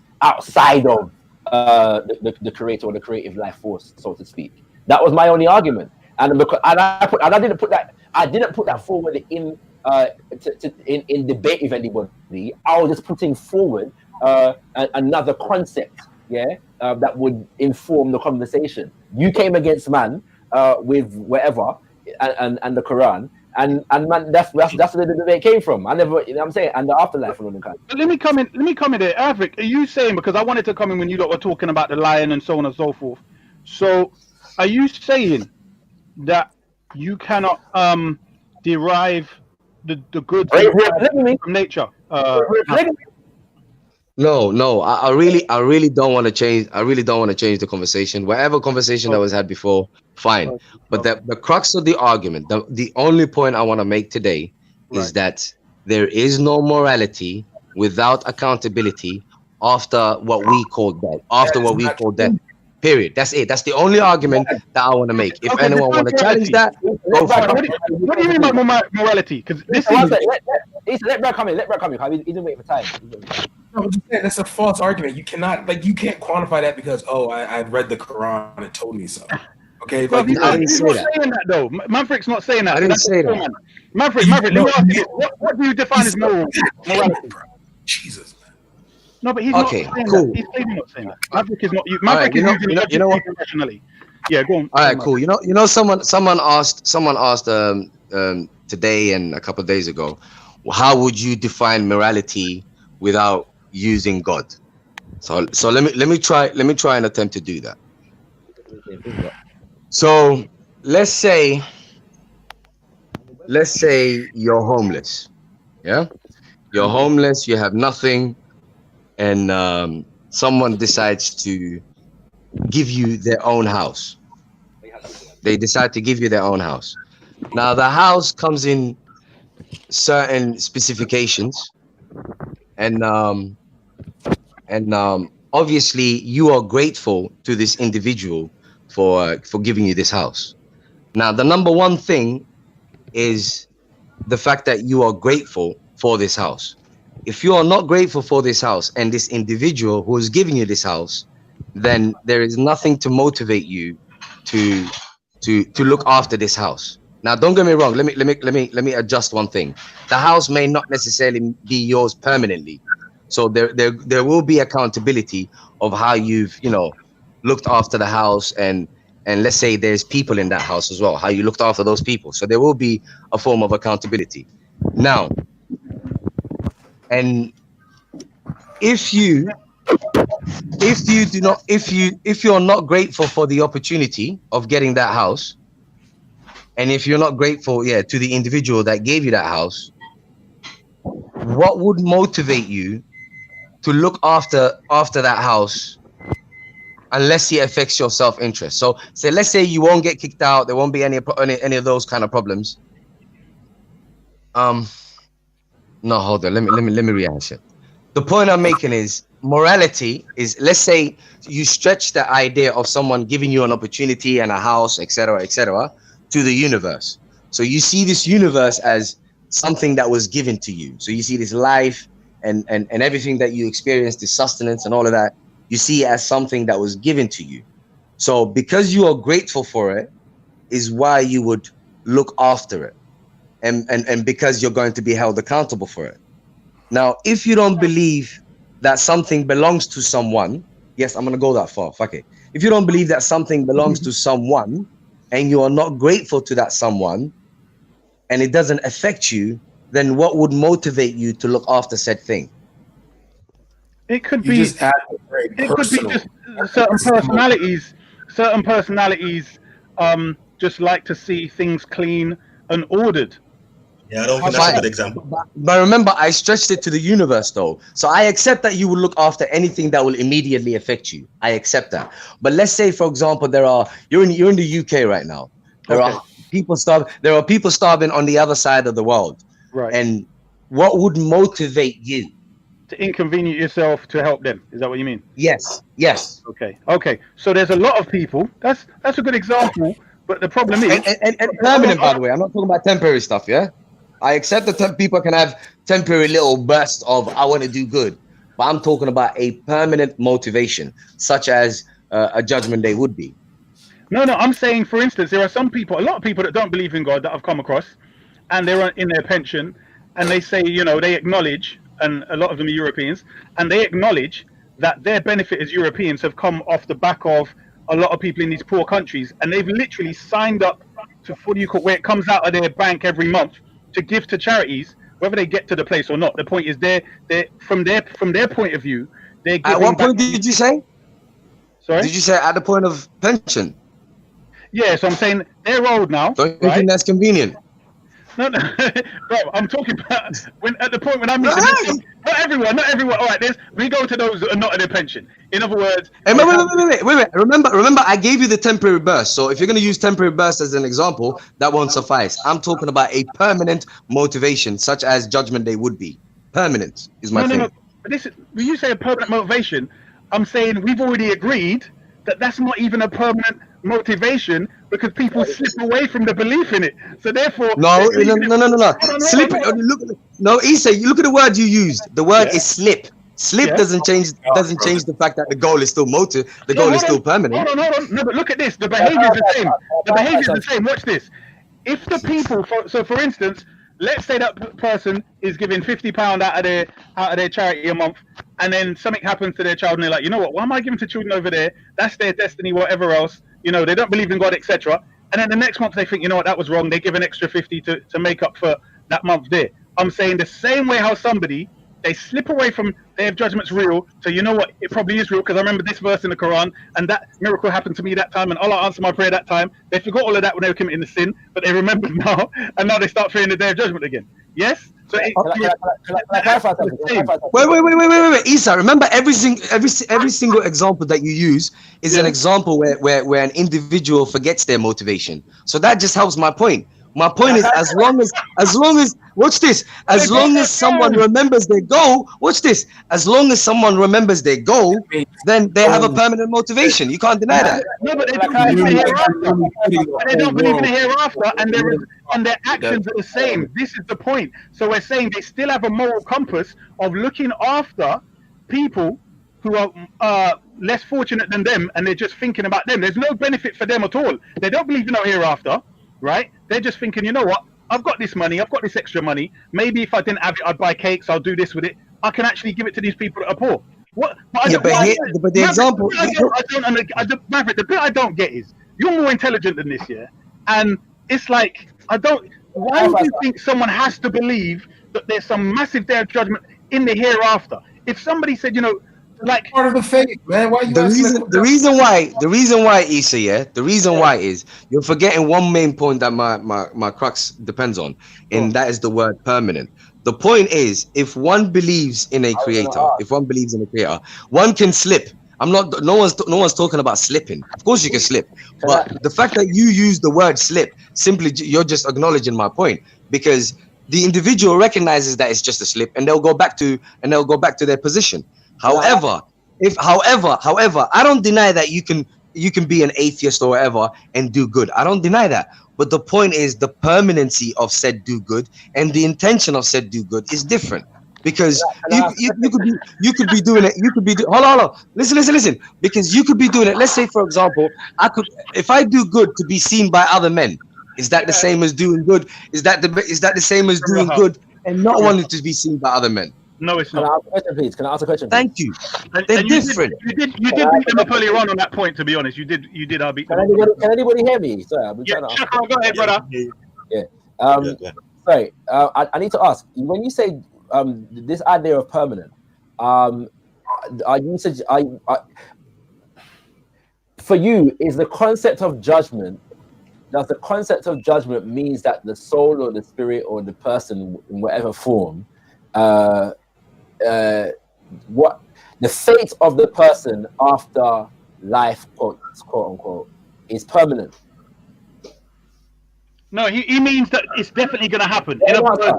You know what it is? Shaka desperately wants to change the combo, and it's not gonna happen. No. Can we please change the conversation? Can we please just change the conversation? This is beyond. I asked him a question directly related to his assertion about the afterlife. By permanency, we're simply referring to life after death. I'm not talking about anything particular that's particular to my religion or anything like that. So let's not do that. That's the point I'm trying to make. Why is life after death permanent? Oh my God. Yeah, prove that life after death. Prove that judgment. The point, Shaka. The point we're making is that there are two different types of beliefs in it. Either you believe once you die, that's it, or you believe once you die, there's something else. That's it. You're trying to get into particular religions. Stop it, man. Like that's not the discussion here. I'm simply trying to talk about. No. One second. Let me ask a question, please, because at the moment, I think I find, bro, and this is no disrespect here, that like, and I've said this to a couple of people at certain times, but you're in a very argumentative mode certain times, and sometimes it's not necessary. We don't know each other like that. I'm not arguing. Don't make judgments to people that you don't know. Maverick, you're assuming things that ain't true. I'm trying to get you to understand something. At the moment, I'm not arguing with you. I'm asking you a question. Neither am I. You've used the term permanent, yeah, but then so you don't need to talk about all this other stuff. I'm just asking you a question, yeah. All right. You've used the word. I'm using the word permanent. I'm using the word permanent in relation to people who believe death is final. That's it. I mean, Isa understood it. Why didn't you? Because I don't, bro. I'm not Isa, so maybe I'm not as No, because you have an agenda, Shakara. Come on, fam. However, this is what I'm saying. And I'm Let me just hold on. Let me try, Shaka. Let me just try and do something here. Maverick. Let's be fair, yeah. We can't read Shakara's mind. I don't think he's got this agenda or this, trying to change the subject, because his question directly related to exactly the word you used in this subject. Fine. So let's be fair.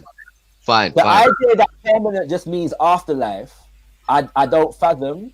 So I'm asking you, please, yeah. Are you suggesting that what happens to a person after they die is a permanent state? So they exist in a permanent state. I'm just using the word to differentiate from people who think that death is final. That's it. Nothing else. But what I'm not understanding is the difference in the permanency. If death is final, that's permanent. Yeah, it's final. Afterlife being permanent requires there to be an understanding of what permanency means in an afterlife. So I get it. If I says when I'm dead, that's it. Permanent state of just nothingness, I'm dead. That makes sense. So what does permanency mean in relation to judgment in an afterlife? Shakra, let me answer, because this is why I wanted to answer in the first place. I use the word consistency, meaning if you believe no matter what, the big J of judgment is there, right?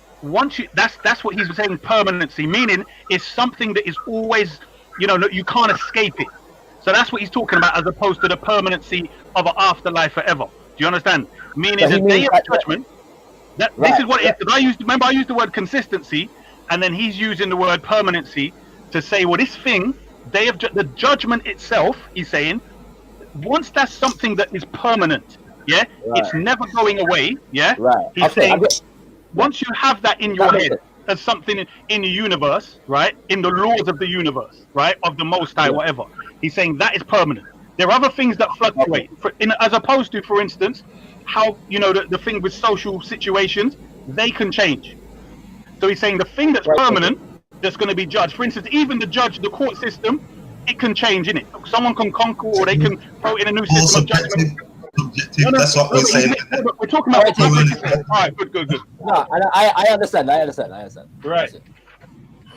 Man, are we done with this topic? Can we please? Yeah, man. Like subjective. Unless you've got an objective moral compass, you are going off subjective morals. It's just as simple as that. Yeah. Thank you.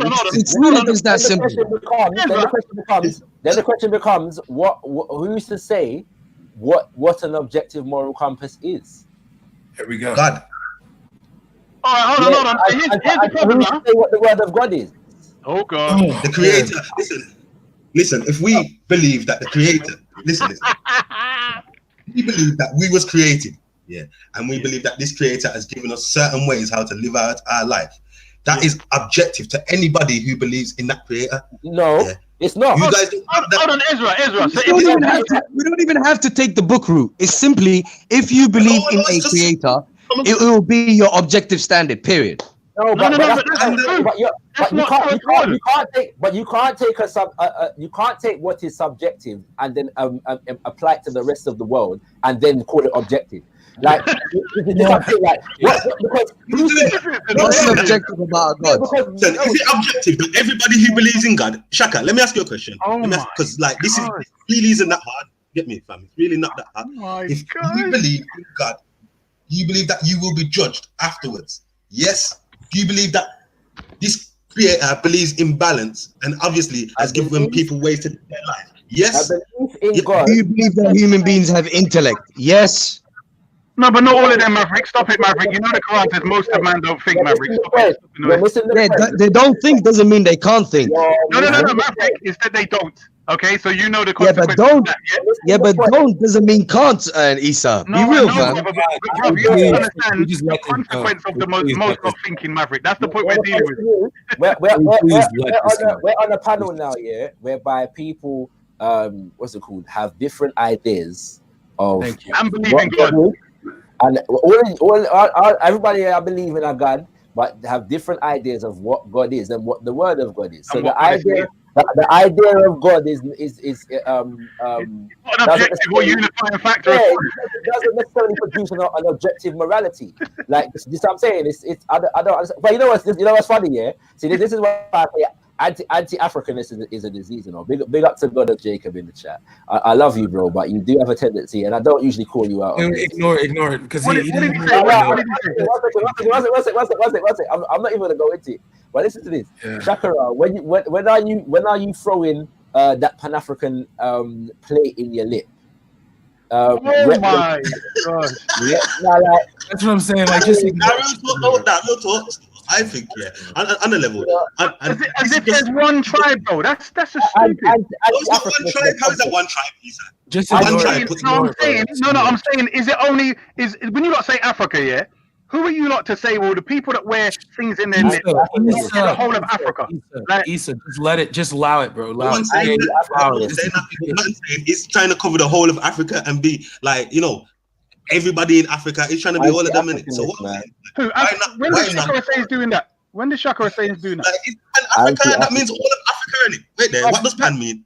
Oh my God! The unity of one people. Hold on. Let's clarify this because this gets ridiculous. Watch this, my brother. Yeah. Just because somebody. I'm gonna get there, bro. I'm like, Pan-African is the interest. You're not gonna answer. You're just gonna go around the thing. I'm answering your blooming question if you be quiet, man. So Pan-Africanism, summed up, is this: you working in the interest and benefit of everyone who you consider African at home and abroad. Okay, so you want to benefit for all. However, that does not mean you're going to copy every single tradition in and out of the people who practice so-called African traditions, bro. That means you can pick and choose as you want, and you can reject as you want. But your main objective and goal is the interest and benefit and best things for those people you are African. That's I'm actually surprised. Ezra, with all due respect, I'm actually surprised that you think that was an intelligent statement. Seriously, like I took it like as a man trying to give a dig, and I was like, "Yo, nobody let me finish. That's why you don't understand. That's why you don't understand, because every time I try to speak, somebody has to cut me off. You get me? So what I was saying is, I get that point that Issa made. It's about improving all of Africa, but yes, it's also a cultural thing too. You are. Who's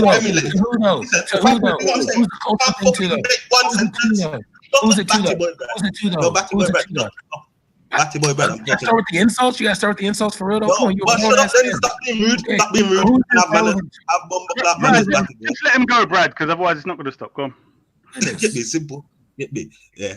So anyway, like I said, it's also a cultural thing. It's not just about the betterment. It's about following the culture of your ancestors. Get me. People are acting like, oh, you can just follow American and Babylon culture, but be Pan-African. That's nonsense, bro. Get me? No. If you're claiming to be African and you're claiming to want to follow Kemet and all that, you should be like following the practices. Get me? Not just talking it. You get me? You should be trying to follow the practices like we do.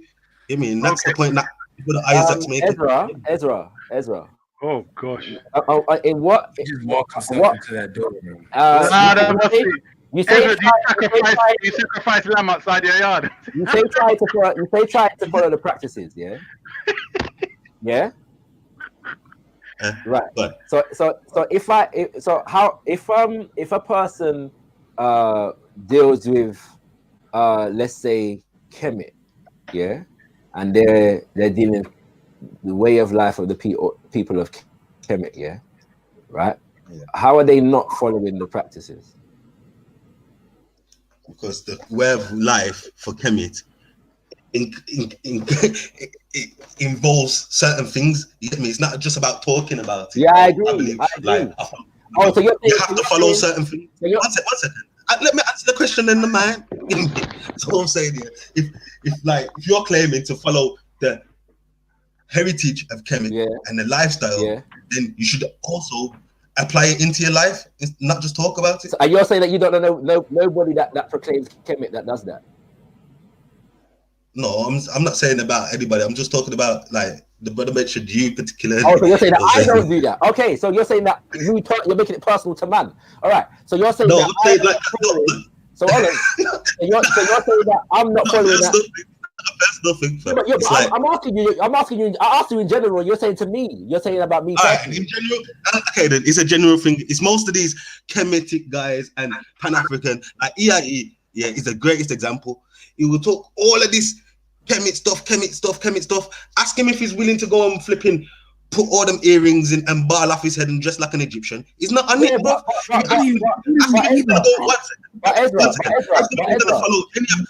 Listen. Ask them, man, if they're gonna follow any of them. Listen, brother. One more point, 10 seconds.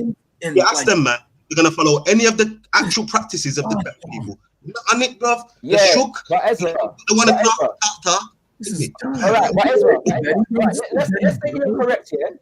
Let's say you're correct here about EIE. Yeah, there are Kemetu shrines that exist all over the world. The shrine. Right? One second, right? There are Ifa shrines, and Vudan shrines that exist all over the world. Yeah, like this happens. Yeah, and different African spiritual and cultural practices are observed by many people around the world. So why does somebody like EIE become the example for whether people that deal with Kemet or African culture are actually real about their team? But yet the chosen people are in every other place but their chosen land. Is weird.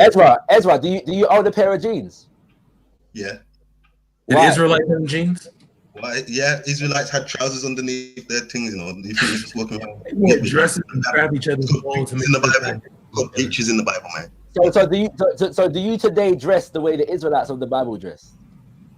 Yeah, I'm a Sabbath, obviously, but this is what I'm saying. Like, we try and follow the laws the best we can. Get me?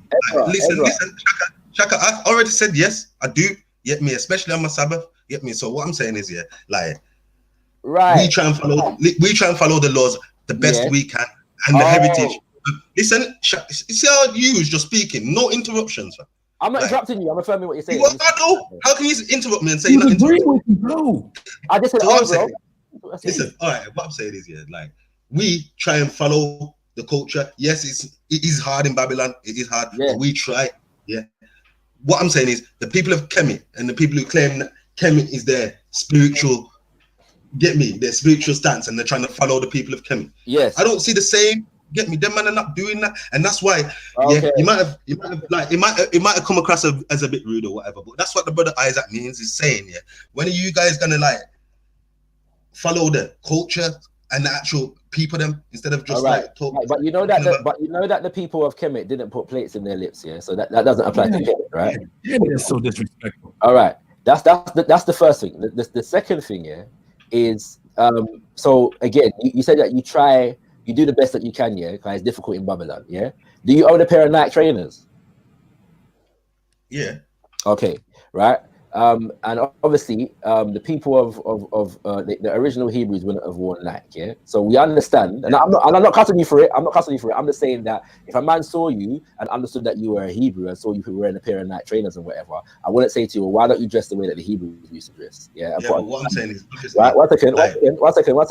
Now, if I was to go among the Hebrew brothers, would I be able to identify? There are some brothers here who say they're about this Hebrew life, but they're not really living the thing. They're not really living by the Most High's commands, laws, and statutes, and all these things. They're not really on it. Yeah, could I identify those people?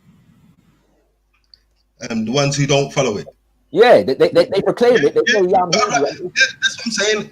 Shaka, this is what I'm saying. Like, if there's Israelites here that don't try and follow the laws, yeah, and they're just out here talking it, then everybody has the right to call them out on it. And that's what Brother Isaac's doing to a lot of the Kemet brothers. That's what we're saying, isn't it? He made a statement towards me personally, and that was in relation to Pan-Africanism specifically. Nah, because for you personally, you know what it is. I apologize for you. Yeah, it was wrong aiming that at you, because out of everybody that I know, like, and okay, then out of most people that I've seen, even online and even over the pond in Americas, yeah, you are one of the people that are trying to follow that the cultures, not even just one, many of the different African cultures. So aiming that at you was a bit wrong. You know what I'm saying? Now the other thing is, but the point, but for me, Ezra, it's not about me. You know what I'm saying is, because the comment was obviously designed to ridicule not just me, but the culture that he's referring to. Yeah, the plate in the lip culture, right, and them kind of things there.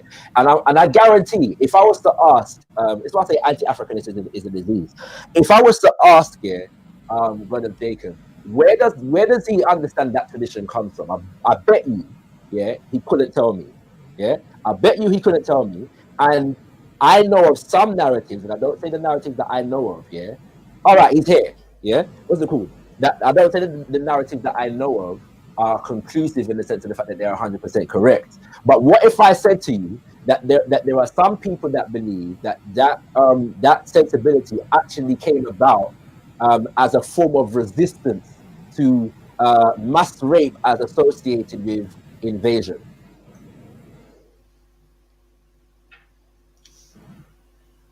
Say that again. What if I said to you that there is a school of thought that believes that practice came about as a form of resistance, yeah, against mass rape, yeah, that came with certain levels of invasion? Yeah, I agree with that. Yeah. So I'm not even saying that's an absolute fact. You know, I'm just saying that is one argument for why that came about. So I'm saying that now, for me to understand that and then to ridicule the practice, yeah, I couldn't do it, even if I don't think it's something that should be done.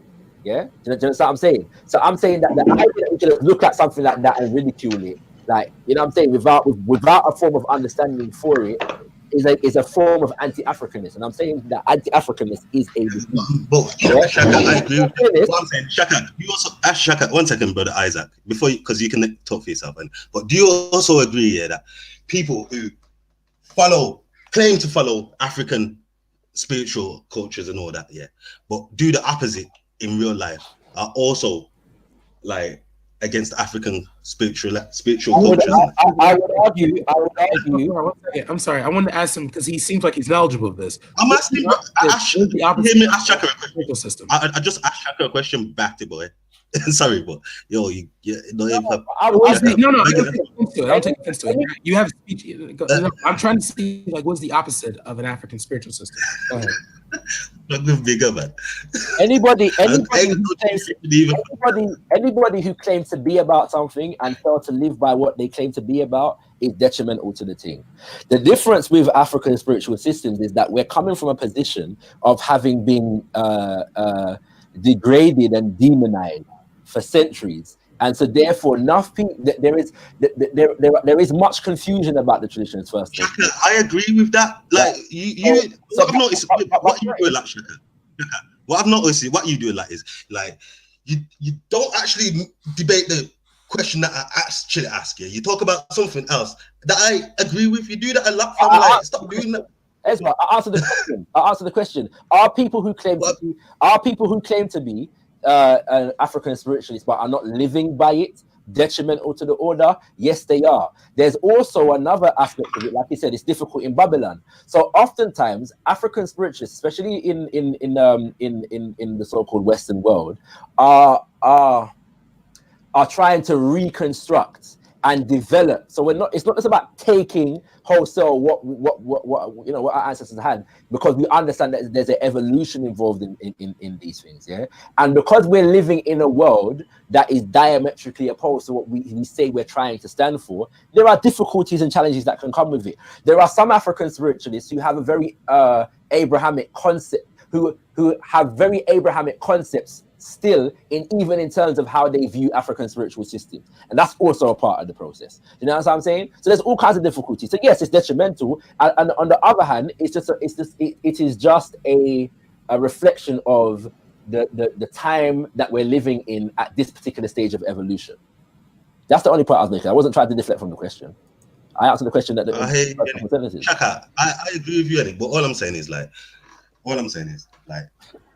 aiming that at you is wrong. Yeah, because you are the one person that I really see setting the trend and trying to set the trend. You get me? So, but it must frustrate you. You get me? In a way, you should almost agree with him because you're actually trying to do it, and there's a lot of people out there talking the hardest, yeah, but they're not trying to do it like you. No, I would agree with you, and among us, those debates do take place. I would guard against though. The idea that what you're saying to me right now, which I think is, an idea that I sympathize with, is the same as what God of Jacob was saying when he tried to drop the plate in the lit Pan-African thing in the chat. I think they're two completely different statements. Absolutely different statements. But I'll let you speak. Yeah, but you know that Shakara, you asked me where did I see the plate at lit. 2004, I was in Dakar, I think it's Senegal.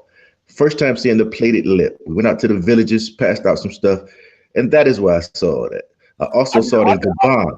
I also saw it in Gabon. Do I understand the culture? No, we were just passing out stuff, building up schools, stuff like that. But that's where I saw it at. So I don't see. I wasn't asking you where you saw it. I was saying that if I was to ask you how the practice came about, I bet you couldn't tell me. Not that you obviously you've seen it. We've all seen it. It's one of it's one of the most popular portrayals that comes out of an indigenous African culture. I don't know how it came about, but I know what my eyes saw plenty of times. Yeah. So from what basis? All right. Let me ask you this: what was you trying to suggest or get at when you put that statement in the chat? I'm saying if you're gonna be about the culture, be about the culture. All right, so when it comes to and hold on, let me finish because you like to jump in right after that. I just want to get string two sentences together, and you can have that. I thought you was finished. Go ahead. Nah. What I'm saying is, I really don't know about the culture.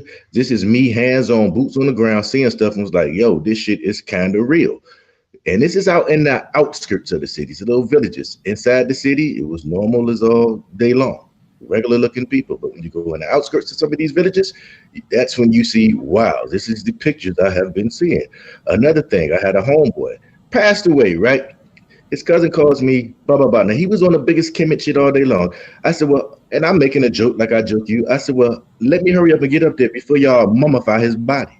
He said, what you talking about? We having it at the church. Well, I said, ain't y'all Kemet? Ain't y'all about to mummify this guy? No, we having church at Methodist, Baptist church. Stop playing with me then. Don't ever come at me about no Hebrew Israelite, what kind of costumes we got on. And you and your whole family is Kemet, and y'all about to bury him in a suit and tie in a casket. Wrap him up. That's all I'm saying. What's that got to do with me and Pan-Africanism and whether I put a plate in my lip? I'm saying, be the culture. I hear you all the time, right? You always talking about some Abrahamic, this, that, and the third. And then we ask you about your stuff. It's kind of lukewarm. It sounds good. It's a lot of fluff attached to it, but you really don't go into it. And then you find a way to turn it back into Abrahamic. If you ask anybody like Ezra, myself, we don't rep that Abrahamic mess. If you're gonna deal with us in the Bible, but don't attach us to Abrahamic. You attach us to Abrahamic, so I attach you to cultures, spiritual cultures, just like you do us. I don't necessarily have a problem with you attacking. Hey, Valley, can you share my screen, please? Can you please share my screen? We're going to finally address the Abrahamic thing because I'm literally about to with the white one. I don't think that's the case, though. The idea that I just come out here and attack Abrahamic religion. Yeah, again, I find that kind of rich. Yeah, and I have a difficult time. I'm going to be honest with you, having sympathy for people that come from Judaism, Christianity, or Islam, yeah, who complain about people attacking their religion. I find it very funny on a number of different levels, and that's not to say that I believe people that's attacking people's religion, because I generally don't do that. Yeah, if I've got a debate, I'll discuss my debate, but you generally don't see me just coming out here just attacking people's religions. However, it is objectively identifiable that when it comes to judgment and attacking people's religions and spiritual traditions, nobody is more guilty than those who come from one of those three religions, and they don't seem to be able to most people that are a part of said religions, and I say most because not all, don't seem to be able to take responsibility for that fact in how they proclaim their religion. But none of what you just said has anything to do with ridiculing Pan-Africanism or the play in the lip culture. Like, if you feel offended, my bad. We grown men, right? We shooting jokes in the chat. If you feel offended, my bad. But just get back to the question, because you group attach Israelites to this Abrahamic thing, and continent, right? So I'm attaching you to that plated lip. But why? I don't have a problem being associated with Africans who put plates in their lips. That's not the problem. I'm saying that the statement was designed to ridicule on various different levels. So I'm wondering where that comes from, and I'm saying again, anti-Africanness is a disease. Yeah, I don't know why. I don't know why. Hold on. Do you consider Abraham to be a prophet? No, it's not even a prophet. So, like, all right. So what is he then? What is he then? Is he the progenitor of the Hebrew? He's the ancestor. He's the ancestor. And is he a central ancestor? Yes. He's a significant one. He's an important ancestor. Yes. One of the most. Hey, I gotta take a phone call real quick. Is he one of the most important? Huh? Is he one of the most important? He's just an important patriarch, isn't it? He's an important patriarch. An important patriarch. Yeah. Who are the other important patriarchs? Okay, so talk about. Can I read this? Because we named after Eba. 1 second, Brad. Stop doing that. He's asking me a question, bro. Like, fuck's sake. Like, Abraham's granddad is actually named after Eba. So that's why when you see the word Hebrew, really, that's Eba. Yeah, we named after Abraham's granddad. So, 1 second, Shaka. I'm trying to answer. We named after Abraham's granddad, whose name was Eba. Yeah, that's why we called Hebrews Ibri. We named after him. So there's many other ones. All right. Many other. Can I say this here, Ezra? When I say Abrahamic, though, because I didn't invent the terminology. It's a popular terminology that is used to describe the three religions. When I say Abrahamic, I do not intend, and the terminology itself is not a derogatory term. I don't intend to offend, right? You know what I'm saying? And it's not derisive or derogatory to refer to the religions as Abrahamic. Yeah, it is to say Abrahamic religions is not an attempt to ridicule, even if one doesn't agree with the terminology. Yeah, nobody can suggest that my intent is to take the piss. Yeah, like that's just not the case, isn't it? Yeah, nobody can suggest that, and I'm saying that this ridicule, because it's not just with Isaac. Yeah, it's the whole the play in the lip thing is a common point of ridicule. Yeah, for people, and I'm saying that whereas man might not necessarily deal with the plate in the lip thing, I don't disrespect the people then. So I'm challenging the place that the sensibility to ridicule is coming from. Can I read something? Yeah, and after that, Brad, is your screen sharing? Yeah, it's just simply because God, Jacob, and and Ezra both said that how important Abraham is. They descend from him, and break down Judaism if we need to. Chaka, you see Israelites there? Huh? Definition. You see Israelites there? No, you see Judaism, Christianity, and Islam. That's three religions. So we're not involved in that. So right, no, Abraham, I hear you, bro. I respect what you're saying. I respect what you're saying, except for the fact that, correct me if I'm wrong, your claim is that Judaism is actually the hijacking of the Hebrew people. Yeah. I'm saying Judaism is a religion they've made up themselves. It's nothing to do with us. That's their thing. Like, but do you not consider the fact? Say that again? Huh? Go ahead. I'm gonna look Judaism. Well, why are you telling us what you're looking up? Just go and look it up. Then we're talking. I have Judaism on the screen right now. Tell us what you're gonna look up. In monotheistic religion, tracing its origins to Abraham and having its spiritual and ethical principles embodied chiefly in the Hebrew scriptures. So they are Hebrew Israelites, and Hebrew is a language in the scriptures. The Hebrew. My understanding There's Hebrew scriptures, or does it say Hebrew Israelites? My understanding Hebrews of are language, Israelites a nationality. So like, what do you? Never mind. So I'm saying Hebrew Israelites are not involved in that Talmud or none of that other stuff. That's what I'm saying.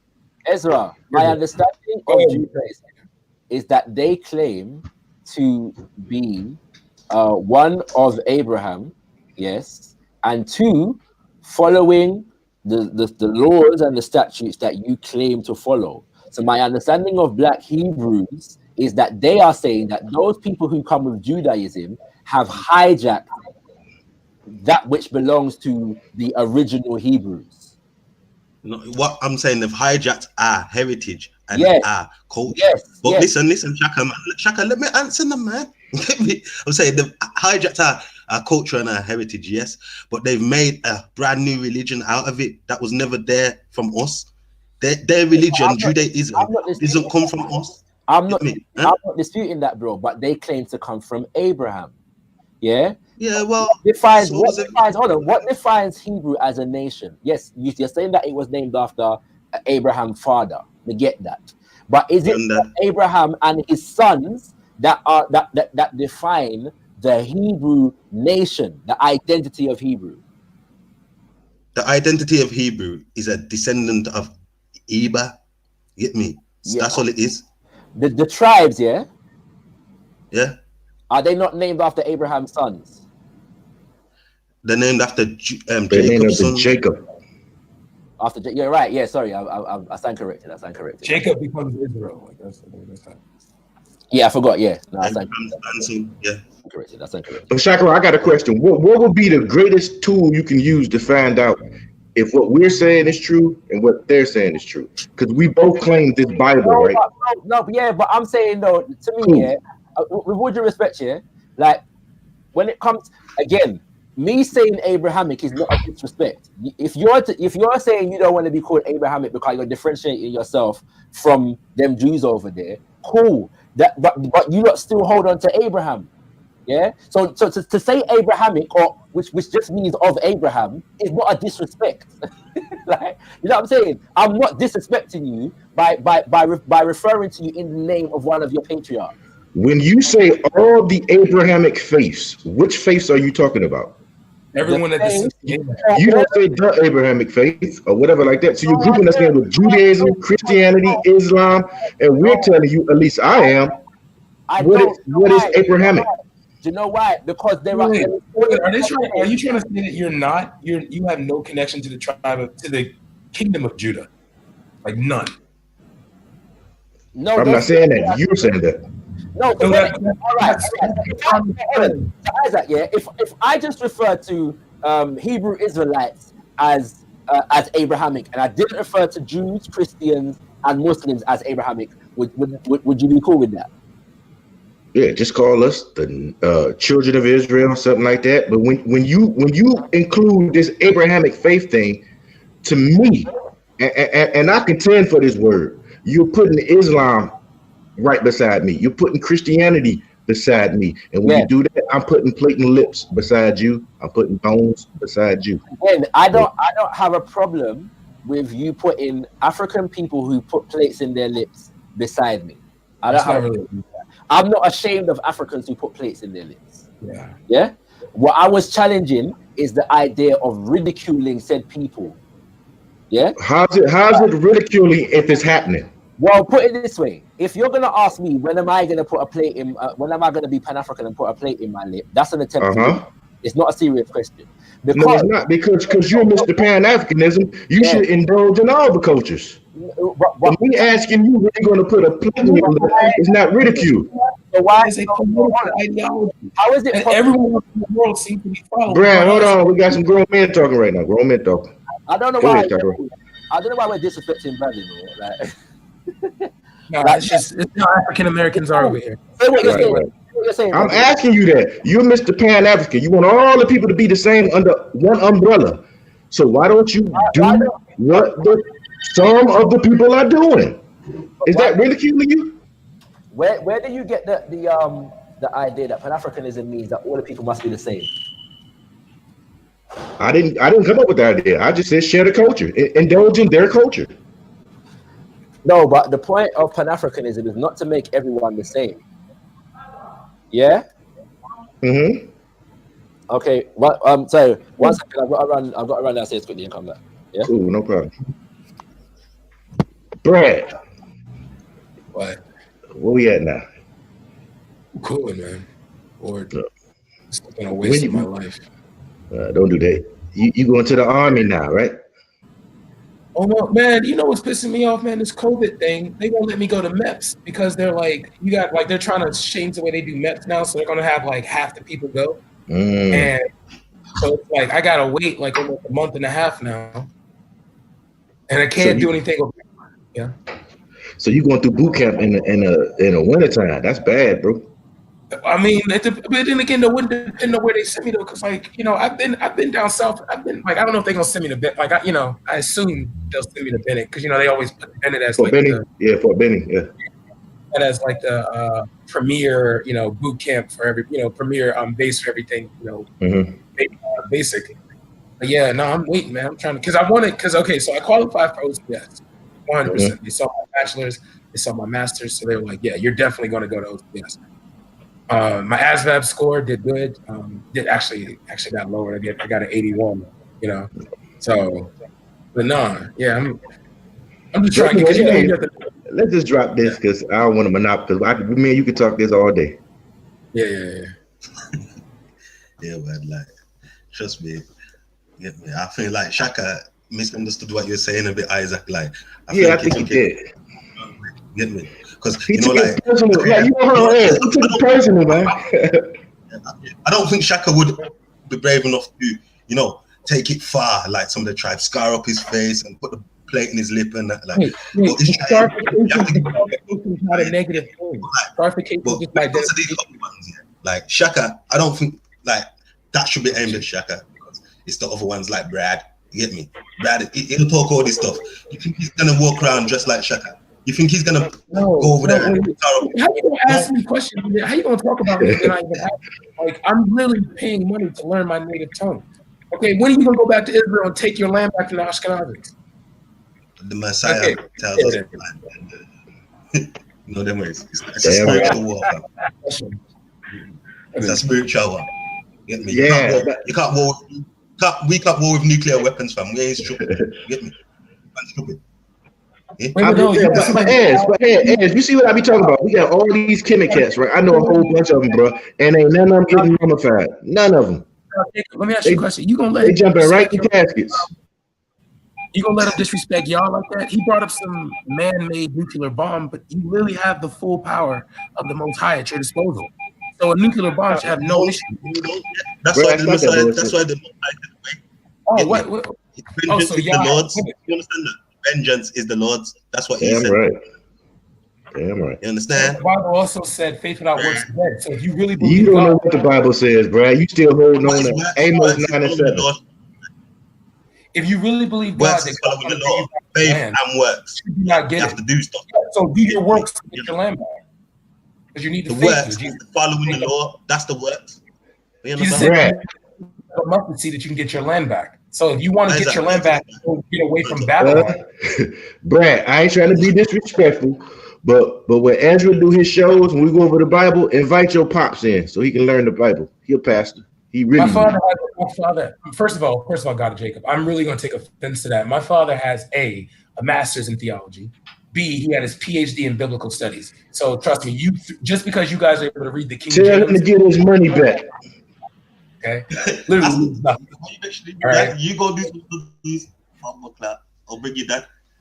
Listen, I'm just saying this to you. I'm trying to be very nice. I'm trying to be very respectful too. So like, Ezra, me too. I'm showing you love. I'm telling you to bring your pops over so you can learn the Bible. I'm showing you love. Second time you've insulted my father's biblical knowledge, and I'm literally trying to. How is that important? How? That bring. See what I say? You see what I call him gay? You call him gay? Man said, "Bring your dad." What am I doing? What am I doing? African American dad. We want to come video out. Shaka, what are you saying? Hey, give me 10 minutes, man. Give me 10 minutes. Yo, I want to answer this question now. Yeah. Go ahead. Is Brother Jacob there? Yeah. One thing before you go in, I was just shouting out anyone that wanted to join the panel. There's space now. I noticed when the panel's full and there's bare people chatting at once, everyone's rushing to jump on the panel. When there's a space, there's no one waiting to jump on. It's mad, isn't it? Oh, my man, Yeah, sorry, I was gonna answer his question that he asked me before I had to run down. No, he's probably gonna come back. He's probably gonna come back. To the set, man. Sorry, and what? So then, what was you just asking me to answer? I don't know, you know. All right, so man asked me, yeah, like, why don't we follow all the cultures, yeah? Education is important, isn't it? It's extremely important. The Pan-Africanism, there's a political ideal and then there's a cultural ideal. Yeah, the two don't always meet, but there are some who deal with both. Yeah, the politics and the culture. The cultural ideals in terms of Pan-Africanism promote the idea that there is cultural unity, not sameness, but unity in Black Africa. Yeah, in other words, the essential principles of the different cultures in Africa share similarities and elements that would lend themselves to mutual coexistence, and development. Okay, so it doesn't demand that everybody follows the same thing at the same time. It doesn't demand that the Yoruba have to behave like the Shona in all ways. She said he was going for a walk. What's it called? And you know, the Zulu must adopt Yoruba culture in order to be Pan-African. Right? So the idea that me being a Pan-Africanist means that I must start now put a plate in my lip. You know, like it doesn't apply. No, but the point is, like, Shaka, the point is, why is it not one? Like you said, you can pick and choose the ones that you know, the ones that you feel in and the ones that you know. But why is it no Pan-African wants to put a bone in there or wants to like follow them, man? Why don't none of you want to follow? Because why none of you got scars on your face? No one's got a plate. That's all I'm saying. Why? But that does happen though. I know of Africans who have engaged in scarification and that kind of stuff. But you all are talking as though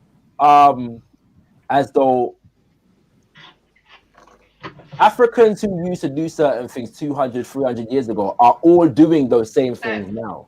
Yeah. But you just asked my man about his uniform. Like cultures don't evolve. Yeah. Now that's the first thing. The second thing is that if Africans who are a part of the diaspora develop a unique expression of African culture based upon our diaspora experience, there's nothing wrong with that either. Man is from Jamaica and Antigua. There are various different African spiritual retentions and African cultural retentions in Jamaica, in Antigua, that are amalgamated into different traditions like Kumina, like the Shanga traditions, and them kind of things there. So if man deals with that, man is not any less following an African tradition in that regard. So why was not the example that was used? Why don't you wear kente? Yeah, you know what I'm saying, for example. Yeah, why couldn't the example be used like the Ashanti wear gold? Yeah, why is it you're not wearing gold like the Ashanti? Yeah, I get that. The example that was used was designed to ridicule. My example made a bigger splash and it got your attention, didn't it? No, yeah, man, only want to follow the attractive ones. Shaka, one second. Shaka. The point is, man only want to follow, especially like the diaspora now. Yeah, talking about us, like Caribbean Americans and that. They only want to follow the nice ones. Yeah, they don't want to follow. I don't see African Americans and Jamaicans blowing cowbati. You get me? I don't see man trying to follow those cultures. You want to follow the nice ones. You know what I'm saying? because blowing cowbati is an African tradition. Like, it's universal African tradition. Huh? Say that again. I said because blowing cowbati is a universal African tradition. No, I never said it's universal. I said it is an African culture and a tradition. It's one of them. No, but it's not, bro. It's not an African tradition. It's not an African tradition. Shaka, I can put it on the internet right now. Multiple of them. Yeah. To call it doing African this. tradition is Shaka, nonsense. To call it, wherever you're gonna, you're gonna find a picture of some. I'm just gonna start cutting you off them, fam. Car. Like, I'll give you the respect to finish what you're saying. I let you speak for long sometimes, you know. And I do want to interrupt, but I don't. And then as soon as I speak, yeah, you're doing it, fam. I don't get it. You get me? All I'm saying is, yeah, like there is an African culture, yeah, that does this thing. You get me? All I'm saying is, why is there no one in the Americas or Jamaica that wants to follow that culture? They only want to follow the ones that are nice. Get me? The gold and. That's the question. Get me? Oh man, this shit crazy. Ezra, can I ask a question? Yeah, go. Can you answer mine first, though? Please? No, I'm going to answer your question, but I need some more information. The tradition that you say blows the Kalbati, yeah? What are the people called? What are the people called? What are the people called? To go get it. No, what are the people called? Tell me what the people are called. Oh shit! Beefy's people, man. Shona.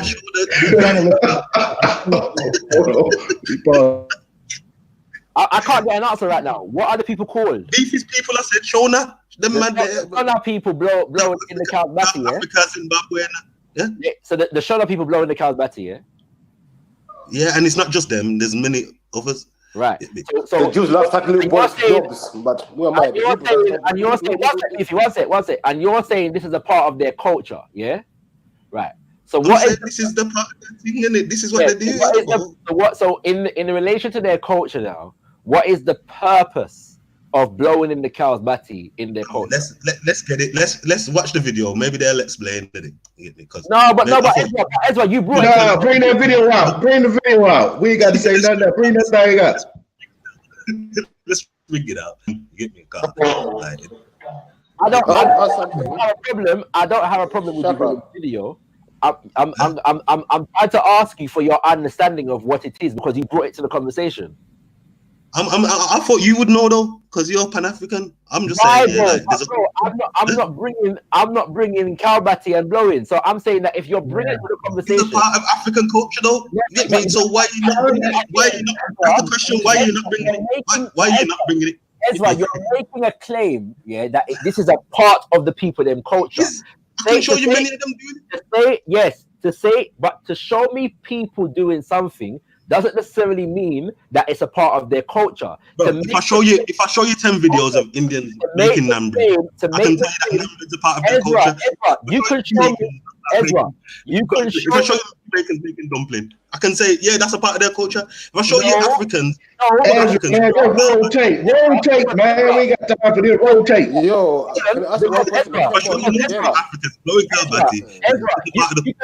Ezra, you can find any number of pictures of Jamaicans eating fast food.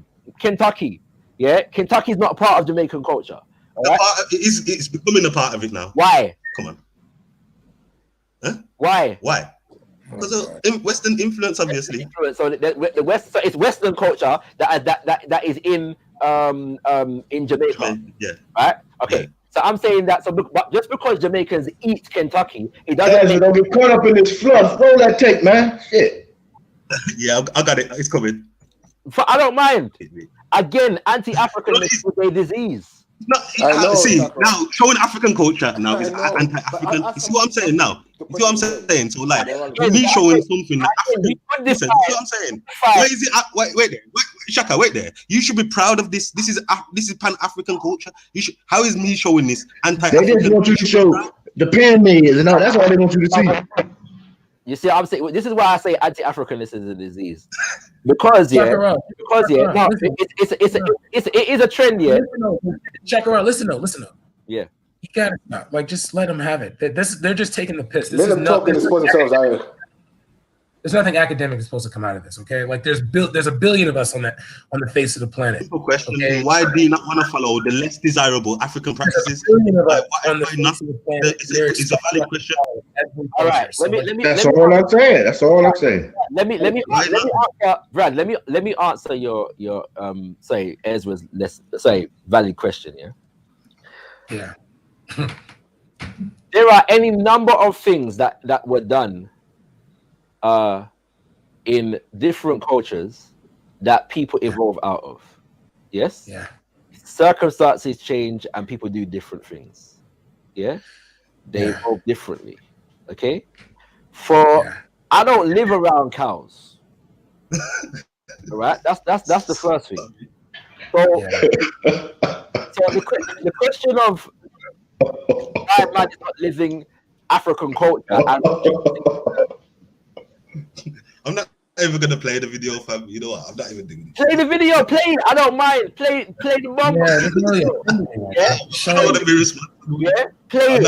I just find it weird though. All the things you look for. And he's just smiling. Bro, the man's smiling. The man's putting his whole head, even if his whole head in the cow's back, and smiling, bro. Yeah. Pulling it out. Yeah. I'm not playing that, fam. Yeah. All right, it's up to you, innit? I don't have a problem with you playing it. All right. I don't have a problem with you playing it. I know you don't. Right. I respect that. Right. The man must be. Now, yeah. Let us say, yeah, that it is the case that those of us who live in the diaspora, there are certain things that we have seen, yeah, or observed in African cultures that we don't think are necessary or beneficial for us today. Yeah. Why not? Because you're westernized. Let us say, westernized, that's not necessarily, and to some degree we are. Yes. To some degree we are. That's part of the. Hold on. That's go tell them. That is Chakra. I don't want to cut you off. I just want to ask one quick question quickly about the question of the day, because Ezra and them are saying if you have got no God, you not be moral. You can't have morals. So that's I'm saying fair enough. I want to know. Does Ezra get his morals from Allah? Gosh, like for the 15th time, let me just explain this to Beefy. Like, it's obviously running slow on something. Yeah. We was having a discussion about theism. I know all that. Listen, Beefy, let me answer the question then, innit? I'm saying, listen, we were discussing. Allah obviously is no God to me. Allah, obviously, everybody knows Allah is not a God to me. Listen, I'm answering, but you're talking over the answer. Does it make sense? Asking someone a question, then talking over the answer. Does it make sense? No. So what I'm saying is, look, yeah, a man, we was talking about a creator and morality. We wasn't talking about individual gods. So yes, me and Ahmed agreed on most of them points, like we always do, because we're talking about a creator now.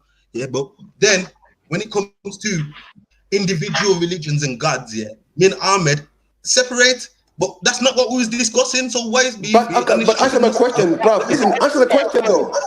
Answer my question though. No, Allah's not a god. No, Allah's not God to me. Yeah, I think you know how he's gonna answer that question. You interrupted me. No.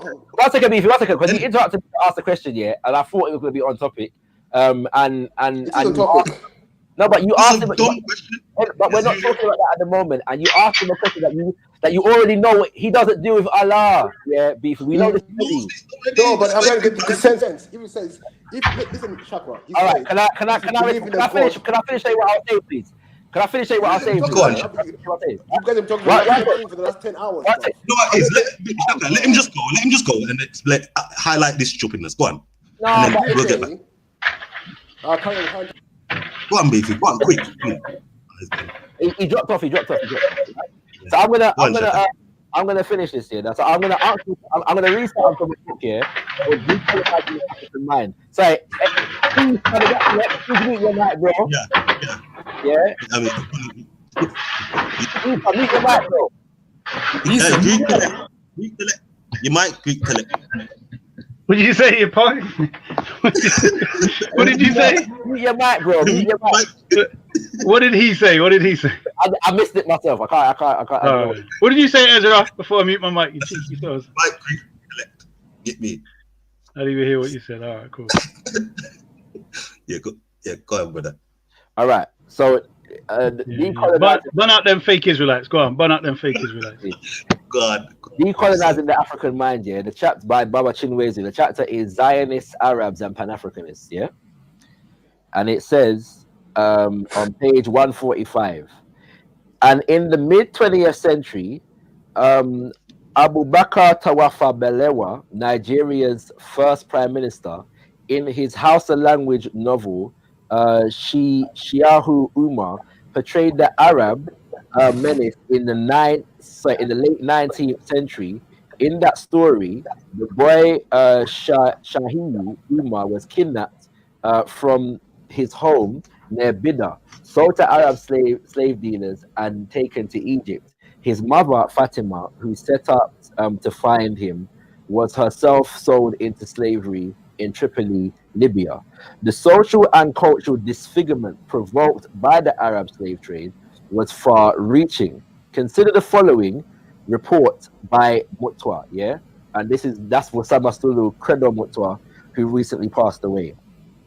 It says, and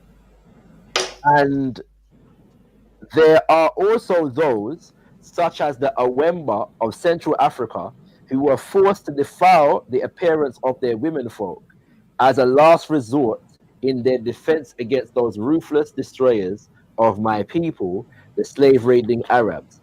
Even today, the women of the Awemba are second in beauty only to those of the Shokwe. And this made these women the target of any band of the slave raiding aliens that came along.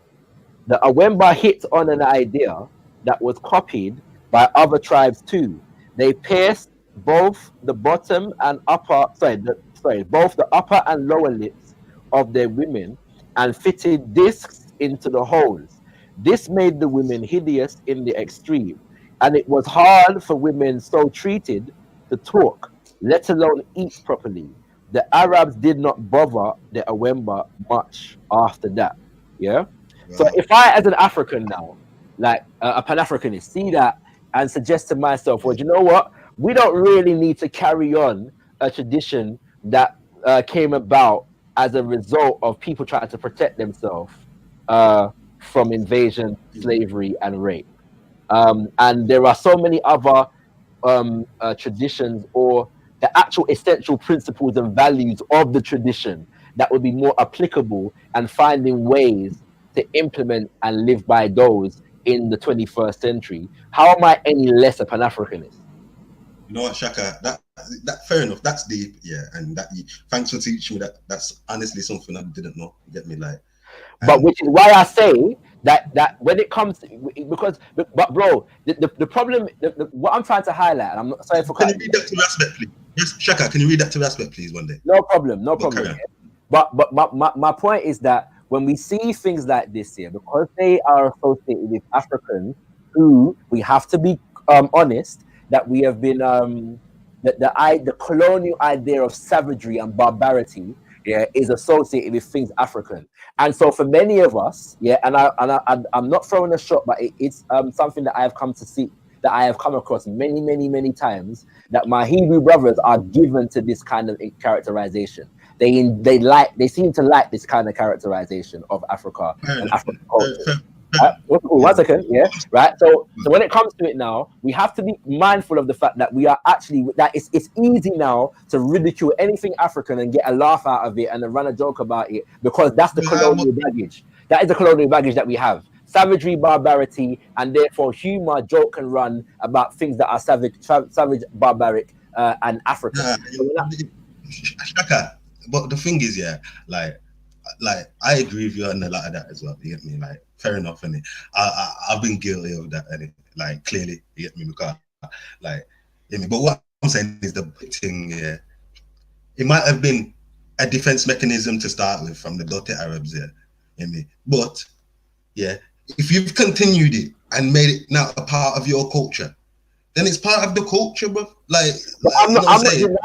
I'm not denying that that's a part of the culture. I'm just saying though, I'm not moved to ridicule it if I see it, and I don't need to put a plate in my lip in order to be an African. Yeah, just what I'm saying. It doesn't make that the argument doesn't make any sense. But do you understand that if like when we study in Africa, we see a lot of different tribes now with tribal markings, yeah, big, not just the women, men with big plates in their ears, bones through their nose. Do you know where tribal markings came from? Do you know where tribal markings came from?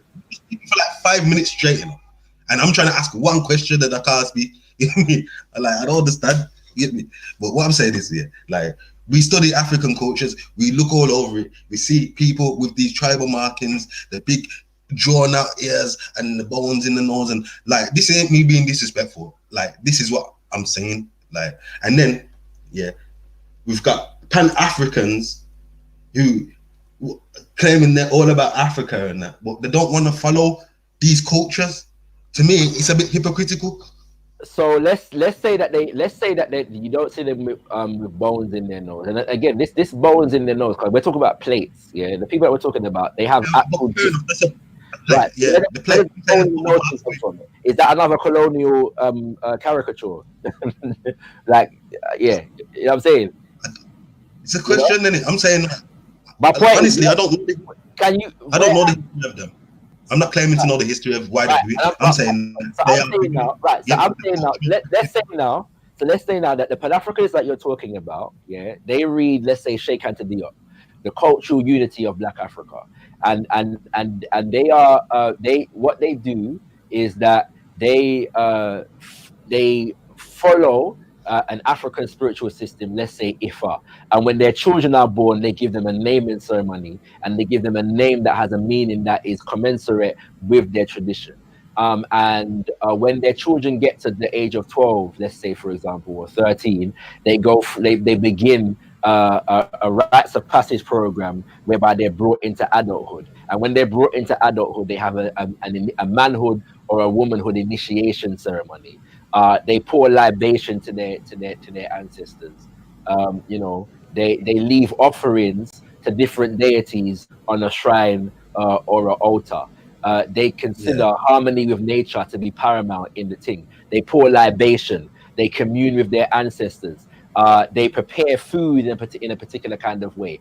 They develop women's circles and men's circles in line with particular traditions that they know about and have learnt about from the continent of Africa. They respect their elders, and when they see their elders, they grace their elders or they bow to their elders as a sign of respect. Yeah. But my point is that but if you're telling me now that the man them that we're talking about don't deal with certain things, when I hear Hebrews talking about African culture, they don't refer to any of what I just said, anything that I just spoke about. But why not? Like, Shaka, like this is the thing. Like what I swear, like you just don't fully understand. What one day you're gonna get it still, God willing. But like you don't understand the heritage of the Hebrews. You're just looking at it through a religion sense. Yeah, look at it as an African tribe. Yeah, and when we're calling out the God of our forefathers, when we're calling out Abraham, Isaac, Jacob, the God, like we're venerating our ancestors all the time. Libations. Listen, Shaka, one second. The libations, the Levites were pouring that. Get me? Like a lot of these things that you're saying that we look down on is a part of our thing too. And I honestly believe that's where you get it. That's where you get it from. No, what I'm saying is whether it is or not, and I don't agree that the people the ancestors in the Bible are our ancestors. I don't agree with that. But let's say that's the case. When my brothers and sisters who are Hebrews, yeah, discuss African culture, they find nothing to celebrate in it. Yeah, for the most part.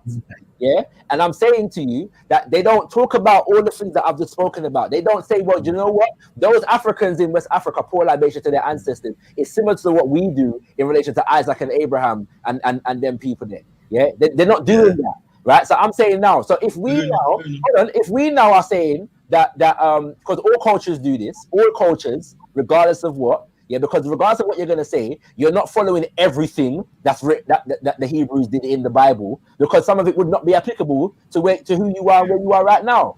Yeah, no black Hebrew today. No black Hebrew today is 100% doing everything and following every ritual that was done. In captivity right now. That's why we can't. You get me? Right now, we can try not to eat pork. Yeah, but we don't know what they're putting in the blood clot chicken and you get me? Like we don't know. We can try. Listen, we can try not to mix our fabrics. Yeah, but most of the clothes that they sell are a little bit of polyester, a little bit of cotton. So what do you do? So how you know what I'm saying? So if you can understand that, then Ezra, yeah, in relation to brothers and sisters who claim to be Hebrews, trying to live a Hebrew way of life, then I'm sure you can understand that in relation to Africans who claim to be Africans. Yes, what I'm saying, Now, but this is where it's like, this is the vital point. You get me? Because we've got there, yeah. Like you said, many Hebrews are trying, yeah, to follow the heritage and the culture of their ancestors, yeah. And then we see brothers like you who are trying to do that on the African side, but most of these Pan-Africans are not doing what you're doing, Shaka. Most of these Pan-Africans, yeah, have got the most talk in the world, yeah, but they're scared to death to follow Kemet culture. They're scared to death to go follow the Yoruba or do voodoo and all that. Like, I literally follow the Yoruba culture and I follow Ifa, so I don't know. And Ezra, there are Ifa communities all over the diaspora. Did I say Ifa once? Like, why did man not change my argument? Ifa is an African spiritual system, so it's an example. If you want to reduce Africa, but that's you picking and choosing Ifa over the rest of them. No, that's what I'm saying. So first of all, one is entitled to choose Ifa as their way of life if they choose. But you're saying picking and choosing. Ifa exists in the African diaspora, independent of Africans going to Nigeria and learning from some Babalawo. The Ifa tradition is all over the Americas as a result of Africans being there for centuries. Yeah? So we don't have to go and find it. It did there. Long time it did there. Right? That's the first point. The second point, though, is in relation to this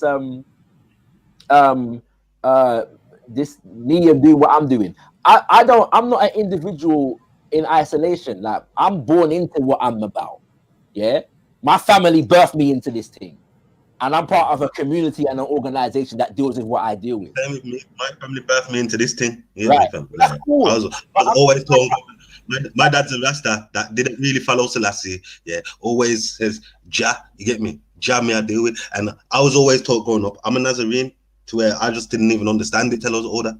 That's fine, but I'm not challenging the fact that I'm not trying to say that you're an individual. You're saying that man like me, as though man like me is on just one individual out here on my ones. I'm not, bro. So I am evidence of the fact that what you are saying is actually not the case. Because if it wasn't for my family, and if it wasn't for the fact that I had a naming ceremony as a baby, and I had a transitional blessing at 12, and had a manhood initiation at 18, and all. I'm sure you heard me leave you out of it. I'm sure you heard me. You're missing my point, cutting me off, but I'm sure you heard me say, that, like, I'm not talking about you in this moment because you actually are trying to follow those cultures. You're missing my point, innit? You're missing my point. My point is that my thing is not an individual thing. I'm part of something, a community of people that deals with what I deal with. So I'm saying that you can't big me up and then say, well, Pan-Africanists ain't doing that, because I wouldn't be who I am. Your little section, Shaka, I'll rephrase it. Your little section of Pan-Africans, that, you get me, that you've come from, which I respect, you get me, you know what I'm saying, Car? They're not just talking it, they're actually trying to live it, Respect is due, but I'm not talking about you. When I'm saying these Pan-Africans are not trying to follow it, you must agree, and it must frustrate you, like I said earlier. A lot of these Pan-Africans who are just talking the thing, they're scared to even follow it. Fam. Hey, yo, Shakara, can I just do something real quick, please? Can I just look up the definition of Pan-Africanism? Because I don't know if people don't know that Pan-Africanism is not a religion. Yeah. Who said it's a religion? Did anyone say that? Doctrine. What I'm saying, gentlemen, can I just chime in real quickly and just say, I love you. Yeah, and I think that should transcend everything. Love over everything. Indeed. Thank you. And you know what? I've got a run as well. I've got to prepare for a live interview that I got in less than an hour now. So. All right, listen, Shakara, can you just obviously pray to your whatever your deity is, and pray for bus drivers and bus workers, public transport workers, because the mayor of London, he come out and he said bus drivers don't need protection equipment because we sit in a cab. So, and we're still dropping out, by the way. 10 bus workers have dropped out from Corona now. And the mayor of London has still, 10 bus workers have dropped out from Corona. One from my garage, Ezra. One from my garage. Like, Yeah, I wouldn't, bro. and bro, my son tried he called me today, bro, in bits. His mum's got corona. My other dog, his dad's in hospital with corona. He told me they've got him on these ultra powerful antibiotics and a ventilator. It's just fucking mad out here, bro. No, fam, I think my family suffered from this thing in more than once. So, you know, blessings and praise to everyone. Yeah, You come know on. you know what I'm saying? So yeah, you know, big up that. And I just before I go, I just want to say, like, my thing is, because I mean, to be fair, it's not the first time I've seen an offbeat comment from God of Jacob or other Israelites for that matter, or other people in general. Forget Israelites in the chat. Have you ever made an offbeat comment about what? And Abrahamic and all this? Oh yeah, definitely. About Israel. Yeah, but I'm not. But the idea of just of continuously trying to just ridicule, I don't have that sensibility. I don't relate to people like that. No, but nobody was. I'm saying, bro. Here I'm saying though, bro. What I'm saying is, I don't always respond to it when I see it. You know what I'm saying? This time I chose, and I didn't even take it all that deep. I was laughing when I read it out. It's a joke thing to me. But I'm just saying, I know where that comes from, and I'm saying that we have to be mindful of the fact that we are perpetuating white supremacist colonial ideals when we behave like that. It just, Do you know what, have Shaka? to know that. Let me admit something. Growing up here, I was guilty of that. I was guilty of that myself. You know. You're gonna change the topic. Oh no, but Ultra, none of us were. We didn't have to be Hebrew. This thing, African culture and traditions, and Africans in general, has been a thing for quite some time, especially among us that come from the diaspora. Yeah, and this anti-Africanness, that we've been that has been embedded in us. We need to get rid of it, my G. Yeah, I agree. I agree. Shaka, I agree, and I agree to some extent in it. But what I will say is, like, you have to tell that to the Pan-Africans too, because I'm saying, speaking of this Pan-African stuff and then only living by Western culture is also Western superioritism. You get me? Hey, can I share that? One second, Brad, back to boy Brad. Yeah. What I'm saying is, when you're doing this, when you're flipping, talking all this Pan-African stuff, like the people on the ground see things differently on the actual continent. You're talking all this, but then you're not gonna go and follow their cultures and follow their practices. I think you're inflicting Western superioritism on them. I tell you what, Ezra. I tell you what. Do you agree on that though? Right? Am I right? No, there's an extent to which I agree with you, but you're not actually recognizing that what you're saying. There are so many Pan-Africanists that are actually true to the thing and are dealing with it and challenge those who are not.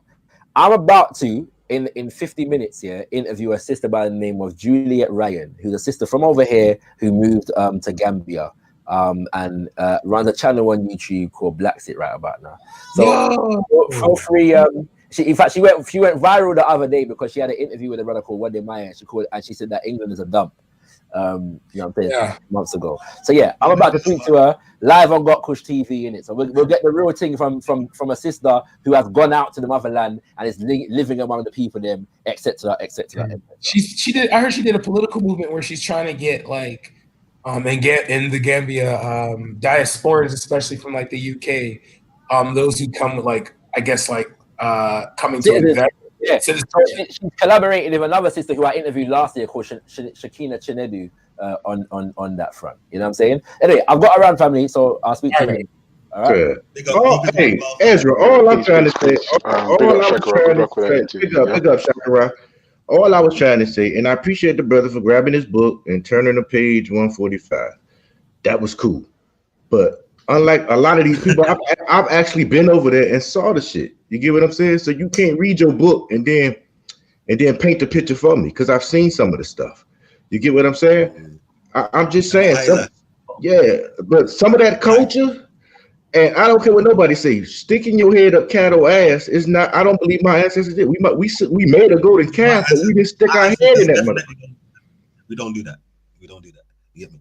Like that's definitely not us. You get me? So what I'm saying is like, the one point where Shaka did make a point that I had to like embrace. You get me? Like he said that from reading that book, he says, and it's I understand it could be a possibility. You get me? I'm not saying this is the facts, but if women were putting those plates in their lip, and doing themselves in that state, to make themselves less desirable to these Arab devils, then you get me. Like I feel like ridiculing it is a bit wrong from us. You get me? That's fine, but in 2004 they still doing that. True. Yeah, but no, do you know what the funny thing is? I don't think it's a difficult leap to understand why they would. I mean, like, it's bro, like if they were doing something for years, generations, even if you got to the point where the Arabs aren't invading anymore, it's a chance where it just seeps into the culture. It's easily done. It's easily done. But you got to understand, I'm not dissing the culture. I'm highlighting the stuff they never bring out in books. They'll bring up the pyramids and show you all the glam and glow of Kemet under this umbrella of Africa, but they never highlight the various cultures. It's always the golden arches, the pyramid, this and that. No, I hear you, got a Jacob, because I don't know if you heard me, but growing up in a Jamaican household, right? I won't lie to you. My mother's side would always ridicule Africans and other black people who were from islands other than Jamaica. And I was never able to understand that. Small island this, Scoops this, Bubble this. I thought the man eat monkey. Yeah, and all this fuckery. Most Jamaican people. No. Do you know what the funny thing is, Ezra? It's not. Think about the Rasta man and the proper old school Jamaicans. They revere Africa like none other. It's the new school. Yeah. My dad's 12 years older than my mum, and the difference in generations is significant because my dad will sing Africa all fucking day long, but my mum's all Zion. It's a certain part of Africa though. Yeah, that's the The rest of them ain't talking about going to block Somalia and get me. I think talking about Ethiopia. It's a disservice because if you think about it, the continent is so unfucking believably big. To try and nail Africa down to one particular culture is insane. I agree. That's what I feel like. That's what Pan-Africans do a lot. You get me? There's like African culture or African spirituality, and you're thinking, wait there. There's over flipping 1,000 different cultures. How many different spiritual systems? And you're just gonna say African spirituality says this. African, nah, man, it's nonsense, bro. Well, I wouldn't say no. I wouldn't say it's nonsense, right? Because if I'm honest with you, like if we're gonna claim something as our own, I mean, I believe it. If it's inherently ours, excuse me. Sorry, I'm eating grapes. Sorry. It requires a degree of investigation.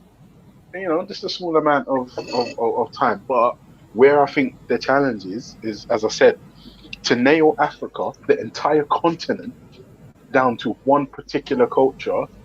For me, that's an uphill struggle, right? Because we already know, just Nigerians alone, how fucking proud of them motherfuckers. They're so proud of their thing, and they will not be swayed. That's what stop. I beg you, let me pause you there, because that's a great point you've made, and that's all I'm trying to say. Nigerians are so proud of their culture. Same with the Ghanaians and that. Yeah, they're proud of their thing and their heritage. Get me? So you trying to come and mix up their thing with blood clot, South African, and a bit of this one, that one. They're not feeling that. Like Jedi and Maku have clearly stated. Yeah. And you get me, these are people who grew up with Nigerian culture, no matter where they are, the Nigerian culture. So like, and they're not the only ones. Many men have told, man, yo, this is madness. Like, we're proud of our thing. Get me? So when Pan-Africans from Jamaica and America coming along and say, yo, very rare, let's just mix up and do all this madness, they're not feeling that, fam. Get me? Yeah, I will agree. I will agree. It's an uphill struggle. Don't take pictures of me. Oh my god. Yeah, it's an uphill struggle. I'm not gonna lie, right? But if there's a movement out there that's trying to bring us home, I won't fight. I can't fight that. Do you know what I mean?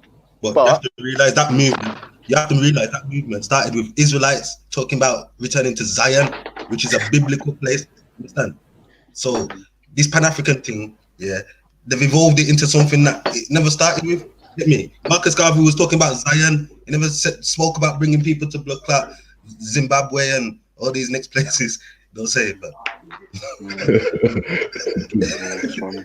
So like, let's be real to the thing. Yeah, it's true. It's true. Yeah, but I was just tripping because he was trying to press you, man.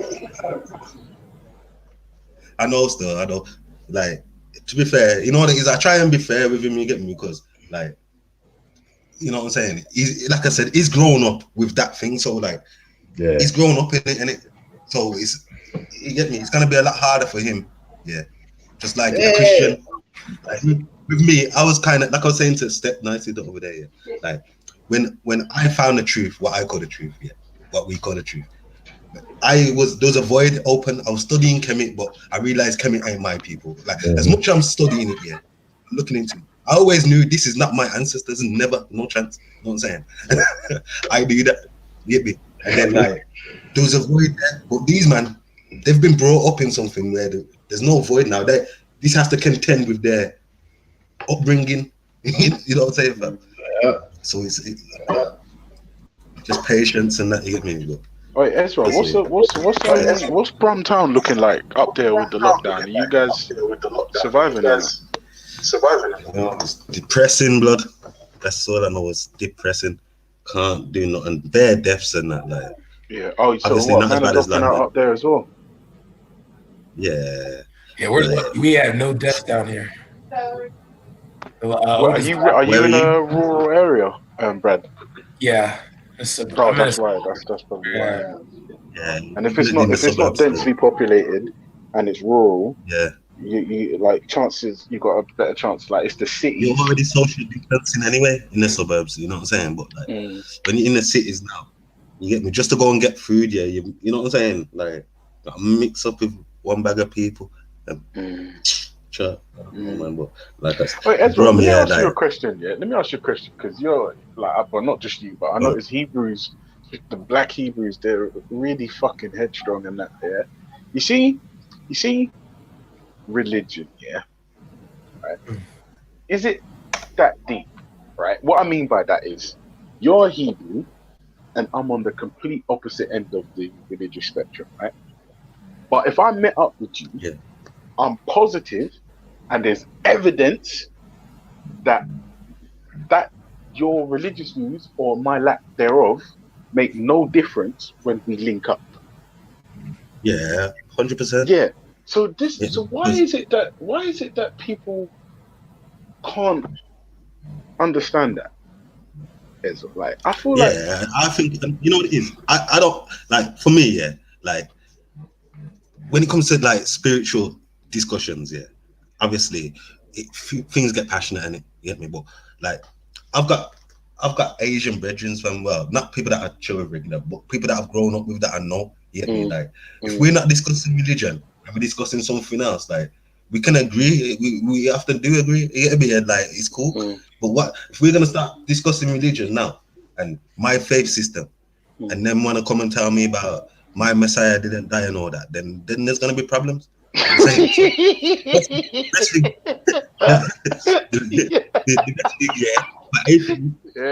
non-Israelite, is not even bring it up. Get me? Discuss stuff, different stuff. Get me? You know what I'm saying? I'm gonna get into creating now. Get me? Israelites are gonna definitely back that. You know what I'm saying? Because all right, let me ask you another question, Ezra. Yeah, go on. Let me just say 5 seconds. No, go our on. faith system is I'm saying our faith system is not like anyone else's. It's not like Christianity or Islam or anything else. What do you mean? What makes it different? Because our faith system is a part of our heritage and our culture. It's the God of our forefathers. You know what I'm saying? Bro, that's exactly the same for the Arabs and Islam. That's exactly the same. Because Arabs say that their God is for everyone, and their God is like, you know, anyone can be a Muslim. Wait, Ezra, are you saying that your God is a racist? I'm saying God made Israel above. I'm saying God made Israel above all nations. Like take what you want from that. Do you know? I'm not gonna lie to you, Ezra. I hear you, I mean, obviously, I don't believe. You know what it is? I hear that. You know what it is? Yeah, Look, you don't believe in God. You don't believe in God. So let's give it you from science and look just common sense. You get me? Black man, yeah. And come on, we've got the most swagger on the planet. You get me? We are the fastest, the strongest. I believe the smartest. You get me? We are just like the Bible says. I won't lie to you. I won't lie to you, Ezra. There's a degree of truth in that, like long distance running, short distance running. Yeah, come on. But when it comes to skiing, even when golf. it comes to skiing and polo, we're not that great. Let me show you. The black man starts skiing. If one black man, let me show you something. If one black man takes skiing serious, yeah, anything that the black man gets into, yeah, and he takes serious, we're the best at it. That's just standard. Get me? One sec. Talk to Brad. One sec.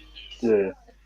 I'm not gonna lie. Like for instance, if I'm honest, I'm not convinced by any of that Abrahamic stuff. I'm just not. It's not. Yeah, I'm just not. But the thing is, like, I don't push against African spiritual systems because if they're inherently African, then all right, cool. But like I said, Brad, my dad said to me, the Arab man's got his God, the Chinese man's got his God, the white man's got his God. Where the black man got that? And I was like, fuck. Like, I say this all the time, but those words resonated with me, and it's mad. It's because I thought, well, yeah, like I mean, historically, for the last hundreds of years, Blackie's just been getting his fucking ass beat up, yeah, mercilessly, land stolen, resources taken, men castrated, beaten, women taken, beaten, raped, slaved out, and then I'm thinking, well, you know, that's like, you know, what did we do? Oh man. Nah. I think, nah. I'm just not trying to hear. I'm not trying to hear any of that. Personally, like, I don't take any of this stuff seriously. Yeah. When I hear them say this stuff, like, oh, this African did this and this African did that, it's like, first of all, it's almost hilarious how like people don't even know what Pan-Africanism is. Second of all, African spirituality is just simply telling people that culturally the spiritual system of an individual is based off the individual group, and there's never been any kind of amalgamation, any kind of attempt to try to form them all into one group. Secondly, you know, because that comes literally from the Abrahamics, like Christianity, Judaism, Islam. You know, it is what it is. It is what it is. You know. And you know as well, there's a Rasta called Muta Baruki, yeah. He just done. He's another one that put things into perspective for me because, like, anytime now, I mean, let's be honest, anytime now, anybody says God, your mind immediately goes to the Abrahamic. Immediately. Yes. And that is the problem.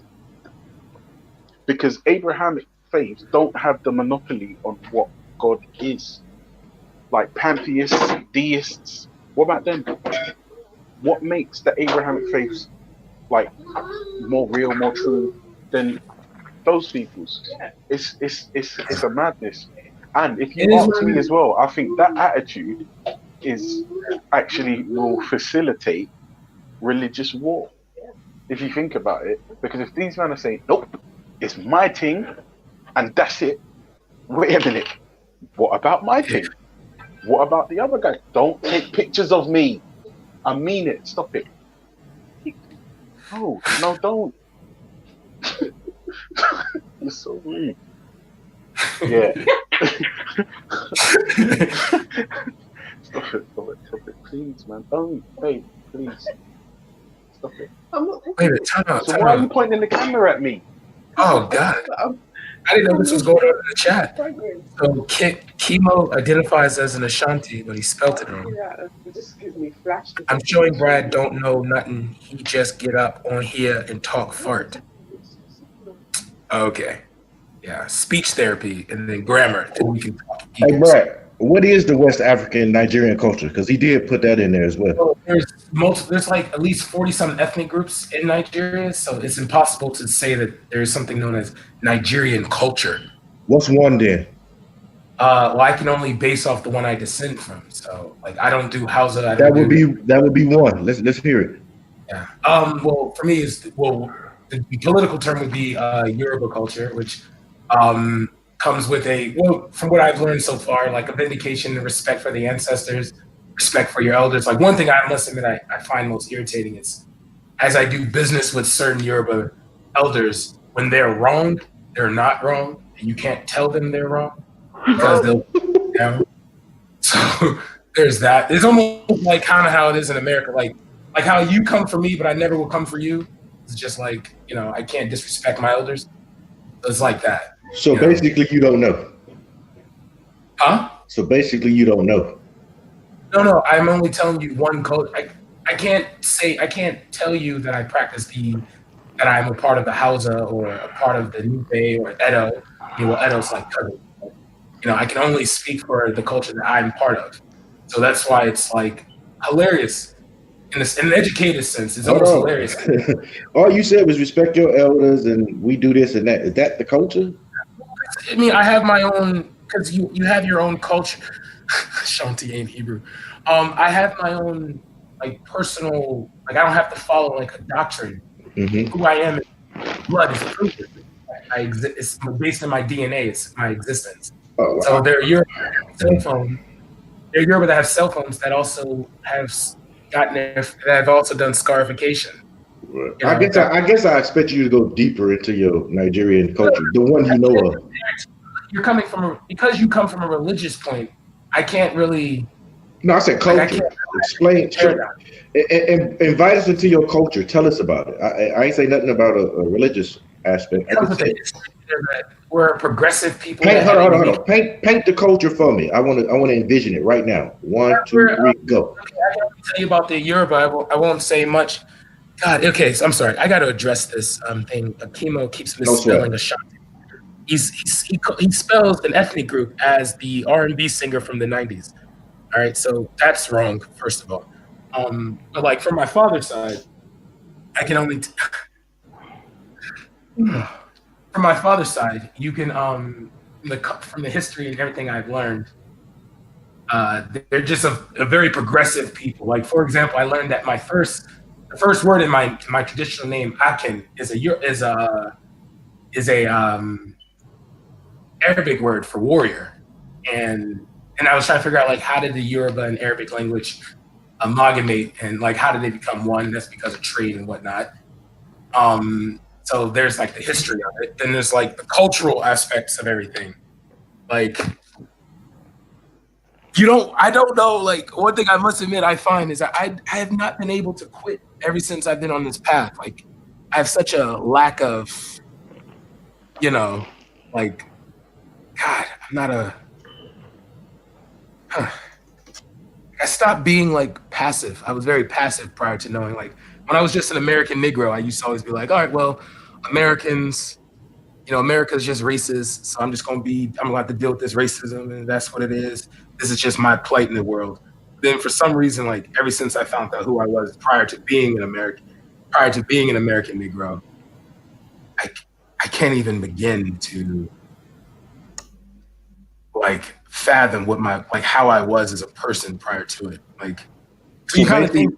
So basically, you're still learning the culture. Yeah, I've only done this for 2 years. I've only been on this for 2 years. I'm still like I just enrolled to classes. Like, I'm gonna start with Yoruba first, and I'm gonna go to Twi afterwards. Hey, when I say culture, you do know what I'm talking about, right? Yeah, the way of life and things like that. Yeah. Cool. I just wanted to address Melanated because she asked the question, what exactly do you want to know about culture? So I let you tell it versus me telling it. You're talking about like close to 45 to 50 million people. Right. It's not going to be like, oh, we all do this one thing. Like I've met Yoruba that like, okay, there's a Yoruba by the name of Bob Risky. There's nothing like I can honestly say that is what's the term? I think the term Batiman or something like that. Yeah, 100%. Like people will see this dude dressed as a chick and say nothing. All right. Then there are people who like are very like Western in a sense. You know, they will take. They'll know they'll say like, oh yeah, I descend from the southwest, but their full name would be like a full Christian name. And then there's certain Yorubas that will tell you that like, that are really big on like Islamic culture. So like I can't really definitively define my people into one.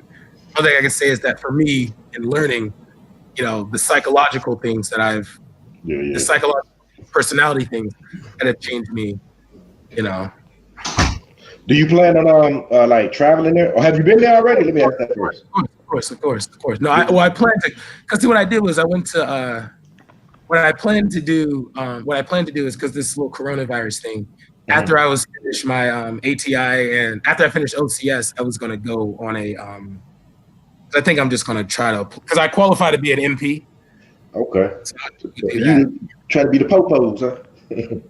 I mean, it keeps me stateside and it's National Guard. So I don't worry about because Melanie made a very good point. Like if you become an officer, that's a lifetime commitment. So you don't commission for a few years, you commission for life if you're needed. So I'd rather get some cushy job guarding the Pentagon or something. Does that have a pipeline to other stuff like specialties and stuff? I can qualify for war, something like and that. I want a contract because I want a contract. Like I definitely want a contract. That's 100%. And it's like because I don't know if I'm qualified. Like I don't know if I'm mentally ready, but like I low key want to be. Like I have looked at special forces operations and things like that, but it's just like, do I have the time to take a year off? Just about spec war? Yeah. Bro, that's where the money at, bro, for real. But anyway. I know, that's why I was like looking at, because like I was looking at this one guy, he was telling me how like in 3 weeks he contracted in Somalia and all he did was guard a ship port. Djibouti. And he was guarding a ship port. He was making like $800 a day. And he's like, in 3 weeks he made like, bro, it's serious over there. It's serious. Yeah, that's what I'm saying. Like, I'm trying to get, so if I can do MP, then transfer into doing security work, that man, you talking you should open up a little business when you got a lot of the brothers who come out of spec war or whatever, they do that and make a comfortable living. That's what I was saying. I want to open up a PNC. That's why when I asked you to poke holes in it, you said the perfect thing. Stop saying it out loud. So yeah, I do want to get into that because it's money like crazy. Yeah, but back to what I was saying. So, do you see yourself ever living over there, or you gonna be a Negro American out here? I do. Like I am looking at houses. There's like one part of Nigeria that I was looking at. It's known as Lakey, and it's called Victoria Island. I was looking at getting a beach house over there, and because apparently it's beautiful, like in the wintertime and stuff like that. And I was going to winter there in like December because I'm usually I don't know if I can now, but like when I was, prior to when I'm just simply owning a business, I always take off in January, like that whole month of January when I was always on the panels, and then I like disappeared. Yeah, I usually take off in the month of January, just to reevaluate my life. I thought you was gonna be one of the Americans who all say, "I'm going to live in Ghana or Nigeria." I mean, yeah, but it's not like money doesn't grow on trees in Ghana, so it's like I can't abandon my trust fund. But listen, bro, listen, Brad. I have a best friend, one of my best homies, man, black guy. He moved to Tanzania and he can't stop talking about it. Cannot stop talking about it. Listen, man, financially, God of Jacob, if you have like $2,000 to $3,000 right now, Tanzania is trying to like nationalize their oil. I'm trying to get on that. I'm trying to get the resource money because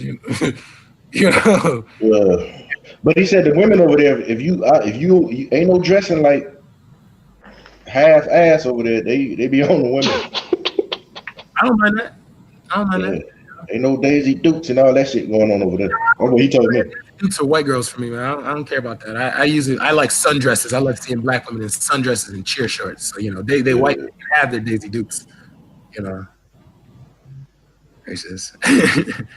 Yeah, but most of the people over here be like, I'm going to Ghana, I'm moving to Ghana. Nigeria, but I was like, it's so many other beautiful places over there. I don't know why we so fixated on Ghana and Nigeria. No, one thing I've noticed is that like you gotta look at, like I've seen with especially my I'm sorry, I'm playing GTA. I apologize. Oh, get it. But no, there's this brother that I met in college that like dropped out of school and moved to Ghana and was like home in like a month. And I told him, I was like, you thought $1,200 was going to let you last in Ghana for like people think the one thing I hate is the misconception that like I will say this though. In buying a house in Africa, I have no problem in dropping like 7 or 8 because 800,000 in Africa, that's a lot of house, man. A lot of house. Like honestly, like I talked to my friend who's she's a real estate agent in Lagos, and she was telling me, she was like, well, what's your budget? And I said, I'll do 660 at first. Like that was what I was gonna go for. 660. Yeah. She said, all right, the houses look like a 660. I'm like, oh my God, what is this, the East Hampton? You'd had a castle over there, bro. Son, what? And the thing that kills me is that like, okay, so I put 660 down. The houses that are castle-like are like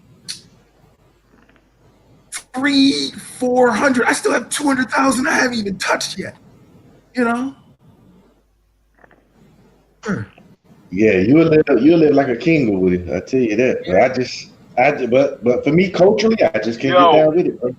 Yeah, what's good? Talk on, man. Yeah, man. So I was having a little look here to see if I could see any links between the Ashanti tribes and Israel. I couldn't find none still. I couldn't find none. Because it doesn't exist. It doesn't exist. Yeah, obviously. Look, you will have to talk to whoever said that, and they can defend themselves. Yeah, Kemo. I ain't gonna think. That's why I kind of respect. Get That's your why I kind of really respect. ass up in here, Bob. You get me? Shit.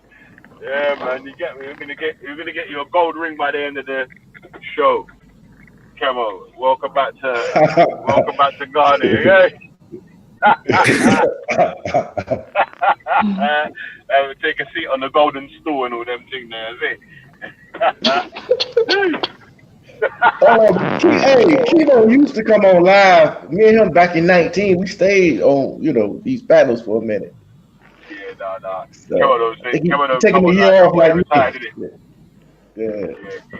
He retired. He retired since he called them Empress Becca a bitch. And Raj made a show about it. Hey, Johnny, when you going back to the motherland? To me? Yeah. Buy you some cattle. Buy me some cattle, yeah? Jeez. When I get rich, B, you get me? Oh, you mean about half a mil? You live like a king over there, bro. Yeah. I need the actual $500,000 in my account though. Oh. Well, yeah, that's Wait, Ralph just said the Yoruba are also Hebrew Israelites. What?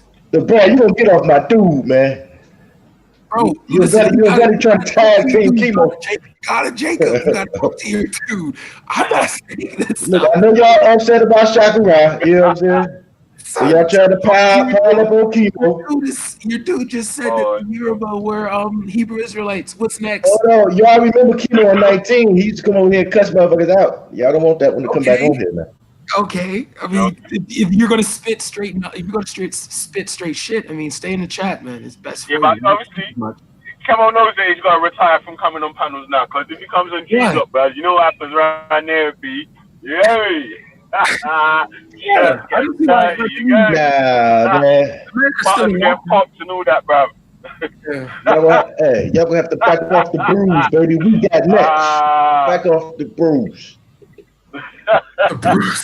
And y'all already, and y'all don't want Ezra to turn up. Y'all know how he turned up. He gone. Shit, yeah, man. You know what?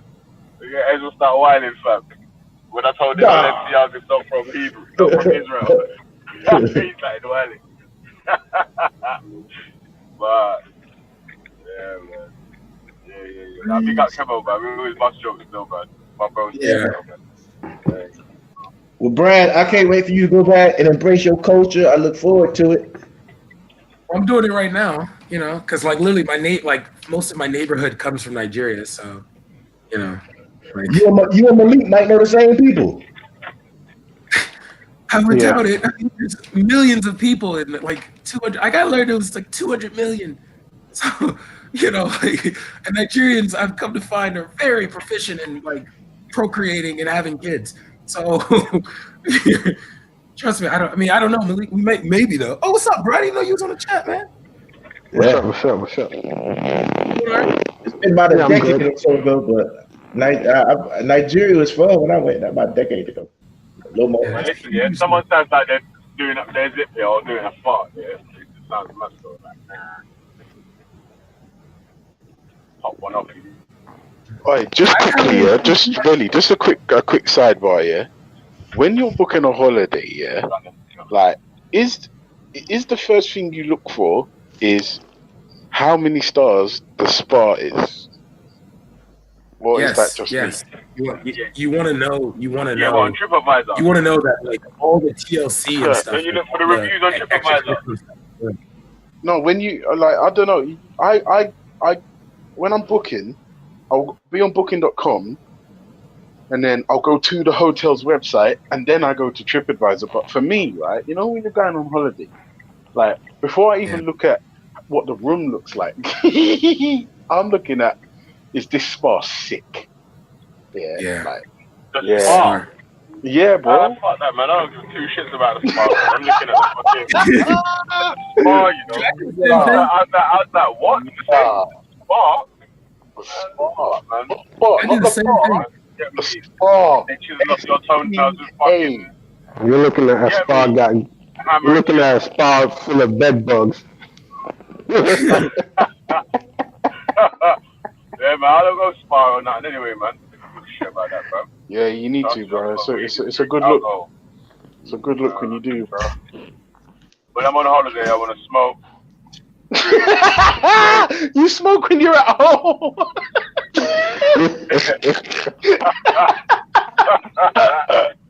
You know, but I ain't gonna lie to you, it hits differently.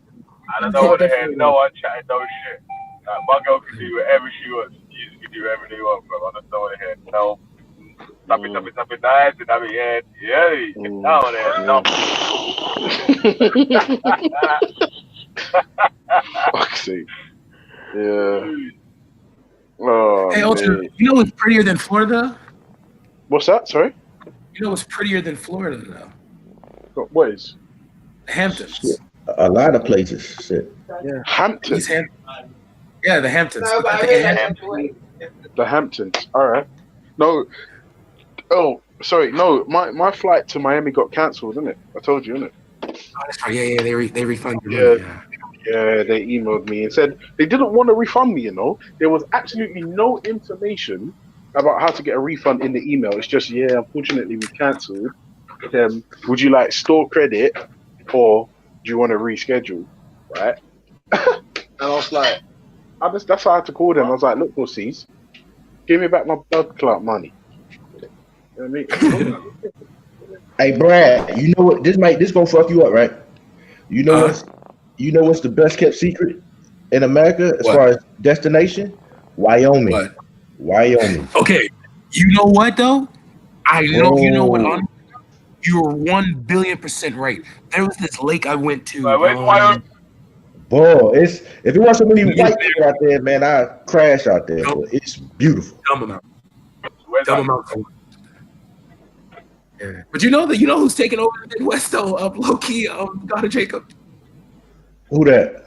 The Somalis. You know, Somali is like largest growing. They deep. It's the largest growing. It's one of the largest growing languages in the Midwest right now. Yeah, you go. Hey, Somali. Hey, the way Somali going, you could just move up in there in a minute. That shit about to be empty. Yeah, because there's like there's some parts of it I'm starting to see like there's investment properties and stuff out there. That shit about to be abandonment property. Yeah, because they have like whatchamacallit. I heard that Eritrea and Djibouti, they're trying to clear them out so they can reestablish some like transit freight road. I just want to open up a port now, God of Jacob, because that's like what $2-3 trillion worth of stuff coming through. Man, let me get. You got to drive. All you got to do is make it happen. You got to pick them up and put them down, man. You got to beat your feet. Yeah, because I'm yeah, tired of bruv, looking but at. come on, bruv, you know what, bruv, yeah? You got a few good ideas, yeah? But it's like you're not, you got, yeah, man, you get me? You got to put your fucking back in it, bruv. Like, what? Go on. Yeah, no, You this get me? this little thing I have with this little thing I'm trying to like settle. I'm trying to get my brother to manage because I have a guy that can like manage the farm. I just need a guy that can like deal with sales. I just don't want to leave and have like a pretty. I'm not gonna say I'm prosperous, but I'm doing pretty good. Doing pretty good. You know, like I'm comfortable. Bro, you about to get you a little twin engine to be a crop duster? I'm trying, bro. I've been hiring these Mexicans, but they talk too much. So you know, like trying to get these Mexicans. I can see you dusting your own crops, fucking up the airplane. Nah, bro. No. My farming is more important. I usually have like I usually hire like a bunch of Mexicans I find behind a Home Depot or something.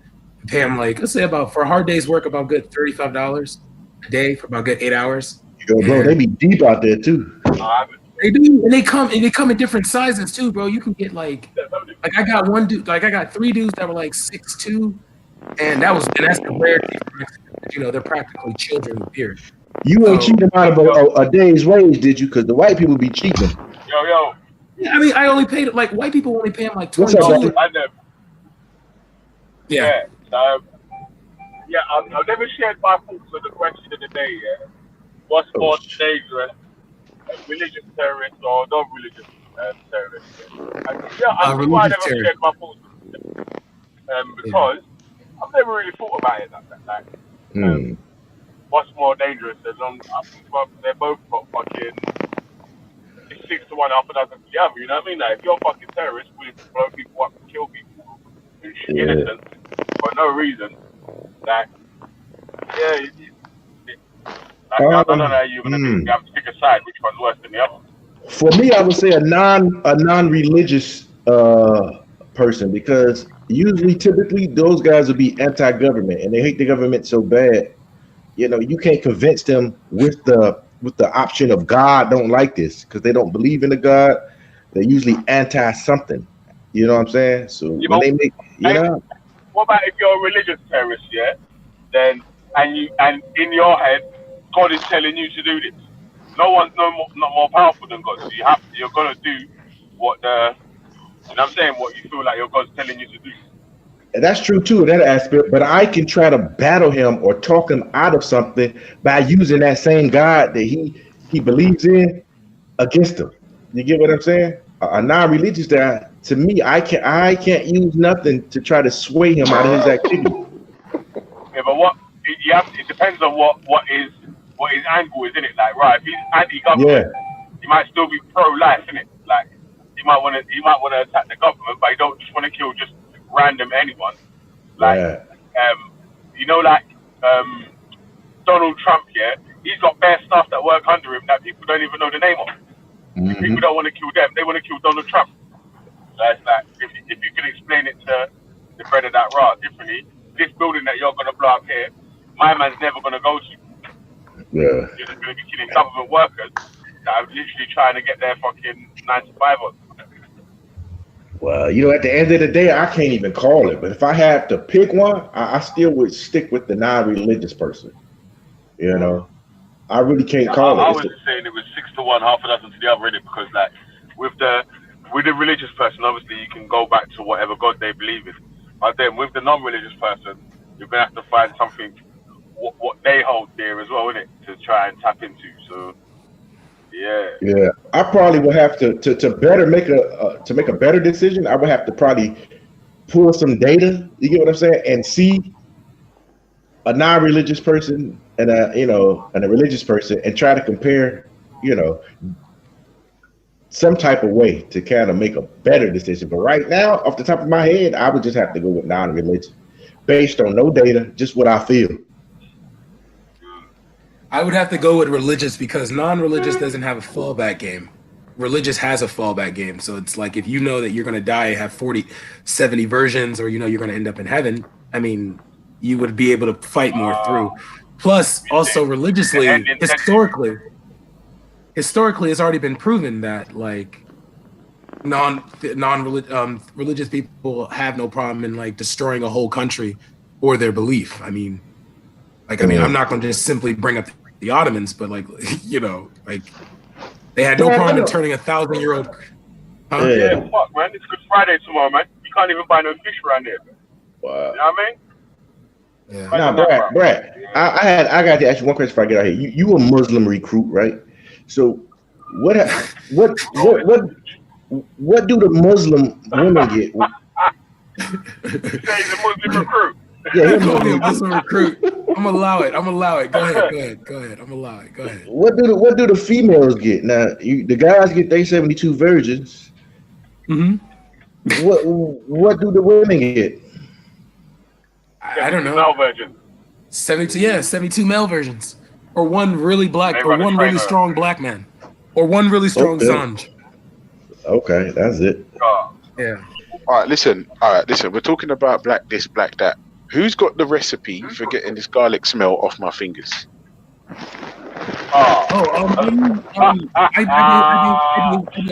got you right here. Oh, you're currently cutting garlic. What are you making? Chocolate milk. I'm not making anything. The missus is doing spag roll. Crush on the garlic. No, I bet Ultra's all in his kitchen like Ainsley Harriet and that. Look, I sliced it. Can you see how thin I sliced it? Yeah. Look how thin. Thinking about the fucking garlic grinder and shit. Spinning it in his hand like it's a fucking strap.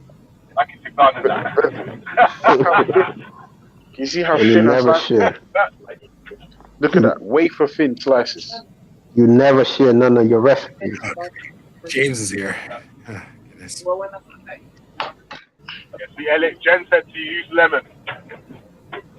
Well, is your missus using the Henry Hill technique, the straight razor? Babe, are you using a straight razor? Yeah, the Henry Hill technique. Come on. No. Straight wafer. No. Basically, James when we was cooking spag bowl in the big house. Why? Because it's really sharp. And it will glide through the onion.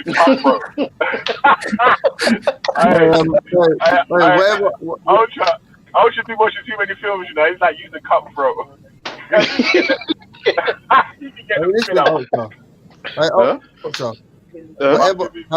Wherever she learned it from, it had to be a prison, man. There had to be a what? A prison. A prison. Apparently, James Jones is saying you learnt your onion dice technique from prison. From Holloway ladies. I don't know. I don't know. I know. She looks bamboozled, bro. No comment, yeah? Hey, we saying, really? Ultimate, this is on Caledonian Road, like these seven. Hey, listen, Ultra used to have to smuggle in parcels with that. James, the missus said she's pregnant, and she's struggling to cut onions at the moment because she's a bit clumsy. So she would appreciate it if you would just support her through this trying time. You got Mrs. Ultra still. Like I just say, it was so charitable of Mrs. Ultra to marry trying to box your heads off. I can Ultra be a drug mule, like that's fucked up, bro.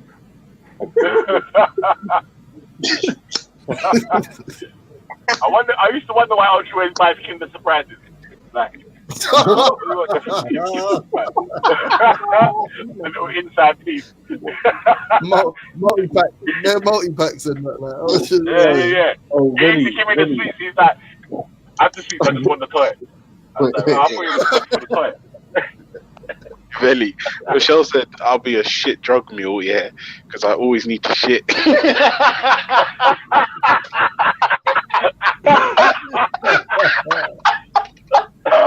Drop out.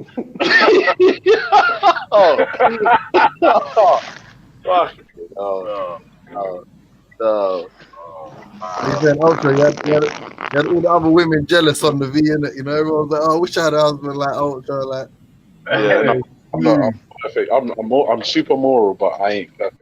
It's just, it takes a lot. Is it moral? Is it moral bringing drugs into prison for your spouse? Is that moral? Is it moral to bring drugs into your Is that moral? drugs into prison for your spouse? I don't know. Is it immoral? Not just a friend or a gang member, but for your spouse. Well, for your spouse, for your wife, for your husband. Spouse will be viciously and brutally subjected to a non-consensual bout of sex with three different. Is any kind of, you know, that begs a much more important question, which is any kind of how would you put it? Is any kind of anal interaction immoral? What do you mean? Like when you wipe yourself clean, or when you wash yourself clean? I don't know. I don't know. Penetrative. But what if you need to check your prostate? Okay, non-medical. Non-medical. To be honest, What are you saying? Any sexual pleasure in your body? Of a reason That's what you're talking about. why Or you would to yourself, or if for it's business not for reasons. medical reasons. Or for business reasons. What, like Business reasons. to smuggle? To Like smuggle. hiding drugs. To smuggle. On mobile phone. Yeah, smuggling and sexuality. Do they fall into immoral acts? The religious people would say yes. I'm trying to think about it actually. By Because the way, you know what the funny thing is? Samaroon asked the question about James Jones: is it moral for someone to be naked? Oh yeah, that was me, innit? I just thought to myself, listen, this is the problem when people like try to like superimpose their views on everyone else, right? And I said it to you then, Jake. Go to a nudist beach in Spain, and there's no immorality there. Do you understand what I'm saying? It's not, and none of these people have been raped. Do you know any Weren't these morals and all these things they was created by humans? Yeah, I think morality is indeed a human construct. You don't know of any morals that, like, can you think of anything off the top of your head that was once considered to be moral that's now considered to be immoral? Slavery. No, but that wasn't that wasn't considered moral in the sense that, like. So what are you saying? Everyone, even the slave traders, they knew they were doing wrong, but they did it anyway. Yeah, of course, isn't it? It's business, isn't it? Like a lot of capital, like for example, a consensus, like the world at one point for X was moral, and now they consider it immoral. Sending children up chimneys. I don't think people thought that was moral, though. I think that's just something people did. Again, it's business, isn't it? Yeah, it was a job. They didn't think it's immoral. Because I'm thinking only is like women, like, you know, women dressing modest and that. That's the only thing that now I think I can say that the argument, but then I don't think women agreed with that. Wait a minute. What does dress code have to do with morality? Yeah, that's what I'm saying. How does your morality? Oh, it's simple. Okay, so as a man, you need to be able to control yourself. So you have to tell the women that you're attracted to that they have to now dress up so that you as an individual cannot be responsible when you can't act up. So that's why the Muslims take the precaution of literally trying to like cover up all their women. So there's no, you know, like, oh man, I want to desire this woman. You know what I mean? That's where the modesty comes. So the way that you have to kind of like cover your sin. You feel me? But do you think? I don't think women agree. Like the reason that even that doesn't work is because I don't think women agreed with that shit. But who cares? We're talking about religion here. We're talking about the Abrahamic faith. So you think women's opinions? They do. It ain't got nothing to do with religion. Some people do, some people don't. Some non-religious people would never put on tight pants. They put on loose pants. Can I just say? Wait, hold on. So is wearing tight leggings immoral? How is that immoral? I'm not saying it's immoral.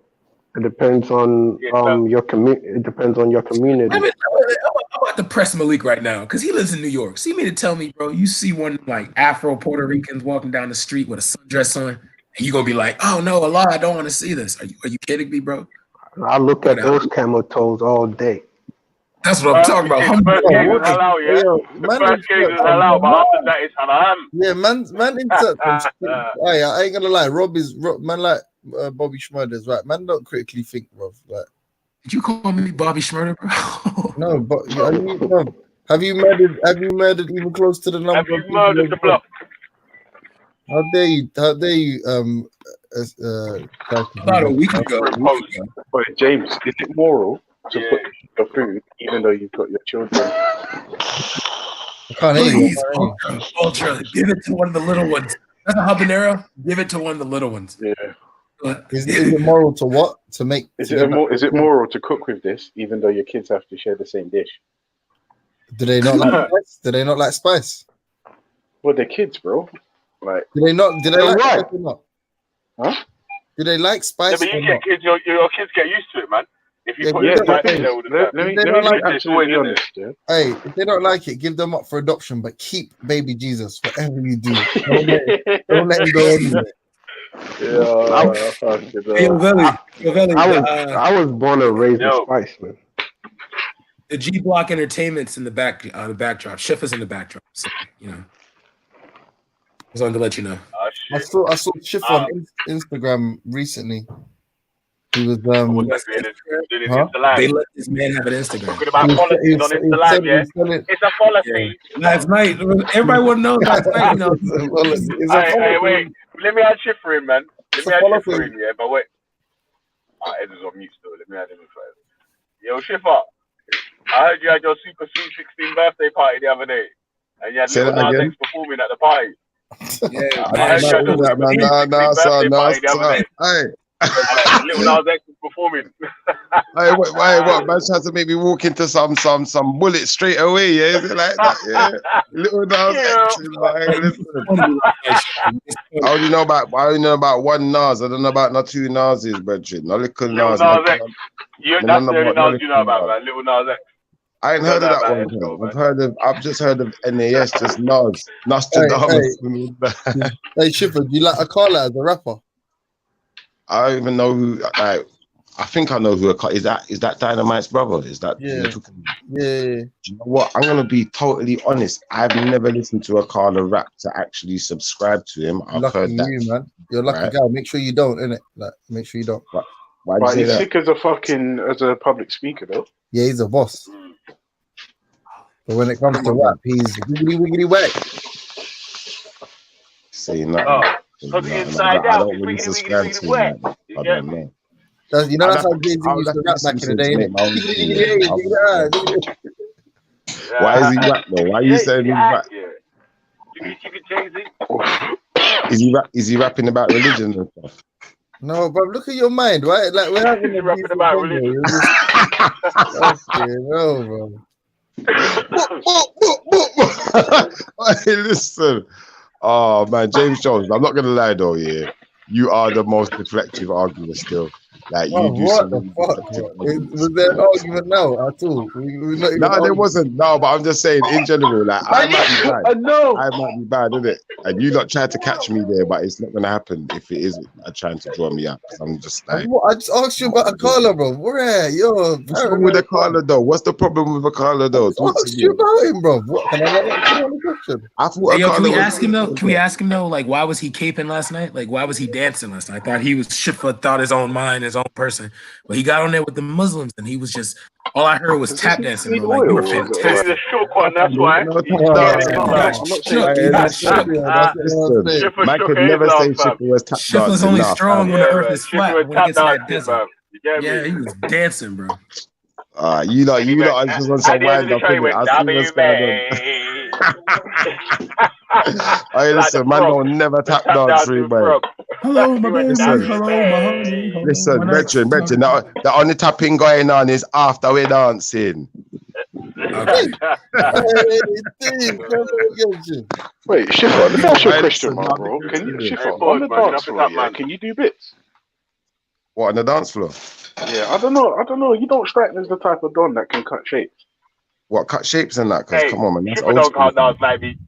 That's old school. Ultra Funky can't dance like me.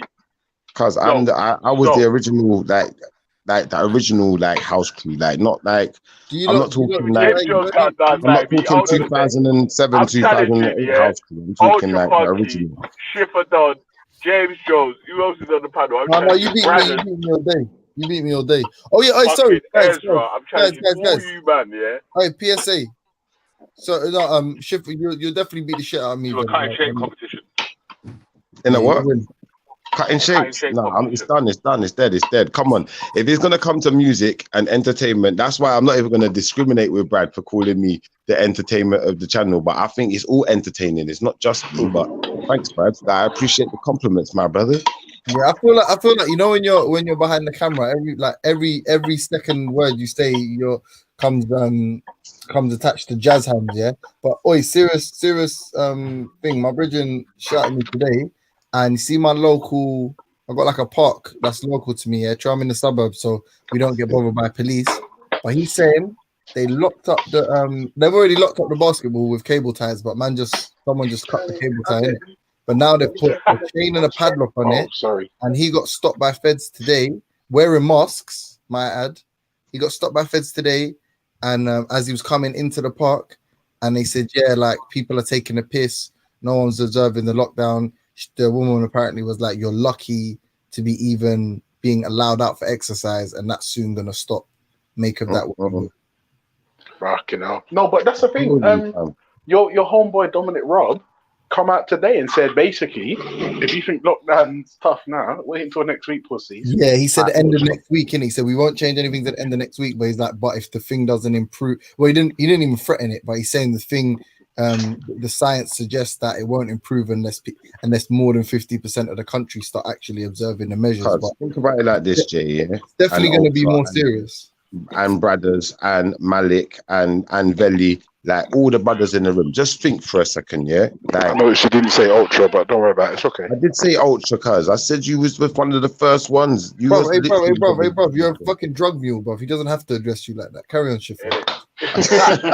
I know nothing. I know nothing about this. I know nothing. So basically, yeah, like what I'm trying to say is like, why would they make a lockdown, yeah, that's going to be for 3 weeks? That turns into 12 weeks, that turns into how long? Do you know, like that? It don't make no sense other than, you know, someone got something really wrong in it. Someone got something really wrong in it. That's the bottom line, in it. Now, I'm not going to go into 5G right now. We're gonna have, I think we just have a bit of serious talk for a second, isn't it? Like, let's be serious. It could be 5G. That's definitely on the table, you know. It could be 5G, but like something definitely went wrong, and like, you man like to always like promote all of this like atheism and stuff, and I'm against it for a reason though. I'm not just against you man's atheism because I think. Can I ask you a serious question? Is God faster than 5G? Like, I'll answer it afterwards. I'll answer it now. Hold on. Let me I'll give you the exact reason why I think that, because God took 27 years to give Muhammad, peace be upon him, the message, but like 5G can give you the message in seconds, isn't it? I got you, but what I'm gonna say to you is, yeah, God is faster than anything that you could even imagine. But what I'm going to try and say to you is also James Jones, yeah? All right, I'll tell you this, yeah? Let's do a test. Let's do a test then, yeah? You ask God a question, yeah? A random question. James will pick the question, and I'll Google it, yeah? And we'll see who gets the answer first.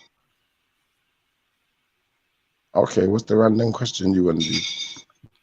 So now I have to think of a question that Schiffer doesn't know the answer to, yeah? All right. What shape is the The argument's flawed already. Like the argument's flawed, isn't it? Like, hold on. What's the you know what's gonna happen, isn't it? You already know the outcome. There's no way. It's banter, isn't it? You're not allowed to question my intelligence, fam. You're not allowed to question my intelligence. Schiffer will Google rapping and lie. You know he's got no soul in it. You're gonna try Google quick, innit? Yeah. Listen. I'll tell you what. I just Googled something right now. Yeah. Do you mind if I just like show you what I've Googled for you? Yeah. Because you see, James Jones, he's a guy who will come in there, yeah, talking all this anti-religious talk, but then the guy every minute is assalamu alaikum and them thing there. Like, I just don't get it, cuz I don't get what I show respect to everybody in the world's customs, yeah. Unless it violates some kind of human right, or it goes against my better judgment, i.e., if I think about it critically. Every time you say salam alaikum, yeah, it just sounds like a Muslim who eats bacon is talking. It's like, come on, fam, like you gotta allow it, fam. You gotta remember when everyone started rapping. You're not a Muslim, innit? You're not a Muslim. You don't get to say that, cuz like you gotta get that through your head. You don't really get to say that, innit? Let's be honest, James Jones. Is that the truth? That you're not really supposed to say Salaam Alaikum? He's not really supposed to be saying that. Salaam Alaikum, why not? You're not supposed to be saying that. And you're not supposed to be saying why not? You're not supposed to be saying inshallah. You're not supposed to be saying none of Why that. not, bro? It's You're not Arabic at supposed the to end be of the day. saying It that. means, and it Don't means matter. If it's just Arabic to you, yeah, that's fair enough, innit? But you gotta be respectful to other people's. Like, if you want people to be respectful to you, you gotta be respectful back. Am I not? Wait, hold on a sec. So, are Abrahamic faiths respectful to other people's faiths? Yeah. Calling man magicians. Not everyone is. Not everyone. Wait, hold on. They're respectful to pagans, yeah. They don't call them kafirs and tell them they're not allowed to practice their faith. I'll be honest with you. Like I said, not everyone is respectful. I'm not gonna say You won't tell them everyone's that one. because you're shook in it. You can That's why you're shook, bro. Because you would have come round there and tried to tell us what we're gonna do, yeah. But you will never go to a Muslim channel and ever try to tell them I anything would about anything. do that, cuz I did it yesterday. I did it yesterday. The Thank same way you, I spoke to Warrior. the Muslim girl yesterday. Yeah, I I'm let her know. Hey. Like, I'm not playing no sides in it. Like, I'm in the middle of the battlefield. I don't really know. I'm not. What did you I tell her? don't What really did you know tell her? who's saying what. Hey, I'm just trying to Shipper. find out. Shook one's getting locked down in turn one. You get me? No, but because you it's a not nun. like that, though. It's not like that. It's not like You ain't that. a crook, Like, you gotta son. think about it. I'm on one side of You the a fence. shook one. Because I can't be a shook one. You want me to tell you why I can't be the shook one and James Jones would be the shook one? I'll break it down But to how you in can me words and that Billy you be can official understand. queen? No, me, Belly, and Ultra official Queensbridge. I'll break it down to you in words that you Official definitely Queensbridge understand. murderers. Yeah. Just so you know, I'll tell you why James Jones, who is on your atheist side, your atheist team, would be the shook one. I'm going to explain it to you right now, yeah? Because you see, for instance, yeah, if it ever turned mad, the world actually turned mad. And let's say the Muslims started winning the war and was taking over, yeah? He's going to be trying to hide it like, Assalamu alaikum, Wait, did you say where? Where did you convert to Islam? Wait, hold on, stop. Did man say no? Stop. Did man say salam alaikum Aida? Is that man did the Mike Tyson? That's you, James Jones. You are Mike Tyson. You are the most reflective guy. Like, honestly, yeah. If I was to play this right now, yeah, I guarantee you, most people in the chat room would say this is more like you than it is like me. I guarantee it. Go on, play it. You don't want me to play it. Can you play it? I can play it right now. I can play it right now. Wait, what is it first? It's just Mike Tyson talking. It's just Mike Tyson talking. I'm the most brutal and vicious that I've ever been. No one can match me. My style is impetuous. My defense is impregnable. I'm just ferocious. I eat your heart. All praise to Allah. My defense is impregnable. My defense is impregnable. Okay, thank you, Steve. Mike, I'm Alexander. There's only one God, and Muhammad, blessings and peace be upon him, is his prophet. I dedicate this right to my brother, Darabam, who died. I'll be there to see you. I love you with all my heart. All praise be to my children. I love you. Oh God, amen. What? Ever. Anytime, amateur, professional, ever. Assalamu alaikum, Maida. I don't know, man. Yeah, Lennox Lewis. Lennox, I'm coming for you. Is it frustrating to train like you did and then have this in 7 or 8 seconds? For this fight, I only trained probably 2 weeks or 3 weeks for this fight. I had to bury my best friend, and I dedicated this fight. I wasn't gonna fight. I dedicated this fight to him. I was gonna rip his heart out. I'm the best ever. I'm the most brutal and vicious and most ruthless champion there's ever been. There's no one can stop me. Lynx is a conqueror. No, I'm Alexander. He's no Alexander. I'm the best ever. There's never been anybody as ruthless. I'm Sonny Liston. I'm Jack Dempsey. There's no one like me. I'm from Nairclaw. There's no one that can match me. My style is impetuous. My defense is impregnable. And I'm just ferocious. I want your heart. I want to eat his children. Praise be to Allah. Are you saying now, Mike? No, Mike. Mike, stop it, Hey, Mike. listen, not being funny, yeah. Not being funny, yeah. Did the man say, I'm going to eat his children? Praise be Allah. Really? Yo, man said, I swear that's the one. Man asked him a legit question. Mike, do you think this is the quickest fight? Do you think there's the quickest fight that you've ever had? Man said, salam alaikum, Aida. Man just sidestepped the question. Didn't answer nothing. Man. That's you, James Jones. Mike doing that little shuffle, sideways shuffle there. No, Champion Dodgers and them man there. Like, come on, man. Hey, you know it's come on. Listen to what you said at the end. Listen to what you said at the end, James Jones. You said, I'll eat his children, praise be Allah. Even you got no respect, so you're just you know what? You know what? But wait, Hebrews used to eat children, though. Oh, come on, man. You're confused, guys. You're confused. You'll eat a child right now if God told you to. You eat babies, man. You mean? Nah, you eat babies, cuz. You eat babies. You eat babies, man. What, baby chickens? No. Oh, you done that here. Listen, you done that here, you know. Yes, me did eat the baby chicken. Argument done. Yo, James Jones. Yo, James Jones. I didn't answer the question, you know. Me don't answer the question. I reply. Yo, James Jones. Hey, listen. I'm not done with it. Me not done with it yet. You're dead. You're finished. Yeah. Assalamu alaikum, Maida. You're mad. Yeah, what? Hey, listen, that's who Mike was talking about. Mike was Hey, James Jones, you know you sound like that though, and you have to find that funny. I know even Veli's laughing right now. What I know part of that's it? why What he's you silent. Because that shit is funny, isn't it? You're saying the way that he don't answer none of the questions that my man's answering him. Hey, James.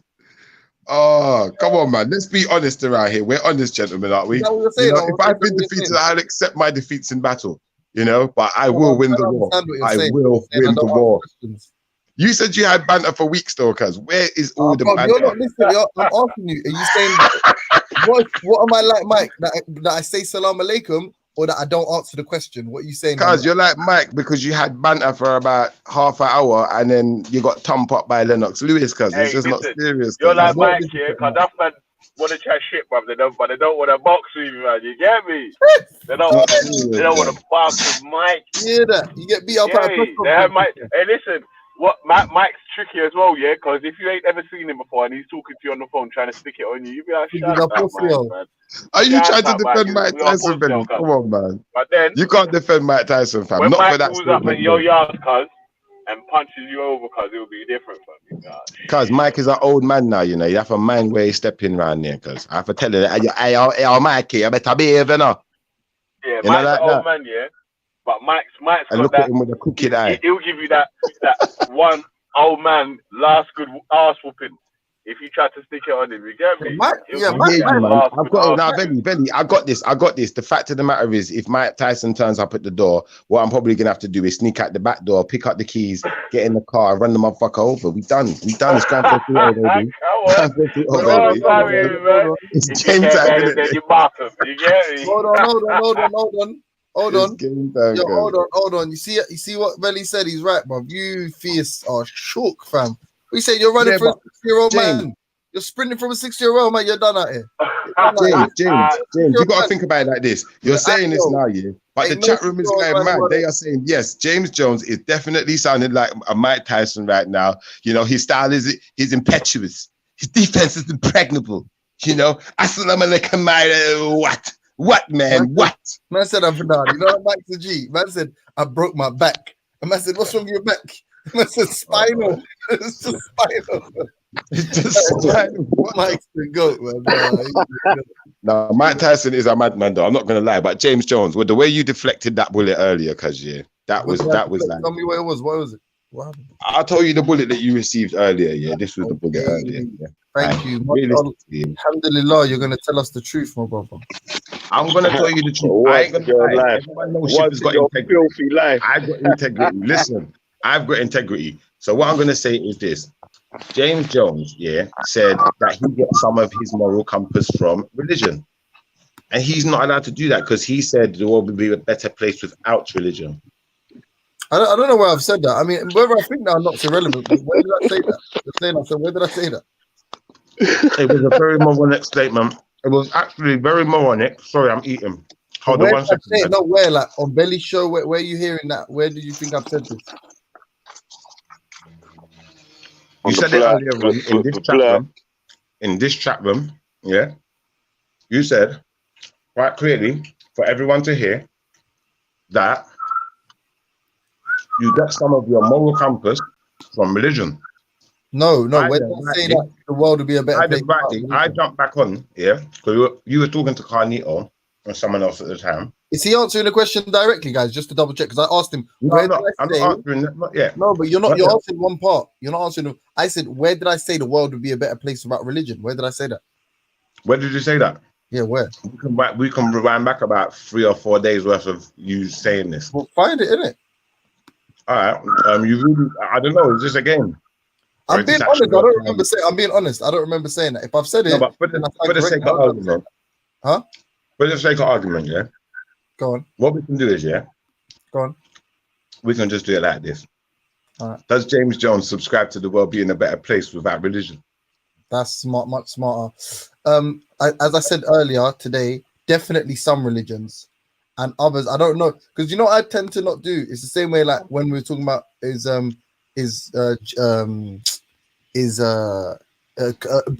the best culture morally. I would never say it's the best. I would say it's better than some, right?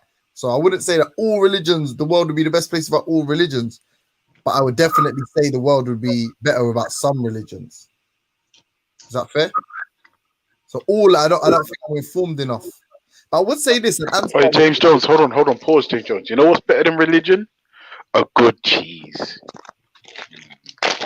I want to agree with you, but that sounds too white and English. I'm gonna too white and English. Yeah, I'm just gonna not say that. I'm glad you came on and defended yourself, though, because I don't want to throw shade on you, man. So does that mean you've got respect for religion, man? Of course, I got respect for some religions. That's good. I've got respect for all people, though. You know what it is? And until you give me a reason to disrespect you, all people. So if I'm around a good Muslim brother like my brother Ziriab or something, I will. That's why I say Muhammad, peace be upon him. That's why I don't think. But I will always critically think. You can never undermine my ability to critically think. If someone's telling me that the Prophet right there, I think it's wrong, then I'll tell you that I think that that's wrong. You can't there's not. That's that. I'm showing you respect by being honest to you and telling you that's fucking retarded. All right. As soon as we're being honest, I got one more question. Could you finish your food first? Can you tell me the things that are right? No, I guess not. Quick market. What? I said, can you tell me the things that are right with Thanks for that, Shifra. That was really annoying. Thank you. That's right with religion. Yeah, there's a lot right in it. I mean, I don't know, like basic premises, you know, thou shalt not kill, you know, thou shalt not covet my neighbor's wife. I agree with most of these sort of religious precepts when it comes to that. Everything relating the actual worshipping of God, you know, so you know, you should not take any other gods like me and all of that. I don't agree with none of that. Do you know what's funny? So random. How could Brother Polak say as well yesterday? Oh yeah, sorry, two things. One, and hold on, good deflection, James Jones. But what I'm going to say to you is, I was happy with your first answer, which was, there's lots of good things about religion. I don't know what. Yeah, but my mind, listen, my mind. I don't know what, man, what? Assalamu alaikum, miners. Hold on. I'll answer that quickly, yeah. But quickly, Ansar said something last night, and I don't know if you heard it, Ultra, but this might answer your question as well, Shifa.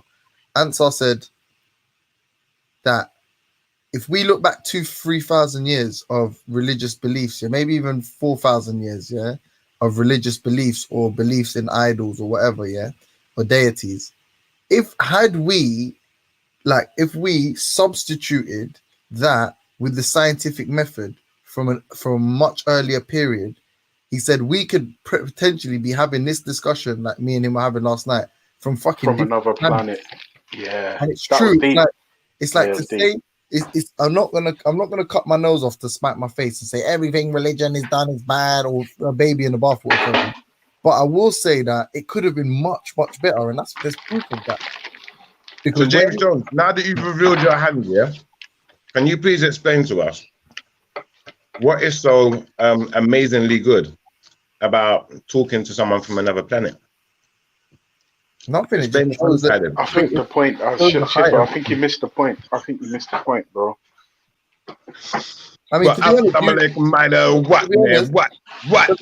be honest, to be honest, you're right though. I am actually talking to someone from a different planet right now because you believe the Earth is flat and I believe it's a globe. Yeah, man. So realistically, why would you believe in some, I don't know, some spaceman odyssey where the clothing looks really good, and you get to float around in space with one bag of man? John, can you do me a favor? What? Sorry, what did you say? Yeah, is there any way we could get an ultimate decision from the baby Jesus if the Earth is flat or round? Alright, Baba, is the Earth flat or round? Round, and anyone who says otherwise can go fight them. Ah, cool, no problem. I'll tell you what it is, yeah? I'm going to tell you what the Earth is right now.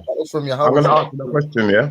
I'm gonna do a James Jones, Artful Dodger. Yeah, the world is the opposite of whatever your government say it is, or it's at least different, and that's my full answer. Okay. You didn't ask you a question, though. Yeah, you didn't You asked how was that? Ask me another question, and that weren't even deflection, you know. All right, I'll ask you a question. If Allah is all merciful, and there were Muslims that were slaves for their entire life, why didn't He show them any mercy? He did. They went to heaven. He did. They went to heaven. That's Ultra anyway. That's Ultra's opinion. It's really not.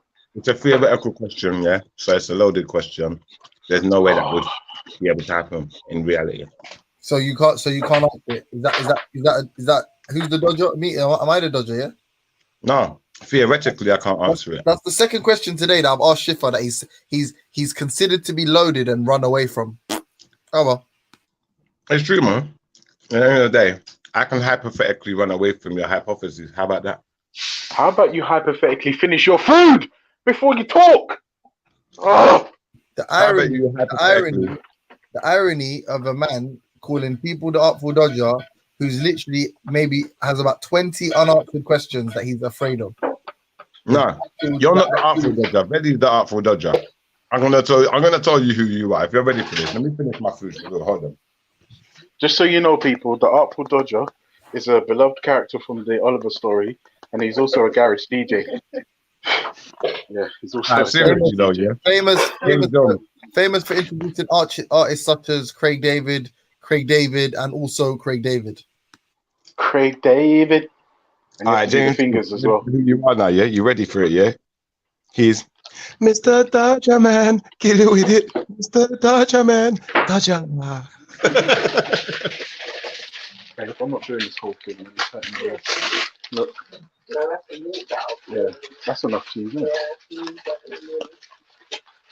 You need to get an electric grater, man. Hey, James Jones, did you really appreciate the emphasis that I put into that? That took hard. That's hard work. That was hard. Yeah, that was hard. Sorry. That was hard to do. A lot harder than the question I was asked by you. I'm getting speaking the streets, fam. People in these WhatsApp groups are going crazy, fam. Everyone's proper scared. I'm scared. Yeah, but this is why, yeah, you lot, it's time to jump ship. Where? Who put us in the position in the first place? No, but you know what it is, yeah? You know what it is? Bucks, man. Why Bucks? The Bucks what you sit on games. Huh? The Bucks what you sit on. Why are you making excuses? What? Your butt is what you sit on. Why are you making excuses? That one's gone over my head, man. I don't know what happened there. What was that about? I said to you, yeah? Yeah. What is the cause of the problem right Shifa, now? are you talking with your mouth full again? Really? I'm hungry. I've been out in the parks. I've been trekking. Shifa, just eat the food, and then talk. Like, swallow the thing, and we ain't going nowhere. We're gonna wait for you. Just no homo. Don't. Right, James Jones. All I'm saying is, yeah, every time you say butt, yeah, it sounds like an excuse because your butt is something you sit on. It's not something you use in a sentence. Okay. Is that like a religion type of scenario? I don't know, man. Hey, do you know who the most annoying person in the world was? Who beat the fuck out of Shifa today? Who? Somali Ahmed. Why? Maverick is the most annoying person. Nah. I don't know. I think he'd have a run for his money still. No, you lost that. He beat you. He beat you for that today. Easy. Now, I thought you're not even close to him still. He might be a cool guy though. How can I take your word for it? Yeah, I didn't say he's not cool. It's only the internet. It's not like he's probably not a cunt in real life, but on the internet, he is the fucking most irritating. Ahmed the cool guy. The biggest cunt on the internet is James Jones. Get me? Facts. Hey. Wait, can I ask a question? Wait. Hold on. Let me ask a quick question. Ezra, I was speaking up earlier on, you know, my brother. Since the corona outbreak, has anyone ordered Chinese food? No. They're done out, yeah. Yeah, because I'm thinking to myself, like Chinese restaurants are done out here, innit? Yeah, it's done. It's done. It's actually Brother's side as well. Them man didn't do nothing wrong. Like, you know, they didn't do nothing wrong, but everyone hates them. Like, that's deep. You know what's funny and why that's actually interesting though, yeah? Because Indian takeaways are still doing great in Rotherham. Why do you think that is, James? Just give me a second. James is taking Rotherham. I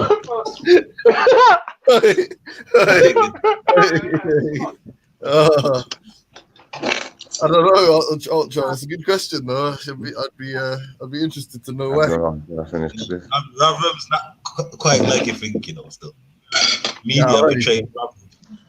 My grandma lives in Sheffield, yeah, like Tinsley, not far from Rotherham, yeah, like one road. And trust me, it's not what they make it out to be. Basically, Islamabad and all that. It's not quite that. You know what? You're in Brum, yeah. There's worse places in Brum, put it that way. Yeah, that's what I'm saying. But you're in Brum. These are all talking. I remember Jupiter when I first jumped on these things. She was like, "Oh, I've been to no-go zones. I know people that live near no-go zones." Would you actually call it a no-go zone? Call what? I don't know, like these little towns in Brum or these little places in Bradford and that. Nah, I would not for me personally, but there is that for some people, yeah, like they won't go there. But is it a no? Like, as in, if you were to go in there, are you going to get harassed to leave? Well, it ain't happened to me personally. Warsaw is meant to be one of those areas. There's parts of Warsaw, yeah, that they say it's not like Muslim only, and no blacks can go there. But like, I've never had no issues when I'm there. You get me? None of them can come and tell me none of that. You know what I'm saying? So obviously, Doppy knows who to frighten, innit? They do it to who they can do it to. No, no man. I can't hear you. Or they don't do it at all, and the white people are just shook, and they're racist. And they do. There's little parts here, like not just in Brum, even in London, I've seen it. There's little bits where they declare like Sharia. I mean, they patrol the streets and that, like. But like, what do you? Let me simply. What does that mean for someone passing through? Like, if you don't live there, you don't live there. But what does that mean for someone? Are you telling me that people are going to kick them out? No, people walk up to them and tell them to cover their head or flipping, like, you know, get out the area. Trust me, I've seen it. Like, I could show you some videos now. I wish someone could actually record that. Have you ever seen it? It's on the video. I could show you videos right now. Yeah, send me a video. I want to see it. Like, where you been? One sec. Is it going to be some like kids on pedal bikes and shit? No, it's big men. Big I want to see that. Send me the video. Patrolling the street, talking about this is Sharia. Wait there. One time when I was young, yeah, well, it happened a few times, but actually the most serious time I was bunning zoots in my brethren's whipping at Hampstead or somewhere, and some bimmer pulled up behind us, but with the fed lights and all that, and man thought it was Jake's. These times, man moving, all doing whatever we're doing, trying to, you get me, and fuck it, and they were just sitting there. Man's like, right, these dickheads gonna get out of the car, like should man blow or whatever. But it turned out to be that Shomarim, the Jewish police, and they were just sitting behind us, like, and obviously they ain't got no powers to do nothing, but they wanted us to move out the ends, innit? So they've just pulled up right behind, man, like some proper clefs, like. So, boy, I don't know if you call that the same, but there's Jewish people doing that as well. No one complains about nothing. The man are policing their areas, trying to get man to leave areas that they don't own. They're not the majority even, and I agree. And everyone's just allowing the same thing with. I agree. The same thing with Jews. They've got little bits of community that they govern. You get me? And they got their own schools there. They got their own police. Even some of them. You know what I'm saying? But you agree they shouldn't be allowed to do that, though, yeah? Oh yeah, actually, you hate them. I don't really care because none of it affects me. None of them can't come and tell me what to do and what not to do. Like, you know what I'm saying? So do your thing, innit? You know what I'm saying? As long as that coming and trying to tell me and my people where they can and can't go and what to do, then do your thing. Sorry, Common Sense said in the chat, wait, what? Muslim only, no blacks? Aren't there black Muslims? Is it just me or did that not make sense?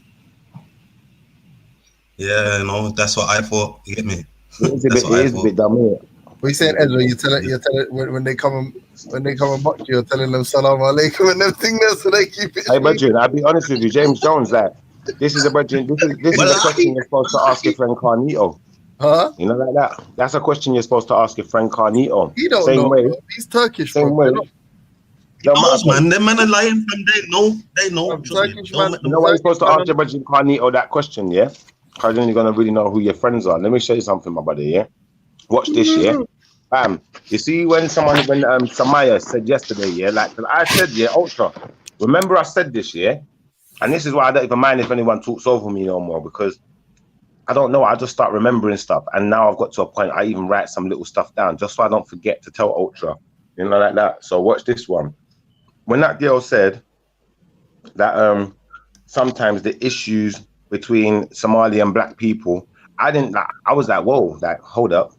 Because in one sentence, you was a part of the black community, and in another sentence, there's issues between Somalis and black people. So at the end of the day, you see where Schiffer's not disingenuous, and I'm totally impartial. Yeah, I'm not taking sides.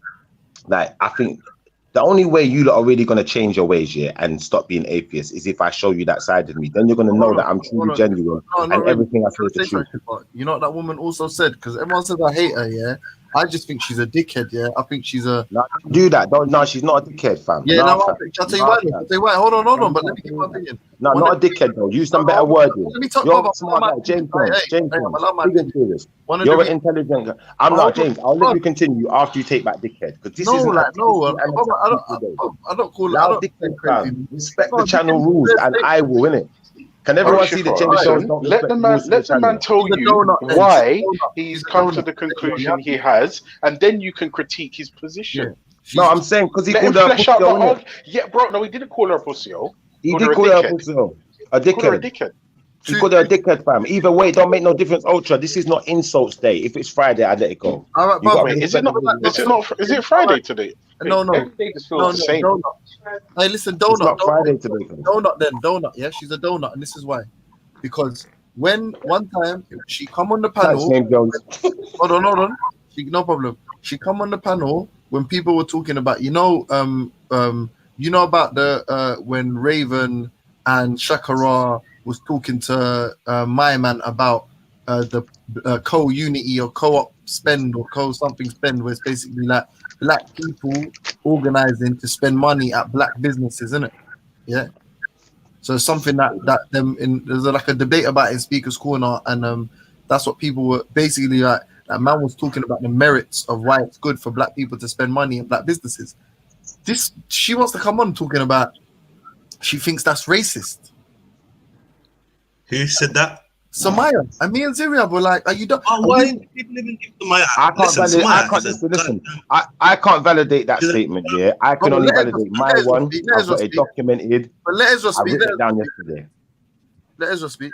All I'm saying is, yeah, Samaya's a damn fool. You get me? She don't know whether she's coming or going. Yeah. 1 minute she's black, 1 minute she's Arab. She don't know what the hell she's. You get me? She don't know anything about Somali or her history. Just a fucking. All right, Ezra. I'll be honest. You've kind of almost certified the thing now, because you know I'm gonna be like, if Brother Ezra's saying it, like I know you're a guy who's about integrity in it. I know this for fact. Thanks, bro. You know what it is, brother? She's got no integrity. This is the point, yeah. Like, obviously, we're all human. We make mistakes. Bro, this girl lies, like deliberately lies. Yeah. All right, just to try and win a point. This is the only time my brother. This is the only time a butt is a reasonable excuse. Yeah. Now, at the end of the day, I know she may have done wrong, because I could point out one phrase that maybe she's maybe, I don't know if she stumbled. I don't know if it's the truth. I need to talk to her.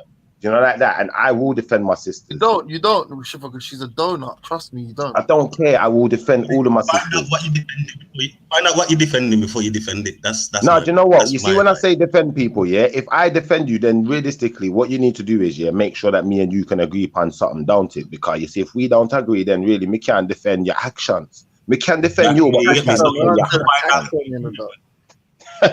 But now listen, I'm not defending anyone's actions, innit? I will defend people because, like I said, she's a sister, innit? And at the end of the day, like, I will save a woman, innit? Not a sister, from a man. She's not black, but No, she But said she's she saying is she's black. not She's black. confused. No, listen, Ezra, I'm honest to God's truth. I sat there, I listened to She's black her. when it suits her. And when it She don't is suit black. her, and She is. She dark skinned.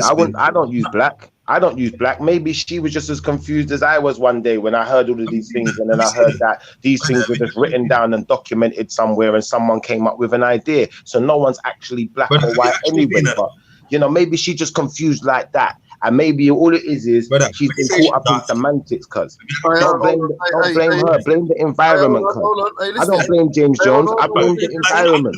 Shifa, we got man in the what's up, Ezra? I bet you. We got man in the chat saying yesterday that they're looking for the timestamp now. That yesterday she said that that basically there's this retarded girl that called me and Veli the N-word, said we're coons, said we're Uncle Toms. She's Pakistani or Bengali. You know that Halima girl, yeah? And apparently, what do you call it? Apparently, what's her face is saying it's all right for her to say that about the man them still. Yeah, but because this is the thing, she's confused too. Listen, I'm not being funny, yeah. I'm not attacking the sisters. We can attack the brothers, yeah, because we're all brothers, innit? Like, as far as the sisters are concerned, I think they have to some extent. So wait, their yeah, sisters can chat shit and not get no pull up, not get no correction. Huh? Get me? So because they're no, they sisters, can't. that means they're allowed. Her way, innit? She made the mistake. Yeah, the other sister, she obviously clearly thinks she's black, cause do you know like that? Does she acknowledge it's a mistake? Or are you just defending her? No, Ezra. If you want proof, go to her video that she did yesterday. I left a comment on it, apologizing for my mistake yesterday, and then Halima commented on it saying, "Oh, you owe me an apology for some bullshit." Right, and I said to her, "No, Halima, Yeah, let the girl you was do racist." exactly. Wait, hold on. Wait, Enough's been Shifa, done. hold on, man. Gosh. Stop bullying the girl, leave her alone. Me tell you to stop bullying. What I'm told now. Halima said, "Oh, blah blah blah." I said, "Halima, but you're racist." And then Samaya came back and said, "Oh, it's okay if you're racist because because their man are atheists. They like it's okay because them lot don't." So he's telling the truth. Vortex is In telling fact, hold on. She Do is you telling know what the I'm gonna truth do? as Do you know well, what I'm though. gonna do? She's I'm gonna telling a little screenshot bit it. of truth, I'm gonna man. screenshot it. Fuck it. I'm gonna screenshot it. Hold on. Listen, we don't like this. No, Shifa, you're not needed here. We're not trying to convince you. If you want an atheist, that sentence wouldn't even hurt you. It's your own fault. It's your own damn fault. You chose to be atheist, didn't Mute you? your mic, blood. Mute your mic. Ultra. Everyone. I gotta go. Can you hear yourself? Good night, everyone. Nah, do you know what? I hear what you lot are coming from, innit? You can't defend the indefensible, innit? That's the bottom line here, innit? You can't defend it. No, I'm not defending it though, because I said I will defend her. There's a difference. How are you defending her? Yeah, but we I'm don't. just saying, let's stop chatting about her, innit? Like, I'm done with it, innit? Let's move on. You brought it up though. No, I never brought it up like that. I weren't bringing it up like that. I weren't bringing it up like that because all I was saying is, I was trying to show Ultra that I am actually fair and that I'm impartial. So because she said something, I don't think that's fair, fam. I think No, bro. Just so you know, the video's deleted. The video's deleted, but the comment, luckily was still in my YouTube timeline. I'm gonna put it as my profile picture. Zoom in. And you'll see. Hold on 1 second, yeah. All right, cool. But either way, yeah, I'm not part of no demonizing no women. Like, I let them do their thing. No, you know what it is. You know what it is. You don't have to. But if we're discussing the actions of some demonic gal, I don't want to hear you complaining and telling us what to do and what I'm not complaining. I'm just trying to save her. I'm not complaining, Ezra. How are you trying to save her, fam? Are you a captain? Are you Captain Save a Hole? You know what I mean? No, I'm not save yourself. Save a hole. I'm just saying on the big man thing. Learn how to. You lot get her. You lot get her for a little while, innit? Like, come on, man. Like, let's not go on about it forever. Hey, let me show you some Ezra. Yeah, you need to go. Your boy, yeah.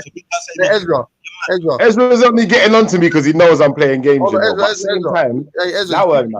Hold on. 1 second, Shifa. One thing I say about Ezra, yeah. Ezra's not shook on no Muslims, yeah. Shifa, they've got you shook, G. Brethren, I'll be honest with you, yeah. James Jones. I just think you like bullying girls, and that's why I made a point of saying, you know what, I will protect the sisters because I think some brothers on there. I don't think Ezra's got bad intentions. I think Ezra is just being fair, and fair is fair.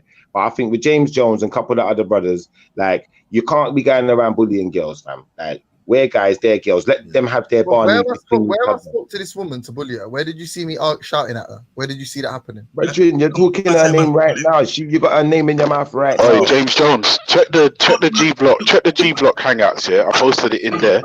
Halima said something racist, and then her response was, hold on, and I quote, hold on. Her response was, Halima, well, by these.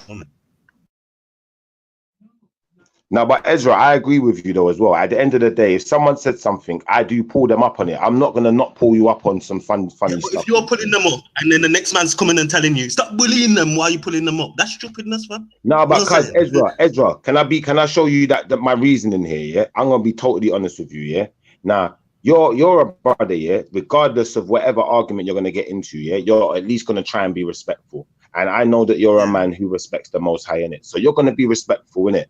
Like these guys ain't got no limits, so it's like I'm saying to them, that's just how I feel about it. It's not against you though, Ezra. Guys, legitimately gonna argue. You don't know her well enough. That's the problem. If you knew her and you knew the kind of stuff she says, you of all people would not be opening your mouth right now. Ezra, hold on 1 second. Not only to the bullies, man. You man, 1 second. Yo. Let me. But I hear where you're coming from, though, Ezra, because I did point out something that I thought you said was a little bit iffy. Hello, sorry, Shiva. James Jones. I know you're trying to bully us. Assalamu alaikum, Midas. Assalamu alaikum, Aida. What, man? What? What? Ilman, I think this is her name, Ilman Nafian or whatever. Yeah, Nafian replied. Halima Salt. So she's replying to this girl Halima. This girl Halima has been rinsed at me and Veli and Ultra, called us N-word, all type of businesses. You get me? All coons and all of these things. Yeah. I'm not sure she called us the N-word directly, like you are X. But I think she's used the word, is what people were saying. But I don't. It's in private chats. I'm not in them. Yeah. Halima Sultan said. She said, Halima Sultan. Well, by some of these guys' logic, you did nothing because nothing should offend them. And you're gonna say, I agree with that. So you're agreeing with an Asian girl calling black men all type of racist insults, and the next girl who's black some days and black not some days, saying that it's okay and condoning. Did I say I was agreeing with her, James Jones? Or you said like, Rob, shall I bring it back? You did say you agree with her. I said I agree with her. Shall I bring that back? What did I say? I agree with her, Uncle. You said I kind of agree with her. So Are you trying to? Hold on. Are you trying to question my intelligence? I'm going to defend her, but this is what I'm saying. Shifa, I feel like you're saying you're going to defend the indefensible just because. I got you, but that's because you're in your feelings, Ultra. I get that you're in your feelings, yeah. And you see, Ezra, I could never say Ezra was in his feelings because I know Ezra was just taking bad man stance. That you can't play unfair 1 minute and fair next minute. So I take Ezra's stance, but for you, man are atheists, innit? Like when you're in part of the community, you get the right to talk like this. We got respect coming out of our mouth, cuz. So if you don't, I'll be honest, yeah, I think that maybe what we should do, yeah, you see when we're done on Veli Vision sometimes, yeah, or the day's about to done, like we should take a couple of hours out, yeah. James Jones do a show, yeah, and you host a show with the atheist rules. I do a show where we host a show with the theist rules, and we see where is more respectful, you know, because at the end of the day, when we're on Veli Vision, we're supposed to abide by the rules, right? Because it's Veli Vision, he made a show, he put rules in place so that everyone could feel like I can come down and have a party with the guys and have a chat and get my fair say. But the fact of the matter still remains that some people don't adhere to the rules, but expect others to adhere to rules. Like you got to like keep consistent with it, you know, some commonality in there. Like, come on, man. Like, and I ain't trying to use big words because I'll just explain to you what commonality means. It's just common, isn't it? Like the commonality of the people, you know, it's just what we do, you know. But this atheism doesn't have any commonality. It's very confused, very contrived. You know? Can we stop talking about atheism 1 minute and talk about a woman, who's racist, confused? Like the two of them sound confused. I agree with Ezra. The two of them sound confused. On the confused one, I definitely agree. As far as racist is concerned, I you know what? When someone's confused, I find it hard to put labels on them. Bro, it's an Asian woman. It's Samaya. We're not talking about Samaya. We're talking about the Asian woman who's using words like coon and red. She probably thinks she's black, cuz she thinks she's black in it. I don't know what's wrong with her. I'd have to work out You're making excuses for fuckery right now. Nah, cuz you know what? It's not excuses, you know, because there's people like that. Any Asian woman that wants to walk around calling black people niggers, is okay now? What are you saying, bro? I wouldn't say any woman who wants to walk around calling black people niggers is okay to any regard. What I'm on about is the fact that she might just be confused, that she might have a mental illness. I don't know what's wrong with her. No, there's no excuse for that, bro. Innocent mental illness. You don't know about no mental illness. You're just making excuses. Yeah, man. I don't even know who we're talking about, because when I know who we're talking about properly, like as far as the Samaya girl is concerned, I don't know her. You was innit? talking I don't to her really know yesterday. She was character, on the innit? panel with you and Yeah, but Samaya this is what I'm yesterday. saying. No. Hear what I'm saying though, Ezra, yeah, because I'm not disagreeing with you if you notice, yeah, because I don't know, innit? I just don't know. I don't know her, fam. All these things you lot have heard, I haven't heard them. The best thing to do, but what I'm saying is, you see, when you don't know things, the best thing to do is sit back and observe. Get me? Don't jump into things you don't know about. I hear you. I hear you, but it's not really. Not even that, Ezra. If Belly Vision read the transcript from the Hangouts where she's using all kind of fucking coon, house nigger, house negro. All Belly read it out on Hangouts the other on the show the other day from the same woman. You know what? Can I talk to Ezra, please? Like on a serious level, yeah, because me and Ezra share the same opinion in certain circumstances and certain situations. But Ezra, I think this is what I'm going to say. Straight jacket, please. Hold on, this is what I honestly think. I think that you see, if it was a different circumstance, yeah, and it wasn't a bunch of atheists attacking a theist again, yeah, and I hadn't been under the cosh of this for day in, day out attacks, like for like a good couple of weeks now, yeah. I'm not because I'm not divorced from the idea, yeah, but I'm divorced from the idea of anyone but you telling me about this. Like that's the honest truth. You know what Ezra's telling me. I'm listening. You know what is Schiffer, brother Schiffer, trust me. The atheism argument and these man chatting their rubbish here has clouded your judgment right now, brother. Yeah. No, it's not. There's an Asian woman. Well, listen, brother, listen to me. Yeah, there's an Asian woman calling people niggers. Yeah. And Ezra, have I ever called you a liar? Ezra, have I ever called you a liar though? No, but you're not calling me a liar, but you're making excuses for it. No, I'm not making excuses for it, though, Ezra. Let me just make this clear, Ezra, yeah? Like, I'm just being, right now, I'm being impartial, innit? But I'm taking in what you're saying, innit? Just to make it clear for you, innit? Like, I'm taking in what you're saying, innit? I don't take Ezra's words lightly. If Ultra said it, I might take it a bit lightly because Ultra's on the 8th, innit? I've got you, and that's what I'm trying to project. This is why I'm frustrated. Like, you can probably hear it in my voice, yeah? It's not no disrespect I'm trying to show you. I know, my brother, this is love, you know, this is love. Everyone who's out there, if you're listening, come on. I'm frustrated because I respect you, fam. You get me? I feel like you've got a good voice for black people and you talk some good stuff. So when you're gonna be on here making excuses for some little dickhead Arab girl, yeah, who calling people niggers, fam. Yeah. Cause Ezra, let me just make it clear for the people. That's wild. Because like brother Ezra, I got your back 100% because you've always had not got your back. Sorry, my brother Ezra. Like I share a likeness in mind with you. Yeah, that's what I was gonna say. Yeah. So in that, yeah, that's not changed up until like ever. Like, I can't think of a time where it's really changed. So you're okay with that? Come on, man. I'm just. One minute. Schiffer, you come on here saying my name. Now you're doing a massive U-turn. You're doing a massive U-turn. Ezra, God bless him, set you straight. Now you're saying you're going to listen to Ezra, but instead of listening to him, you're arguing with him. I'm not arguing, though. We're not arguing, Ezra, are we? Take your lesson, innit? We're not arguing. Schiffer, my advice here, I've been around from like when Callum first did ever hang out. You get me? I click, you know what I'm saying, fam? I've known a lot of these people for years. Ultra's been there. You get me? Like we've seen a lot of these convos, fam, and like what I'm saying is, observe for a bit. You get me? You can't you get me? Like you can end up sounding crazy. Oh God, man. Sorry, my cousin. I'll tell you what it is, yeah. Like you see certain people, yeah. They will just trust any source, any information out there, innit? They just trust the news, trust whatever. Like I'm just showing you in this scenario, yeah. When you're saying it, it has a lot more effect. So it's better I hear it from Ezra than I hear it from anyone else. Fam, I've had many conversations with this guy here. Trust me, she's anti-black. I'm talking about Samaya now. Yeah, whether she's got dark skin, which I doubt. Yeah, I highly don't believe. You get me? But even if she has got dark skin, yeah, she's anti-black, and she's her defending this stupid Halima racist devil just proves my point. Anyway, I already knew she was anti-black before any Halima thing. You know what I'm saying, fam? So you know what it is, Ezra? Yeah, I'm gonna be this real with you, my brother Ezra. Yeah, you see, like for instance, yeah, When you're out in the street, yeah, you might even know the whole street. But I'm only really listening to my real friends in the street. Can I just and we know who they are. Can I say something?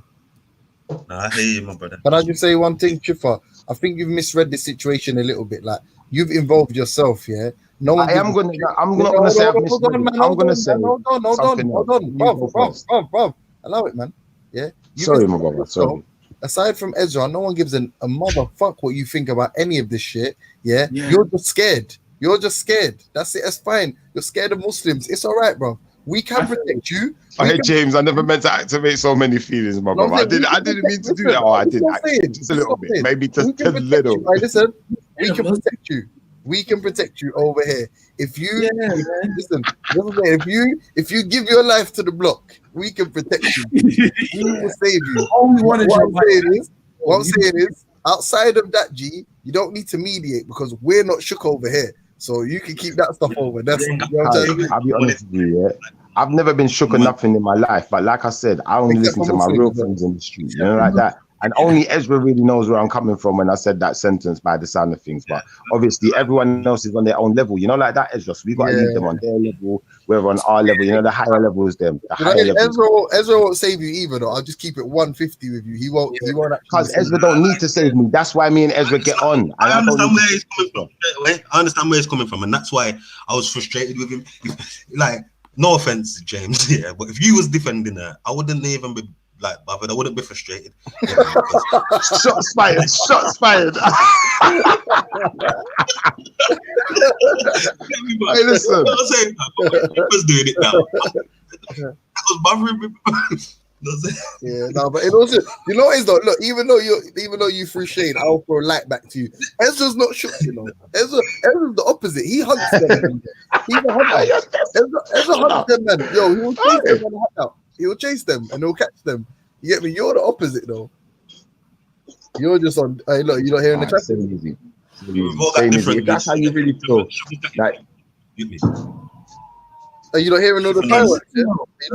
Yo, Shifra, you are the chosen one of Israel. You shouldn't be afraid of anybody. Come on now. Hey, Shifra's a top pantser though, yeah. But you know what it's about Shifra? I heard Belly told me, and that Belly's like, no, I'm trying to bring him in. Like, I don't, you know what I'm trying to say? I'm not trying to let him get savaged by all these people and that. And obviously, I'm one of them ones where because I'm a moral atheist. I'm like, yeah, cool. Let's bring in Shifra. Let's shelter Shifra. Do you get me? Let's not let him get torn to pieces by all of these. What?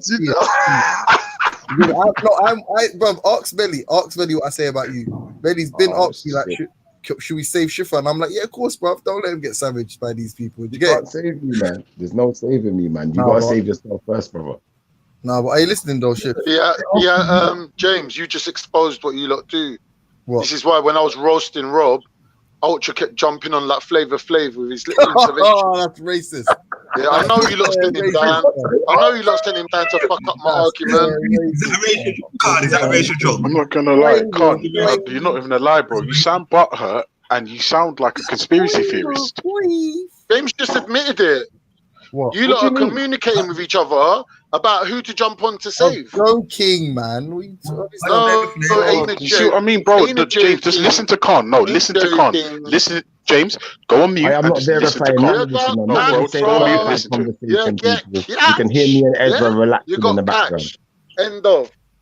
You get catch. Jumping on with your dumb little intervention, trying to save that racist fucking Robocop Rob. That's what he's trying to do. Yeah, all right, but let's finish this with this statement, yeah? Yeah, got cool. Shifra's a pantser, but we love him, innit? Like, he's a proper pantser and that, but we love Shifra. Hey, fam, all I'm saying is, yeah, you see man like me, I don't deal with saving no mans. I done telling already. I mean, I save no man. James, don't try to save me. Tell this gay guy. Tell this gay guy that you're not really a Muslim, Khan. I was like, nah, man, fuck that. Hey, you man. Hey, Shifra's cool, man, but just don't go Mecca with him, innit?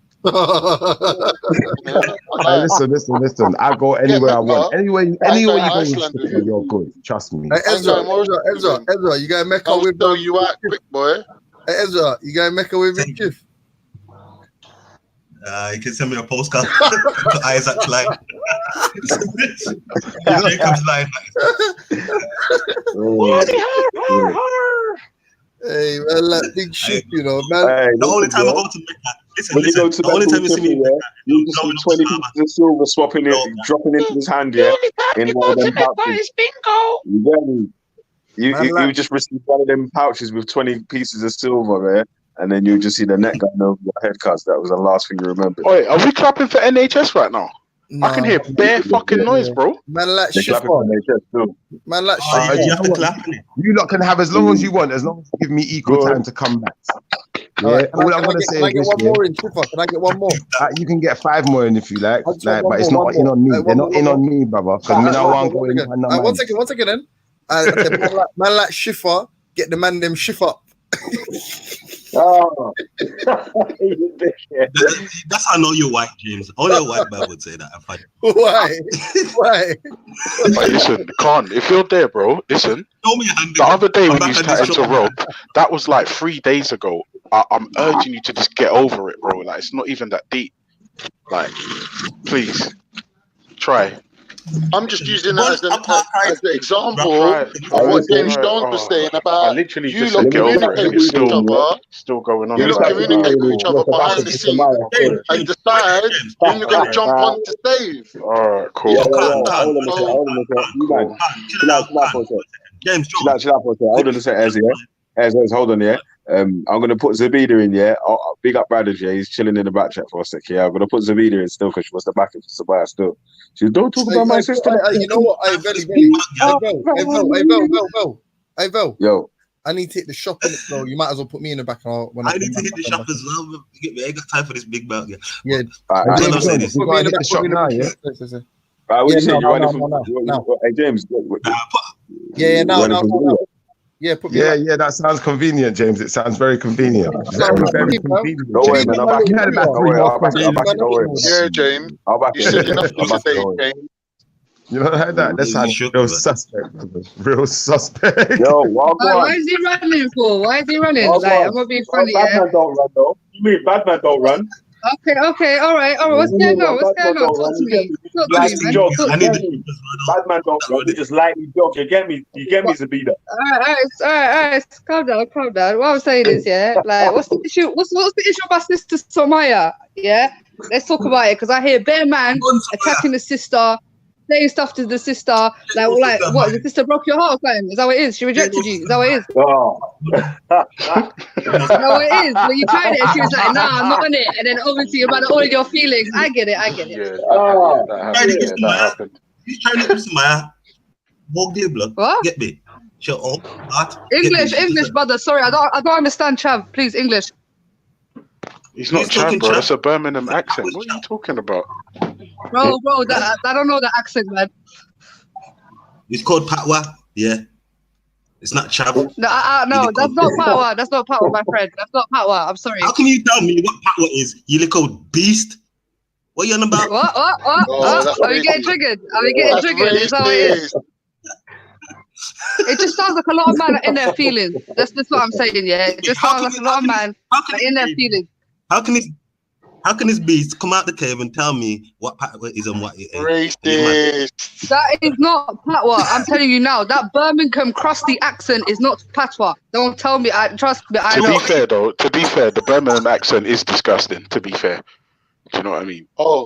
It's calling her. Okay. Racist, though. You're gonna comment on that. You're gonna comment on that, you moral atheist. Anyway, what's the issue? Can't stop being butthurt, man. Fuck's sake. Thought not. Yo, Ultra, what's happened? You say that she was co-signing some racism. Yeah, can you moan about it later on the line. James Jones already read it out. Hold on one second. James Jones already read it out. Also, Halima is a known racist on the internet. Known racist. All right, hold on one second.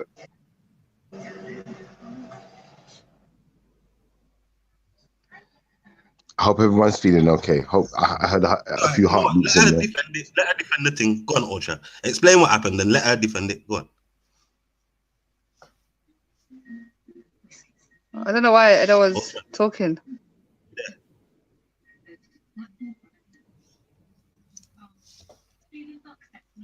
Everyone's quiet. What's going on? Everyone's quiet. Waiting for Ultra ready. What are you on about? Well, why are you so excited, Ezra? Calm down, bro. What's going on? He's excited. He's excited.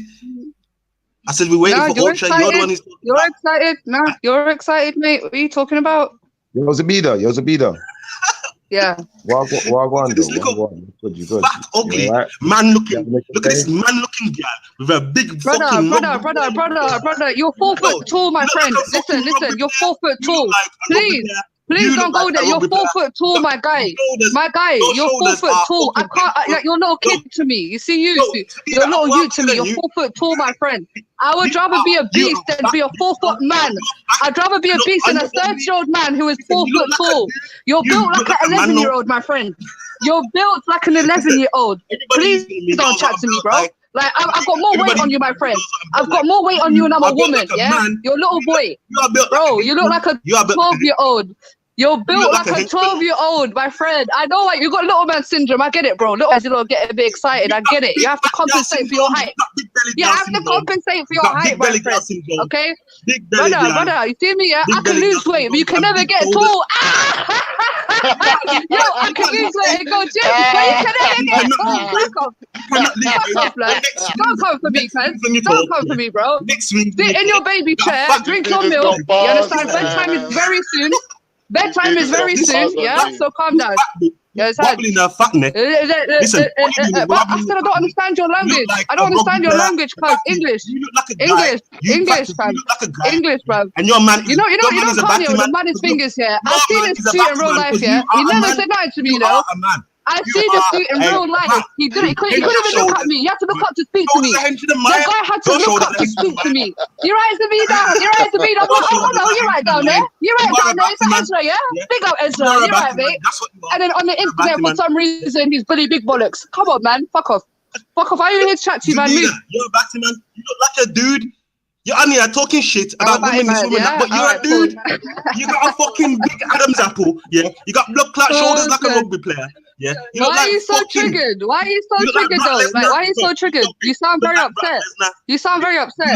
You say you didn't get fingered today. Are you another one? Are you another one that needs to calm? Are you another one that needs to get fingered to calm down? Are you another one that needs to get fingered to calm down? Like, what's going on with you, man?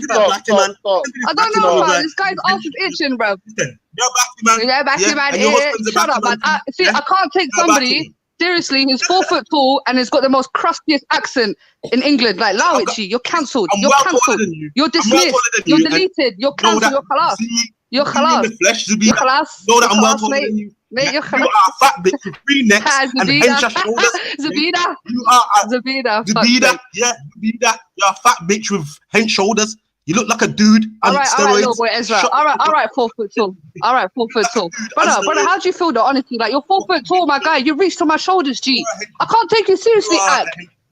Aki, I can't take you seriously, bro. You're 4 foot tall, my friend. Yeah, I'm 4 foot tall, obviously. Yeah, you are a henchman. You look like a guy. Yeah. I didn't you recognize. So humble yourself, innit? Humble yourself. You get me? You're a little boy. How can he lie down with you and you look like a man? And you're where's your girl? Do you have a girl? Can you even get one? Where's your girlfriend? Where's your girl? I don't know about. Do you have a girl? Do you have a girl? Anyone else? But I think Zabida sweet. I think Zabida sweet, man. I don't know what you lot are getting that from. Like, where you getting that from? The girl's sweet, man. I knew. I'm not even here to chat to this suit. I don't know why he seems like getting excited. You get me? Like, I'm just doing this for a bounce at this point. I'm doing this for a bounce. I'm just wasting time till Ultra comes back. You know me, I don't mind little roast session, no problem. You get me? Roast no one. You look like a dude and you're a batty man. This batty man's lying down. When you saw me in real life, you didn't say that. When you saw me in real life, you weren't even talking. What are you on about? You didn't even look in my face. Did you even look in my face? I couldn't look in your face. I had to look down, G. I couldn't look at you. I had to look down, fam. You 4 foot tall, my friend. You're standing right next to me. You was the same height as the counter table at the bar, fam. Your head reached the bar, fam. You have to tiptoe to reach the bar, fam. You have to tiptoe to order a drink. What are you talking about? Dickhead. Shut up, man. Shut up. Get out of here, man. Get out of here, man. You're a big fan. Fuck off, man. Why are you even chatting to me, bro? Why are you even chatting to me? I don't know why this waste dude is even talking to me. You are you. Like, honestly, you're some waste man called Ezra who's 4 foot tall. Fuck off, man. Donkey. Donkey, calm down. I know Listen, you're we embarrassed. can end I this know now. you I'm feel back. shame. We can. No, wait, guys. I'm back now. I'm back. We can end this Yeah, now. save your boy, man, because he's getting roasted Now wait right one now. You second, get me? Ultra. Wait one. No, Please. I had to do dinner, man. I just took it out the oven. Look. No, but wait one sec, please, Ultra. Ooh, Wait one look. sec. Wait one sec, Ultra. Muslim guys out there remixing. Let them If get out Ultra, there. if you're That's eating what that, he's what's going, everyone man. else eating? Con, don't make Then fat get out jokes, there. dude. Con, don't make fat jokes. Don't do that. I'm not saying you're fat. I'm saying you're Don't greedy. do that. Don't do that. I'm not saying you're fat. I'm saying you're greedy. I'm actually not. But yeah, listen, I'm back now. You guys stop the husband and wife bickering. Yeah, because you can turn It was into funny though. Argentina. No one wants They that. both had some good contributions. Do you know what the Yeah, but funniest thing is? Carnito, yeah. Carnito, Anyway. yeah. Hold on, can I speak to Carnito? I'm not even trying to invade the conversation because I All know right, there may go be on. things that Go still on need quick, to bro, be because said. I'm gonna start dishing up my dinner, man. I'm hungry. All right, no worries. It's getting All I was late. gonna say is Carnito, yeah. If you're Yes, really bro. a fair guy, yeah, and you're really a righteous bro. guy, yeah, like, Yes, bro. in all honesty, yeah, do you think anyone bro. really adheres to the rules of the channel? I don't even know what the rules are. Fucking hell, we got a long way to go, haven't we, lads? But I'm gonna tell you this now, yeah. Like, don't get me wrong. Like, I see that sometimes, you know, there's a necessity for things to get out of control. Do you get me? But like, in another respect, yeah, sometimes there's just always a point where you just like, let's try and be at least try and be respectful at sometimes, innit? You know, have I don't know, a code word where it's like, all right, let's just allow it for a second and let's actually be respectful and I'll be respectful, you know, or some kind of time. I didn't even come here to chat to this guy. I rarely speak to this guy, and for some reason, I don't know why he's all excited today. I said you wait for Ultra and you're running your dumb mouth. Zabida, I got a really good idea for this, you know, and I don't know if you guys are going to... What happened. Ultra, tell me what happened. Read out the thing. I'm actually dead. Read out for this henchman. Don't say that, Zabeda, man. People are literally dying out there. Do you know what I mean? Hold on 1 second. Oh, okay, sorry. I apologize. No, you don't have to apologize to me. You know that. Yeah. So Halima was like, okay. So what are you saying? yeah. Oh, sorry. Hold on. Yeah. I was saying your sister Samaya was co-signing Halima's racism, and I'm like, how can that be a good thing? But like, what I've noticed, I won't lie to you. Wait, hold on. I won't lie to you. What I've noticed, especially in this Hangouts thing, is the tribalism just gets people moving so dumb, right? And then it's just like, when you notice hypocrisy and you call it out, and then you get like, she said yesterday, Samaya, Ultra hates me. That's why blah blah blah. And I'm like, well, why are you saying that? Right, Zabeda, let me ask you. Wait, hold on a second. I'm talking to Zabeda, bro. Zabeda, since I've been on Hangouts, have you heard me express hate for anybody? Yeah. Oh, no, Zabeda. no. Zabeda. Yeah. No, I don't think Ultra's like that.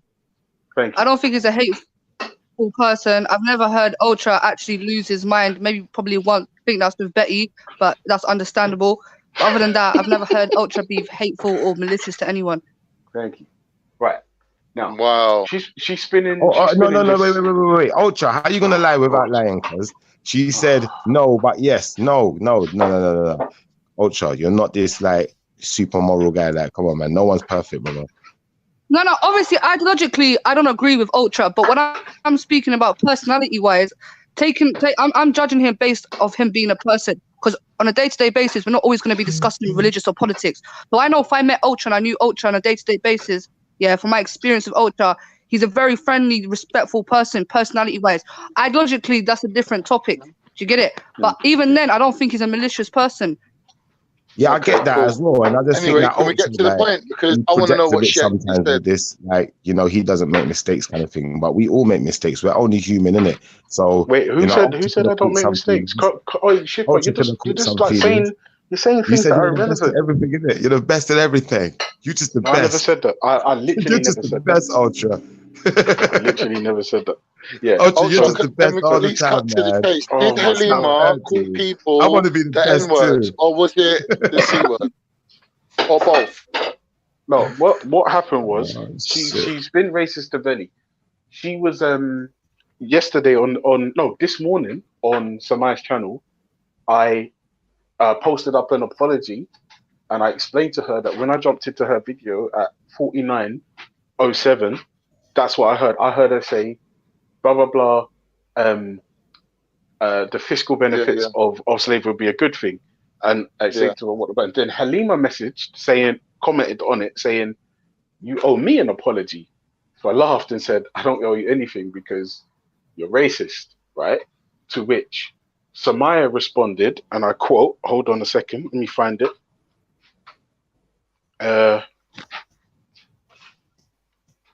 Well, by some of these guys' logic, you did nothing wrong because nothing should offend them. Now, let me. What was wait, hold on, hold on a second, Con. Let me ask you a What's the question. racism? What's the racism? Who? Halima's walking around calling people house Negro, coon, nigga this, nigga that. Yeah, but In fact, Ultra, where did she get that from?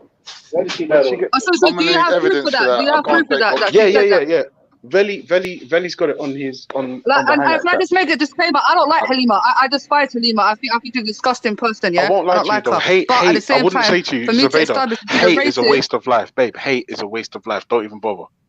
Don't even despise people. It's a waste of time. No, I You don't get me? hate the girl, but I don't like her in it. Anyway, I that's have my her issues with the girl. Do prerogative. you get it? But I'm You can saying hate if if you're you gonna want say she's to a hate. racist, Guys, let her speak, please. no, I'm saying yeah, I don't like Halima, so I'm not here picking sides. I just want to make that clear that me and her have our own issues. But for me to establish, I'm really here to back Samaya. So obviously the claim is Samaya's backing the racist. Okay, so who is the racist and what is the racist terminology that the racist has said? Now you have to provide the little that she actually was racist. I'm not gonna lie to you. I don't have the Dilo, but Veli does. Veli Vision, if you're there, can you pull up? Can you pull up the? Can you like just keep your mouth closed for like a minute, please? You're really annoying. Can you just tell us what she said, and then obviously they can pull up. Yeah, I'm saying she's used words like house Yeah, that's what I'm Negro. saying. What was the racist Wait. terminology? No, Zubaida, you already said you want Dalil. If I tell you what she said, all you're getting is what I'm saying. There's a transcript here that Veli Vision has. You know, I don't hear have. that, but I still want to know like what you're accusing her of saying though as well. I'm not accusing her of saying anything. She said these things. But if I tell you, which one? Said that if I tell you, she said the moon's made of cheese, the sun's made of fucking bread. It's just my opinion. Veli has receipts. Veli to be has fair, receipts. To be fair, I think Ultra's correct that she has said a few things. I've heard it myself. So you saying that? Wait, which one's mine? Who's speaking now? Yeah. We've got coleslaw. No coleslaw. Oh, is that Reggie? All right, so that's Mrs. Ultra. But I think Ultra's correct. She has used certain. When you say the word "think," what do you mean? We should think. I said she has. You said I think Ultra is correct, and I'm saying when you use the word "think," what do you mean? Look, Ultra is correct. She has used racial slur. That was a vicious attack there. That was a vicious attack. No, but after what he said, brother, he deserves it. Are you denying it, Connie?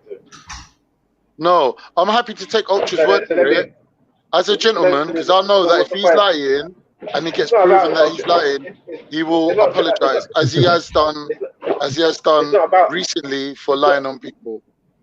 But can I just say something? Yeah, in regards to, hold on. Yeah, what I'm saying about the sister Samaya, yeah, and I was listening to you and hers convo yesterday, Khan, when you was speaking about the situation with Jupiter. Remember, on Dan's channel, where I was obviously arguing with Jupiter, and Samaya came in there, but. Obviously, at the time, I was annoyed because you see where it is, yeah? You see when I'm arguing with an Islamophobe and I've got a bunch of Muslims on the panel, I expect them to either back me or be quiet. Do you understand?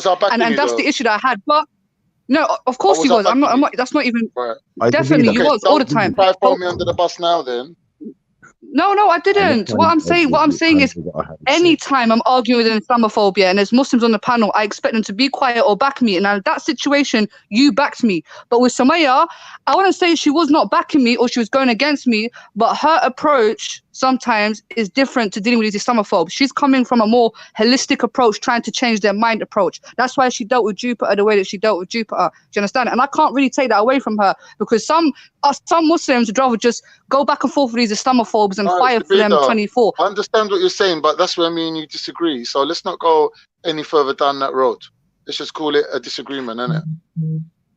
No, but what I'm saying is that with Sumaya, she has different ways of dealing with things. I don't believe, so hold on. I don't believe Sumaya condones any form of racism, because I've spoken to Sumaya. I've known Sumaya now for nearly a year and a half. Right? Throughout this hangout stuff, yeah? I'm not here to diss Sumaya.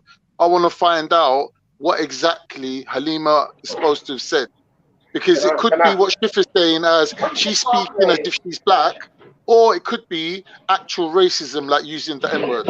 So, yo, Veli, if you can hear me, can you provide the receipts for Khan and Zubaydah, please? Thank you. Anyway, I already said to do that. I already promised I won't talk about Sumaya anymore. So I've drawn a line under everything what's happened. Yeah, why are you talking then? Salaam alaikum, like alaikum salam. We pieced it out. Like she's not my favorite person, but that's it. She's overbearing. She's headstrong. We're talking now. You're not going to speak on her no more. We're discussing the races and her defending racism. Yeah, so why are you? Like, I don't understand. Why are you doing? You're right. No, because Zubaydah raised it. That's what I'm saying. What I'm saying is Zubaydah ain't even seen it herself. Wait, Veli, I've got to jump off. I'm going to eat dinner, but I'll be back. No, say it. Bless up. No, but like Sumaya, yeah, I don't like at the end of the day, yeah, like Sumaya's not someone like me, yeah. She's not an aggressive person. Like me, I give as good as I can take. You don't really know how I roll. But for me, I look at Sumaya as an not elderly, sorry, that's the wrong word, an older sister. You understand? And she comes on here and she has her opinion. She's not feisty or rude or aggressive like that. Obviously, she can become very passionate. Do you understand? But when people are trying to put these things on her, and it's not the first time that I've seen certain people almost gang up on this one sister, Sumaya this, Sumaya that. I see people dissing her in the chat, calling her a fitna queen, calling her a shit stirrer, calling her all these names. And that's not Sumaya, man. She's not like that. She's not involved in all the pasta. All the time. She's not, man. You lot are just, I don't know what it is. I know. I think you're just saying this because she's your Muslim sister. That's why exactly. She don't even know. She's not even in the conversations most of the time. Where's Zubaydah when Sumaya's on the platform? Ezra, can I say something? Ezra,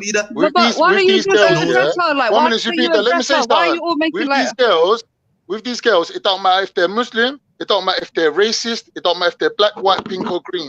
For some reason, these girls online, little crew, always jump in and stick up for each other, regardless of any other platform that's going on. Don't even know what she's defending. Hold on. Don't do that, Khan.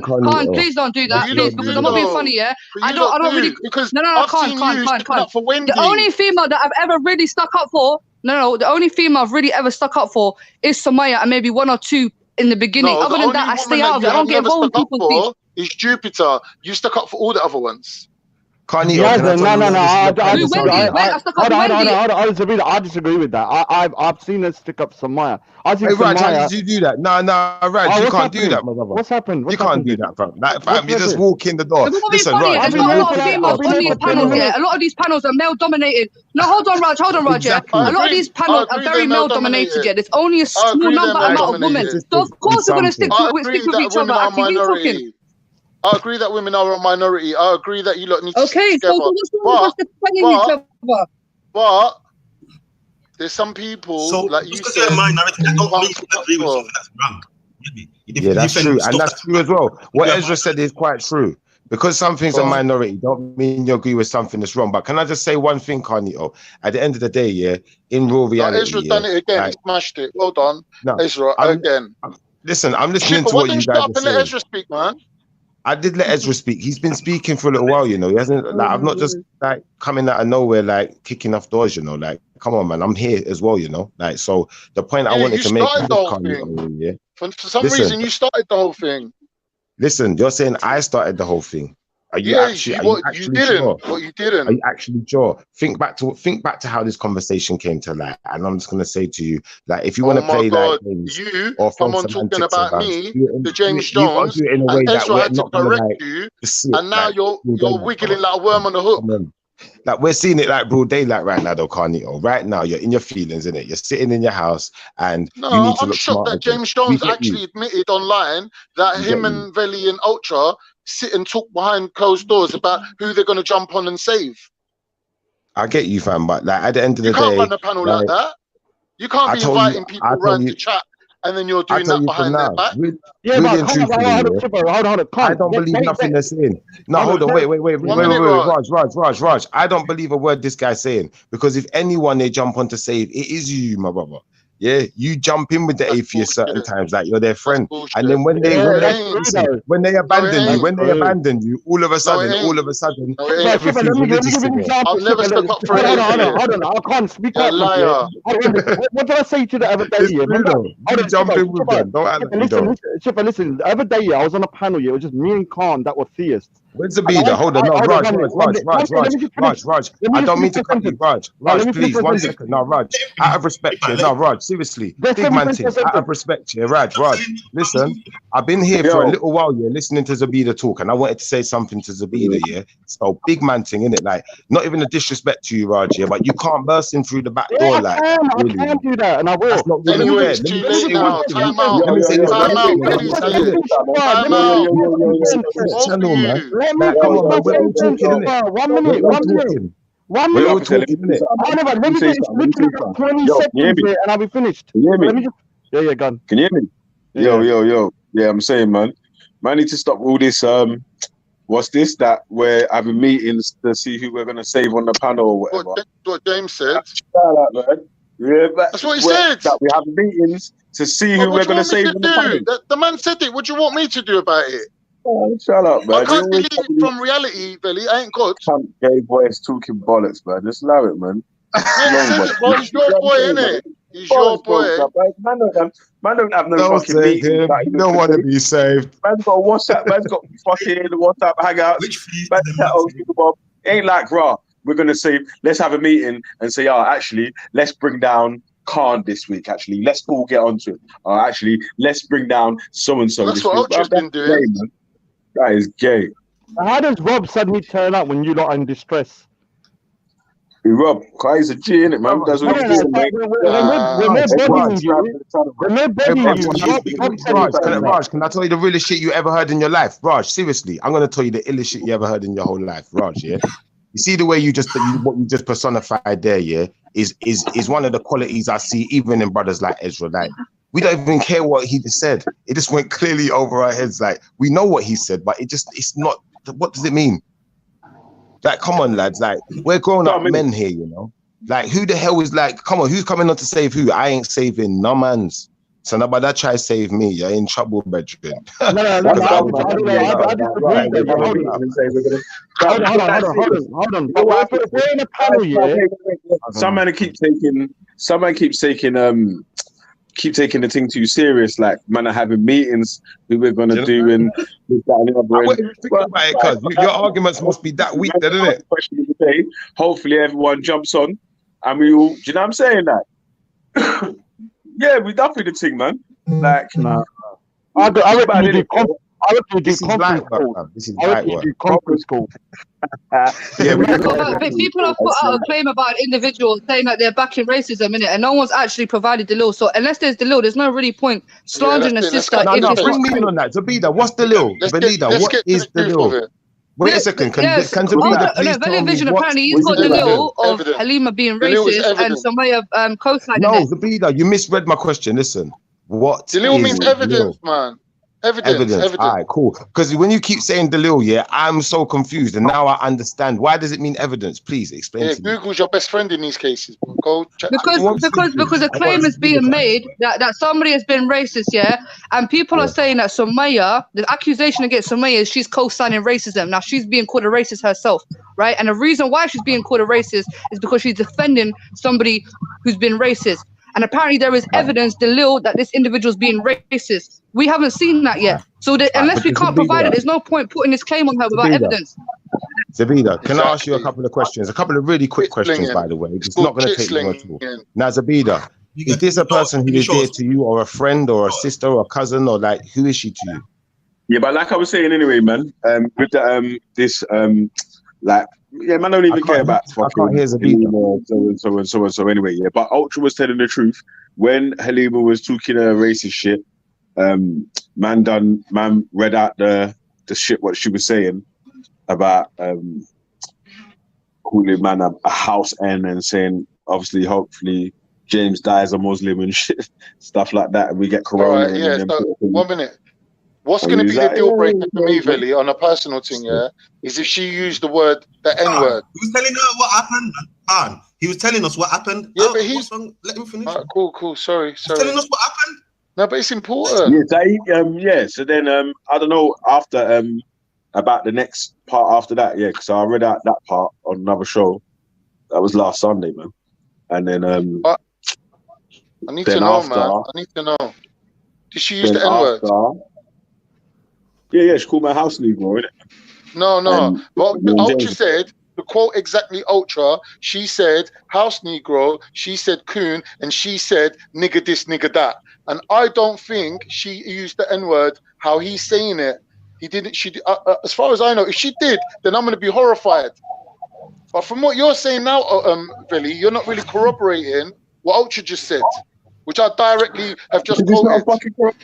This is what I keep trying to say about this stupid corroborating and evidence and Dalil and all this. Right, well, stupid cool then. Evidence is stupid then. Fine. It's like, it's dumb, bro. It's like, brother, man's already done the show. No, what you mean? It's not. If you're going to accuse them, hold on. That's how any fair justice system would work like that. If you're going to make an accusation against someone, you got to prove it, innit? Otherwise, it's just hearsay. Listen to what I'm saying, innit? You look hard. Like, you don't want to hear what I'm saying, innit? Yeah, boom. Man's already done the show. Like, this is two different occasions they're talking about. Yeah, Ultra's talking about a next occasion that was yesterday. What he's talking about, some show that what's her name done, because she don't like what's been happening on G Block or something or whatever. Fair enough. And I'm saying, so what if Samaya done a show? I don't even care if she done a show talking about this, that, and that. She chat about what she wants on her channel. It's her channel, isn't it? But like, if them man are there and they're seeing racist shit and you're co-signing it, of course they're gonna come around other places and talk about it. So it is what it is, isn't it? And boom, if you want to see any of the racist statements, that the thing is, yeah, the hangout link is in the fucking private chat.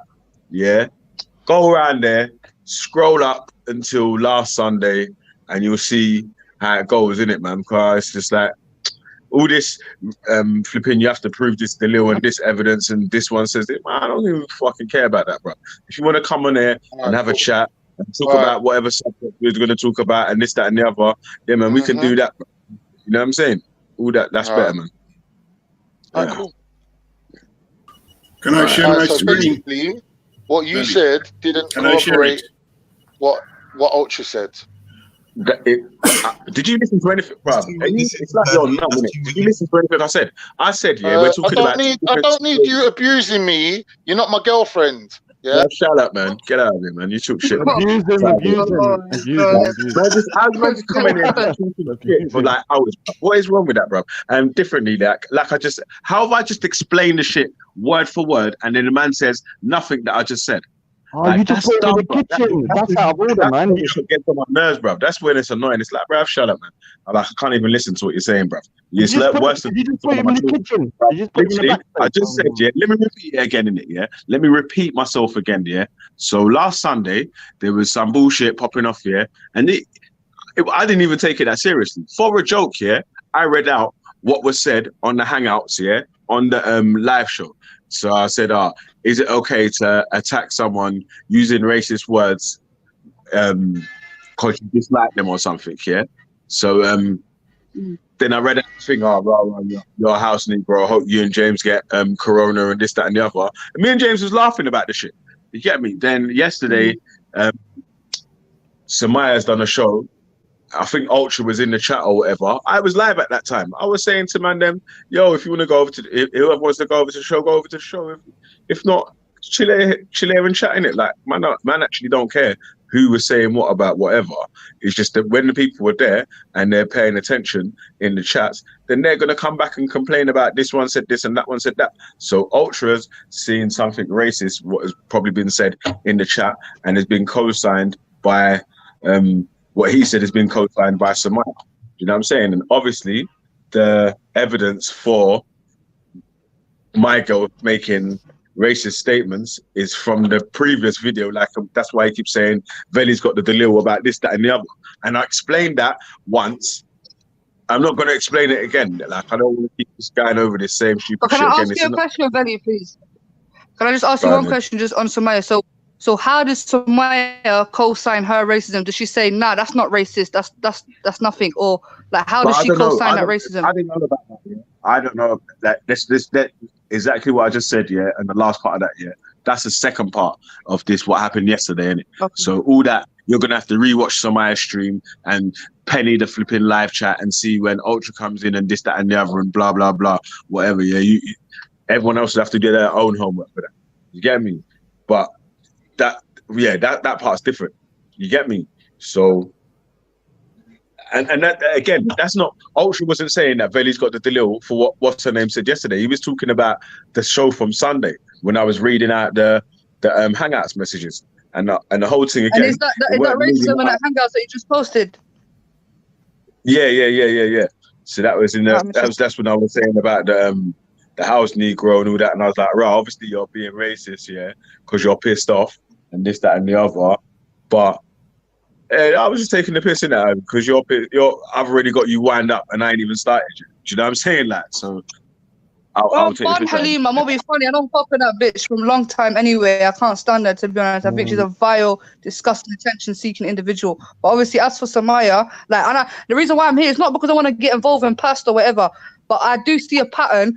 Anything that Samaya does, and not even from you, Veli, specifically people like James Jones, even on this panel, sometimes Samaya's not even being discussed. And my man wants to drag her name into the situation for no reason. So obviously now she's got to come and defend herself, which I don't feel like she needs to every second defend herself. Do you get it? And I feel like people over-exaggerate sometimes when it comes to these situations. Like even me, I got called a racist because I said black men are not my type. I don't think that's a racist thing, to be honest. But some people, just for the clout, just for the entertainment, oh my God, this person's a racist. And then go make a whole show about that person to humiliate that person over something that's not really that deep. So for me, I'm not going to say like she's co-signing or not. Obviously I have to see the evidence, but from experience I'm very timid as to really believe what's happening right now, because I've seen this happen before. I've seen people accuse somebody of being an extremist.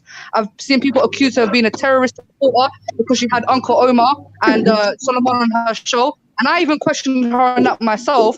And what I got out of that conversation is actually she's allowing people to have free speech. Same way that you allow people to have free speech. Same way other folks have extremists on their channel. So why can't she have it? Let me cut you there, yeah? If Omar or what's his name's been on there already anyway, yeah? Suleiman's been on there already anyway. Yeah? I've asked him a few questions or whatever. Yeah, because like I said, with Suleiman, I keep trying to say, it's like you're trying to play that role, innit? Like you're playing up to a role where everyone thinks you're this super scary terrorist sort of guy. And but you ain't done nothing to prove that that you're like that. Yeah, just playing up to a role. Yeah, but anyway, I don't care who has whoever on their channel and what the other people say on their channel if I don't know about it. Do you get me? If someone points something out to me that I don't like, then you know what I'm saying? If someone points something out to me that I don't like and brings it over, then yeah, I might have a discussion or have an opinion on it. Apart from that, though, you won't see them, and then especially won't see it on G Block that we've got a show entitled "This One Said This," and we're gonna ban them for it or whatever. It's try to have the question. That's what the point of the question of the day thing was, isn't it? Yeah. So anytime we get into stuff like this, like so and so said this, that, and the other, we could go bang. What's the question of the day? Everyone on the panel can answer the question. You get me? And it's done, isn't it, man? So Yo, can I just address that wasteman chemo in the chat? Yeah, please don't lie on my name because I never ever called Soulstar monkey. So don't lie, bruv. See, this is the thing, Joe. I'm trying to explain. Yeah, these people, some people, yeah, they love to twist stuff and they like to point. They're actually abusing this racism card, fam, and they're actually taking away the real meaning of what it means to be racist. Yeah, and they're actually making minor things which are not racist be racist for their own personal agenda. You understand? Yeah, I never he's ever the- called he's Soulstar. I never called anyone a monkey. And you know how it is, Raj. Every time you say something, oh my God, you're racist, bruv. Like, allow it, calm Yeah, down. he's a Because when nutcase. somebody's actually racist, yeah. Yeah, I'm saying that. Yeah, they when you're putting the standard so low, you're making the real racists kind of like, you know, the real racists. So like, you're letting them get away. Like, you know, when you're saying that, like, I remember saying I said the word black, and I don't like the way you said that. It's like, So, well, how yo, can I say it? listen. Let's get back to the question of the day, though, yeah, and get the people them on the panel. Everyone. We'll start with Zabida. She's the lady first, so we'll start with you first. Yeah, with the question of the day is: what's more dangerous, a religious terrorist?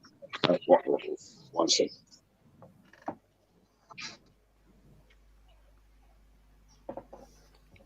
Bruv, people What's love to more lie in the harmful, chat, you know. a religious What's extremist more or dangerous? non-religious? Sabida, I want you to answer first, yeah, and then we go around in a circle. Who's next? And Zabida, Bernie, Witness, Raj, and Ezra. Yes, one after the other. And then your reasons for it. Shifa, I'll add you in a sec, yeah. Hold on a sec in the back, cause yeah. What's more dangerous, a religious extremist or a non-religious extremist? And try and give your reasons for your choice. For me, what's dangerous is an extremist, whether he's religious or non-religious. I think just the fact that the person is an extremist, is the issue. To be a religious extremist, I don't really think that makes sense because I don't think religion justifies extremism. I think that's when someone becomes a religious extremist, that person has become radicalized and they're misinterpreting the Quran, usually for political agendas. All these ISIS, these Al Qaedas, even some of these Christian extremists, there's always a political reason as to why they have become extreme, because they're trying to gain some sort of political power, and they will use religion, which is almost something inspirational, as their source to rile people in. So yeah, I don't really think religious or non-religious has a part to play when it comes to being an extremist. An extremist isn't an extremist. We've seen atheist extremists commit atrocities. We've seen Christian extremists. And I think, you know, taking away the word extremist, a Christian is a Christian, a Muslim is a Muslim. Once you add extremist Muslim, extremist Christian, you know, that's where it becomes an issue. But taking away the word extremist, he's just a Christian, he's just an atheist, he's just a Muslim. So for me, I don't think a label or a religious label or non-religious label affects why somebody's an extremist. I think just the fact that they are an extremist, that is dangerous. Sorry, man, hold on a sec. Yeah, but yeah, don't mind. If it's you're saying it's gonna be, because I said the same thing. Yeah, it's like 6 to 1, half a dozen to the other for this one, isn't it? Like for a religious extremist or non-religious extremist, because in both scenarios, you could sort of find ways in which each person is going to justify their extremism. And one sec.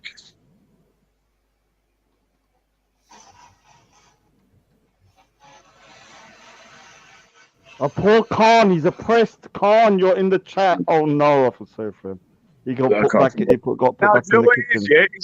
What it is, yeah, it's like, bruv, you know what, yeah, I might even give Khan a partial apology, yeah, but differently, what it is, yeah, is that when man's explaining something, yeah, and like you're going through time, that's actually stupid bullshit, yeah. It's like, and you're having to repeat yourself 20 times.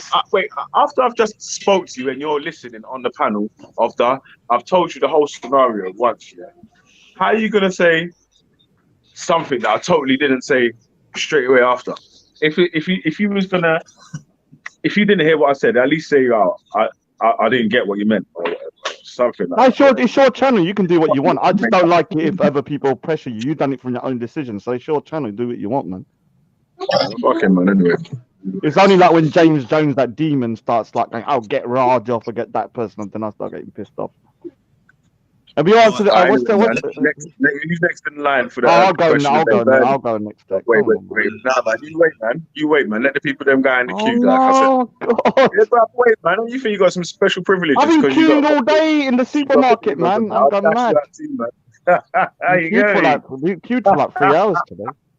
Yo, Bernie, your turn, bro. You there? Yo. Peace and love. It's your boy Got Bourbon. Hey, Morris, American Muslim. Just 1 sec. I'll be right back. Come on, peace. All that noise, making up all that noise. Yeah, man's gonna mute up and say, 1 second, I'll be back. All right, witness, bro. What's more? Okay. Oh, I'm back. you back now? Yeah, All right. to today's topic. Yeah, obviously a non-extremist religious person is better. I was just thinking about a quote today.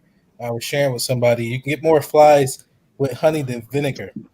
You know, nobody wants to be antagonized to believe in something. Then you're advertising like, you know, this is how I gotta, you know, live my life just to be a righteous person, spitting in people's face, stuff like that. So yeah, a non-extremist in any walk of life, even a non-extremist atheist is much better than an extreme atheist. You know, you go extreme, then you got the LGBT stuff going on, atom bombs being made. You know, so you know you got to extreme in all walks of life. It's always harmful to society. Peace. All right, yo, Bernie, let me ask you a question, man. What does atheism have to do with LGBTQ? Because you always make this assumption like atheism was caused LGBTQ. Of course it. Yeah, go on. You keep saying it's like it's caused it, innit? Yeah, I agree. Oh yeah, it's the cause of it. They share atheist. Yeah, they share atheist mentality. So, you know. Yeah, that sort of didn't really explain nothing though, man. Just said the atheist mentality. But I could say it's a religious mentality to be gay. Nope. Homosexuality is no good in religion. But what's it got to do with atheism though? With not believing in God? You have to not believe in God to follow that kind of lifestyle. You can't be So a hypocrite. Is there gay people that are religious? Nope. And if they are, they're faking the funk. So there's no gay religious people. Nope. They can say they are, but just like a man can say he's the woman, but obviously he's not. So, you know. Am I gonna have to load up my laptop and play videos of flipping gay religious dons prancing around like super batty men talking about how they're gay Muslims and gay Christians and gay whatever religion everyone is in the panel? I'll go through each I'm batty aware of man them. I saw the documentaries. I'm aware of the gay of the so-called gay mosques. I'm aware of the gay mosques and the gay temples, but they're all hypocrites. They're just faking the funk. Yeah. A man can say he's a woman or a giraffe. That don't make him one. You get me? So these like can claim to have faith in God. Yeah, playing the what about to game. That doesn't really... So that's what I'm trying to say. Like, so obviously them men have got faith in God, or they believe in a God, and they're still being gay. So how does not being gay mean you're atheist? It's the same as a man saying he's a giraffe. You get me? You're not really a giraffe. Like you can say what you want. You know what I'm saying? Yeah, see, that's the thing. Atheists you say what you are, it's okay as long as no one's getting hurt. See, that's what I mean. What about him? When he said he's that, can he be that? See, that's the issue with the atheism. Everybody can be everything in atheism, but obviously you can't be a woman. You're a man. So that's why I keep throwing that LGBT in there because of all. Plus, I have children, and now they're in the schools now, and trying to teach my son how to instead of multiply. But there's people with religion. How to stick a dildo in his ass. It's like, hey, what kind of lessons? It's like, where we're headed, man. The floodgates is open now. The floodgates is open. Hey, Bernie, are you saying that there's no... want it now. Our children got to suffer for it. We do, man. You say that there's no... Are you trying to say that there's no gay religious people at all? Like... None of the. If they have a religion, then it's atheist. I bet you look up at the prophets or some of them, the higher religious top people. I bet you some of them are biting man as well. The what? No, If the atheists have a religion, it will be atheism. The But religion people of the that gay look up person will be to them atheism. and pass the You guys scriptures have a down. belief based on conjecture. You guys have a belief based on conjecture. It's You not a belief conjecture. though. It's a lack of belief. Well, No, that's but you base your opinion. But that's what you just said. It's a I don't know You could be, religion. you could It's be, a I you could don't be know a white religion. supremacist and an atheist, yeah, and you could be a black nationalist and an atheist. Yeah, but you have like your messiah, Yeah, but like Christopher Hitchens, your messiah and still stuff like believe that. that there's no God. Now, 1 second. You still Right, believe but you there's can't no be God, the so Black that Panther and be homosexual. That's the difference. I've never even You watched a can't be Christopher Black Panther Hitchens and be video homosexual. or read a book They'll kick you by in the jaw and Christopher. kick you out of the organization. I'm saying you have a let me show you the hierarchy. You have a hierarchy of figures here, like religious figures. 1 second. Yeah. Let me show you the difference. Like you can be black and claim that you believe in God.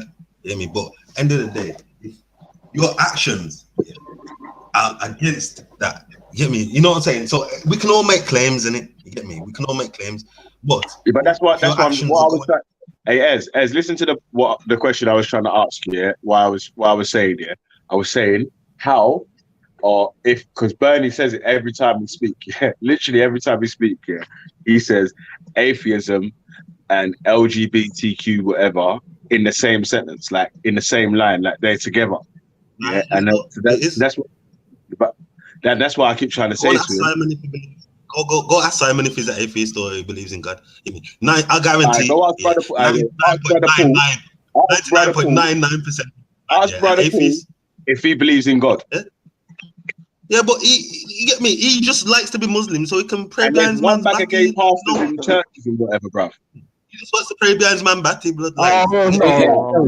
Even in Basketry, Can I be an atheist Muslim? You See what I mean? get me? Let's flip the script. Let's flip the script. Can I be an atheist Muslim? An atheist Muslim. Yeah, can I How be does an that even make atheist sense? Muslim? That's my point. How can you be an Thank you. atheist Muslim? But how can you be an atheist Muslim? Oh, well, can you be a Muslim atheist then? Bernie, can you be a Muslim No, that atheist? was my point. You can't. My point was that you can't. I'm just. Because both of them, they're two contradictory statements. You can't be a believer in God and exactly. God at the That's same why you time. can't. Be homosexual. That's contradictory. Exactly. All the most religious teachings talked about having a wife. Listen, bro. Man will get that body man brother Paul on here right now to tell you more scriptures from the Quran than you know yourself, Bernie. Yeah, so just watch your mouth, man. About you can't. Thinking about Paul, he said that he would actually get himself executed for his beliefs. He said he would accept execution if he was homosexual. So he actually abides by the kind of laws of Islam when it comes to homosexuality. So he doesn't agree with it himself. And then, listen, there's one bag of gay Christians as well. I don't know why the man are hiding them. Yeah, but what I'm saying is, we get it. They're claiming to be Christians in it, but just the same way you can't be an atheist Christian, you can't be a Batman Christian. It's just as simple as that. Yeah, there's some oxymorons in life. That's the thing about atheism. You can't blur everything. Nah, that's the atheist we believe. Knowing your atheist religion, you No, can but blur if you Islam, right? yeah, technically you can't look. What will take you out of Islam is shirk, innit? And technically sodomy is not shirk, it's a sin. It's a major sin and it's a forgivable sin. So in Paul's case, we believe that if you think about if you have the temptation in your head, like it could be anything, you have the temptation to kill, you have the temptation to fornicate, that thought in your head is not a sin, but it's the act that becomes a sin. So Paul recognizes that he has these thoughts, but he does not commit the act. So once you commit the act, it becomes a sin, but it doesn't take you away from Islam. You can still be a Muslim, but you're just committing hella sin. Okay, that's Islam, yeah. But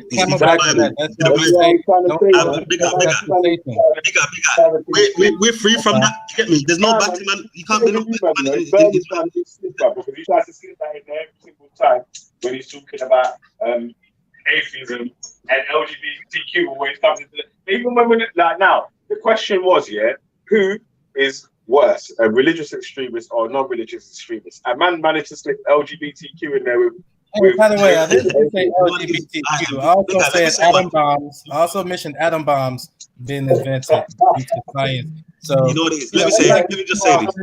LGBTQ. Hey, big ups for friends and family who are, LGBTQ. That's fine. My thing is, hey, believe what you want. As long as I get to believe it's weird. But that's my answer to the question for today's topic. Peace and love. I just need to clarify, Islam, like Zubida spoke from the Islamic standpoint, but for the Bible, fam, there's no Batman business. There's no Batman business. It's not just a sin; it's an abomination. An abomination means a detestable act to God where you get your head splashed. You get me? Like that's why our culture is Batman for dead. Yeah, because that's the Bible, fam. You get me? Hey, Ezra, none of that. Don't the Bible even say that it causes confusion? Don't the Bible even say that type of behavior causes confusion? It causes confusion. Yeah.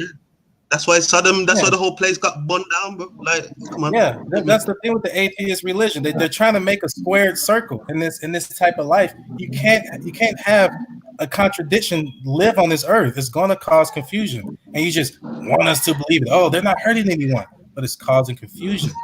It's causing passive harm. They don't talk about the people who commit suicide. You know what? Surgery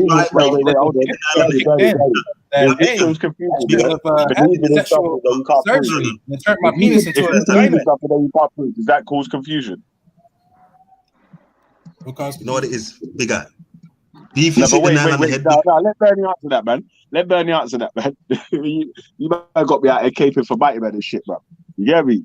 So believing in something that you can't prove cause confusion.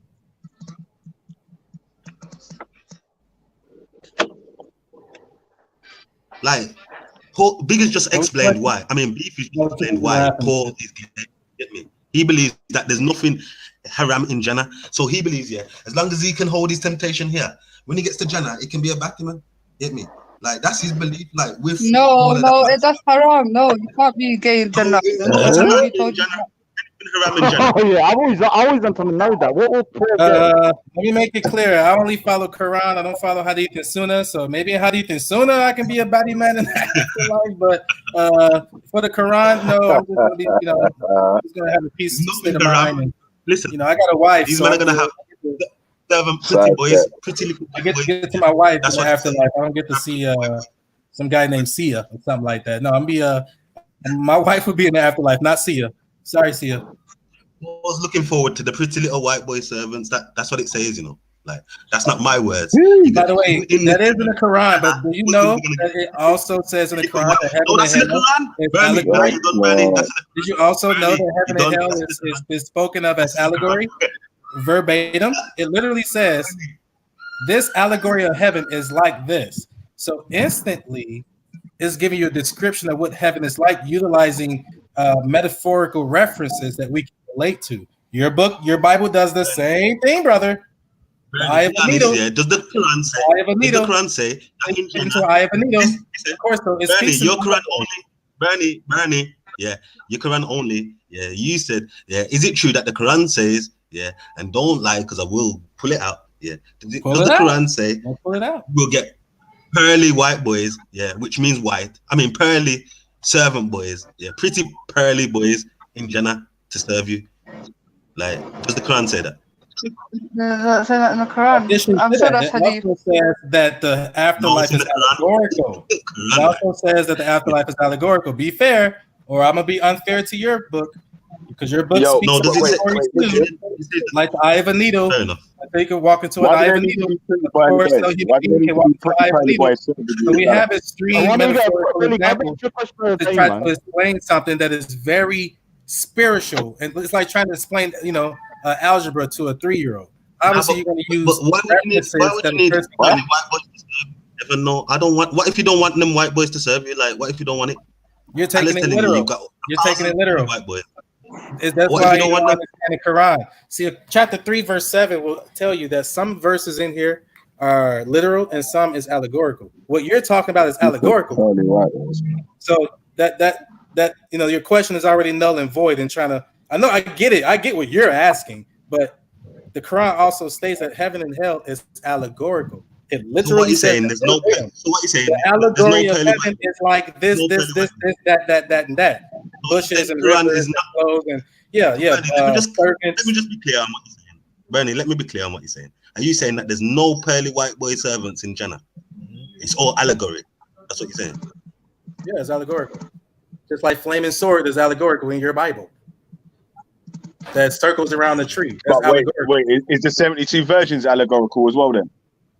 Is the what? The 72 virgins are allegorical. The whole description is allegorical. As soon as the here, let me do it fair to everybody since we're on this topic. Let me go straight to the verse itself where it tells you that the description of heaven and hell is allegorical. Just a second. It won't be long.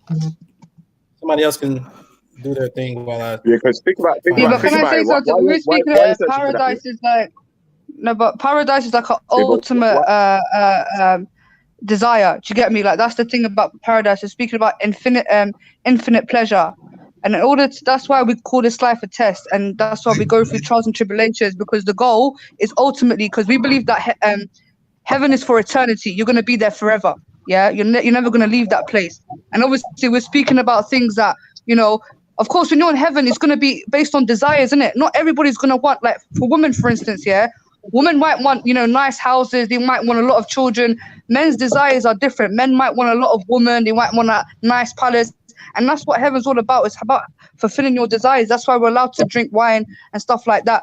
That's what it is. It's heaven, isn't it? Like paradise. What do you expect paradise to be like? That's kind of extreme, mate.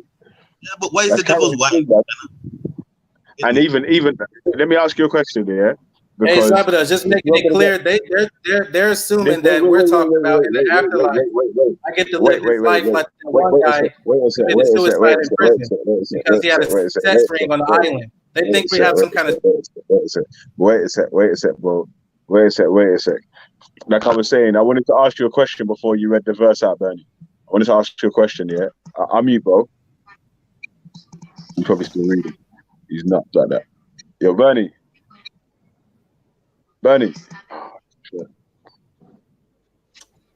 Yo, Bernie. Yeah, I'm still looking up. Yeah.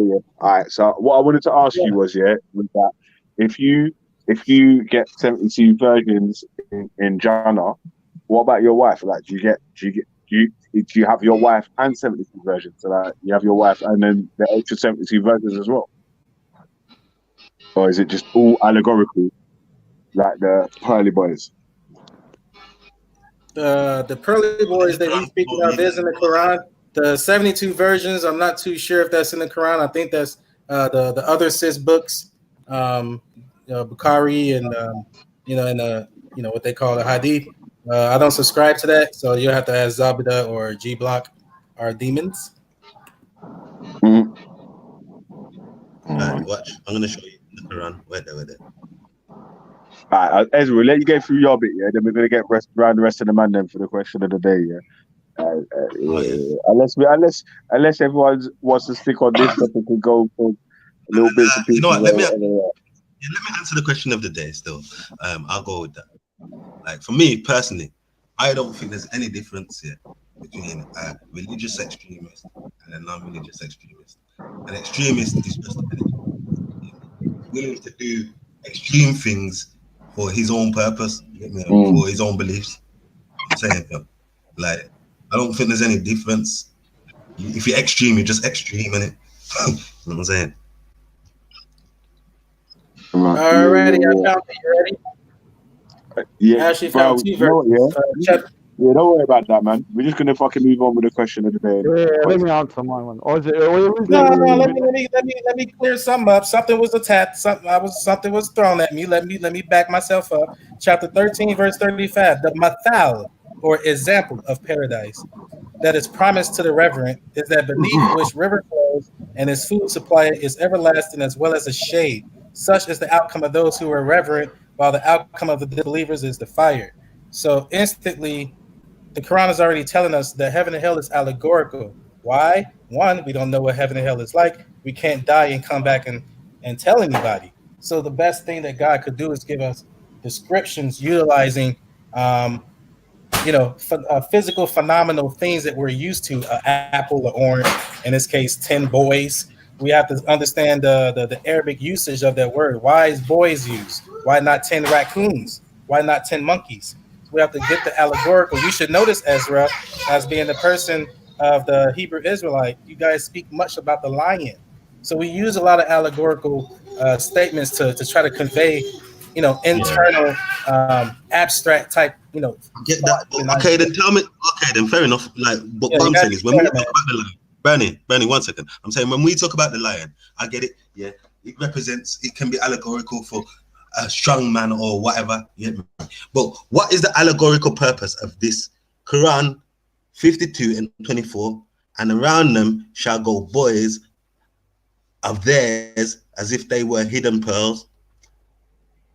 And that's a good question. I haven't looked into that. I have to. Me and you will have to do a 101 or something.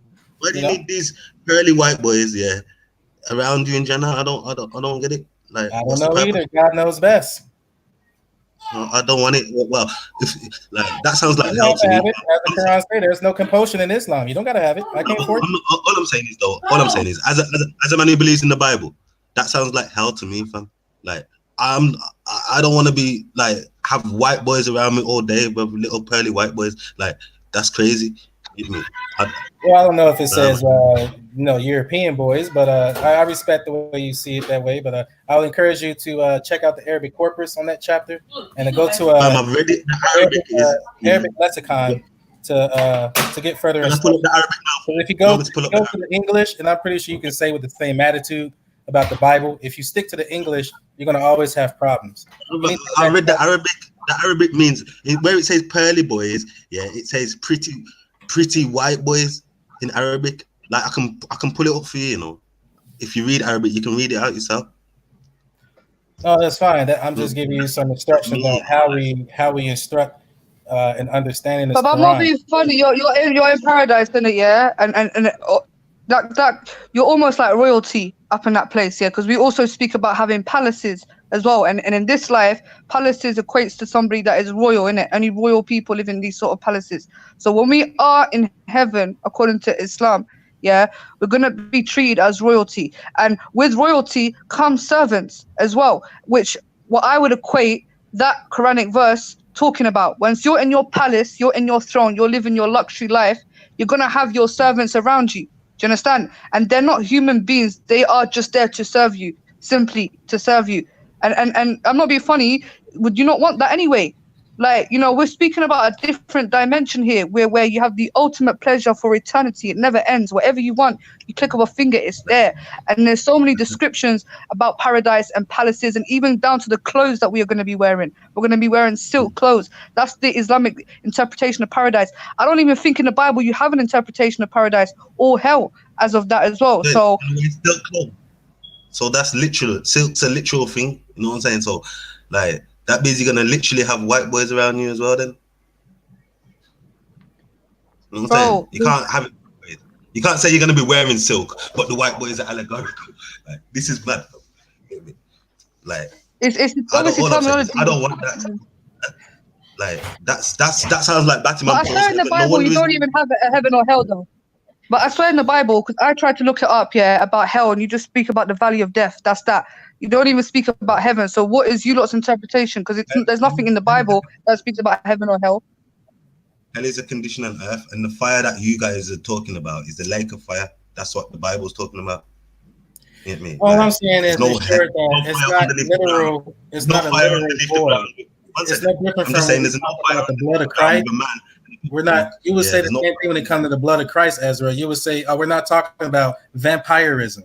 It's speaking about as the blood of life is the life thereof. Life just means the blood. So the spill of blood of Jesus means you would say allegorically would be to live the life of Jesus, run it out, help people, be charitable, pray, wash yourself. Use the cut. You will say instantly, it's not. We're not saying to cut yourself and bleed for God. You will say, no, this is to like live the life of Jesus that he gave to people and stuff. So allegorical usage to explain something again that is abstract. The silk is allegorical. Are you saying the silk is allegorical too. They're not really going to be wearing silk. Yeah, it's just exactly. like It's not really going to be. So see, this is what it does. See what the Quran says. It says to understand the Quran, you have the first revelation that was given to Muhammad was Iqra, read, or Arabic usage of that word is not only read but investigate what you're reading, collect, study. So that's the first step. Study the Quran, read it.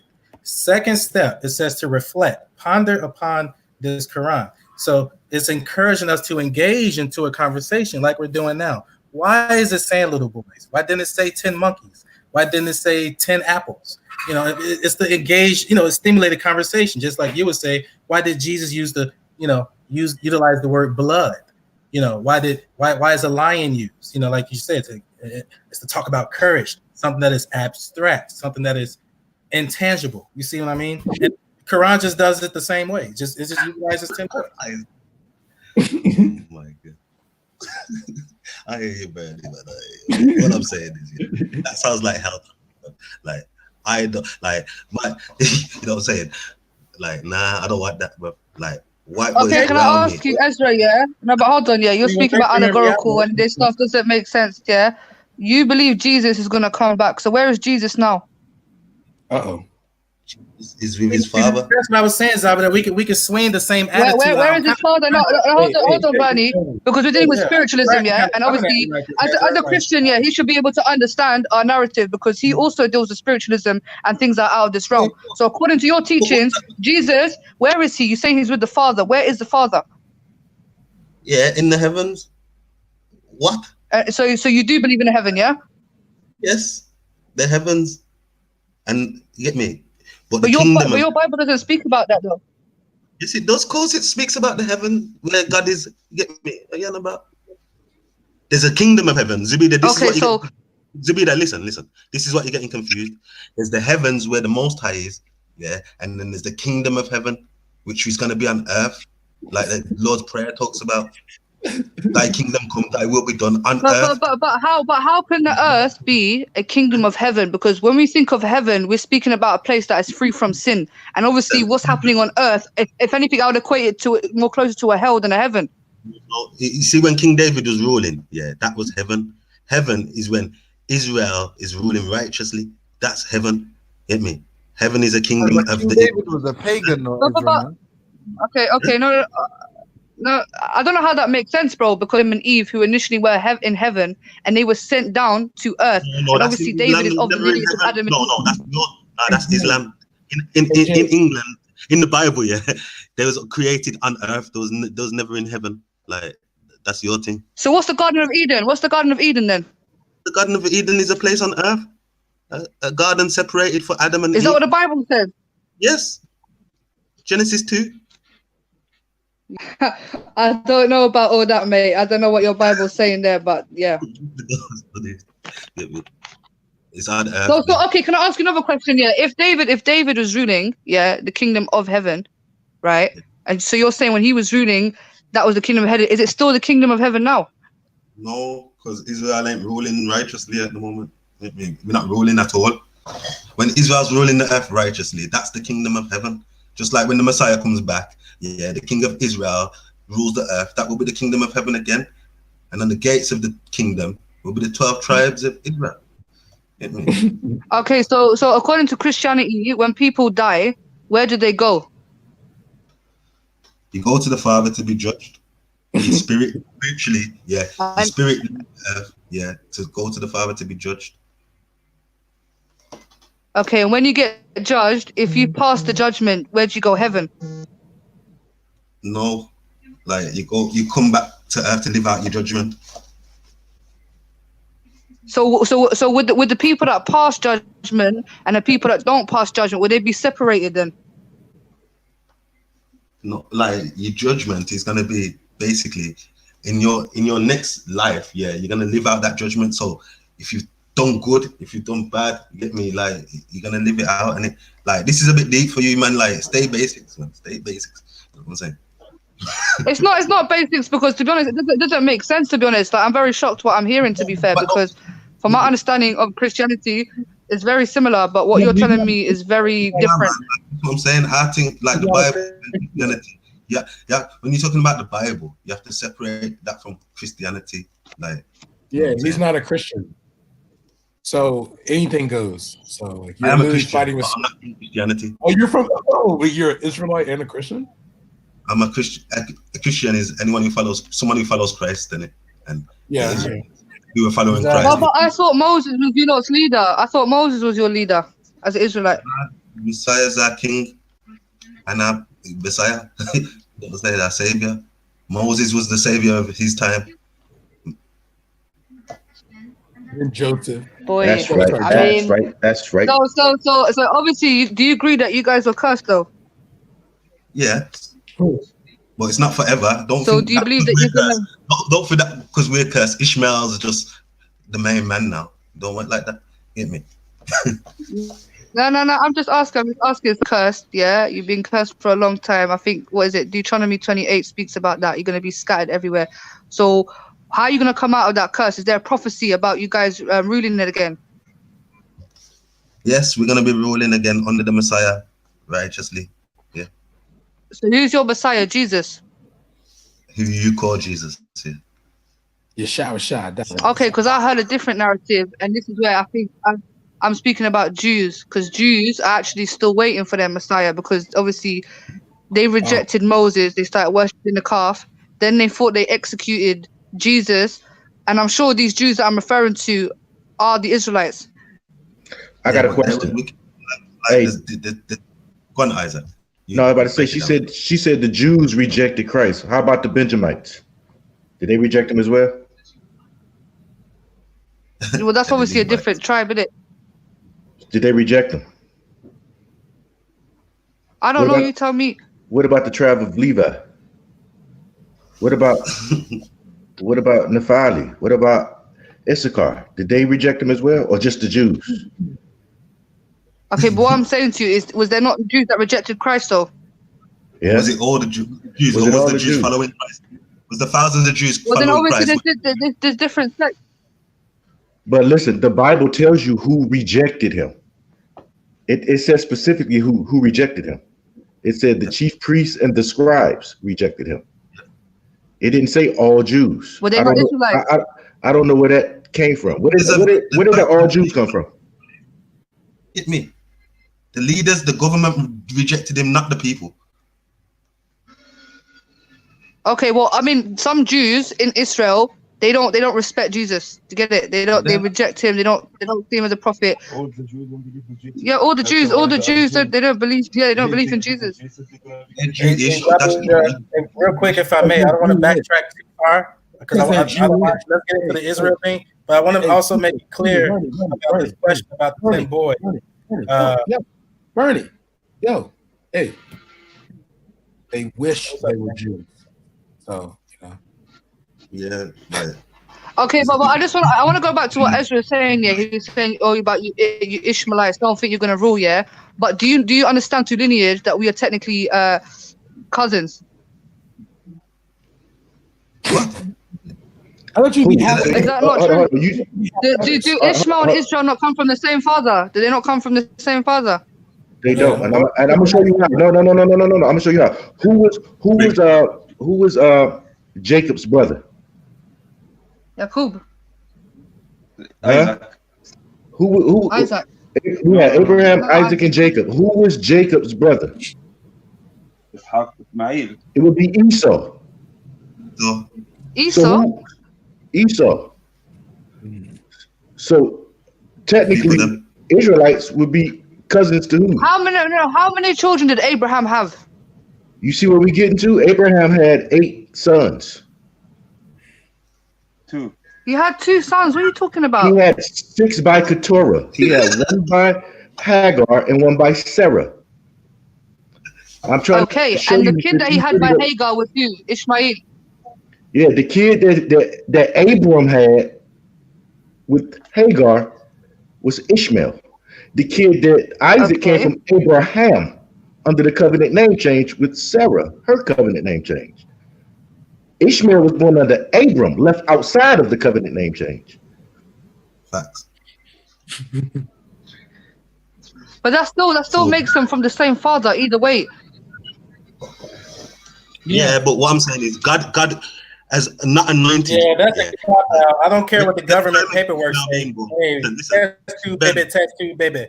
Shit, blood is blood. That's how you know the Bible's corrupted. I won't be funny, yeah? How can you change somebody's name? 1 minute is Isaac, next minute is Israel, next minute is from this covenant, next minute. Obviously, he's doing it to suit you. No, God changes their name for a reason. Yeah, God has their purposes. You know what I'm saying? Yes, And they can change all it wants. All can change all it wants. That's my son. You know what it is, man? Listen, when man.